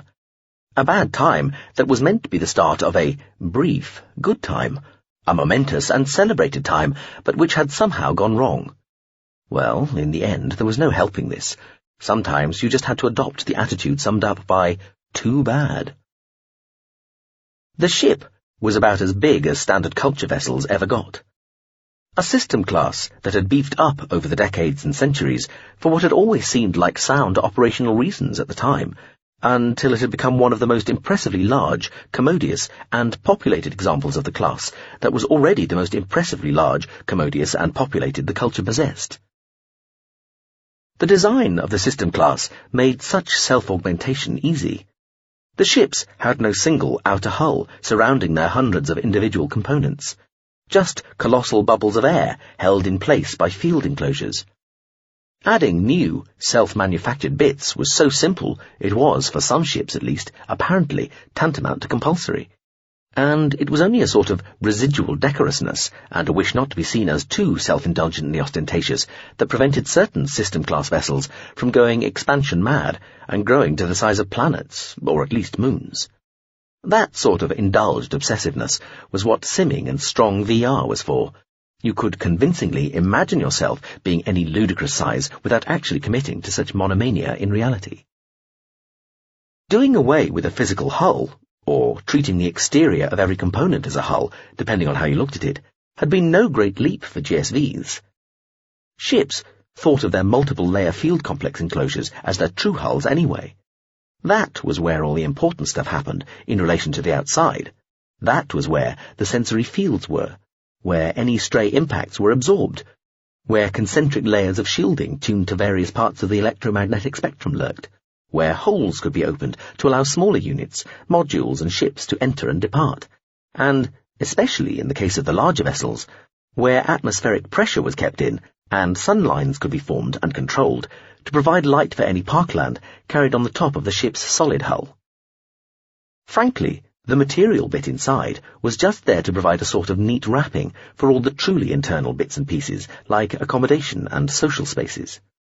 Comfortably over 200 kilometres long, even by the most conservative of measurement regimes, fabulously ellipsoidally rotund, dazzling with multiple sun lines and tiny artificial stars providing illumination for motley steps and levels and layers of riotous vegetation, belonging, strictly speaking, on thousands of different worlds spread across the galaxy, boasting hundreds of contrasting landscapes from the most mathematically manicured to the most seemingly, pristinely, savagely wild, all contained on slab stories of components generally kilometres high, each stratified within one of a dozen stacked atmospheric gradients. The ship's cosseted internals were riddled, woven and saturated with domesticated, tamed and semi-wild life in hundreds of thousands of smaller enclosed habitats, while its buzzing, external, bewilderingly complex archaeogeographic lines were made fuzzy, imprecisely seen by near unaccountable numbers of craft moving within that vast, elongated bubble of air, from smaller classes of GSV through other ships, modules, shuttles and aircraft, all the way down to individual humans in float harnesses, single drones, and even smaller machines, as well as thousands of species of winged and lighter-than-air bio-creatures. The empiricist was, in sum, home to hundreds of billions of animals and over 13 billion humans and drones. The people of the culture, better than 95% of them housed across the vast, distributed bucolic hinterland of the orbitals, scattered throughout the civilized galaxy like a million glowing bracelets, were used to thinking of the GSVs as being their true megacities, albeit determinedly highly mobile, high-speed megacities. But GSVs like the empiricist were on another level and of another order entirely. They held the populations of worlds of entire inhabited stellar systems. Zeiss, the Gazilt home planet, and the giant GSV's destination, held over 3 billion people. The whole of the Gazilt system added another 20 billion, in part habiformed worlds and moons, micro-orbitals and other habitats. The empiricist arriving was like another half a solar system of people being added, like another 4 mature, substantial planets' worth of souls suddenly coming to visit. Preceded by a ceremonial screen of smaller craft, including a couple of GSVs, each home to many millions, the gradually slowing empiricist first met with a couple of Gazilt Navy ships, effectively sweeping the 2 cruisers up with it as it proceeded resplendently past the rendezvous point. Then, as it slowed still further, gradually attracted hundreds of civilian welcoming craft too. Had not so many locals been stored, and had all been well within the Gazilt body politic, it supposed it might have attracted thousands. The ship's septet of semi-independent minds became graciously, easily busy with welcoming signals and media requests. The empiricist approached and then inserted itself into a specially cleared orbital band high over Zeiss. It had started slowing almost a day earlier. Now it was down to the sort of velocity required for a stately orbit of the world every couple of hours, allowing plenty of time for people on the ground to look up and see it gliding, smoothly, glitteringly, statuesquely overhead, and reducing the time it would take to ferry people to and from the planetary surface. From GSV empiricist to LOU Kakanim, GSV contents may differ, GCU displacement activity, GSV just the washing instruction chip in life's rich tapestry, UE mistake not, MSV passing by and thought I'd drop in, MSV pressure drop, LSV you call this clean? Arrived over Zeiss. Good to be here, finally. Mostly. Been thinking. Going to keep my 2 delinquents, Headcrash and Xenocrat, close by. They are conveniently hereabouts, after all, and the political atmosphere locally does seem a little odd. Well, poisonous, to be blunt. How was this allowed to develop? From MSV passing by and thought I'd drop in. Welcome. Yes, we might have wished for better. Everything's in the signal streams, of course, but soaking in all the local comms and media traffic of the last 20 few days is definitely recommended. Worth setting one mind on that alone, if I may make so bold. My network of SATs and such is at your disposal, though of course you may wish to emplace your own. I'd be as happy to advise as to leave you to your own devices. Are you really so worried regarding the current situation to feel the delinquents must remain as close guards? I think I speak for the group when I say we were hoping those, and more, might be available for further use in the current emergency, while your own safety might be ensured with your doubtless many other assets. Let's see how things develop over the next couple of days. For now, I'd feel safer with the delinquents as part of my general defensive mix. I did have to leave some offensive units behind to mop up at Loris Campana. I'm building to replace, but that'll take time. From LOU Caconym to MSV Pressure Drop. What's that big fuck playing at? The next few days are the crucial ones, the only ones. We might need those ships now. It's being cautious and protecting a pop of umpteen bill. When you carry around that sort of responsibility, you can't help but become ultra-careful. Mostly these big ships pursue a no-risks whatever policy. I'm mildly surprised it deigned to visit Gazelt at all, given the recent excitements. That's the trouble with ships that size, too big to risk and also therefore to be effective. Terribly impressive, and if all the bios plonk down to Zeiss and walk around, they can surely make the place look busy for the first time in years. But so what? Couldn't be more of a liability if it had hauled a train of orbitals behind it and parked them in the local asteroid belt. Anyway, what does that leave us with? The mistake knot is about to hit Zaun again, and the passing-bys, 2 thugs, are keeping remarkably quiet. Wasn't one meant to be shadowing the Lysidon? Allegedly. Sending a private request for a public statement. We do kind of need a general update now the big butt-plugged gun has arrived. Nope. The passing-by wishes to remain reticent on the subject. Bet the new boy asks. Anyway, back to listening. Worshipful listening, as I don't doubt it will be interpreted.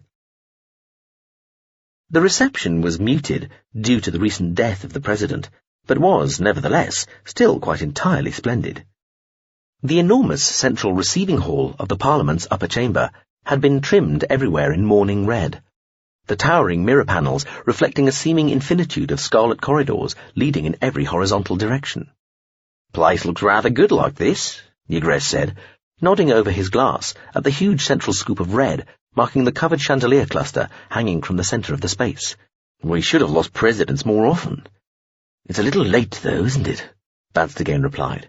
"Everything is," Ygrez agreed. "Oh," he said, catching sight of 7 tall figures moving liquidly through the crowd on the main floor. "Ah, well, here come the relations. I'd better leave you to your ceremonial solitariness." He chucked back his drink, hitched up his long robes, and stepped down from the dais. The Septame watched the arrow-shaped mass of avatars and their hangers-on move towards him like something aimed. "Solitude," he said to himself, rather than really to Ygrez, who was too far away and submerged in the crowd of people behind. Solitude, not solitariness. Of course, he was careful not to move his lips in case. Banst again greeted the 7 tall, silver-skinned creatures with all the dignity and politeness he could muster.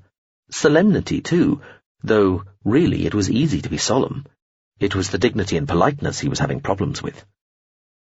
Having dreamt of Orpa on consecutive nights, he'd used the relevant implants to stop himself dreaming over the last 2, and had slept well. But now he was starting to feel that he had only displaced the problem, for he had the annoying, irrational, and even very slightly frightening feeling, even though he was entirely awake and apparently well rested, that Orpa was just out of sight, just beyond the corner of his eye. It was disconcerting, troubling. He most certainly did not believe in ghosts or any such nonsense, but when it happened, catching him out, when he thought he glimpsed her, or thought he'd just missed seeing her, a moment earlier, just as he turned his head or blinked, he felt as terrified as he imagined people must have felt in the old days, when they had been superstitious. He knew it was his own mind, his own brain acting against him, betraying him, deliberately troubling him. But it felt like something other, something supernatural, uncanny. On a few occasions over the last few days, he'd wanted just to scream for no good reason, especially at formal ceremonial events when it would have been absolutely the worst, most shocking and disrespectful thing to do. So many aliens arriving, So many different forms and types of creature, so many in exosuits or things like tiny spacecraft, it was like welcoming the contents of a toy cupboard, scaled for giants. How were you supposed to keep a straight face? That was when he most wanted to do it. To laugh hysterically in their faces, or scream and shout and swear and thrash about on the floor and tear his hair out. But just a few more days, and it would all be over. They could all go to the happy land of good and plenty, and never need to bother with horrible, messy, painful real life again. He couldn't wait.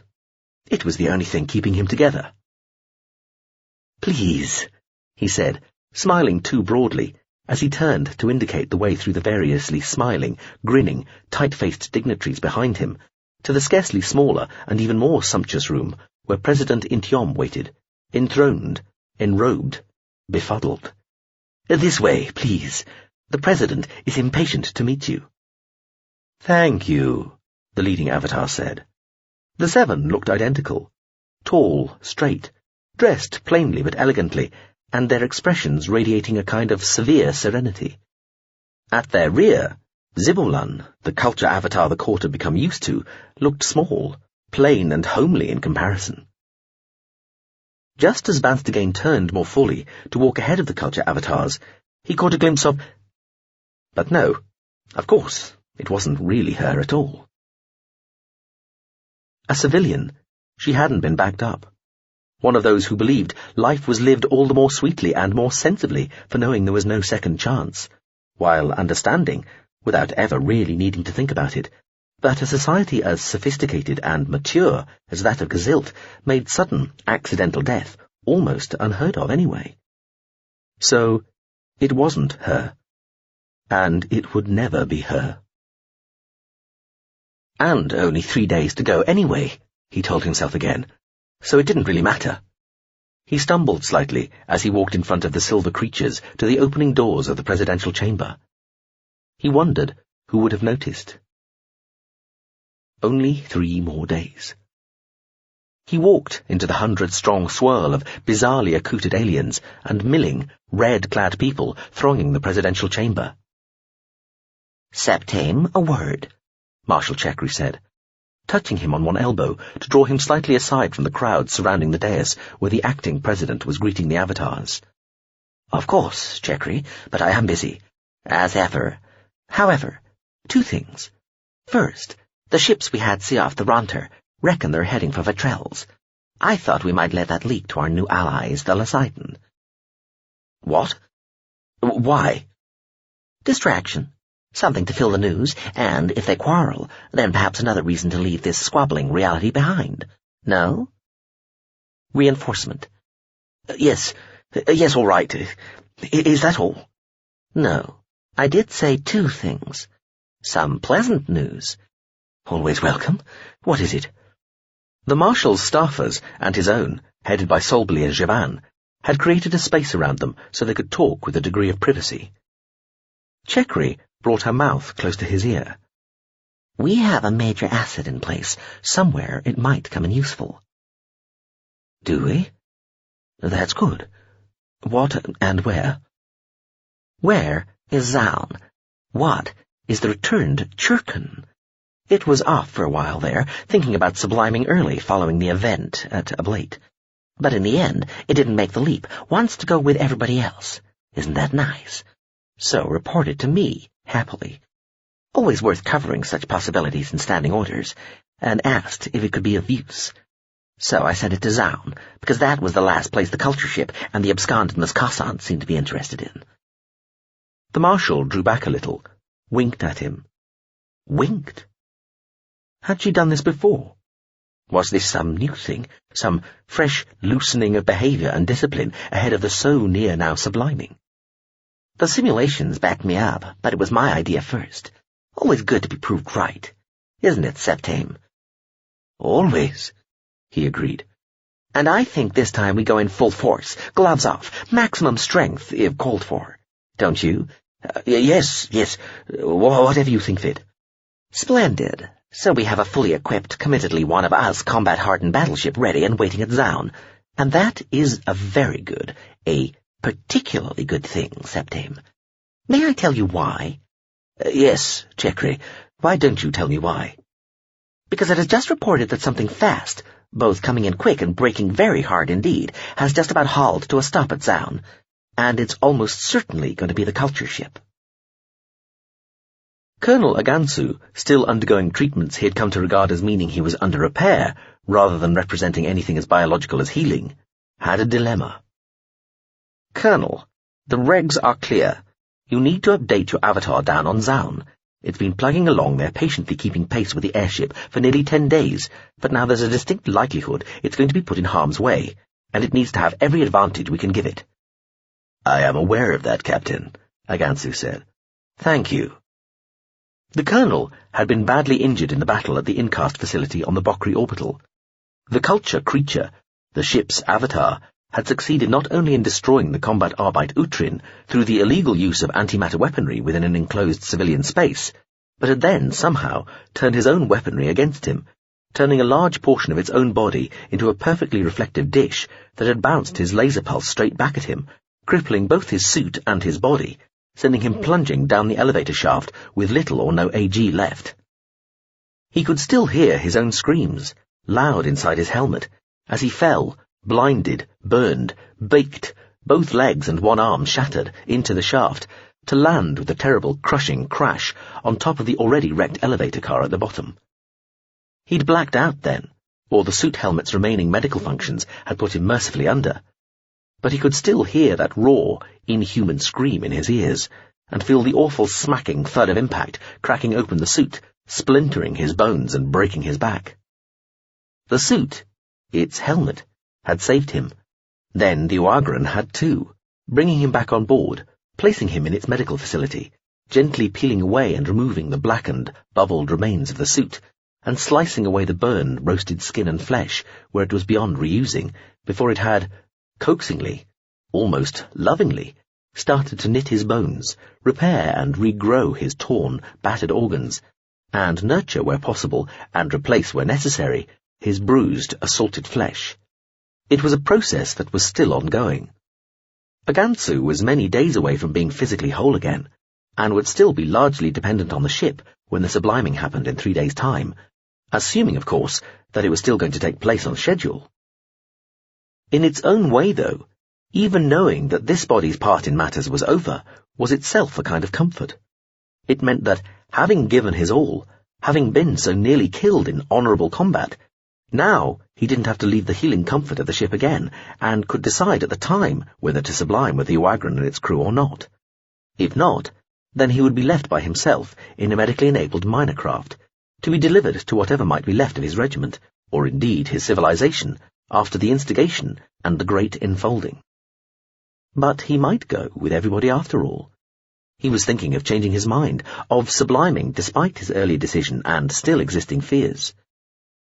Coming so close to death on Bokri, even while knowing that an earlier, backed-up version of him might be reawakened somewhere, had been salutary, and had made him think again about his attitude to death, oblivion, and the whole issue of subliming. Also, he had in some way come to feel part of the Uagran, and at one with its crew. He liked the idea of outloading with these already semi-virtualized people, assuming, of course, that they felt the same way. He worried that he still seemed like an interloper to them, perhaps even a foreign body, an irritant. He was nervous about broaching the subject. In the meantime, there was the issue of having to update the customized bioplausible android, which the ship had left inside the girdle city of Zaun when it had set off in pursuit of the culture ship nearly 10 days earlier. The Uagran was on its way back to Zaun, but, unable to maintain the kind of speed it had on that dash due to engine field degradation, it was doing so at a comfortable cruise rather than a sprint, and would arrive at Zaun a full day after the culture vessel. It could still transmit the Colonel's mind state ahead and have this new, post-Bokri version integrated into the one that had been left behind. But Agansu had to admit he had been resisting the process, using as his excuse the idea that the longer they waited, the longer he would have to think about what had happened within the Incast facility and learn whatever lessons could be learned from the experience before transmitting. The truth was that he was reluctant to hand over to the android left behind on Zaun, because he was jealous. The android would become the new him, and it, not he, would have the next set of experiences. It would be the version of him that would have the opportunity to engage with the enemy and defeat the culture ship's avatar. It did not seem fair. He wanted to be the victor. This version, the original, from birth Kagaragansu, colonel of the Home System Regiment, and not some quickly customized android formed from a blank the ship had been holding probably since it was first built. He knew, of course he did, that the android represented a version of him, that it would think of itself as fully being him, but that was beside the point. The action would all happen away from him, and the person, the entity involved, would not be him. He would be lying here, still being carried towards whatever would happen in the Girdle City on Zaun. Perhaps the experiences the android had could be reintegrated back into his own memory. That was possible, but it didn't always work. It seemed to depend on how extreme and traumatic the experiences had been. But even then, he would always know that, in a sense, it hadn't really been him there, at the front, at the tip of the spear. "Colonel," the captain said, talking to him across the virtual bridge of the ship, where he sat to one side of the arc of officers arranged around their welter of screens, readouts and controls. "Yes, Captain," he said. "I think I'm ready. There are no more lessons to be drawn. Please carry out the procedure." The captain nodded to the data comms officers. "Proceed." Agansu seemed to fade away for a moment, and was briefly aware of not being on any sort of virtual bridge at all, but being a broken body still under repair, held deep in the bowels of the ship as it read his mind, sorted and arranged the resulting data, and encrypted it for transmission ahead to the android waiting on Zaun. "Welcome back," the captain said, smiling, as though Agansu felt he was a lone bio who had needed to leave the bridge to obey a call of nature. "And to good news." "Yes, Captain?" "We have big guns at Zaun," the captain announced. "A capital ship, also reporting to Marshal Chekri, so on our side no matter how narrowly that's defined." The captain smiled thinly. "And it's already dealing with some of the shit the culture craft left behind." The suite of material and general sensory assetry the Pt.2 had left behind at Zaun mostly reported back to a satellite, which stowed to about the size of a human fist. Fully deployed, with finer-than-hair-thin tendrils extending tens of kilometers away from it in its geosynchronous orbit, it watched something big and probably military approaching Zaun across the skein of space. It was also aware of every piece of free-floating hardware in the system being pinged with signals asking them to identify themselves. This was a bad sign. It reported this to the also approaching but more distant Pt.2, and was told to shut down to passive minimum awareness.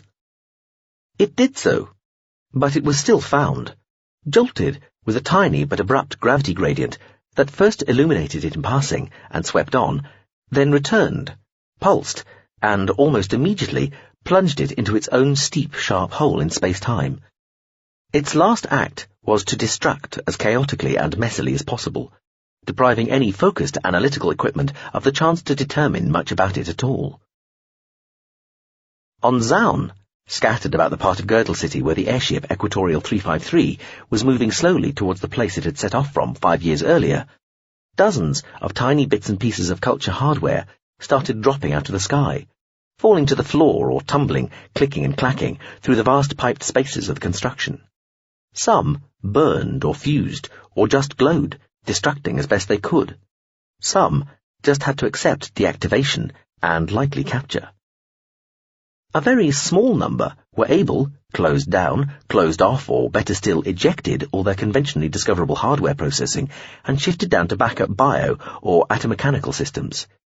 Even those were vulnerable, through basic triangulation on their last recorded position in the network, as recorded by the compromised components unable to wipe their memories in time, and most succumbed, snapped away by disloc, knocked out of the air with close-range effect weapons, or frazzled in mid-flight as they tried to escape by pinpoint bursts of plasma fire like miniature daytime fireworks.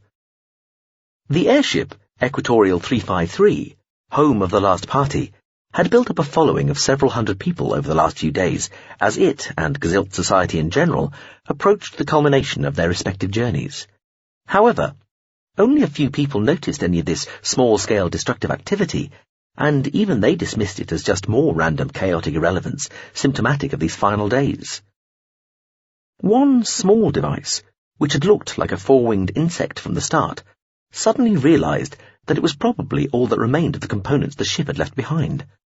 It sat on the snout of the airship, perched clinging to a thin stanchion supporting a long, dangling, trailing banner, and watched through impersonated compound eyes as another component, a thumb-sized scout missile, plummeted from on high, falling minutely past the bulbous nose of the slowly advancing airship, unwinding a twisting thread of grey smoke as it fell, unseen by any human eye. It disappeared into the dark depths of the huge open-work tunnel beneath. Some seconds later, the giant airship bulged its way through the volume of air the little device had fallen through. The artificial insect detected a faint, disappearing trace scent of the scout missile's descent.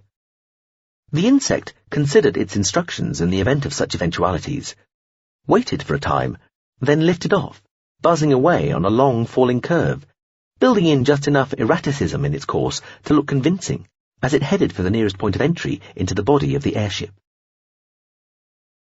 "That's not good," Birdle said. "What's not good?" Cossant asked. "Something big and powerful just rolled up at Zaun and started blighting all my gear," the Avatar told her. They were sitting in the shuttle's compact command space, watching the planet approach as they decelerated from the system edge. "What gear?" "The bits and pieces I left behind to keep an eye on whatever's happening there." Cossant frowned at the Avatar. "Do you leave stuff behind everywhere you've been?" "Pretty much." Birdle looked at her with an expression indistinguishable from genuine incomprehension. "Why wouldn't you?" "Never mind. This big and powerful something. Bigger and more powerful than you?" "Definitely bigger."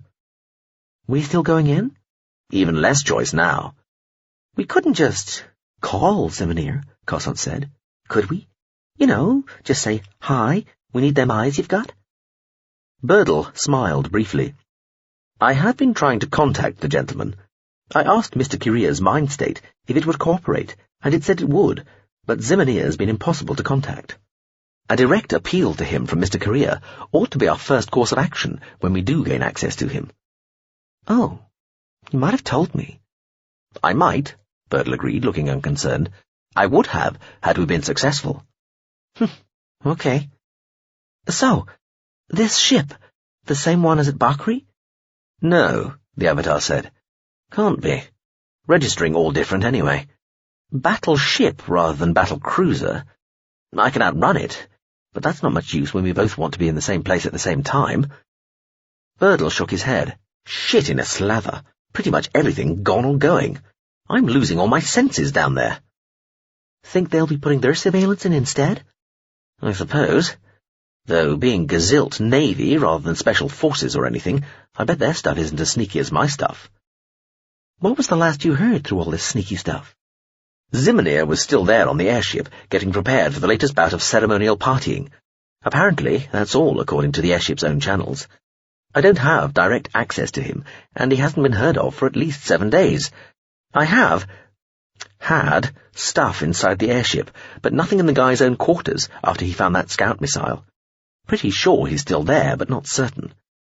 I found some incidental recording of him still wearing the container around his neck from the day after we visited him, so at least initially we didn't spook him.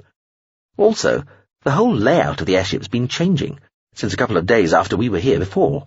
They've created a big new space inside, and they've been bringing in a lot of extra tech, including new field projectors, and water.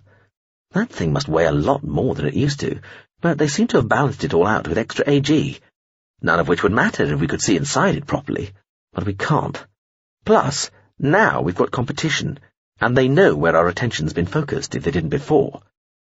Not to mention," he said, turning to her, "there's been a guy walking or jogging ahead of the airship since we left." "I thought there were various people doing that." "Oh, it's collected lots of people keeping pace with it recently, in air cars, travel tube carriages, special trains and ground vehicles, plus there are people keeping pace with it on foot for half a day or so at a time. But there was only one guy who just kept it all up all the way through. I had an insectile watching him the whole time, and he just never stopped. He hardly even varied his pace, All he did was switch what level and which side he was on, and keep level with different parts of the airship. I suppose so he wasn't too conspicuous.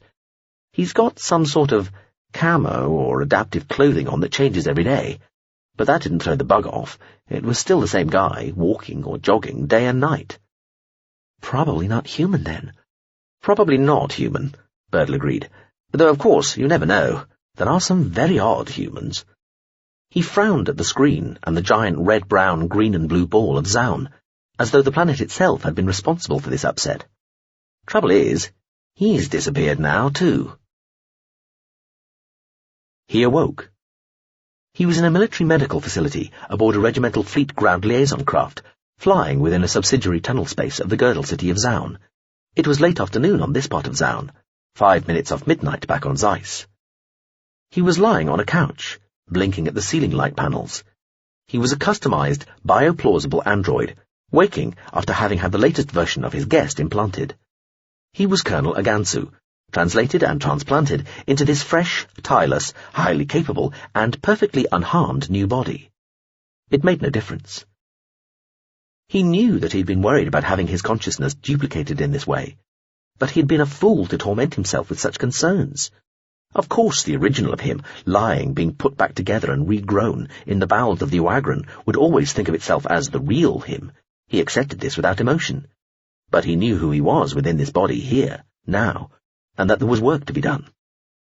Knowing there was another iteration of himself elsewhere was mildly comforting, like having another layer of protection wrapped around him, but made little real difference. A screen on a flex arm swung over to inspect him.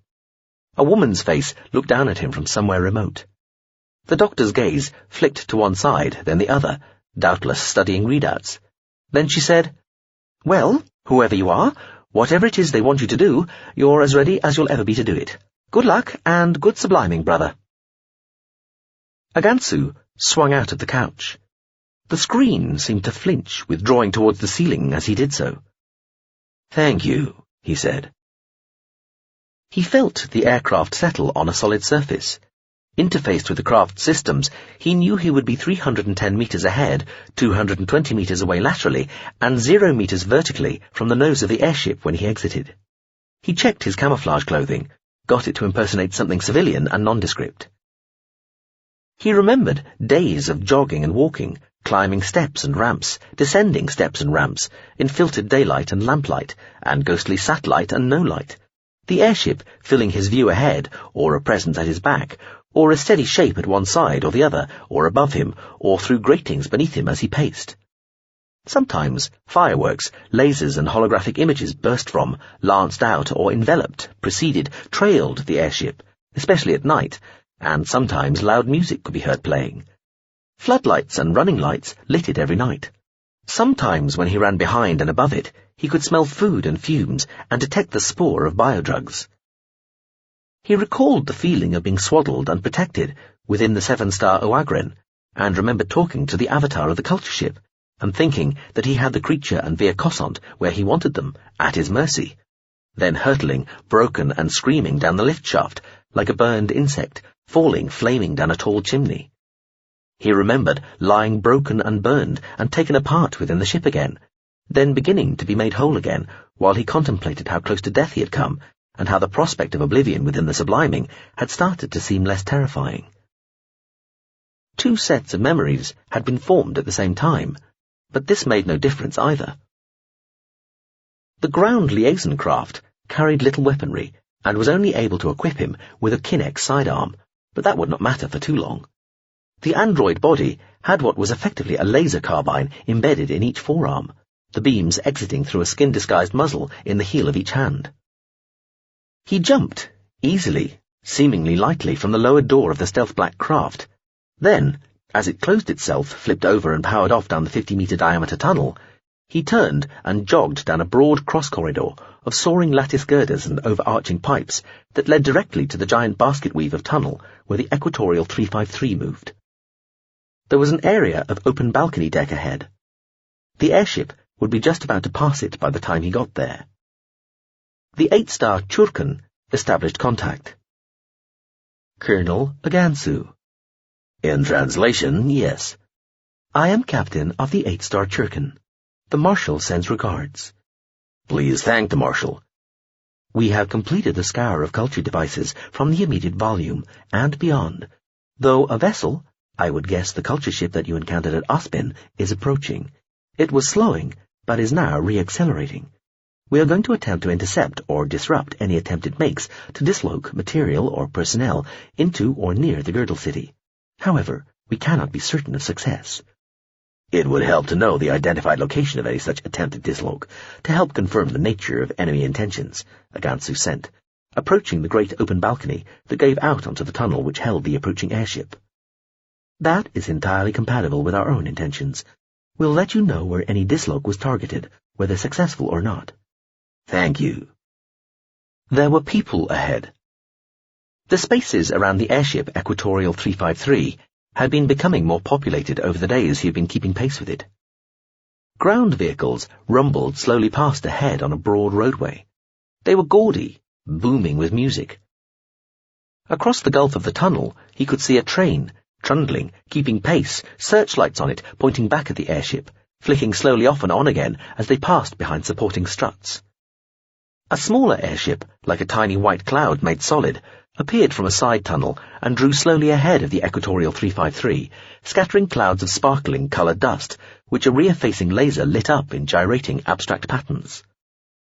The skin of the Equatorial 353 exhibited a series of large moving images as though projected onto its smooth curvature. There appeared to be 7 or 8 of these distorted displays covering the airship's surface at any one time. Some of the photographs were stills, most moved, and they sometimes fused together to provide larger images. Some appeared only to make any sort of sense considering the airship as a whole, in other words, imagining the form of the display on the other side of the craft. The most common themes appeared to be records of earlier art installations aboard the craft over the last few years. Nature, in the form of plants and animals, historical and presently existing forms of transport, and pornography. We carry 4 64-point platoons of Marine Combat Arbeits, the 8-star Churkan's captain told him. They are at your disposal, Colonel. Shall I have my tactical engagements officer ready some or all of them for deployment? Please do. He had to push through a small parade of people, dressed in motley, many dancing as they moved, some singing, some chanting, to get to the edge of the space where the balcony gave out onto the open tunnel of curving ribs and spiralling pipes. There, he found the Equatorial 353, filling the monstrous tube like a comically slow shell in the biggest, least efficient gun ever made.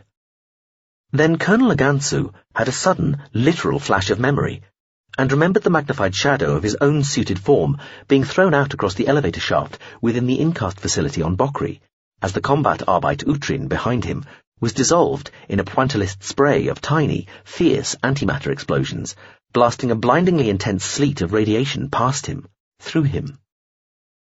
How many of the combat Arbeits do you need, Colonel? A chorus of beeps, trills, clangs, and musical phrases, followed by some cheers and the start of a fireworks display from the top of the giant airship, announced that it was midnight on Zeiss, and the instigation was only 2 days away. All of them. Chapter 21. S-2. Because you're liable to get killed. That doesn't seem to be stopping you. Of course not, I'm an avatar. Killed doesn't even mean the same thing for me. You're a bio. I've seen how you guys die, and it's messy. I meant as the ship. The mistake not. You're liable to get killed, aren't you? A slightly more weighty consideration, I accept. But even then, I've already transmitted my mind state to my home GSV and switched to full combat readiness, so I'm kind of ready for death. And anyway, not dead yet. This is my fight, though, isn't it? More than yours. Birdle sighed. This is about the Gazilt, but the culture appears to be all mixed up in it through Kyria, so it's our problem to sort out. It's still basically about us. You can't do everything. You're not our parent. You're not even backed up, Cossant. If you die, you die. Can you back me up? No. She had a sudden thought. Did you back up Kyria, his mind state from the Grey Cube? Yes, also transmitted, with a note it's private and to be wiped if the original survives. She frowned. Why can't you back me up? You've no neural lace. Even starting now it would take far too long. We're already out of time. Birdle waved his hands as though exasperated. Why are you so keen to risk your life anyway? You're a military reservist civilian facing subliming in a couple of days. Why the rush to die? And I'm telling you, having you present will make my job harder, not easier. You won't be contributing, you'll be jeopardizing. First of all, on that last point, I don't believe you. I think you're just trying to protect me, being all male gallant. I'm flattered, but there's no need. I'm a fucking razor-arsed starship, you maniac. I'm not male, female, or anything else except stupendously smart and right now tuned to smite. I don't give a fuck about flattering you. The few and frankly not vitally important sentiments I have concerning you I can switch off like flicking a switch. Anyway, you can't keep me prisoner on the ship. You're culture, and I'm a free agent. I demand to be set down in the Girdle City. They are looking for you, remember? They think you trashed Fatsanjoyum with your bare hands or whatever the fuck. So you'd better look after me then. That's what I'm trying to tell you. I don't need that extra workload. And if you insist on quitting the ship, I'll put you down wherever I damn well please, not where you specifically demand. So there you are, you can't win. Cossant, already dressed in the same figure-hugging undersuit she'd worn at Bokri, stood looking levelly at the Avatar across the module's lounge. If you don't give a fuck about flattering me, she said slowly, and if you can just switch off any sentiments you have concerning me, you can do that down there, on the planet, in the Girdle City, in the airship, so you don't have to worry about me, and I will help, not hinder. Birdle stared at her. Then he smiled and relaxed. His tone of voice changed. I don't know about you, Veer, he said conversationally, but I'm sort of posturing here. He shrugged. If you insist on coming, you can, though it's your funeral, and I won't risk any part of what I'm supposed to be doing to keep you safe at all, not if it's a trade-off, just nothing. He shook his head. I thought maybe you were just putting on a sort of good-enough show, you know, so you could feel okay about yourself, even though you didn't want to go or expect to. So, one last chance in all seriousness. Please don't come. One last time? I want to. Take me with you. Birdle sighed. Okay, you can't say you weren't warned. Put that on. He nodded behind Cossant. She turned round to see a bizarre vision of a man in close-fitting armour, half mirror, half soot black, headless, marching out of an alcove, growing an extra pair of arms, and peeling itself open as it approached her. What's that? A better suit. I'm downloading a copy of Korea's mind state to it now, so we can access the old geezer's memories direct if we get hold of his eyes without the ship around. Go on, just step in as you are. We're 90 seconds before we snap aboard, so don't take too long. I thought we had 10 minutes. Not anymore. The ship's powering back out again, hoping to lure the battleship away from Zaun. Shit. Cossant stepped over to the suit and then into it. It flowed closed around her, leaving the helmet component down. Think that'll work? She asked. Doubt it, the Avatar admitted. Assuming the battleship's been talking to the battle cruiser, it'll know I've already been moving faster than it can, but it might factor in too much main traction stress degradation after all the dashing about I've been doing lately, and think it has a chance. Assuming its engines aren't slightly fucked too, of course. Worth a try. Pian, sprawled loosely on a couch all this time, came flapping over and stood on a seat back facing her like a small, stiff flag. Well done, you, it said. I think you're being terribly brave, but I'm sure it'll work out splendidly. And just remember, I've always loved you. Cossant was about to say something like, okay, now I'm worried, when her eyes narrowed and she looked at Birdle. Did you put it up to that? Birdle shrugged. Also worth a try. But I do, Pian exclaimed, twisting to face Birdle, then back to Cossant. But I do. Yeah, Cossant said. 20 seconds. The ship sent a tiny update of its mind state to its home GSV, mostly just so there would be a record of Cossant insisting on going with its avatar and other on-planet forces into the Girdle City. The ship was a constrained shell of force hurtling across the system now, re-accelerating hard, packaged within its wrapping of concentric fields like something cocooned, engines howling in frequencies no biological living thing would ever sense, A kilometre-long projectile submerged beneath the skein of real space, components of 3 outer fields lasing in hyperspace to direct the signal to its distant ship mother, then clicking off again after a nanosecond, while other configurations of fields slid and flicked, stacked and snicked, readying for a series of multiple high-speed, high-accuracy displaces to a complex topography target deep in a gravity well, probably opposed. This was, the ship knew, going to be challenging. Most serious culture ships, and all with any pretensions to being warships, possessed burst units, specialized engine components like motive power capacitors, capable of providing sudden, brief flares of energy and movement. The mistake knots were more powerful and capable than most craft its size, which was kind of a game-giving-away liability if you actually had to use them in the presence of somebody able to spot such shenanigans. But, on the other hand, this was exactly the situation where they might help save the day. So? The ship was already heading dangerously close to Zaun's gravity well, having to adjust its course in hyperspace to avoid crashing into the downward curve of skein. It jinked closer still at the last moment, using up all its burst unit energies both to swerve and slow, then focused in on the relatively tiny part of itself that held the module where its avatar and the humanoid were, snapping the 2 human-shaped forms and the woman's pet away, and then the module separately. It loosed the module first, targeting the displace at a spot just outside the Girdle City, 1,200 meters above local ground level, and 10 kilometers back from the current location of the airship Equatorial 353. It was, given the relative velocities involved, one of the most accurate and precisely located flying displaces it had ever heard of, snapping the module into the air within an elegantly aligned pocket of vacuum that collapsed at just the right rate to allow the craft to continue on its way, under its own power now, so smoothly that the ship doubted somebody standing inside the module, had there been anybody, would even have wobbled as the transition was completed.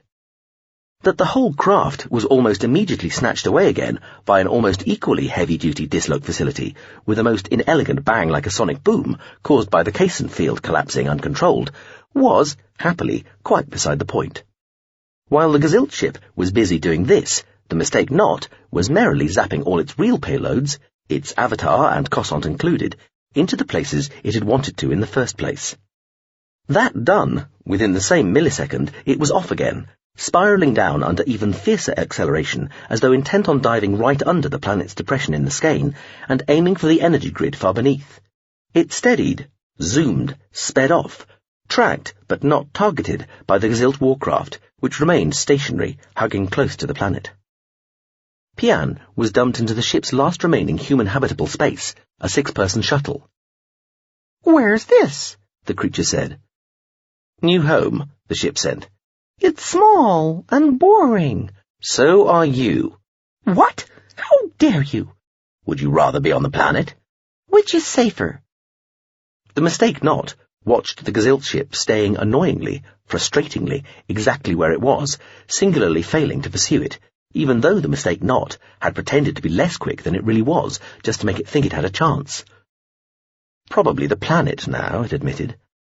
"The planet, then." "Well, hurry up." "Too far. Next pass, approach." "You're going back?"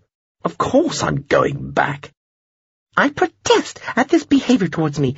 Why wasn't I—" "Best you go to sleep now," the ship said.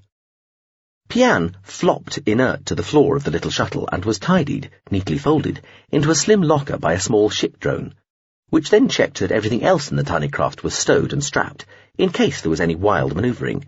Then it, too, stowed itself securely in another locker. From GSV Empiricist to LOU Caconym, GSV Contents May Differ, GCU Displacement Activity, GSV Just the Washing Instruction Chip in Life's Rich Tapestry, UE Mistake Not, MSV Passing By and Thought I'd Drop In, MSV Pressure Drop, LSV You Call This Clean? Open question, specifically to the Mistake Not. Are you sure you are doing the right thing? It is plausible that the Gazilt craft is an 8-star, possibly the ship responsible for what happened at Ablate. It is certainly powerful, and may be unconstrained by conscience. From UE Mistake Not. No, not at all, but committed, so let's see what happens. From GSV Contents May Differ. I am equally worried Retha Beat's working. It just transmitted its mind state. From LOU Caconym. Suggestion. Tell it whatever it's thinking of doing, don't. From GSV Contents May Differ. I have been trying to contact it after the mind state signal arrived. Nothing. To pass the time while I wait for a reply, I have been trawling the banks for evidence that this is anything other than a bad sign, coming from a contact unit. Guess what? From GSV Empiricist. The Beat's working is with the largest part of the Ronta fleet heading for Vatrelles. The Gazilt saw them off, but only as far as the system outskirts, then returned with no known other hostility. That leaves the Lysidon. We have the thug-class value judgment with the main squadron, do we not? From MSV passing by and thought I'd drop in. Yes, though the largest squadron is not the flagship flotilla. They redispositioned, bringing various of their separate squadrons together into a more martial meta-configuration, following the original decision on preferred scavenger status going against them. One group of 3 ships joined the 3 of the flagship squadron, but 3 separate groups of 3 also amalgamated, and as that then constituted the greatest force they had, that is the one the value judgment was sent to shadow. We have nothing with the flagship squadron commanded by Nik and Abotayun, and as that was the force already also converging on Zeiss, that is the force most likely to offer any threat to the Ronta attempting to make Vatrelles. From LOU Caconym to MSV Pressure Drop. Shit. I bet the Gazilt told the Lysidon where it looked like the Ronta were heading, and if the fucking empiricist had let us use those delinquents, we wouldn't be looking at this debacle. From GSV Empiricist. I suggest I send my fastest ship to rendezvous with the Beats working and the Ronta, while signalling the Lysidon to desist from any hostile action they may be contemplating. I am sure we have such a preponderance of forces locally we can prevent any mooted unpleasantness. From LOU Caconym to MSV Pressure Drop. Here we go. Spoken like a ship with no idea how things actually work. It's not about what forces you've got, it's about what forces you've got where. You'd think even a civilian would understand that. You may be being too harsh.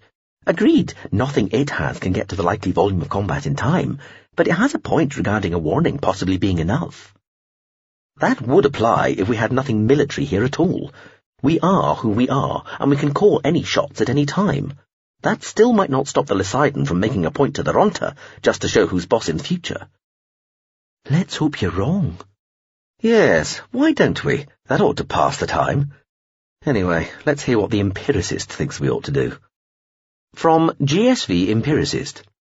I am dispatching the ROU Learned Response, the LOU New Toy, and the GOU Questionable Ethics in string formation, ROU leading, to maximum reach and make rendezvous, the LOU to 50% and the GOU 12.5% distance, adjusting to hold at those increments. From LOU Caconym to MSV Pressure Drop. Oh, fuck. Now it's making pretty patterns. My squadron of 6 Lysidon ships, led by myself on the pride of our fleet, the collective purposes vessel and flagship Galemtian Asur Anafawaya, fell ruthlessly. NB. Word choice, potentially hoary. Upon the pitiful, limping, struggling, fearsome? NB. Word choice, potentially hoary. Ronta fleet, with resolute professionalism, exemplary courage, heavy hearts. NB. Phrase choice, potentially cliched. Our jaws, mouthparts, forced. NB. Awkward over species specific in translation. Suggest restructure using given no choice or equivalent. By the... Responded to the Ronta fleet's outrageous. NB. Word choice, potentially hoary. Provocations. Unprovoked aggression. NB. Phrase choice, potentially cliched. Aggressive intransigence with the only language they understand. NB. Phrase choice, potentially cliched. Sir. Salvage and reprocessing team principal Nik Abotayun accepted the call in his private cabin. It was from his sensors targeting officer. He had asked not to be disturbed unless something urgent came up. What? He said, with deliberate gruffness, though secretly he was glad of the interruption. He was finding writing what he hoped would turn into one of the more exciting parts of his memoirs rather more difficult than he'd anticipated. Sir, we have the Ronta fleet in sight at extended scanner range. 13 targets. 13? So the culture ship is still with them? Appears so, sir. Are they aware of us? Doubtful, sir. I'd prefer a percentage applied to that doubt, officer. Sir, 90% certain that they haven't detected us, sir. That's better. Also, sir, comms coming online with a signal from the culture GSV empiricist. Shall I? Yes, comms. What are they saying? There's quite a lot of it, sir. I've patched it through, but it boils down to them telling us not to attack the Ronte. I bet it does. I'll take a look shortly. You have followed my earlier orders and not acknowledged. Yes, sir. Good. ST? Sir? The sensors targeting officer said. How long until we have the Ronta fleet in range? A fraction over 2 hours at current velocities and courses, sir. 2 hours? I thought we expected to have them in range 40 minutes after contact. The drive signatures are messier than anticipated, sir. Plus the culture ship with them appears to be hurrying them on. Hard to tell from this far away. Only about 15% certain, but it looks like it's encased them in its own field enclosure, highly extended, and is acting like a sort of high-speed tug. I see. Engineering. Sir. Can you give us a little more power? Negative, sir. Another step up from here would imply a 70% chance of serious engine malfunction, probably in one or both of the 2 Jabunde-class ships. Very well. Continue to close at current velocity. Combat. Sir. Go to full readiness in 1 hour, shipwide. I'll rejoin the bridge then. Sir. Proceed all, he said. He cut off the chorus of acknowledgements and resumed his compositional task with a watery sigh. The insectile drone, Jonska ap Kandrechenat, representative of the culture ship Beats Working, floated in front of the swarm prince Osebri 17 Haldesib in the command space of the Ronta interstitial exploratory vessel Melancholia Enshrines All Triumph. This need not be your fight, machine, Haldesib told the drone. It feels like it is, Swarm Prince. I led you into danger. I thought I might help you escape it, but it would appear we are discovered, so now the least I can do is try to make amends by coming between you and the enemies into whose reach I so foolishly delivered you. Haldesib flicked one leg in a dismissive gesture. For ourselves, we do not seek our end, but the hive, the swarm, the race will go on no matter. You need not presume to share our fate through misplaced guilt. I feel I have no honourable choice, Swarm Prince. You intend to attack the Lysidon ships? I intend to engage with them. The distinction might be lost on them. We have dealt with the Lysidon before. They will interpret any engagement as an attack, or at least claim to afterwards. Be warned. Thank you. I am. This is the decision of your human crew? No, it is mine. I intend to get my human crew to safety before matters become critical. They concur with this. They have come to accept it. 2 wanted to be heroes and stay aboard. I argued them out of this course. The Swarm Prince flexed his wing plates. In a human, the equivalent might have been a shake of the head. We may all die out here, machine, but of all of us, you have some choice. Must you be a hero? Can you not argue yourself out of this course? I probably could, Swarm Prince, but I'd regret it subsequently. I believe this is the right thing to do, and so I'm doing it. You may steal some of our glory. The Swarm Prince's legs flexed as he said this, dipping his body briefly to indicate that it was said humorously, not aggressively. I shall engage with them first, independently, Swarm Prince, before any action between them and you. If I may, I'll transmit to you whatever I can discover of their ship's abilities, strengths and weaknesses. It may help if I am unable to stop them. We are pleased to accept this kind offer. But what if you prevail? We shall be denied all chance to prove ourselves. Then you will have the benefit of my most profuse apologies. I shall accept any amount of inferred alien cachet value negative honorary you care to bestow, and I shall be grateful subsequently for even the most demeaning and/or minor role in any ship dance within which you care to include me. Leg clicks indicated the Swarm Prince was laughing. A few other Ronta in the command space joined in quietly. It has been gratifying to us to witness the knowledge of and respect for our ways you have displayed, ship, the Swarm Prince said. We can only wish you well with your engagement. Fight well. Live if you can. Die well if you must. Thank you, Swarm Prince. It's been a pleasure. You look tired, Septime, Chekri told him as she entered his office in the Parliament building. I feel tired, Marshal. Never mind. Not long to go now. You chosen your last outfit? What? Your clothing. Whatever you're going to wear for the instigation. Have you decided how you'll be dressed when you meet your glorious translation into the Enfolded? I think that's all pre-decided for me. Ceremonial. Solely. Yes, solely she'll be taking care of all that. You?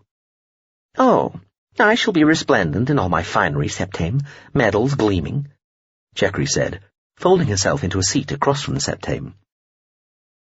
Banstagain had noticed that the Marshal didn't ask whether she might disturb him these days, or wait to be invited to sit. Before he might have made some frosty comment and insisted on protocols being followed, but no more. People were going quietly crazy in these last couple of days. In fact, some people were going noisily, boisterously, even dangerously crazy. Meanwhile, all across the Gazilt domain, those who had been stored, some for less than a year, some for a couple of decades or more, were waking up for final reunions, last goodbyes, leaving parties and fare-thee-wells in what comes next. I have buffed and polished my medals for decades of steady, dedicated watchfulness, the Marshal continued, clasping her hands behind her head as she leaned back and relaxed, legs crossed.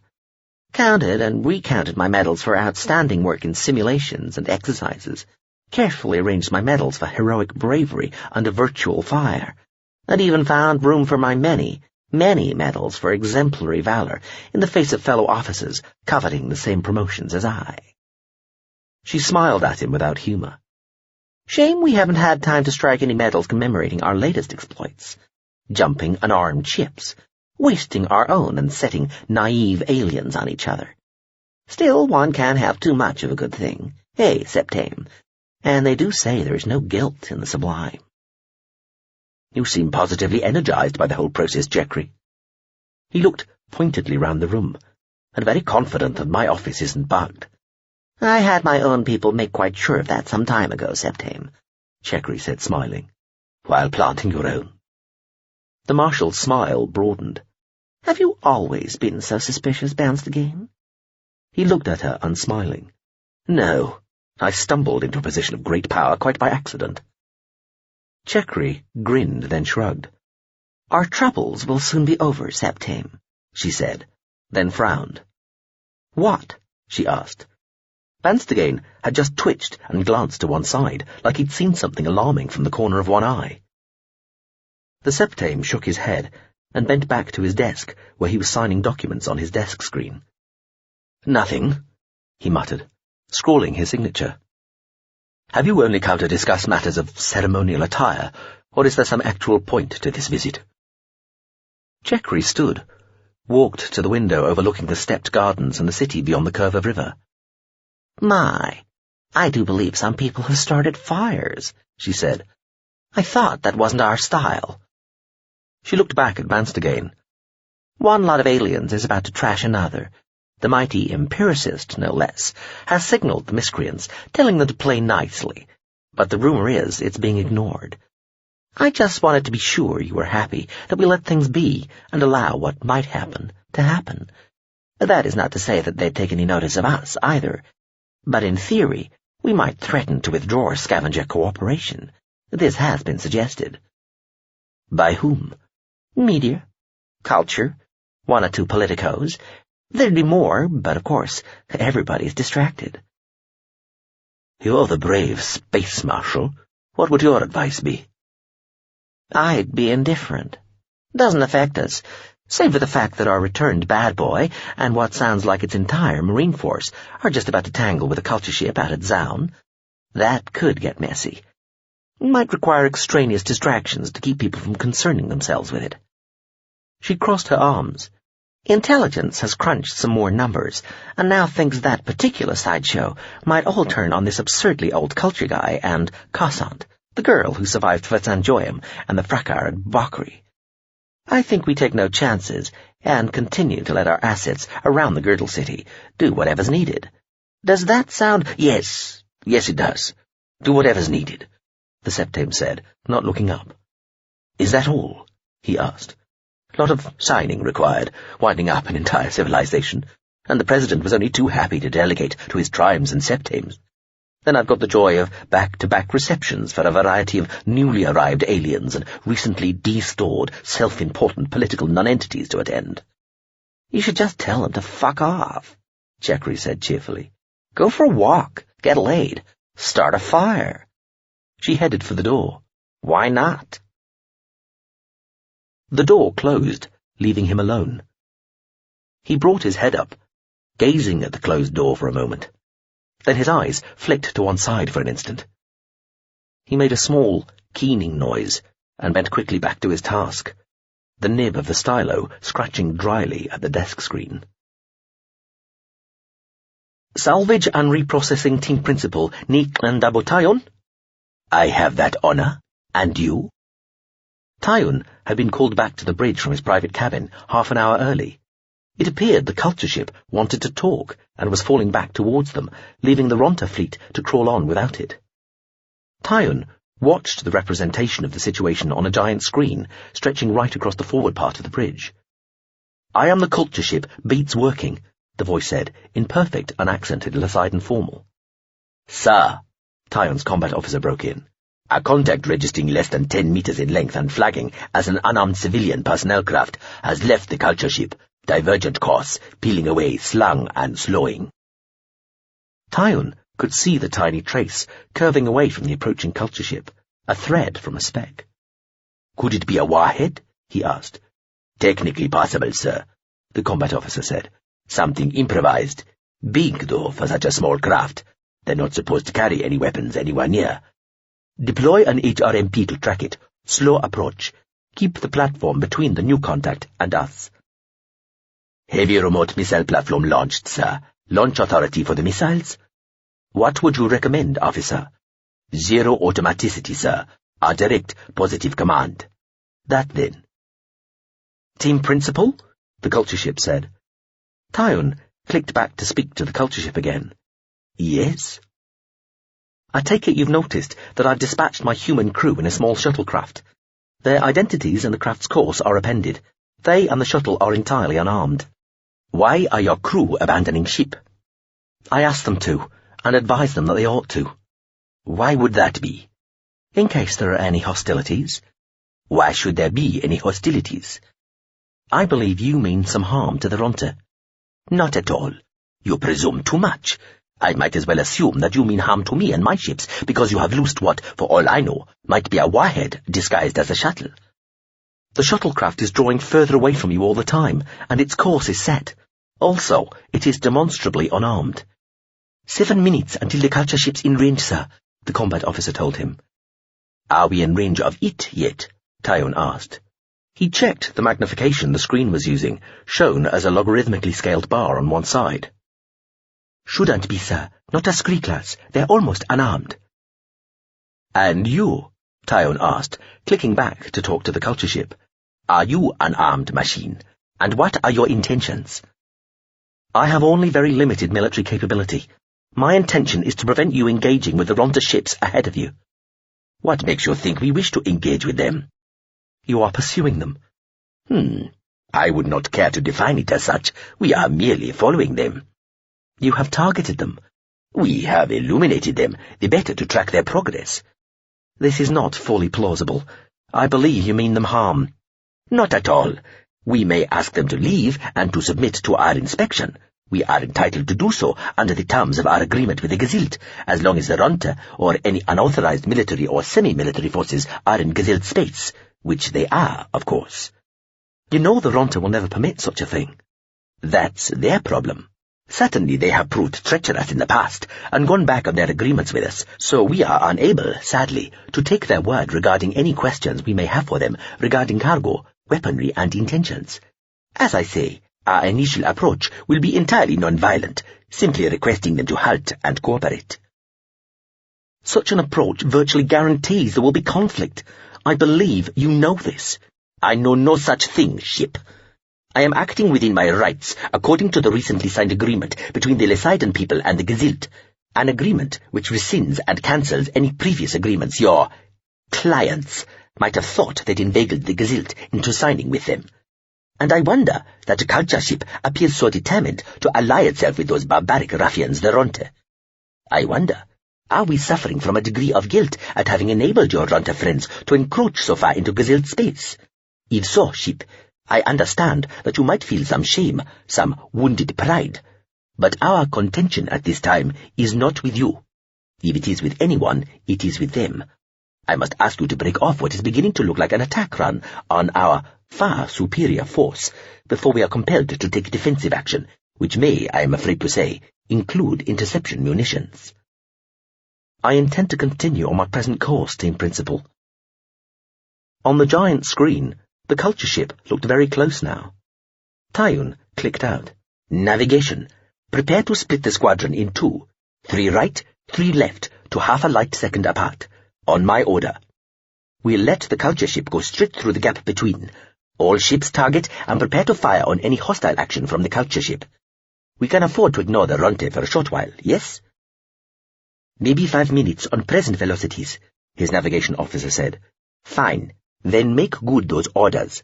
And to be clear, only fire on actual overt hostile action from the culture ship, not just targeting. We all got that? Sir. Targeting, the combat officer said. Split the fleet, Tayun ordered. He could hear and feel the ship around him, hauling itself away from its earlier straight course, starting to curve to one side, along with 2 of the other ships. On the screen, the view swung, keeping the approaching Ronta fleet at one edge, as the elongated dot that was the beats working swept past between the separated halves of the Lysidon squadron. Fleet split as prescribed, the navigation officer reported. Culture ship maintaining... Correction. Target slowing, rapidly. Target now stopped relative to us. Accelerating. Catching up, level with us in 4 seconds. The screen view swung slowly, keeping the smeared dot of the culture ship at one edge. The view hazed oddly, as though they were running through a gas cloud. Sir, the Quiatria Anang reports total loss of engine control. Sir, the Ablalol Chaliz reports total loss of power. What? He had 2 junior officers from Fleet Control talking to him at once. The main screen hazed grey, then blanked out entirely. What the fuck? Tayun said, glancing at the display in his own helmet. The helmet display was still working, but seemed to be having trouble locking onto his eyes to present a true hollow image. A stray flash briefly dazzled him. Main screen in shutdown, the damage control officer said, sounding puzzled. Cause unknown. The screen flashed, shivered woozily, went blank again. The damage control officer broke in. Effector attack on us, targeting engine control and main sensors. Sir, the Quiatra Anang reports total traction loss. Culture ship level with us now, sir, starting to draw ahead. It's not changing. Sir, the Quiatra Anang reports total sensor loss. Engineering telemetry down. Sir, the Lascul Hills reports total loss of power. Velocity, we're slowing. Fleet formation breaking up. Sir, the Abolul Chaliz reports it's being targeted by the Quiatra Anang's target illumination systems. What? Our engines being stepped disengagement on false telemetry, sir. Trying to head them off and reinitialize, but they keep... Tayun could hear and feel something alter in the ship. A single, great deep note was deepening still further, like something winding down, while a forward drag stirred microcurrents into the waters around him. Sir, the Ablalul Chaliz reports it's being targeted by our own TIS. That's shit, the junior combat targeting officer said, voice shaking. That's just shit, not true, sir. This is an attack, Tayun said. This is hostile action. Fire to disable. Hard, small target, sir. Doubt we can be that accurate. Well, just hit it. Sir, the Fulania Guang reports total loss of engine telemetry. No weapon control. All weapons aboard shut into failsafe mode. Active systems powering down. Hit it with something. Disable it. Destroy it. I don't care. Nothing to throw at it, sir. Sir, the Quiatra Anang reports total weapon control loss. Sir, the culture ship is within quick strike range of the missile platform launched earlier. Might not have spotted it. Can the platform fire? Have we comms with it? Yes, sir. Sir, the Fulania Guang reports total loss of main power. We'll fire it. Sir, how many? Everything. All the missiles. 6 missiles firing, the combat officer said. 4 sec. 1 missile gone. 2 destruct. 3, 4 gone. 5. 5 gone. Shit. We hit it. Last one got it. Holy fuck. We got it, sir. The fucker's dust. We got it. We fucking got it. Order on the bridge, Tyon said. Sir, engine telemetry re-established, the damage control officer reported.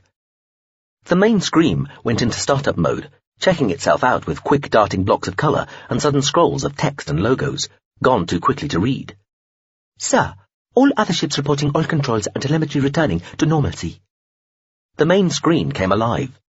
It showed a view on median magnification, looking 20 degrees astern at one edge, of a small cloud of expanding, radiative debris. Dotted alongside, leading away into the darkness, were 5 even smaller clouds. Ronta fleet ahead, sir, within range. They're targeting aggressively.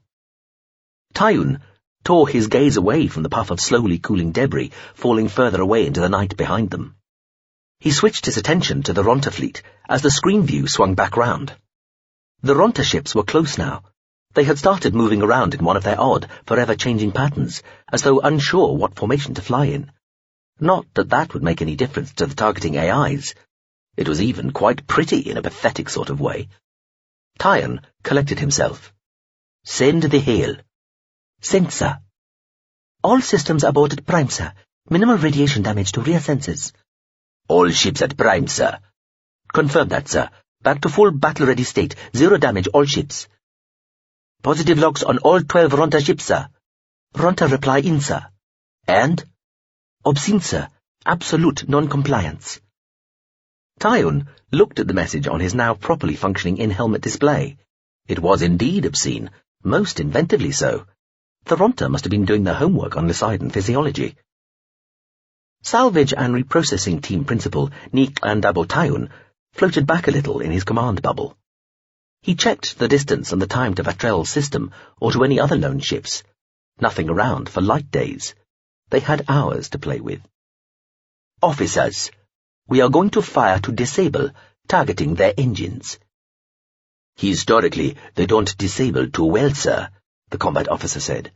Yes, they tend to explode, I know, Tyon said.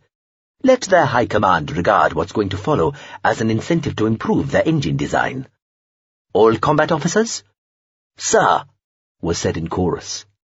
Concentrate all fire. Full squadron flagship combat officer coordinating, he commanded.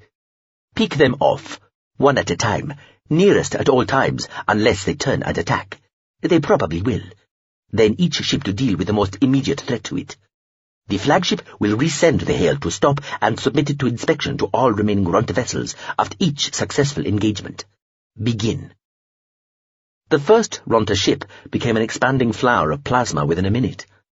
The Ronta employed better tactics than had been anticipated, and each subsequent ship took a little longer to destroy than the one before.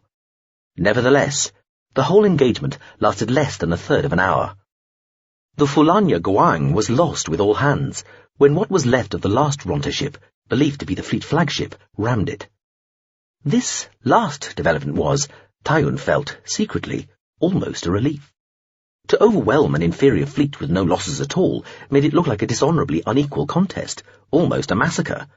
Losing a ship made everything look a lot better, and would give him an opportunity to sound grave and caring for the dead and their loved ones when he wrote his memoirs. Besting a suicidal culture ship gone native, even if it was just a contact unit and only tiny, was merely the crustal fronding on the meat shell, though apparently that phrase too was awkward over species specific in translation. Chapter 22 S-2 From GSV empiricist to LOU caconym, GSV contents may differ, GCU displacement activity, GSV just the washing instruction chip in life's rich tapestry, UE mistake not, MSV passing by and thought I'd drop in, MSV pressure drop, LSV you call this clean? This is all very sad. I especially regret that my own vessels were unable to help in time. From MSV pressure drop. I trust the lead ship of your string formation, the ROU Land Response, has no thought of revenging the destruction of the Beats working. Our comrade brought its end upon itself.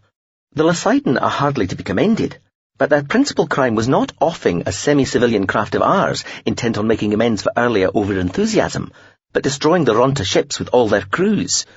And even that they had an excuse for. miserable and legalistic though it may have been. From GSV Empiricist. Indeed, I think no immediate action need or should be taken against the Lysidon. Our long-term disapproval and the implications that this will have for their reputation might prove most effective. The ROU will continue to the combat volume to retrieve the Beats Workings shuttle with the humans aboard and check whether any other remains are recoverable, but will not pursue the Lysidon ships. From GSV Contents May Differ. A sealed sub-packet that came with the Beats Workings mind state just popped. Seems it was so troubled by its own earlier actions that it's requesting that it not be reactivated, save for second-party study, comparative or research purposes. Poor lame bastard doesn't even want to be a ship again. From LOU Caconym to MSV Pressure Drop. Told you, 5 humans too few. From LOU Caconym. Meanwhile, on Zaun. Reality calling mistake not. Yes, we're talking about you. From UE Mistake Not. Yes, hi. It's all getting terribly interesting. Colonel? Ma'am, Agansu replied. The signal adjunct protocols indicated he was addressing Marshal Chekri. This is Marshal Chekri. I am aware. An honor. Your current status? I am walking alongside the airship Equatorial 353, awaiting confirmation from the Turkun regarding the disposition of its forces and that of the other side. Media reports indicate that those in charge of the airship have undertaken to open the vessel to the public sometime in the next few minutes. I intend to board then, or before, should we find our adversaries are already aboard. Permit me awareness through your senses. Of course. The sensation of manipulating aspects of his sensorium was a new one for Agansu, and yet one which felt perfectly natural. He briefly marvelled at all the thought and careful design that must have gone into making it seem routine for something like himself, something which felt like a human, to delve into what was basically its own being and adjust the settings it found there so that a live link of what it was experiencing through its senses was now being sent to another person. At the same time, Agansu was becoming aware of how many differences there were between his own biological body and this one. With the possible exception of being considerably heavier than the bio version, despite being precisely the same volume, all the differences were positive. How much more powerful, capable, and sophisticated this new form was, how much more sensitive where it needed to be. His own bio body held many augmentations and desirable amendments over the human basic standard, yet in this new one, for example, he could see in much greater detail and over a far greater spread of the electromagnetic spectrum than the old version was able to. Yet, how much less vulnerable it was where it didn't require such sensitivity. This android body felt no pain at all. One's motivation for avoiding harm was knowing that harm reduced one's ability to function, while the indication that harm had been inflicted was no more than that. A sign. Something to be noted, taken into account, and acted upon, but no more. Thank you, the Marshal said. There had been almost no delay between him agreeing to let the Marshal see through his eyes and generally sense through his senses, him setting this up, and her beginning to receive the data, and yet he had had time to take a look round inside himself, as it were, and start to appreciate all the differences between his bio body and this one, and then to think about all this, all before the Marshal had thanked him. Agansu marvelled at how little time it had all taken. His bio-self would hardly have had time for one completed thought in that half-second or so. Right, Colonel, the Marshal said. We think the culture people are trying to get to this Zimnir guy because of something he has or something he knows about this Kyria person. You have to stop them. That done, you get Zimnir. Find out what he has or knows. You may be as brusque as you like. I understand, ma'am, Agansu said, as he looked about the crowds of chanting, singing, dancing people, and gaudily painted, bannered, and hollowed machines keeping pace with the giant airship. Sounds loud, Colonel. Yes, ma'am. He was aware of many different sound streams around him, principally dance music emanating from the various vehicles around him on the broad balcony roadway. More seemed to be joining the throng all the time. Kind of crowded there, too. A burst of fireworks lit up the open-work tunnel around the nose of the Equatorial 353. Some set of automatic reactions built into the android he inhabited seemed to be reacting to the fireworks, clenching instinctively as it witnessed nearby mortars firing, nearby mortars which were not flagged as friendly, and their payloads, unguided, highly inaccurately aimed payloads, detonating. Bursts of light were followed by booms, thuds, and crackles. A few echoes came back, but most of the sound was swallowed by the huge spaces of the girdle city and absorbed within the surrounding patchwork of musics. Knowing the speed of sound in Zaun's atmosphere and the altitude here, he was able to tell exactly how far away he was from each exploding mortar shell. "Yes, it is, ma'am. Quite crowded." "Aha. You know, if anything serious does kick off there, Colonel, you will need to limit civilian casualties as far as possible." "I am aware of that, ma'am," Agansu said, thinking how typical and shameful it was that a superior tried to cover themselves against any unfortunate outcome by restating something that was already entirely and properly covered in ambient standing orders and by military rules of engagement. At the same time, if he failed to do as he was required to do by those same superiors because, anxious to avoid collateral civilian damage, he pulled back from using the most destructive weaponry he might have been able to deploy, he'd be blamed for that too. He had, thanks to her reputation, thought better of Marshal Chekri, but obviously he'd been wrong to think her any different. "Marshal, Colonel," the Churkin's captain said, "further on the current situation. We intercepted and redisloced a relatively massive displace by the culture vessel and captured what is probably its principal auxiliary craft. However, it was unoccupied and unarmed and probably constituted a diversion. A number of further displaces occurred almost immediately thereafter, centered on the volume immediately around the airship, but we were unable to intercept or disrupt them. Neither are we able to pin down their destinations further. We are confident they are not actually inside the ship due to the four-dimensional aspect of its construction. It is effectively shielded against this look. This means that the other side must achieve entry to the airship by conventional means. As we have had senses watching the craft for some time and discerned no suspicious activity, we are confident that this has not thus far been achieved. Further, the full force of all four of this ship's marine platoons are now available for disloc at instant notice on the Colonel's order." "I see, Captain," Agansu said. He might have said more, but there would be time later for pinning down the responsibility for the Cherkun being unable to do more regarding the culture ship's displaces. Now was not the time for that. "So, our adversaries are here, but we don't know where." "Indeed, Colonel." "In that case, I suggest that you bring in all the Marine Arbite platoons immediately. Place some ahead of the ship, some behind, say half a platoon in each position, but most in a couple of concentric shells of Arbites entirely surrounding the vessel, keeping within 10s out to 100 meters of it, but distributed within the structure, with only a squad level force stationed on the outside of the girdle city. Order all of them to keep pace with the airship. Have them stealthed as far as possible, or camoed to resemble camera drones or other civilian devices." At that moment, a woman danced out of the crowd of people around him and started trying to get him to dance with her. He shook his head and drew back his hands as she tried to grab them. She persisted, trying to again get hold of his hands, so he turned quickly and walked off towards the wire parapet at the edge of the roadway, pushing between a couple of people, apologizing as he went.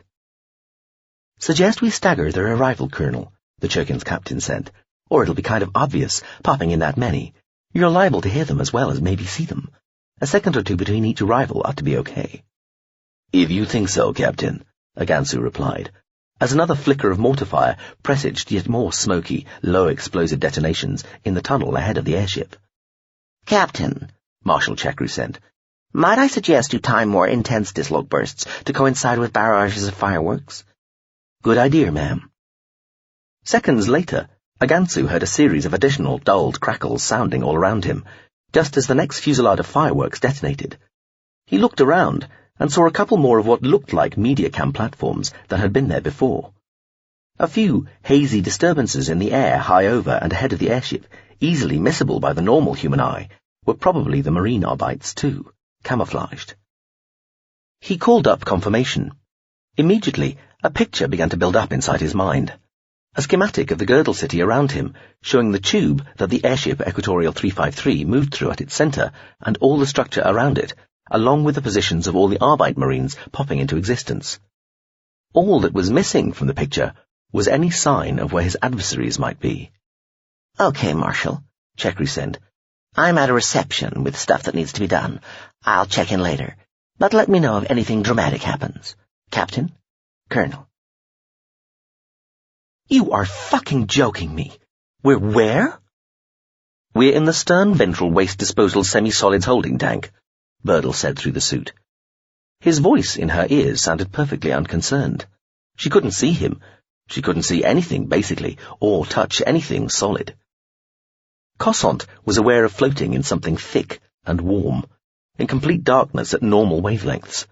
Her augmented eyes, working in unison with the combat suit's sensors, were happy to relay the fact that the stuff she was surrounded by and floating within was just a little beneath normal Gazilt body core temperature. You have literally landed us in the fucking shit, she said, trying not to sound panicked. Not being able to touch, see, or really sense anything very much was, she told herself, worse than knowing what she was submerged within. "It's ideal," Birdle told her. "This bit of the airship's not shielded with 4D because, I imagine, it gets emptied rather than recycled. Very old-fashioned. Anyway, it means we were able to blat right in. Of course, it's well censored up to look out for this sort of intrusion, but the clever bit was displacing out an exactly similar volume just before dropping us in. Don't think we troubled the header tank or the relief valves at all, or caused any blowback anywhere for that matter. That might have been really messy. Thank goodness for that. But in other business, how the fuck do we get out?" "Very easily." "Back to that later. But here's another one. How the fuck do we get clean?" "Also very easily. I'm switching you to sonar. Follow me. Swim." Cossant suddenly had a view to look at. It was like a drawing rather than a proper picture. Everything was white with fuzzy blue lines delineating edges and a sort of background green wash indicating surfaces. She could, thankfully, see nothing of what actually surrounded her, but she could see a suited, streamlined version of Birdle a couple of meters away, turning away from her to swim towards the top of the large cylindrical tank they were in. Beneath and to the side there were hints of tapered supports holding the tank, with further structure sketched in above and below, showing where the decks were. These vanished into the distance. Cossant, twisted, began to swim after Birdle. She could feel her hands and limbs contacting semi-solids as she swam. It was like swimming through thick soup. She tried not to think about it. She was doing okay until she remembered the last time she and Birdle had been here on the spaceship, when they had been met by the strange person with the bowl of soup face. Suddenly, she nearly threw up. Would have thrown up, but something inside her seemed to intervene at the last moment. "Hey, calm," Birdle said easily, as he arrived at the top of the tank. "You're triggering the suit's medical unit." He reached out to something on the undersurface that formed the ceiling. "You be calm," she told the Avatar. "I'm swimming through shit here. You're a fucking android, but this stuff is personal to us biologicals." "Fair enough, but out in a trice," Birdle said, both hands on a circular structure that Cossant sincerely hoped was a hatch. "One more sensor to fool. Done. And a couple of little expander spheres to emplace to take up our volume when we get out. There." His arms twirled. The circular object swung up and away, hinging. She reached a surface she'd not even been aware was there. Her top set of arms and her head suddenly in air, or at least gas. She was 1/2 meter below the opened hatch. Birdle pulled himself up through it as easily as though they were in 0G. Beside Cossant, as Birdle exited the tank, a tiny floating sphere expanded smoothly to over 1 meter in diameter, pressing against the surface of the tank and then down into the liquid. Then a hand came down and pulled her up, though the suit made it feel like there was no weight or effort involved anyway. Having 4 arms probably helped too. Once she was on her feet, the view switched. Conventional sight again. She was standing under a low dark ceiling on a dimly lit gantry facing Birdle, a spotless, conventionally clothed Birdle, across a side-hinged hatchway at their feet. She looked down. Her suit was also spotless, though it had gone back to looking like it was made of liquid mirror and soot again. She heard a tiny plopping noise in the tank beneath, and then the suit snapped back to impersonating a normal enough-looking pants and jacket combo. "Oh," she said, as Birdle lowered the hatch closed with his foot. Her voice sounded just as it had in the tank, which meant slightly odd. The suit's helmet unit was still covering her face. This doubtless explained why she was being spared any smells she might not have cared for, and why she was still listening to her own voice as relayed through the suit's earbuds. Birdle nodded. "There you are, clean," he said. "Happy now?" Though that was weird too, because his mouth didn't move as she heard him say this. "Ecstatic, thanks." "Welcome. Suit surface nanofields, Via," the avatar said, turning and walking away from her towards a low doorway at the far end of the gantry, where it met a bulkhead. "Zero friction, unsticky," she heard him say. He shook his head. "Really?" "Yeah," Cosant said, following him. "Hey, I don't want to disturb you, but you were just starting to sound a bit dismissive there." Birdle was bent down, poking seemingly randomly at the area around the mechanical handle on the door, as though expecting to find a finger-sized keyhole. "Sorry." She joined him at the door. "Do you think there's any field or area where I could make you feel small and a bit slow compared to me, Birdle? Ever?" The avatar kept poking at the door with his finger. "Well, of course not," he said patiently, his mouth still not moving. "I'm not a person, Via. I'm the walking, talking figurehead of a ship." He squatted, staring at the door. "A culture ship," he added, sticking his finger out and poking again. "A culture ship," he muttered, "of some intellectual distinction and martial wherewithal, moreover." His finger seemed to slip into the surface of the door, as though it, or his finger, was a hologram. Birdle withdrew his finger and stood up. Something clicked, and the door swung open towards them. "Me first," he said conversationally. There was a pause. "Oh," Birdle said, "they really have changed the place." "Well, we've changed the place a bit," Ziminier said, walking in front of the Reporterarbeit with its camera eyes. He was granting an exclusive interview, letting just one media representative in initially, before the airship was opened up to everybody else. "The last 8 days have been very busy with restructuring, quite radical restructuring, involving pretty much everybody on board, which has been one reason for keeping people away, though mostly it's just to make it a more exciting reveal." He smiled at the Arbeit. Ziminier was dressed in a plain white shift. 5 of his fellow partygoers, similarly clad, accompanied him and the Arbeit along the dark, broad, gently downward curving corridor. "Many of us have been doing our own personal restructuring too," he said. Ziminier waved one hand. "I had all sorts of weird shit going on with my body, but I've brought myself back to something much more standard, much more pure, even." "Do you regret your early excesses?" the Arbeit asked. It was taking instructions from a panel of biojournalists spread across Zaun and beyond. An AI was collating their queries and producing representative questions. "Oh, no," Ziminier said, looking almost serious. "One should never regret one's excesses, only one's failures of nerve." "Is it true your body was covered in over 100 penises?" "No. I think the most I ever had was about 60, but that was slightly too many. I settled on 53 as the maximum. Even then, it was very difficult maintaining an erection in all of them at the same time, even with 4 hearts, and most of them had to remain dry, or produce only, well, sort of sweat gland quantities of ejaculate, though it was very nice ejaculate, sort of slightly oily perfume, and not in the least icky, unless you thought about it, of course." "Do you feel you are a more serious artist now?"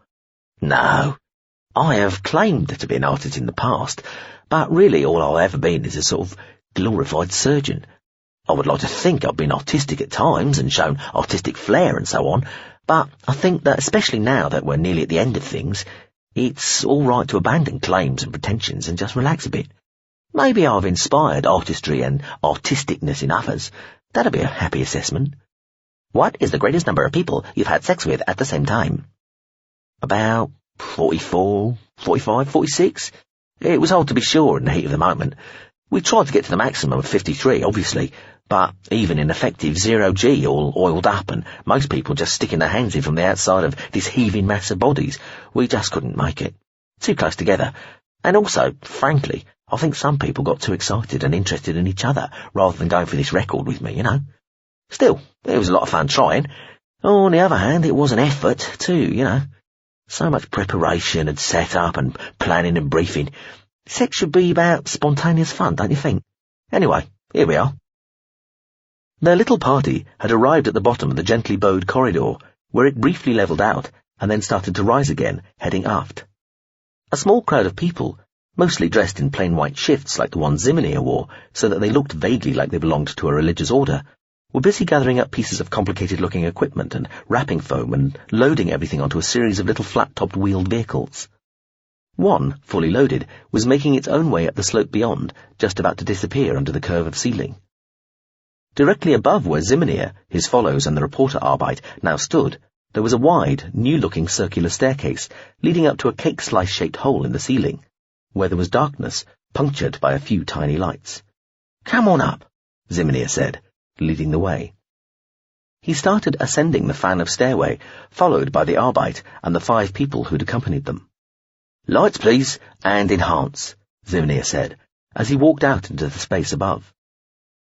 The reporter Arbeit arrived, looked up. The space above was a single, enormous space which almost filled the remainder of the airship, right to the top. It was mostly dark, but lit by thousands of small lights pointing inwards at a vast, hazy cylindrical space perhaps 500 meters long and 400 meters across. What looked like a small globular galaxy lay directly overhead, shining. The way the light moved within the space overhead suggested that it was full of water, or some sort of transparent liquid. The space immediately round the stairhead held stacks and racks of lockers and shelves. Beyond, shadows hid any walls. For all its obvious extent, the low ceiling, the darkness, and the sensation of a great mass hanging immediately above made the place feel oddly oppressive. Right in front of them, there was one of 6 small translucent spheres, each about 3 meters in diameter, all arranged around the very bottom of the vast container above and looking like hopelessly inadequate supports for its bulk. The dark walls around the vast lit space showed no other form of support, just the tiny floodlights. "Now, we're playing around with image a bit here," Zimnia said, reaching up and patting the surface of one of the small translucent spheres, "because you couldn't see through that much of even the purest water. But this is a sort of true representation of what you'd see if the water wasn't there." "So," the Arbeit said, "what is this?" "This is a giant water pool. You climb up those steps, get naked, stick one of these breathers in your gob." Zimnia picked up a stubby tube from one of the nearby shelves and waved it in front of his mouth. "Pass through one of these spheres and then float up to the bright lights up there at the top. That's the ultimate party area. That's like heaven, like our own little mini subliming. I mean, it's just the usual stuff up there, comfy furniture, drink, drugs, and lots of images and music, and dancing, and fucking, you'd imagine, but all a bit more quiet and contemplative, I guess, and all under this lovely clear dome under the top of the ship, and the whole point is this is the only way to get there, and once you're there, there's no way out. But it doesn't matter, because then comes the subliming." Zimnia grinned at the Arbeit's camera eyes. "This was my plan from the start of the last party, and my original idea was to spend a year, or years, sort of milking myself for the fluids to go in here, but that proved impractical. Water it is. Perfumed water." He winked at the Arbeit's eye cameras. "Fucking typical man," Cossant muttered. "You know what he's done in that water, don't you?" "Yes, but it's art," Birdle said, looking serious.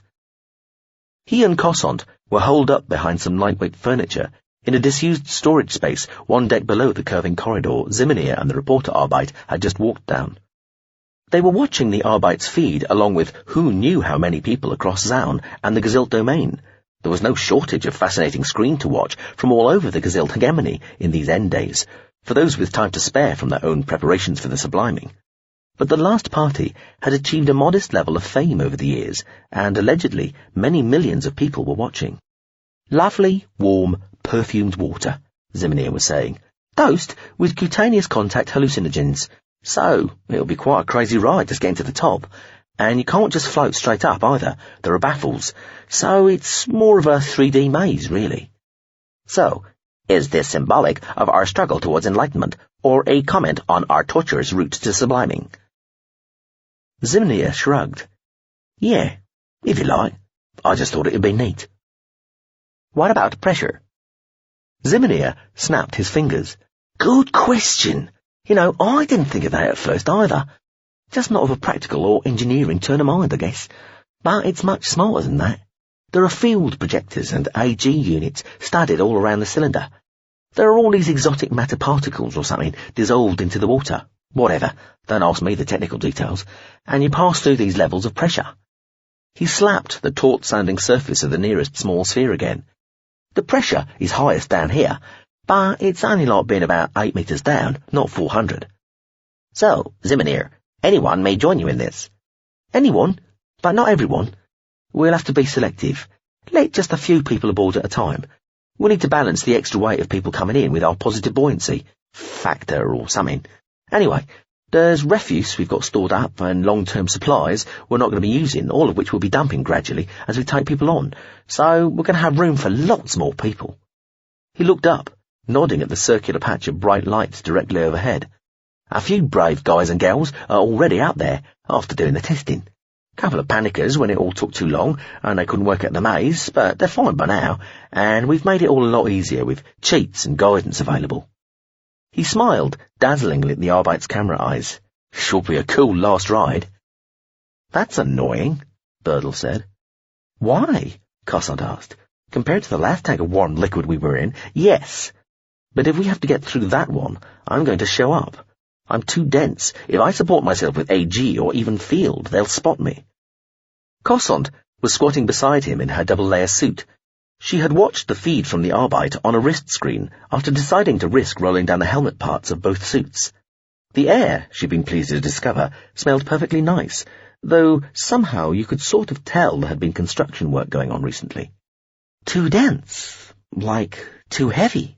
She asked. Yes. Birdle looked at Cossant, nodding at her suit. And you'll be too. Those suits mass a lot more than they feel, outer one especially. Inner might expand enough, though you might look a bit fat. Cossant shrugged. I'm not my mother. I don't care. More to the point, though, did you spot that our man doesn't seem to have his necklace on anymore? Yes, the Avatar nodded. That could be a problem. We don't even know how personal that stuff is for him, Cossant said. Might have just abandoned it, left it in a bedside cabinet or something. God, he might have thrown it out. Maybe we should look back in the sewage tank, Birdle suggested. Cossant looked at him. The Avatar shrugged. Just kidding. I checked it out as a matter of course when we were in there. Nothing. Maybe it's up at his bedroom suite? Where we were when we saw him before, Cossant suggested. That's not there anymore, Birdle said. I found the remodeling plans in one of the airship's databanks, such as they are. Whole volume was ripped out. The Avatar shook his head. The internal video monitoring is so patchy.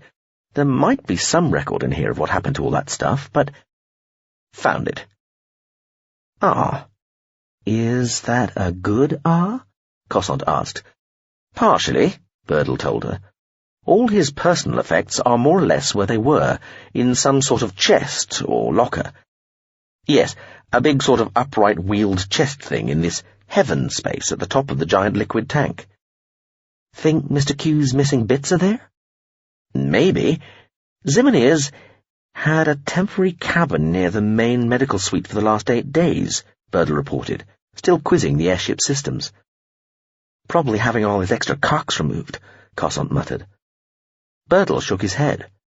Very suspicious AIs on this thing. I'm having to do so much track covering up as I go along here. Yes, he had a locker or something of some sort there too. Going to check that first. Cossant started to stand up, but he pulled her back down again. I've an insectile on that particular job. If they're not there, think we'll have to swim through the big tank? Perhaps. Can we just come in from the top? No, it's all shielded. It looks transparent up there, like a big glass dome, but it isn't. It's a two-way screen, meters thick. Once the ship's back in about 12 minutes, we have the option of blasting the shielding out of the way and displacing in, but that's a last resort. Wasting 4D without causing horrendous collateral in the associate flat space is almost impossible. In 4D, you think all you've done is kick down a door, and imagine you've done it really neatly, minimum force. But then you look back into 3D and realize you've blown down the whole building, sometimes the whole block. 12 minutes till the ship's back. Just under, though how easy the Gazilt battleship will make it for me to do anything as delicate as targeting bits of 4D shielding in the first place is very much open to question. Is there going to be a fight? Yeah, could be, Birdle said. There goes our boy, he added. Cossant switched her wrist screen on again to see Ziminier placing his white shift on a shelf and then walking into a vaginal-looking vertical aperture in one of the translucent spheres, a breather tube gripped in his mouth. He was quite naked. Only one penis as far as Cossant could see, and he didn't seem to have anything else with him that might have contained the pair of eyes. Some sort of double liquid lock had allowed Ziminier to enter the sphere without any fluid spilling. There was a pause while he stood and fluid swirled up around him. Then a sphincter valve at the top of the sphere opened, and he rose quickly and easily up, out of the sphere, and into the liquid-filled tank above. "And so," the reporter Arbeit began to intone gravely. Cossant switched the sound off, and just watched Ziminier's pale-looking body as he swam out at an angle into the darkness. The extra lights he'd asked for earlier, or the enhancement, had been switched off, so his shape disappeared into the watery shadows after barely half a minute. The vast tank was now an almost entirely dark megaton presence hanging over the scene below. The view switched to the other party-goers, taking off their own shifts and preparing to step naked into the translucent spheres to follow Ziminier. "The locker in the medical suite's got nothing," Birdle said quietly, shaking his head. "Can I see?" she asked. "Need a helmet to see properly," the Avatar told her. "Use the inner suit." She brought the hood helmet up. The view darkened, stabilized. A space like a small dark room, one wall edged all round with dim light. Quilts on the floor, a small rug rolled, and a couple of ancient-looking flat screens. "A pair of pants," Birdle announced, "a single sock, the end of a roll of antiseptic splint bandage patches, a tooth plectrum, a pair of Time-2 devices. That's all." "Sure this isn't art too?" "Fairly certain." "We're going to have to go up through that fucking tank, aren't we?" "Looking like it." Cossant redirected her attention to local reality in time to watch Birdle stand, and then saw what looked like his skin and flesh just falling away under his clothes, exactly as if his flesh had turned to jelly. She felt her mouth open, had time to wonder if they were under attack from some sort of flesh-melting weapon, then noticed that the Avatar was watching this whole process with nothing more than interest. "Shedding excess weight," Birdle said through her helmet. He stood in a neatly circular pool of fleshy stuff, reduced to something not far off a skeleton, though one with what still looked like a covering of skin. Clothes hanging off him, face like a skull. His knees the widest part of his legs, and his elbows the widest part of his arms above his wire-thin wrists, wrinkled skin covering all exposed surfaces. Then he filled slowly out again, as though his still skin-covered bones, or what passed for bones, were themselves expanding. His skin became smooth again, his face filled out. Then his clothes fell away too, joining the thick puddle at his feet, all of which turned white and developed folds. The Avatar, equipped with a perfectly respectable-looking penis, Cossant was pleased in a general kind of way to see, stooped and picked up the stuff that had recently been the equivalent of skin, flesh, and muscle, and which was now a convincing, if quite thick, white robe, which he let drop on from above. There was another one still round his feet. He lifted it with one foot, handed it to her. "Best I can do," he said. No, bravo." "You'll need to lose the outer suit, sorry." "That's okay." The suit split down the front, and she stepped out of it. It collapsed and compressed into something that looked like a sort of flattened, elongated black crash helmet. "We won't have to go out the same way we came in, will we?" she asked. Birdle shook his head. "Highly unlikely. Just the undersuit would keep you safe anyway." The undersuit was changing too, expanding slightly, so that, in most places, its surface was about a centimetre or so out from her own skin. It was changing colour and texture too, coming to look convincingly like skin. A thin layer crept over her face, making her skin feel tight. "That feels weird." "Yes, but you're unrecognisable," the Avatar told her. Birdle's face had changed too. He looked nothing like he had the last time they'd been here. Still good-looking, but less striking. Cossant looked down at herself. "Weird," she said. "I feel more naked now than I do when I'm naked." She pulled the thick, heavy shift on over her head. It lay weighty on her shoulders. "There's only one set of armholes." Her lower arms had to hang down inside the pale shift. "Those extra arms are the one thing about you it's hard to disguise," Birdle said. she said. Yeah, I suppose it is better if we don't advertise those. Take the shift off as late as you can, Birdle suggested. Okay. What about Mr. Q? Cossond asked. She recalled the avatar telling her, while they'd still been on the mistake knot, that Korea's mind state had been put into the outer suit. I've already transferred him to the inner suit, Birdle told her. He'll run slower, but feel free to wake him up and talk to him if you want. He's functional. Maybe later. Cossond used one foot, towing the compacted outer suit. This? Stays here unless we need it, when it becomes a drone, though it'll blow its cover the instant it switches on its AG or a lift field. Birdle straightened, flexed, looked at her. Ready? As I'll ever be. Let's go. We are quite certain there is no way they could already be aboard, Colonel Agansu asked the Churkun's captain. We are reasonably certain, the captain replied, not absolutely certain. Agansu found this reply inadequate, but chose not to say anything. People were cheering all around him. He looked at the airship. The Equatorial 353 was displaying a countdown on its hull now. Giant numbers, 300 meters high, were clicking down the time to 0. There was half a minute to go.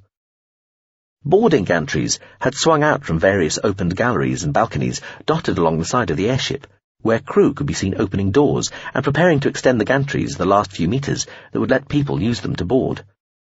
The gantries ended in complicated-looking up and over constructions that let them extend over the roadway parapet. Agansu watched the nearest one lower slowly towards the roadway surface just ahead.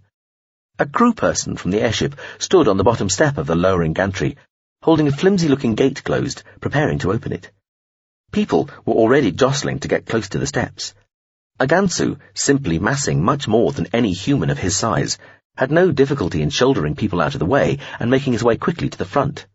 He made suitably placatory gestures and muttered, "Excuse me," several times to avoid unnecessary unpleasantness, though he did hear some complaints. Soon he was walking at a slow stroll with the gated steps facing him and various people jostling him ineffectually at his sides and back. "Colonel, I'm going to hand you over to our Marine Operations Officer now," the captain said.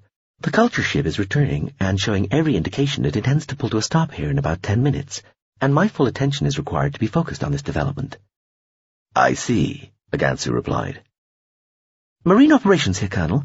I've had all units looking for anything remotely like a ship avatar, and so far nothing's registering. With this many units in a minimum double-shell configuration, we've got really good triangulation and background grain size, so something ought to have shown up by now. I think the person or people you're looking for are already aboard. Also, a closer inspection of the airship has identified a few spaces that are not fully shielded. Our surveillance specialist has started putting equipment in there, though it's not proving easy to gain access to the rest of the vessel. Do you want us to look for a place to dislocate you aboard?" "That will not be necessary," Agansu replied, looking across to the giant figures displayed on the airship's skin. Just a few seconds left. He could see more galleries appearing on the side of the vessel as portions of the hull folded inwards. Doors were opening. "I am about to board now, conventionally. Inform Marshal Chekri." "Acknowledged, sir. Will do. We've got insect-plausible surveillance devices entering the apertures opening in the airship, though the shielding is going to make keeping in touch with them difficult. We'll need a lot to keep a comms chain open. Also, I'm just getting some civilian feed here from the airship, public channel. Seems this Zimine person is heading for the top of the ship, but the only way in is through some big water tank from the bottom." "Thank you," Agansu sent, as the countdown shown on the side of the airship reached 0. A great ragged cheer went up all around, and the crew person on the steps just ahead of him opened the boarding gate. Agansu stepped onto the gantry, feeling it dip under his weight. "Continue to monitor me," he said, "and have Arbites near, ready to lend close support." "Sir." He smiled at the crew person. Cossond was letting the shift drop from round her shoulders with Birdle just behind her, sheltering her. "The lady is modest," he told the people helping. Just then, right at the entrance to one of the translucent spheres, something happened to several of the lights shining into the giant tank. One, in particular, off to the side, flared brightly, then seemed to go out entirely. Most of the rest kept on flickering as they dimmed. Everybody in the space under the tank was looking at the lights. Cossond, forewarned by Birdle, was almost the only person not distracted. She stepped quickly out of the fallen shift and into the glutinously resisting field protecting the entrance to the sphere. Warm water swirled rapidly up round her almost immediately. She was raised off her feet a little as it reached her neck. She lifted her head, with the breather device clamped in her mouth and over her nose, as the waters closed over her and the valve above opened. She was borne up, anyway, but kicked as well, catching a hazy, distorted glimpse of Birdle picking up her shift and walking across the space beneath her now to deposit it on a shelf. The lights seemed to return to normal as the view below disappeared. "The maze is fairly simple," Birdle said through the suit's earbuds, as she bumped head first into what felt like a ceiling of something elastic and giving, but strong. "The suit will tell you the direction to head in, using this voice. For now, turn 90 degrees to your left, follow the ceiling until you feel a downward current, and then swim to your right." She did as she was told. She could see a couple of other people exiting from other spheres and striking out into the darkness, shadowy forms moving slowly in the darkness, like smooth and liquid flames of flesh. She kept her lower set of arms tight against her body as she swam with the upper set, until the other people had faded into the darkness, taking different routes. Then she pulled hard with all 4 arms and kicked. She felt a current heading down, and so turned right. "Straight up now," the voice said, and she zoomed, passing into a strange gel-like region in the water, where it seemed to grow thicker and press in against her from all sides. Through it, she felt the water pressure change a little, decreasing. The temperature was a little cooler, too. "Just entering the tank now," Birdle told her. "Keep going, I'll stay behind you." Prevented from speaking by the breather in her mouth, and unable to just think-send speech the way the Avatar could, she found herself nodding and wondered if the suit would transmit the action to Birdle. She swam on up through the darkness, alone save for the sound of her own breathing and a few dim, wavering lights. "Firearms are not permitted on board, sir," the crew person told Agansu. "We are showing that you have a sidearm secreted by your lower back. That will have to be let here with us." He had been stopped at the far end of the boarding gantry, on a sort of gallery set into the side of the airship. 2 people, both large and dressed in standard-looking private security garb, barred his way. The woman who was talking was in front, her male colleague behind, standing in the open doorway in the hull of the Equatorial 353. "I am a colonel in the Home System Regiment on a special assignment," Agansu said quietly to the woman, aware of people starting to queue up behind him on the narrow gantry. "I appreciate and commend your alertness. However, I do require entry to the vessel, and I may well have need of my sidearm." "Marine Operations Officer," Agansu said, "are you reading all this?" "Yes, sir." "Kindly bring one of your units to bear here with you. Prepare to stun to temporary unconsciousness the 2 people blocking my way. 10 minutes should be sufficient. And have 4 units ready to accompany me inside the vessel." "Sir, using AG inside the vessel is likely to make the units obvious to the airship systems." "Have them switch to limbed locomotion on entry." "Sir." 5 units switched to your immediate control now." "I have them," Agansu confirmed, aware in a virtual space behind his eyes of exactly where the 5 Marine Arbites were in relation to him and his immediate surroundings. "I'm afraid our orders make no allowance for that, sir," the security officer was telling him. "Sir," the Marine Operations Officer said, "getting some data on a person of interest. The Cossant, Veer woman, entering the water tank in the airship, sir. Not a definite ID, though. Small bug, a distance off, and comms link unsteady." "Hey!" somebody shouted in the queue behind Agansu. "Get moving!" The security officer glanced behind him, then frowned at him. "Also, sir," she said, "I'm just hearing from our colleagues on board that you are showing as very non-standard physiologically. There is a new policy in force aboard, which means that if you're an android or avatar, you'll need special permission to board." The man behind her had stepped back a pace, and one hand had fallen to a holstered sidearm. "Stun both, now." "Sir." The woman's eyes closed. She collapsed, her knees giving way first, so that she just seemed to sit heavily. Then she fell over backwards. The man behind performed the same actions a half-second later, as though in impersonation. Agansu stepped over the 2 inert bodies and into the doorway. 2 Marine Arbites, visible more as disturbances in the air than as anything physical, darted in before him. They landed on the threshold with audible thumps, the air shimmering as they entered. "Whoa!" Hey, what? Voices said inside. Stun, Agansu said, as he looked within. 2 more bodies were folding into unconsciousness, a couple of meters inside the door. Agansu turned and looked back at the faces of the people crowding the boarding gantry. They were all looking either at the 2 fallen security guards outside or at him. He smiled. The other 2 Arbites made shimmering shapes in the air and landed in the doorway, slipping inside like shadows only half seen. "Close and lock the door," he said over the channel to the Arbite Marines.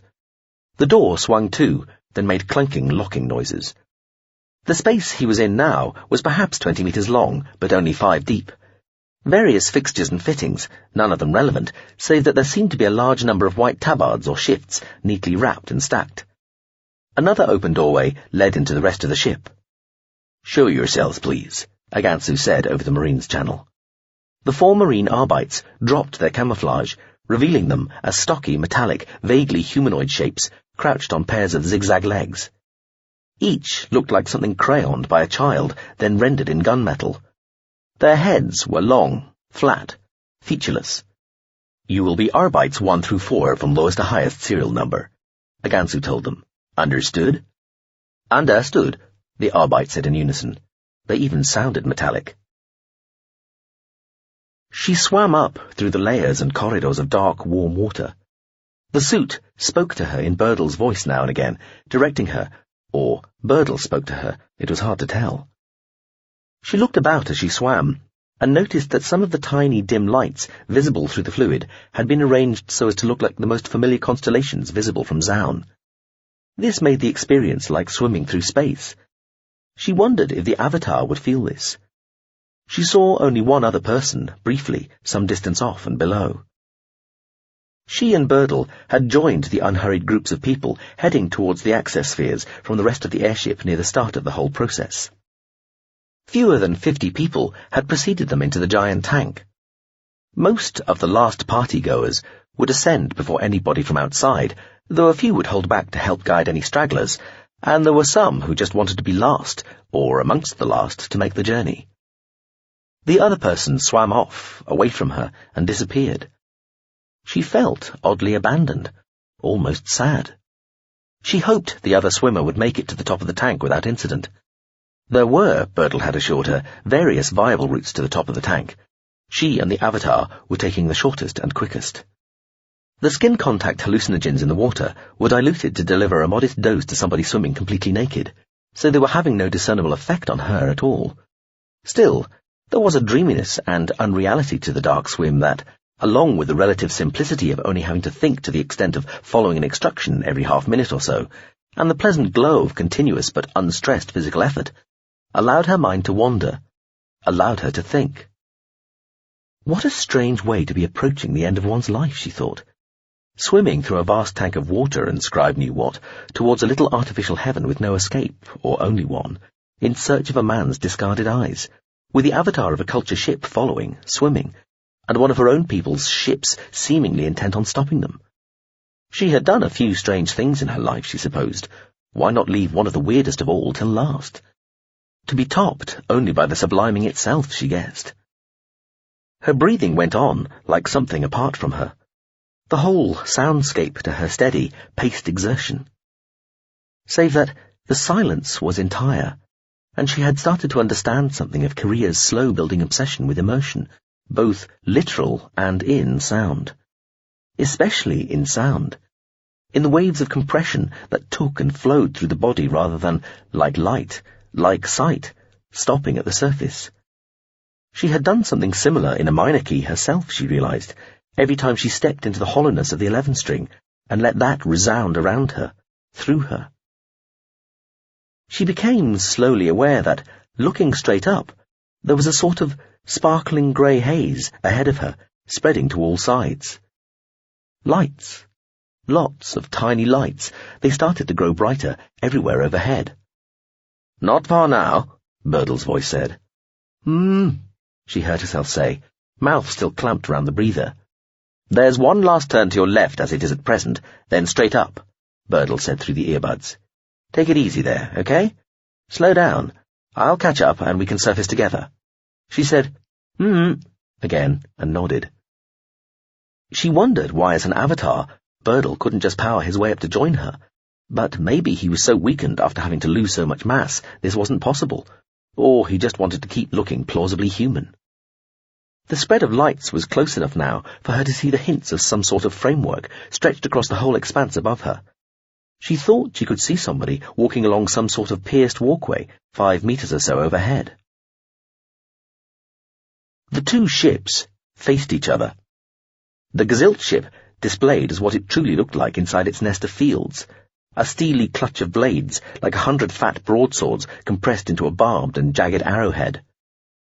The culture vessel projected no image beyond the surface view of its outermost fields.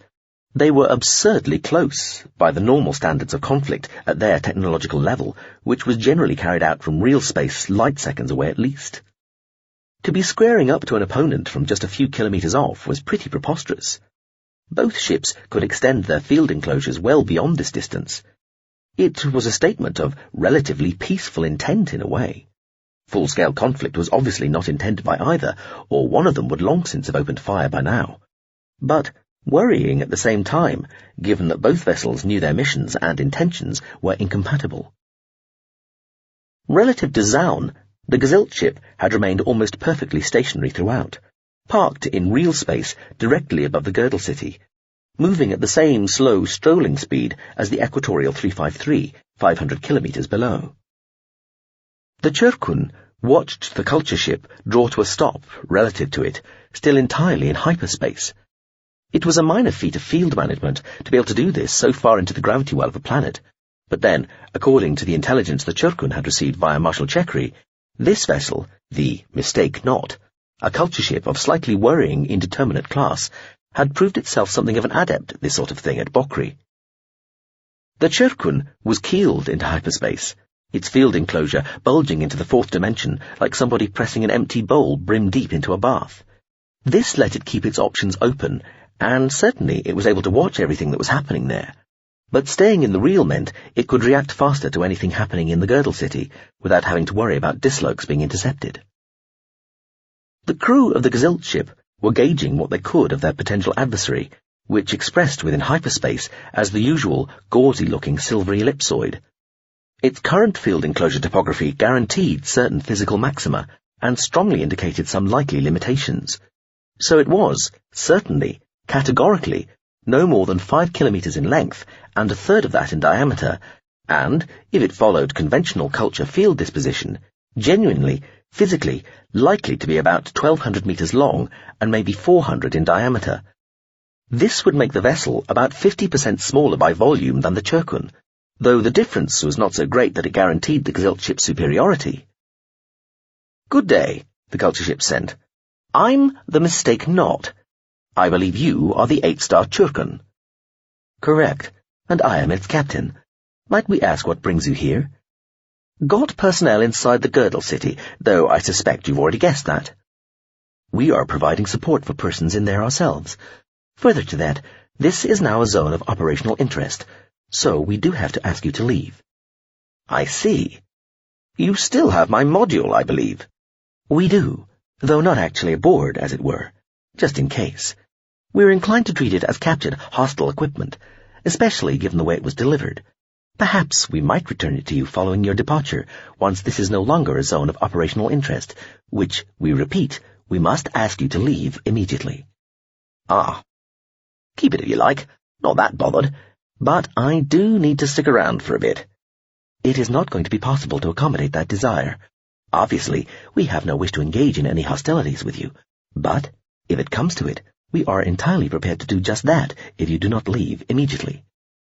"Be a bit close range, like nukes in a shed." "Well, whatever it might take. This is, though, sadly, not open for negotiation. We must ask you to leave immediately. One culture ship has already met its end within Gazilt space in the last few hours. I assume you have heard of the fate of the beaks working." "Yes, it's just the kind of thing us culture ships natter about." "It would be unfortunate in the extreme if it were not to remain the only casualty of such status hereabouts.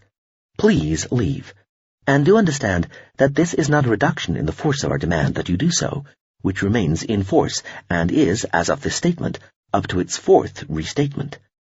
It is, rather, an additional plea from those of us aboard with some respect for culture vessels that you accede, without delay, to our demand before anything unfortunate occurs. Of course.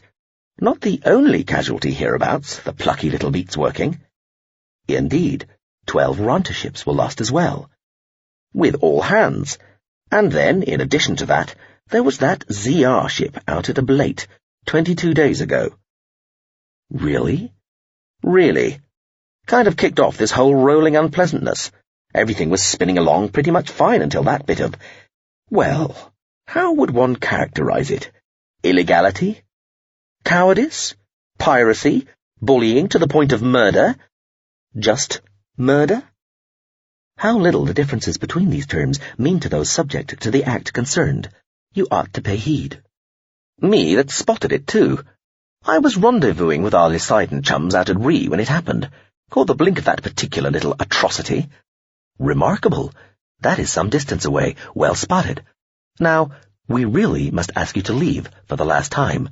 There will be no more requests, only action. Our patience is truly exhausted. We could start by sort of tussling with Fields. I did that out at Bockery in Ospin with your pal Liuagran. That was fun.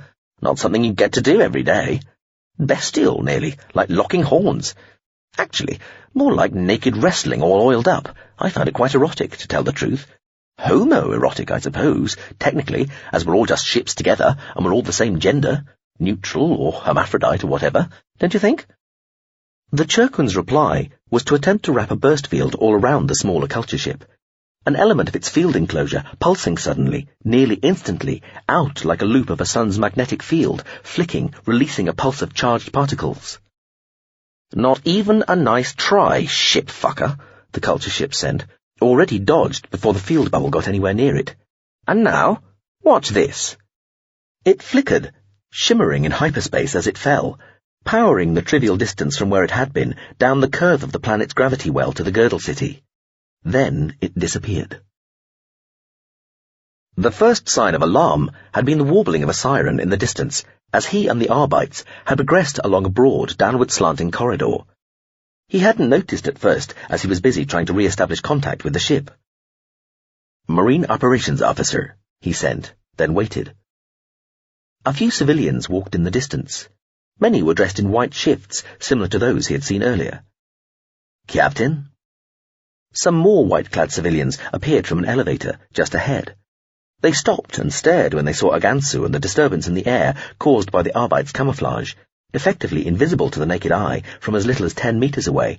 The machines weren't fooling anybody this close, not when they moved. Even the blind would know they were there. The machines were marching carefully out of step and treading as delicately as they were able, but there was still a noticeable vibration shuddering along the wide floor of the corridor. "Captain?" Still no answer. "Communications officer?" "Communication with the ship is not possible within this shielded environment," Arbite 1 told him. "We have no link to other assets aboard?" he asked. "None at present," the Arbite replied. "Hey!" somebody shouted behind them. "Stop! On the floor, now!" Agansu turned round to see a helmeted security person, armed with what was probably a stun rifle, running down the corridor towards them. "Stun," he said to one. The security guard staggered, but didn't collapse. "Stunning ineffective," Arbite 1 said. The guard dropped to one knee and raised the gun. Light flared. The guard's head flicked backwards and the figure collapsed. "Weapon aimed, action taken," Arbite 1 sent, when Agansu looked at it. "Standing orders." Now people were screaming. The group at the open elevator were crowding back in. In the direction they'd been heading, those who'd been walking in front of them were stationary, looking back. Lights, red, situated every 15 meters along the corner the walls made with the ceiling, started to flash. Another siren had joined the first. "I think, to put it in the vernacular idiom, our cover is blown," Agansu told the Marine Arbites. "Resume full capacity, including AG and field." The Arbites seemed to collapse in on themselves, compacting to the size of bulky backpacks and hovering. Agansu thought his own AG on. It was as though an invisible seat rose beneath him, bringing his legs up as he lay back. He had flown like this before in training and simulations.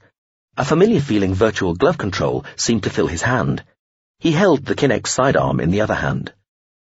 Follow me, he sent to the 4 Arbites.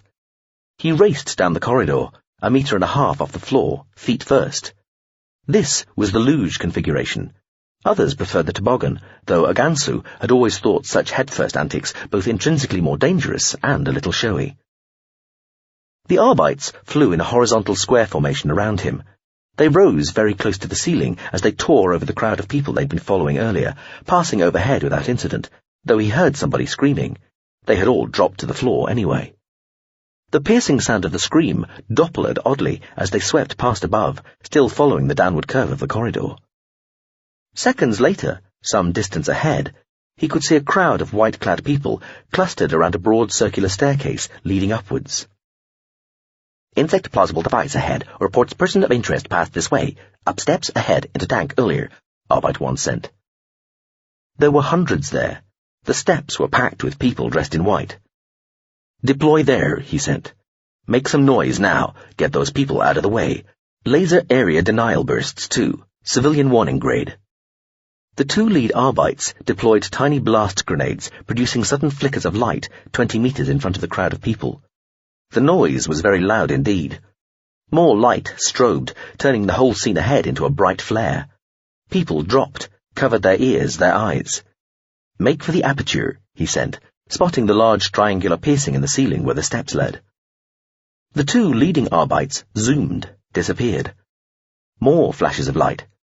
Weapon aimed, action taken, he heard again, as he curved up and threw to land on the deck above. It was generally dark.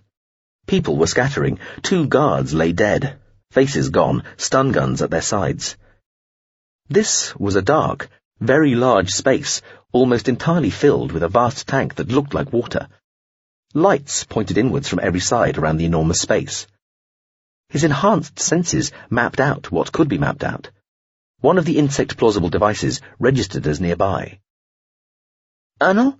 Somebody sent. The signal protocols were missing. Colonel Agansu. It was the Marine Operations Officer. Here, beneath this large tank, Agansu replied. We're having some problems with the culture ship supporting... The voice crackled, disappeared, came back on another crackle. Persons of interest would appear to be up inside. It was gone again. Units present undergoing effector attack. Internal airship own. Arbite 1 reported. Defending actions deployed. Agansu was experiencing some problems of his own. The view was hazing over. Insect plot, Arbite 3 began. Hostile insect plausible device attached to Arbite 3, Arbite 1 sent. Something was glowing brightly on the upper surface of the Arbite, nearest the triangular hole in the floor. Hostile insect plausible device attached to Arbite 3, Arbite 2 confirmed. Our insect plausible device, immediately external, reports hostile device up. There was a flash outside where the stairs led down. Our insect plausible device destroyed, Arbite 1 reported. Hostile device approaching, registering as knife missile or similar. Marine Operations Officer, Agansu said. Reinforcements immediately. Use any means. Something punched through the floor beneath Arbite 1, spearing it and throwing it upwards to impact against the underside of the giant transparent tank. The glowing thing on the top surface of Arbite 3 detonated at the same moment, blinding. Destroy the tank, Agansu sent, raising his Kinex gun. He was able to fire once before he was blown off his feet by the blast from the erupted Arbite. Destroy tank. Destroy tank, the 2 remaining Arbites replied, and began firing upwards and around the walls, filling the darkness with insane, stuttering flares of light. She was treading water, revolving slowly and looking down between her slow, weed-waving legs, trying to see Birdle, when he said, On second thoughts, just get to the surface. I'll join you shortly. She said, and after a quick look round, struck out. Wrong way, turn about, the suit told her in Birdle's voice. She stopped. This was the way she'd been heading, wasn't it? Could the suit have got it wrong? Wrong way, turn about, the suit repeated. She said, then realized she'd been twisting round while she'd been looking down to see the avatar. That was why she'd taken the wrong direction initially. You're heading the wrong way, Birdle told her. There's some sort of emergency down there. Just turn round, get out as quickly as you can. I'll be there very shortly. She did a forward roll, started back the way she'd come. She said again, swimming hard now. Suddenly, she felt very vulnerable, suit or no suit. Something flickered deep below, as though from right at the bottom of the tank. Something very bright, She knew she had seen light that white and intense recently. Her stomach lurched like she'd been punched. She got to where she'd been treading water moments earlier. The light flickered again, brighter still, seeming to reflect off the distant sides of the vast tank. "Swim up fast, now!" Birdle shouted. She was already kicking out as hard as she could when it felt like the whole tank shuddered. The first Kinex round from his pistol had hit the lower surface of the great transparent tank and caused a single great torus of white to flash away from the point of impact. Then he'd been knocked off his feet, despite the best efforts of the android body to stay upright. Further, blindingly bright flashes filled the space as he struggled to kneel, firing upwards. The air shook like jelly around him. "Ernal!" the Marine Operations Officer was screaming at him. "Unit 4 destroyed by enemy action," Pt.2 sent. The tank burst. It burst raggedly in many different places, parts and levels of it seeming to stay where they were, while other sections tore and fell, and the released waters came crashing, hurtling down onto the space beneath. He threw himself to the floor. "Hold where you are," he was able to send to the remaining Arbite before the waters slammed into his back. Light burst out everywhere below. A series of pulses shivered through the water and through her as Cossont kicked for the silvery, light-flecked surface above. She had grasped the lowest step of a small ladder extending from the surface-level walkway above, and was just starting to pull herself up, when the water began to fall away around her. She spat the breather away and yelled, "Birdle?" as she hauled herself up and out, needing all four arms to pull her own weight and resist the sucking drag of the descending water. A great, roaring noise seemed to come partly from below and partly from above, sounding more like a powerful wind than water. The sound from above rose swiftly to a shriek. Somebody, small, female, wearing a plain dark tunic, was running along the walkway towards her. The water beneath the dripping walkway, no longer lit by the bright pulses of light from below, was 5 meters down now, swirling in different directions, thrashing like something alive and lowering everywhere, leaving behind an entire dripping web of walkways 100 meters across, suspended on swaying chains from a dark ceiling just a couple of meters above, where panels were being torn away and sent spinning, whirling downwards. "Still making upward progress," Birdle said calmly through the suit's earbuds. "Relatively, and now absolutely." The girl, running towards Cossont, looked shocked, her mouth hanging open as she glanced over the side. "You all right?" she asked as she knelt by Cossont, having to raise her voice over the screaming wind. Something burst from the surface of the waters 10 meters beneath and rose towards them. It was vaguely human-shaped, but too big to be Birdle. "What the fuck?" the girl said.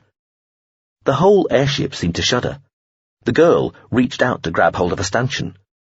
The figure, rising from the still falling waters, 15 meters down now, rotated a little.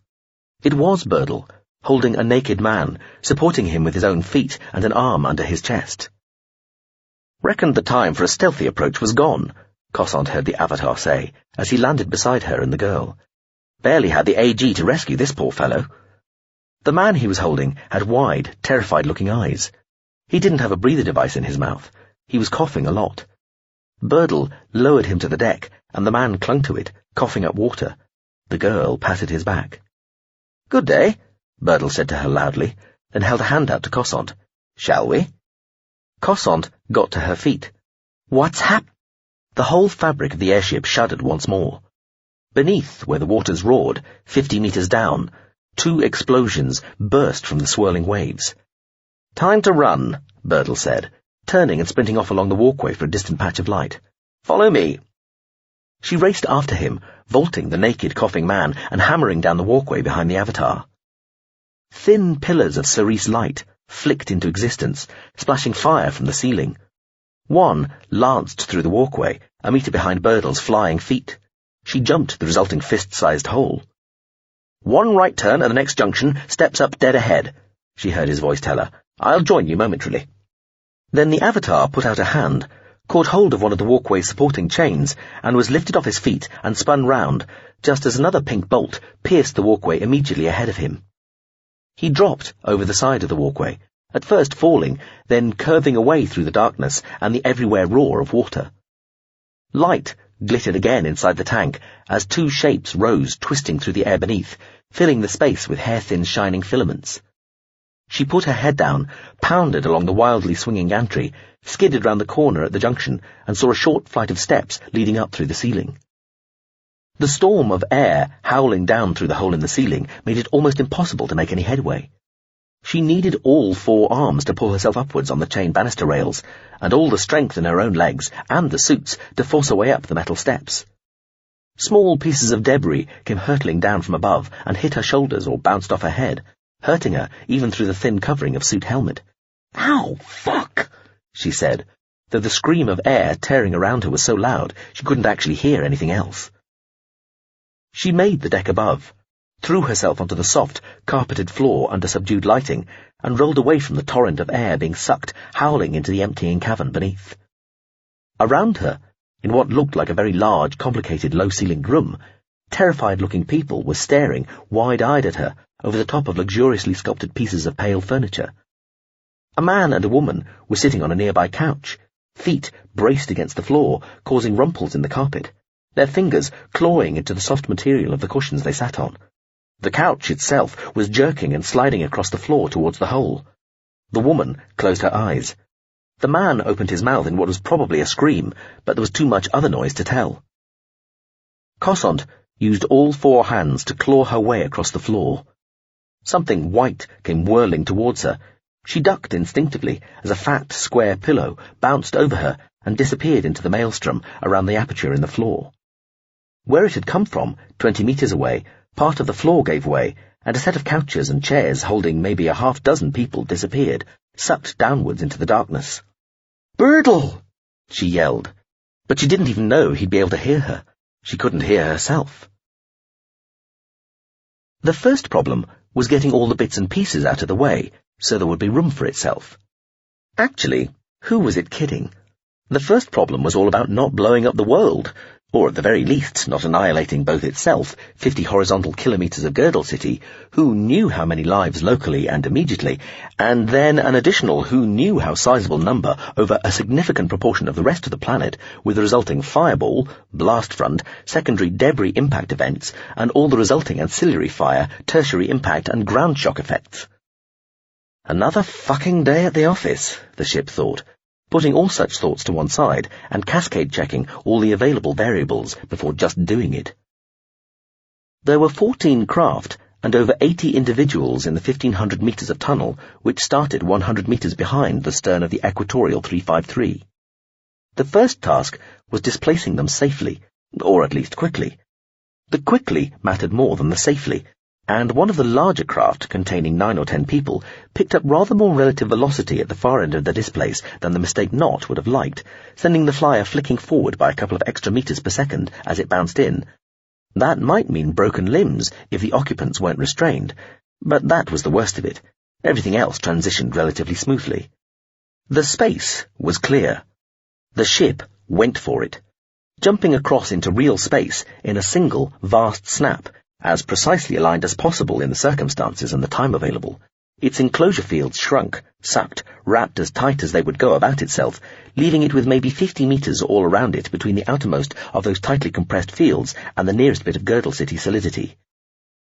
There was an important part of the whole process that depended on something called, only slightly misleadingly, the Singularity Expansor Transfer component. The ship finessed that as well as it could, but this time its own safety, not to mention the safety of the Girdle City, millions of people, the planet, etc., trumped technical perfection, so the expansion ended up being relatively rough and ready and undeniably abrupt. The ship blew into existence almost explosion fast, creating a vast pulse of air that tore out through the fortunately dispersed structure of the open-work tunnel and the surrounding architecture of the Girdle City, bowling people over, sending nearby aircraft tumbling, shattering antique windows, and denting cladding panels for hundreds of meters about it. Messy, the Mistake-Not would be entirely prepared to concede, but never mind. In the end, it had worked, and it was where it had wanted to be, in the same huge basket-weave tunnel as the airship Equatorial 353, just 100 meters behind it. "What idiocy is this?" the captain of the Cherkun sent. "A fitting idiocy," the ship replied. "I fit, you won't. And if I need to, I can put my enclosure right around the airship from here, so I suggest you leave me be. Out. The blast of air seemed to have relented a little, if only because more floor panels had given way, providing additional routes for the air to escape through. The two people on the couch that had been slipping towards the hole in the floor had scrambled up and over the back of it, crawling away. The couch itself had stopped moving. "Birdle!" Cossant screamed. No reply. It was still bedlam, but at least now she could hear herself. She saw another stairway spiralling upwards 10 meters away, behind the nearest semicircle of chairs. She got onto one knee, heaved herself upright, and leaned into the still furious gale, forcing herself forward, straining to see any more debris coming her way. Another shudder ran through the whole airship, sending her flying.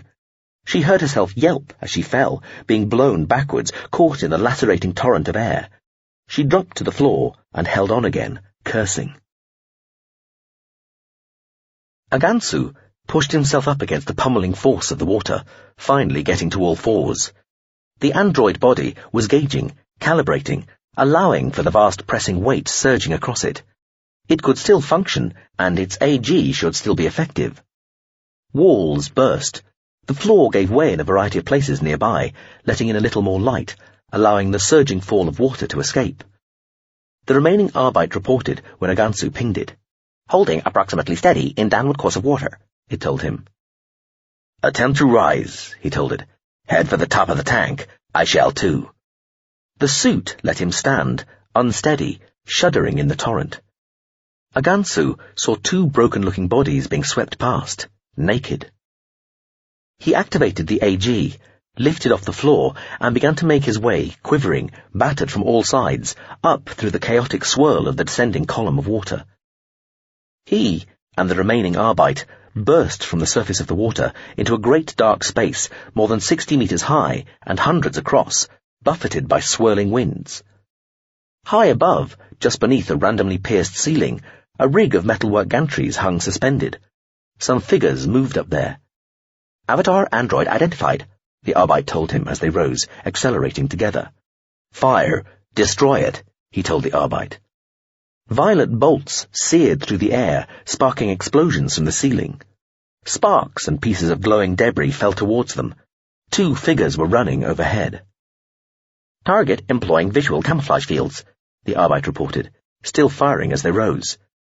Next thing, the leading figure, a composite haze of images like a stacked pack of ghosts, fell or threw itself from the gantry and came whirling down through the turmoil of air and falling debris towards them, light glittering from it.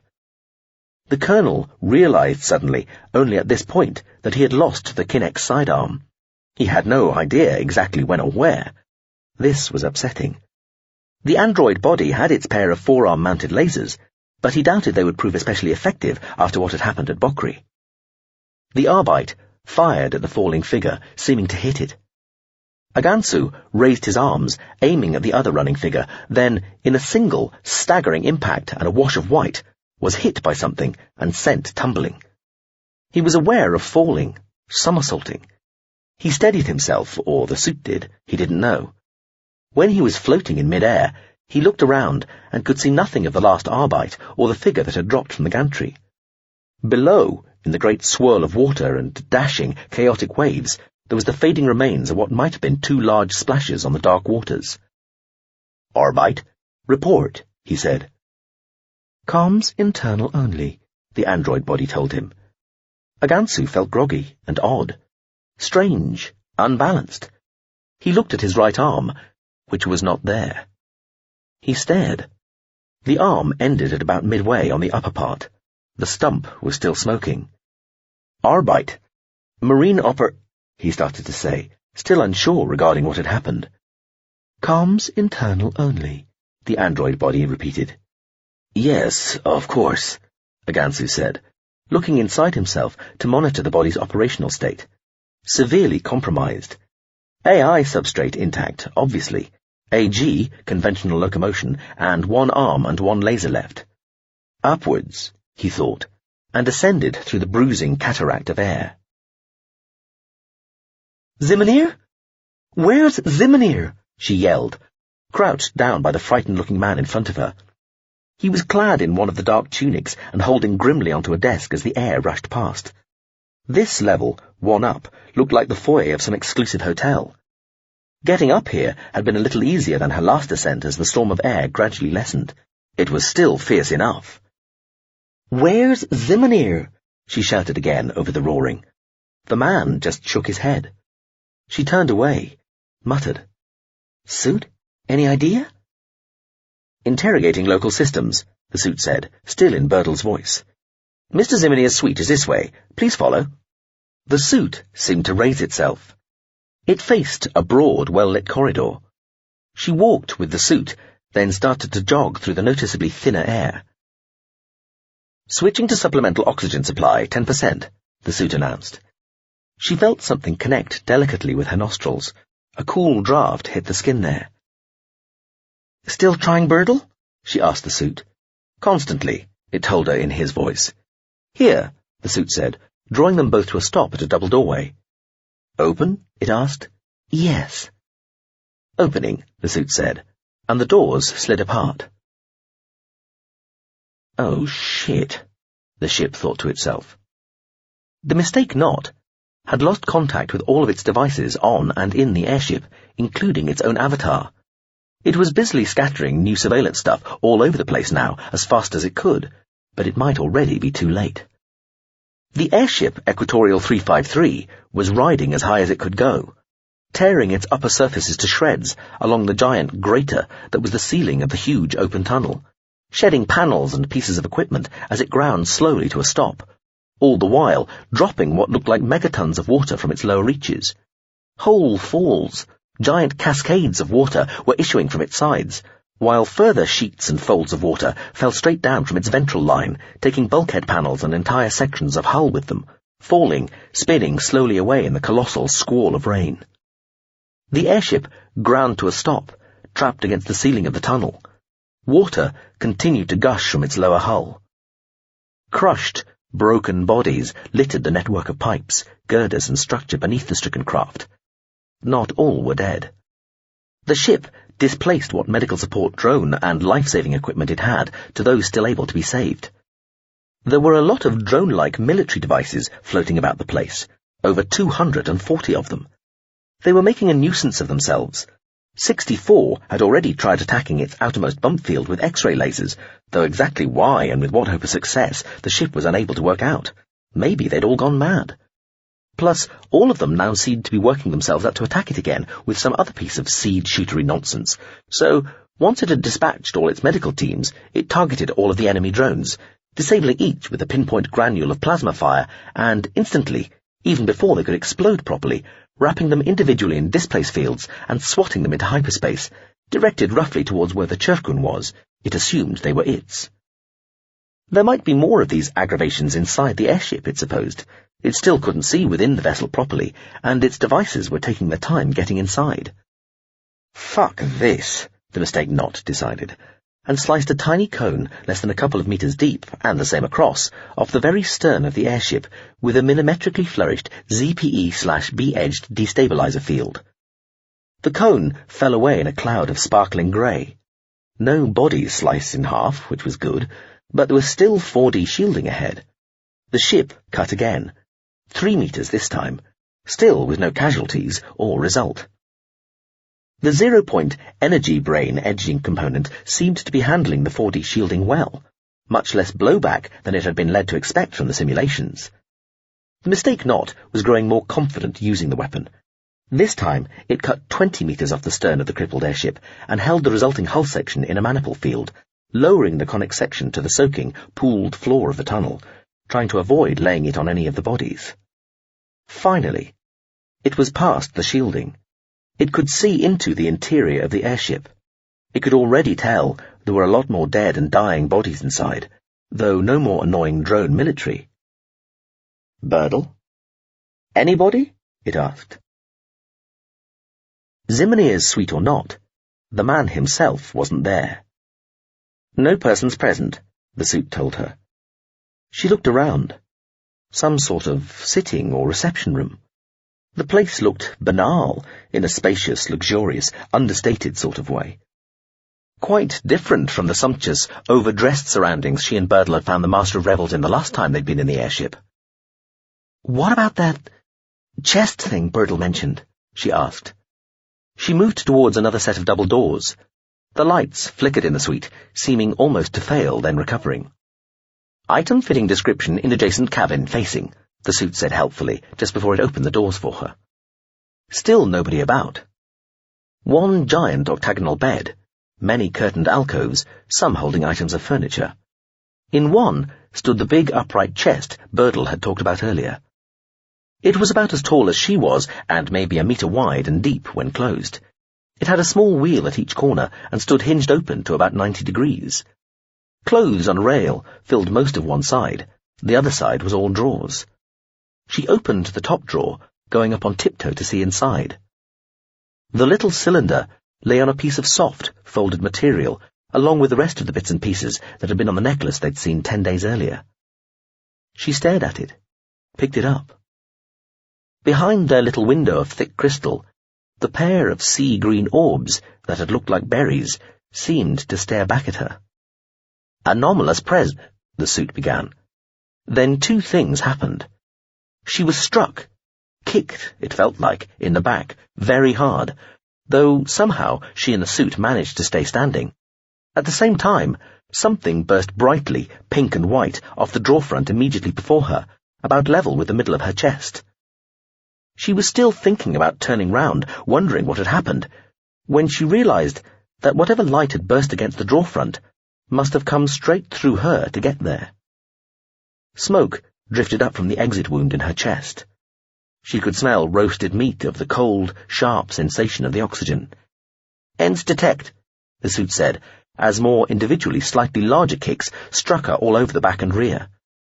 This time, she was thrown against the drawers of the chest, and the whole thing nearly tipped over. Then it bounced off the bulkhead behind, and she was thrown back again, turning woozily round as she did so. The little trails of smoke made pretty spirals in the relatively still air before she started to slide downwards. The ruined, ragged back of the suit went stuttering down the set of drawer handles, jolting her as she slumped to the deck. A one-armed figure was standing in the doorway looking at her, just lowering his one good arm.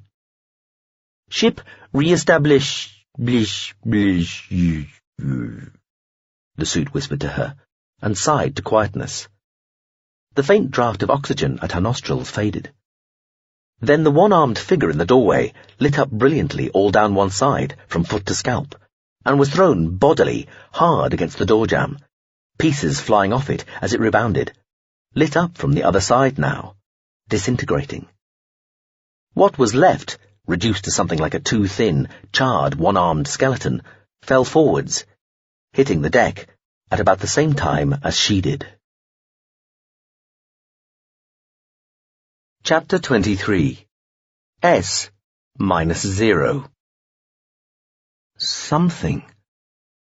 Somebody talking to her. Asking questions. A question. Did she want to keep both sets of arms? Of course she wanted to keep both sets of arms. What sort of idiotic, dumbass... Back to sleep. This would all be hurried, extemporized, done much more quickly than the normal guidelines advised, to keep to the schedule. She didn't know, didn't care, didn't even know where she was in this darkness. Once or twice she woke up in this darkness and wondered who she was. But each time she remembered.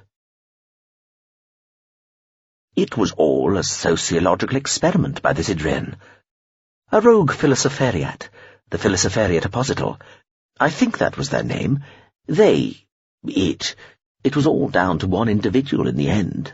Planted everything in the Book of Truth according to some obscure metalogical hypothesis, to settle an argument between two groups of scholars with opposing theories. Briper Drodge, the scribe, elaborated on the basics, as everybody pretty much knew, but the essence was always what the Zidrian had put there. Of course, this whole approach was later discredited, and the Philosopheriat Apposital was dissolved with moderate disgrace not long after, and this particular experiment, like many similar others, was quietly forgotten. The Zedren sublimed a couple of centuries later, decades before the Gazilt even reached space.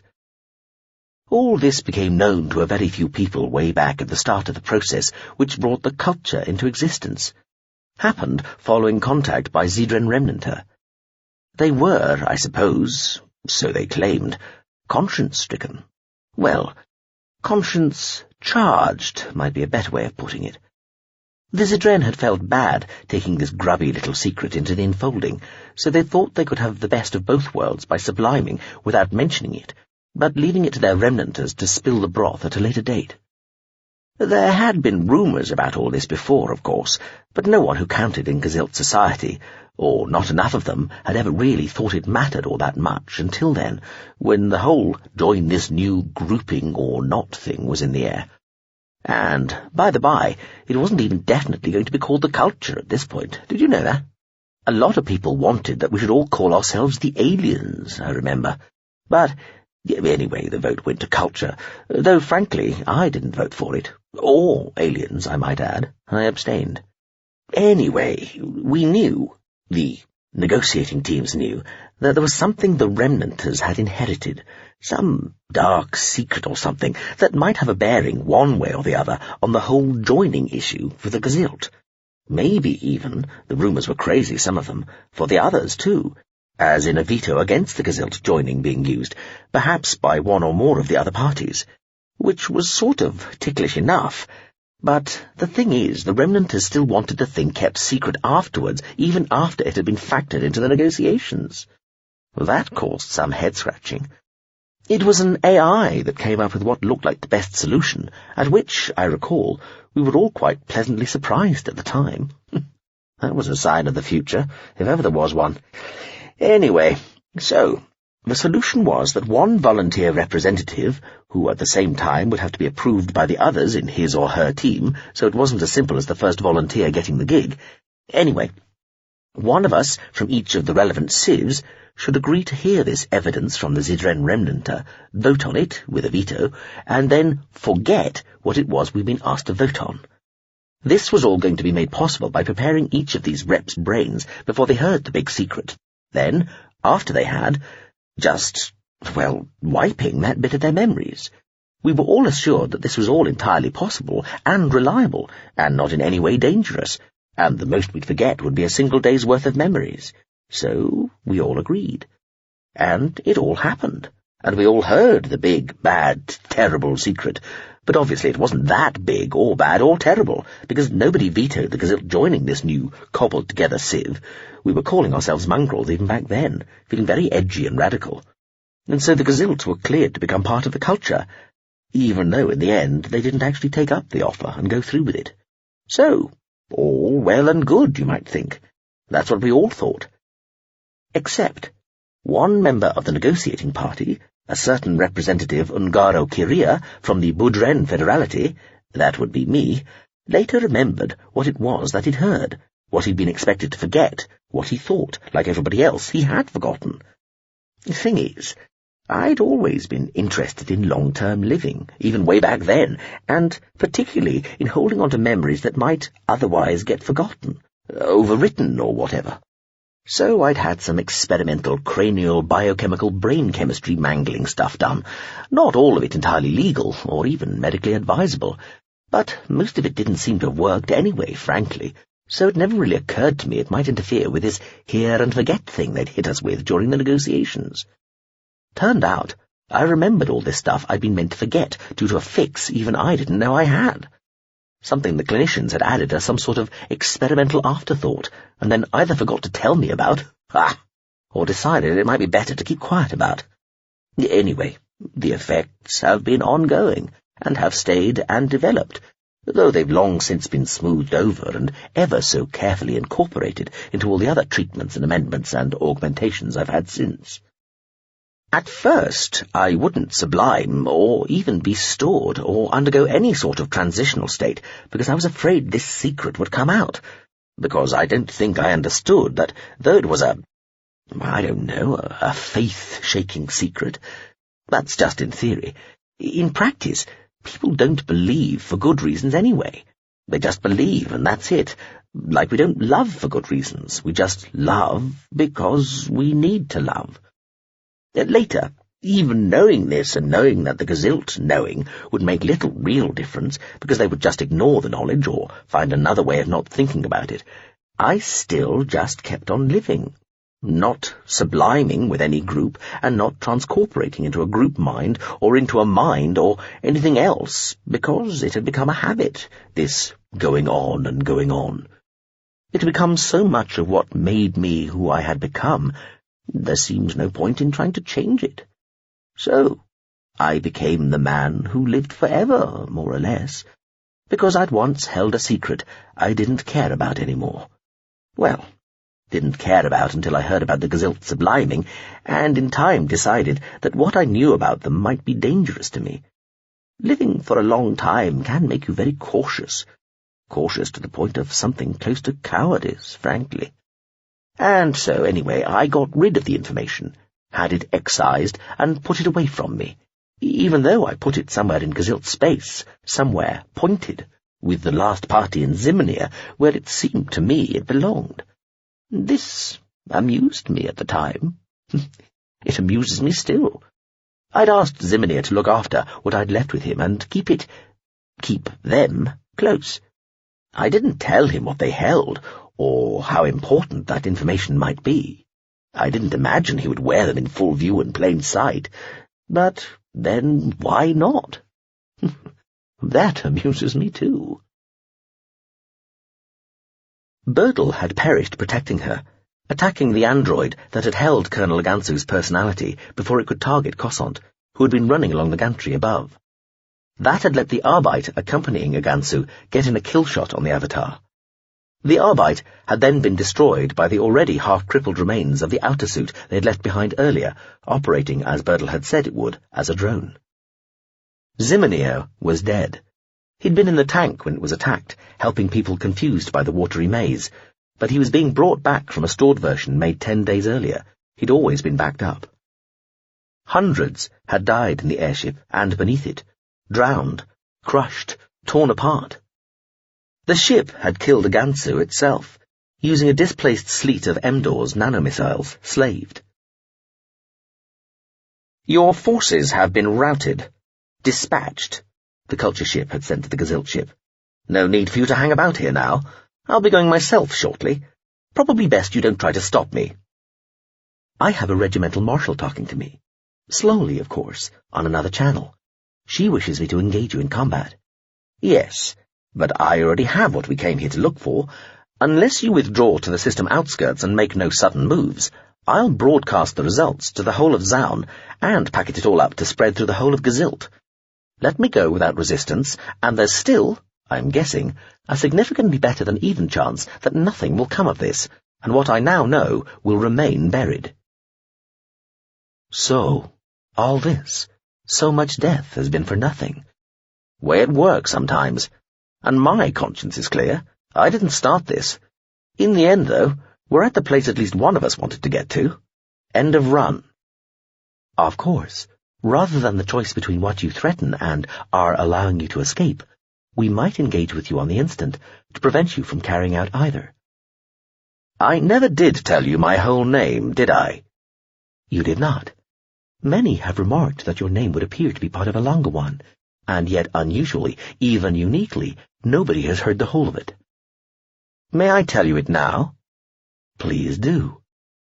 My full name is, the mistake not my current state of joshing gentle peevishness for the awesome and terrible majesty of the towering seas of ire that are themselves the mere milliquitoast shallows fringing my vast oceans of wrath. Cool, eh? Such braggadocio. That smacks of smokescreen, not power. Take it as you will, chum. But how many culture ships do you know of that exaggerate their puissance? None, until now. You may be the first. Oh, adjust yourself. You people have spent 10 millennia playing at soldiers while becoming ever more dedicated civilians. We spent the last 1,000 years trying hard to stay civilian while refining the legacy of a one galactic war. Who do you think has the real martial provenance here? In a fight, you'd have no choice but to try to destroy me immediately. You'd fail. I'd have a choice of just how humiliatingly to cripple you. This is the truth. depend. So you say. We might beg. Enough! I think I know what happened out at Ablate. I owe you no respect. If you are experiencing a craving to die honourably, feel free to try to stop me when I instigate kickaway in 1 millisecond from now. Otherwise, stand aside. Also, I retract my suggestion that you ought to depart. The place down here is a wreck. I'm leaving various drone teams and bits of medical gear behind, but I do intend to leave, and the locals could do with some disaster control. Stepping into that breach would be substantially more constructive than placing yourself across the cannon's mouth. Your choice. Goodbye, one way or the other.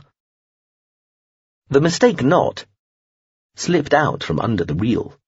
It left behind a silvery ellipsoid just to the rear of the drained ruin that was the airship Equatorial 353. The silvery ellipsoid shrank to nothing and winked out over the course of several seconds in a gentle, orderly fashion, producing no more than moderate breezes as the air flowed in to replace the volume of the departed ship. The ship itself fell beneath the planet, where the world's gravity distorted the skein of space into a shallow bowl shape. Then it turned, twisted, aimed, and powered away unmolested. She felt like shit, and great, and hopeless, and euphoric all at the same time. The ship had brought her back to some sort of life. Normally, that badly injured, that close to death after such major trauma to every single major organ save her brain, she'd have been left in a therapeutic coma for 9 or 10 days, and even then the change, the difference between her physical state at the beginning and at the end of that time, would have seemed nothing short of miraculous to people of a past age, taking her from good as dead to good as ever. Instead, because of the subliming, she had been repaired bit by bit, detail by detail, almost cell by cell, leaving her body a patchwork of pre-existing normality and dazzlingly fresh new bits, so that she felt jangled, vibrating, bruised beyond belief, yet with nothing to show for it, perpetually astounded at being suddenly not dead, not seriously injured to the point of near-death. She had listened in from her sickbed in a much smaller but still well-equipped module to the debriefing Kyria gave on being reunited with the memories stored in the recovered eyes. "You are, perhaps, the only Gazilt who will ever hear this," the avatar told her. The ship had made a new avatar. It looked and talked like Birdle had before he, had changed to look more like a Gazilt male the first time they'd set foot on the Girdle City together. "Sure you should be telling me?" she asked huskily. Even her throat and lower tongue had taken a puncture wound in that last fusillade of fire from the android Agansu. "I think you've earned it," the ship told her. It had yet to give its new avatar a name. It wouldn't use Birdle again. It was sort of a tradition, it said, that when you lost an avatar, you gave the next one a different name. "Huh," was all she would say. Pian heard the secret about the Book of Truth too. Pian, now forever wanting to be wrapped, whimpering and cooing annoyingly round her neck, consoling, seemingly genuinely, honestly concerned for her after so nearly losing her. But the ship, at Via's request, made sure that what Pian heard of this, Pian forgot again. She still hadn't managed to lose the 11 string either. As part of her personal effects, the ship had thoughtfully transferred it to the smaller shuttlecraft before slinging the larger one, the one she'd been staying in alongside the Girdle City, to distract the Churkan. It was a relief, albeit a guilty one, that there wasn't room to play it inside the smaller craft. It still took up an awful lot of space. From GSV Empiricist to LOU Caconym, GSV Contents May Differ, GCU Displacement Activity, GSV Just the Washing Instruction Chip in Life's Rich Tapestry, UE Mistake Not, MSV Passing By and Thought I'd Drop In, MSV Pressure Drop, LSV You Call This Clean? Fellows, colleagues, friends, we have our answer. It is much as we expected, though the import of even the most expected news changes when it becomes definite and fact. The question is, what do we do? What do we say? From LOU Caconym. I'd tell them. I'd swamp their airways with it. I'd announce it so it's the first thing the newly pre-woken hear. But I know we won't. For what it's worth, I'm resigned to the decision we're all about to make of keeping it quiet. From GSV Contents May Differ. The simulations have been exhaustive but inconclusive. The likelihood is that releasing the information would make little difference, but with the outside possibility that there might be chaos, a partial subliming with a significant part of the Gazilt populace and AIs changing their minds, further dispute between the scavengers, and possibly even between the non-subliming part of the Gazilt and the scavengers. The chance of things turning out ugly is small, but not that small, and the ugly might be very big ugly. From MSV passing by and thought I'd drop in. We can't tell them. Those that would most care already know or guess. Those that might be most affected are those we have the least right to disturb. From MSV pressure drop. I can't agree. The truth is the truth. You tell it even when it hurts, or it loses value even when it doesn't. From LSV, you call this clean? Technically, I agree with that. In practice, I agree we say and do nothing. The circumstances, due to the timing, are unique. Yes, you should always tell the truth, unless you find yourself in a situation where it would be utter moral folly to do so. At least, now we know the truth. The fevered, speculative potential of it has collapsed to something definite, and not so terrible after all. To tell it would not be the worst thing ever either, and one should always tell the truth, unless... The point is that we are not automata. We have a choice. I say we exercise it wisely and stay silent. From GSV Empiricist. So, shall we vote, and/or open it up to others, so that more may vote? From UE Mistake Not. If I might. From GSV Empiricist. Please. From UE Mistake Not. We know how this works. If we do nothing, then any disaster that befalls the Gazilt over the next few hours is entirely theirs. If we intervene, we become at least complicit. This is a truth that has not been asked for. Even the original bearers of it, the ZR, made it clear they were happy it stay unknown. We know, and what we know is, now that we can be sure of what we know, that it is not our business. Whether the knowing was worth the price we and others have paid is another sort of moral equation at right angles to this one. I say we do nothing. Vote if you like. From LOU Kakonim. Anybody wish to wrest from me my claim for precedence in the awkward customer, dissenting adult, outright contrarian stakes? No? Thought not. Then, when I say that I reluctantly agree with what our colleague the Mistake Not has just said, I think we might consider the matter closed. The Kakonim, in the shape of its virtual avatoid, returned to the castle made of castles it had modelled within the near-unending recesses of its computational matrices. Its humanoid shape set out from the gatehouse that was made of tens of thousands of already mighty gatehouses, and walked all the way to the high tower, which sat like a fat flagpole on top of the great composite tower many subjective kilometres away into the fractal architecture of the Baroque edifice. It had waited all this time to hear anything from the mind state of the zoologist, anything at all that might have helped it and its colleagues in their attempts to understand the workings of the sublime. And despite being tempted to do so many times, it had not come back here to attempt to force the pace or the issue. Now that the matter in hand appeared to have been settled, without, it had to be said, any help from the zoologist, it had something to report, and could release the soul of the other ship from whatever obligation to help that it might have felt under. Not that that appeared to be very much, given the continuing silence. At least the instances of weird, ambiguous intrusions into its substrates, maybe from the sublimed realm, had tailed after nothing recently. That was a good sign, perhaps. Or perhaps not. It was starting to worry about that. It arrived at last, after a climb of many thousands of steps, at the door to the airy enclosed lair inhabited by the consciousness of the sublime returnee, the abstract of what had once been the mind of the zoologist. There was no answer when it knocked. The place sounded quiet. It already felt that it knew what it was going to find. The door was locked, but only at a crude physical level, within the sim. Unlocking it was hardly more complicated than the act of turning the handle and pushing the door open. The door, swung, stuck, had to be pushed. The Kakonim's avatoid walked in and looked around. The space was, as it had guessed, empty of the zoologist's mind state.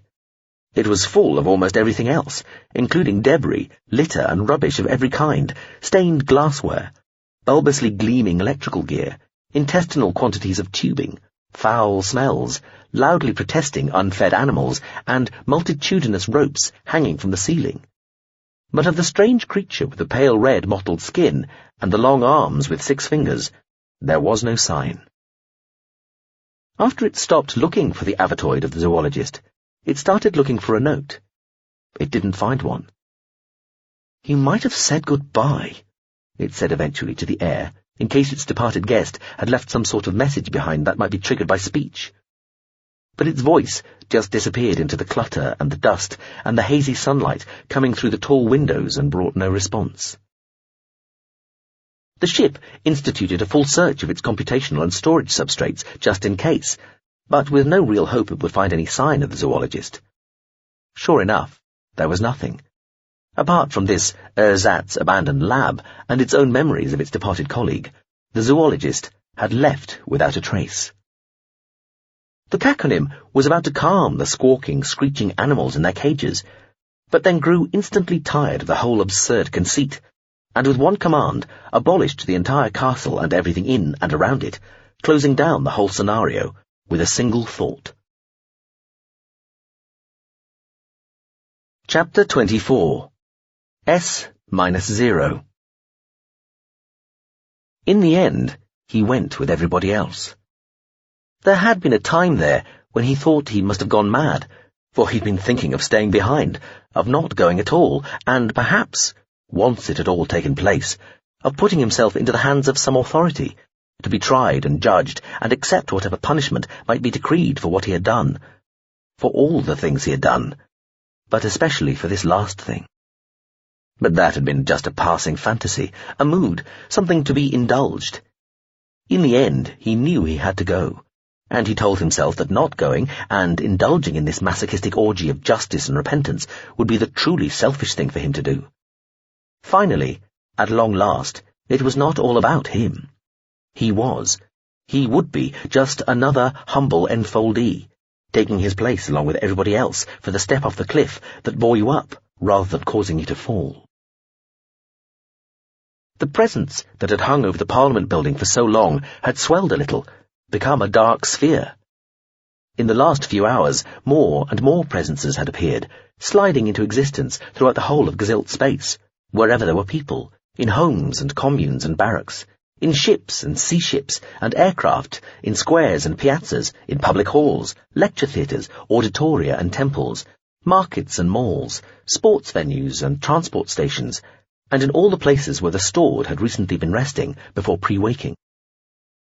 The aliens who had come to wish the Gazilt farewell, and those who had come to profit from their going, had, by convention, withdrawn for the moment, leaving those about to depart to themselves. Time-2 devices and public clocks and displays spread throughout the Gazilt realm ticked down the last few hours and minutes, and people met at pre-arranged places and ate last meals and said last things, and sometimes told others secrets they'd been keeping, or decided not to. Generally, as people tended to, they got together in groups of family and friends, then joined with other groups to form gatherings of dozens or hundreds, and, again, as people usually did, though the exact expression of such emotionality depended both on the physical as well as the psychological makeup of the species concerned, they held hands. Many sang. Many bands and orchestras played. And in the end, the time counted down to nothing, and in the presence of presences, all you did was say, "I sublime, I sublime, I sublime." And that was that.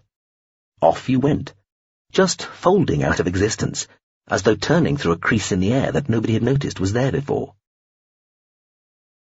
He met up with Marshal Chekri at the end. She had no more family than he did, and they had come to share much over the last 20 days or so. They stood in the gardens of the Parliament, under an inappropriately squally sky with showers, waiting to say the words with a few dozen others. They left it relatively late during the hour that was regarded as the optimum period, just to make sure that a respectable proportion of the whole Gazilt civilization was indeed going. It was, he reflected numbly, a lot like watching election results coming in. There was a slow start to the instigation, but the numbers quickly swelled, about a quarter of an hour in, according to the news channels still covering events, and by the start of the last third of the hour, it was obvious almost everybody was making the transition. The numbers subliming accelerated again. Those gathered in the garden agreed they could go. Traditionally, people tell each other secrets at this point, Marshal Chekri said to him, in a brief moment when the others were all making their goodbyes and choosing where to stand and with whom. Mine, Chekri said with a smirk, is that I failed my officer exam. I cheated. Blackmailed a senior officer to get the pass.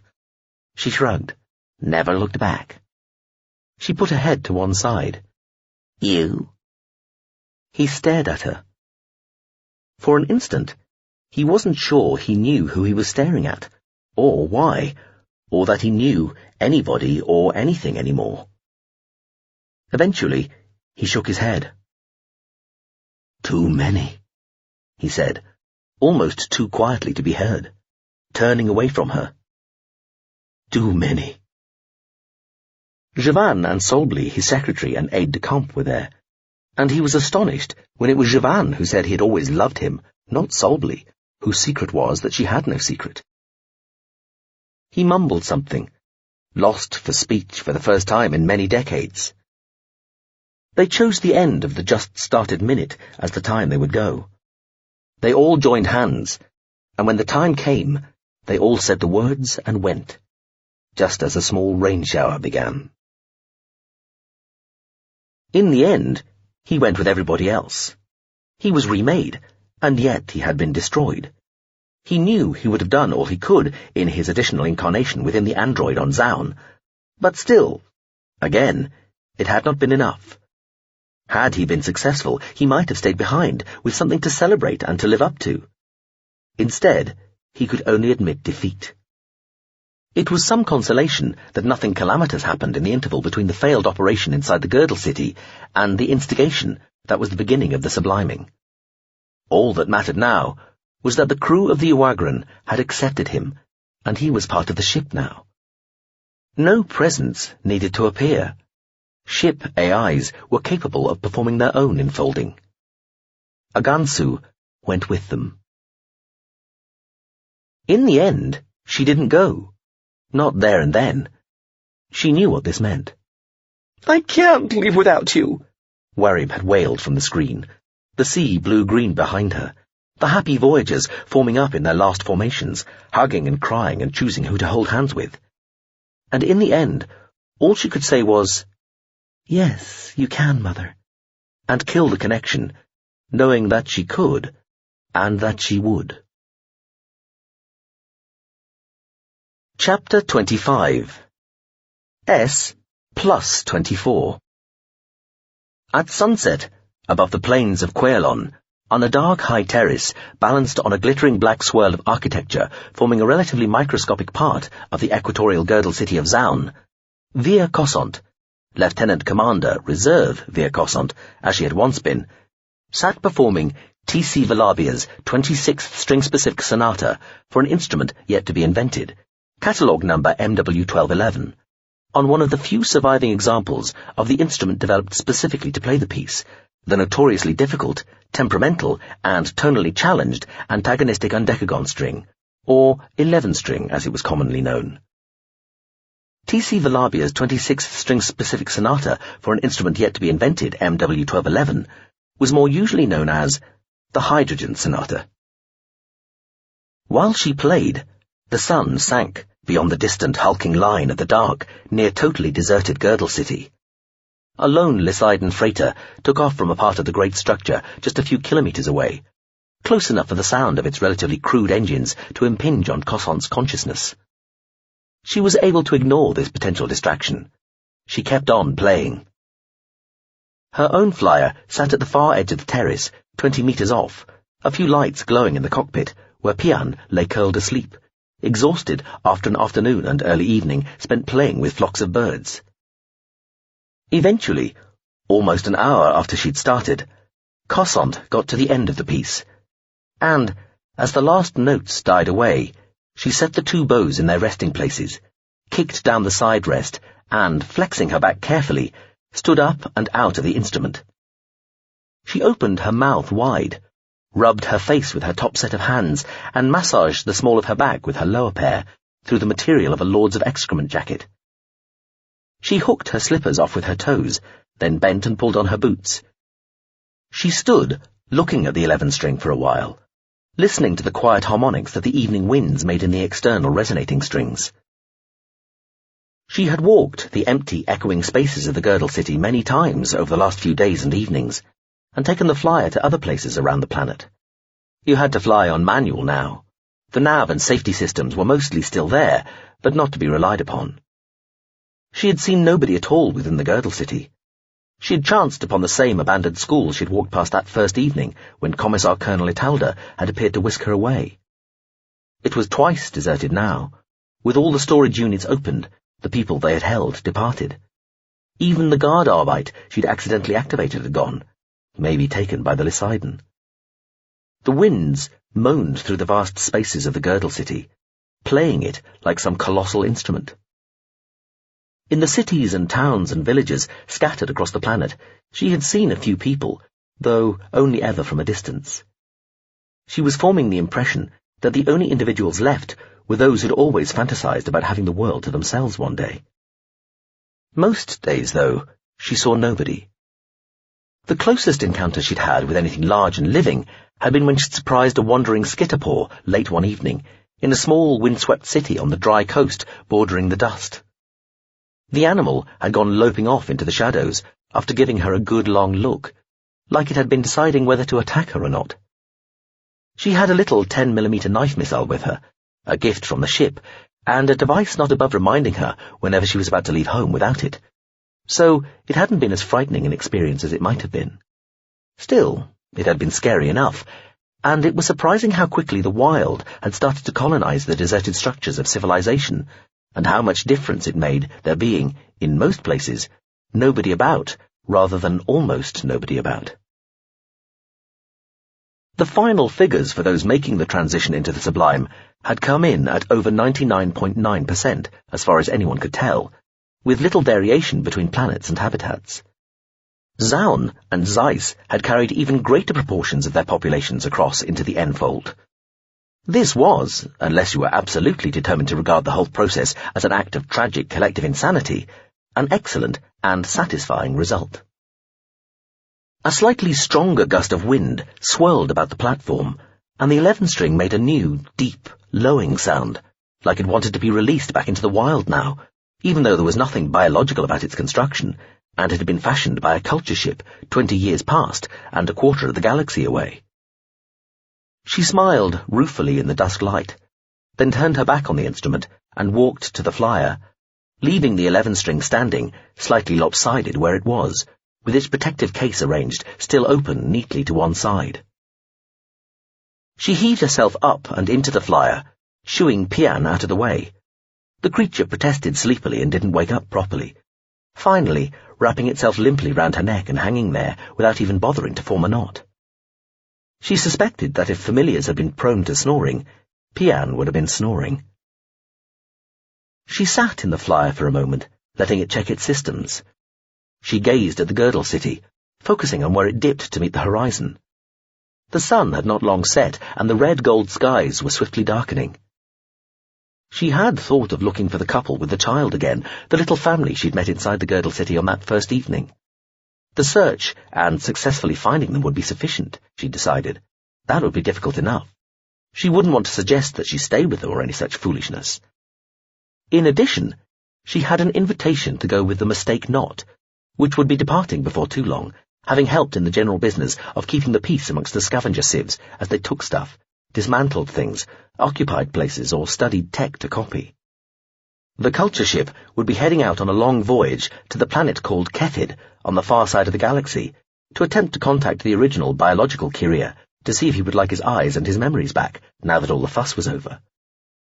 Just getting to him might be interesting, given the bizarre hostility of the locals and not quite so locals, so it promised to be an adventure. There was no rush anyway. Though the whole scavenger thing had quieted down, The culture ships had stuck around for a bit, and were now awaiting the arrival of the last of the ships that had been involved in their recent discussions over what to do about the Gazilt. She'd got the impression they were all quietly pleased with themselves, also that this get-together was just an excuse for some mutual metaphorical backslapping and whatever passed amongst culture minds for nights of drunken revelry and general carousing, and that they were already turning the whole fractious, murderous escapade into something semi-mythical to take its place in the ongoing history of terrific things the culture and its brilliant ships had got up to over the years. Though not one called the Caconym, apparently. It had just turned without ceremony and gone back to doing whatever it was it liked doing. And not the Empiricist. It had more important things to do elsewhere. System-class ships always did, apparently. Cossant strapped in, closed the canopy, took manual control, and lifted the little flyer away from the terrace, letting the craft rise and bank and pirouette all at once. First, she would go home. After that, she had no idea what she might do. The antagonistic undecagon string, caught in the swirling breeze produced by the flyer's departure, hummed emptily. The sound was swept away by the mindless air. This has been The Hydrogen Sonata, written by Iain M. Banks, read by Peter Kenny.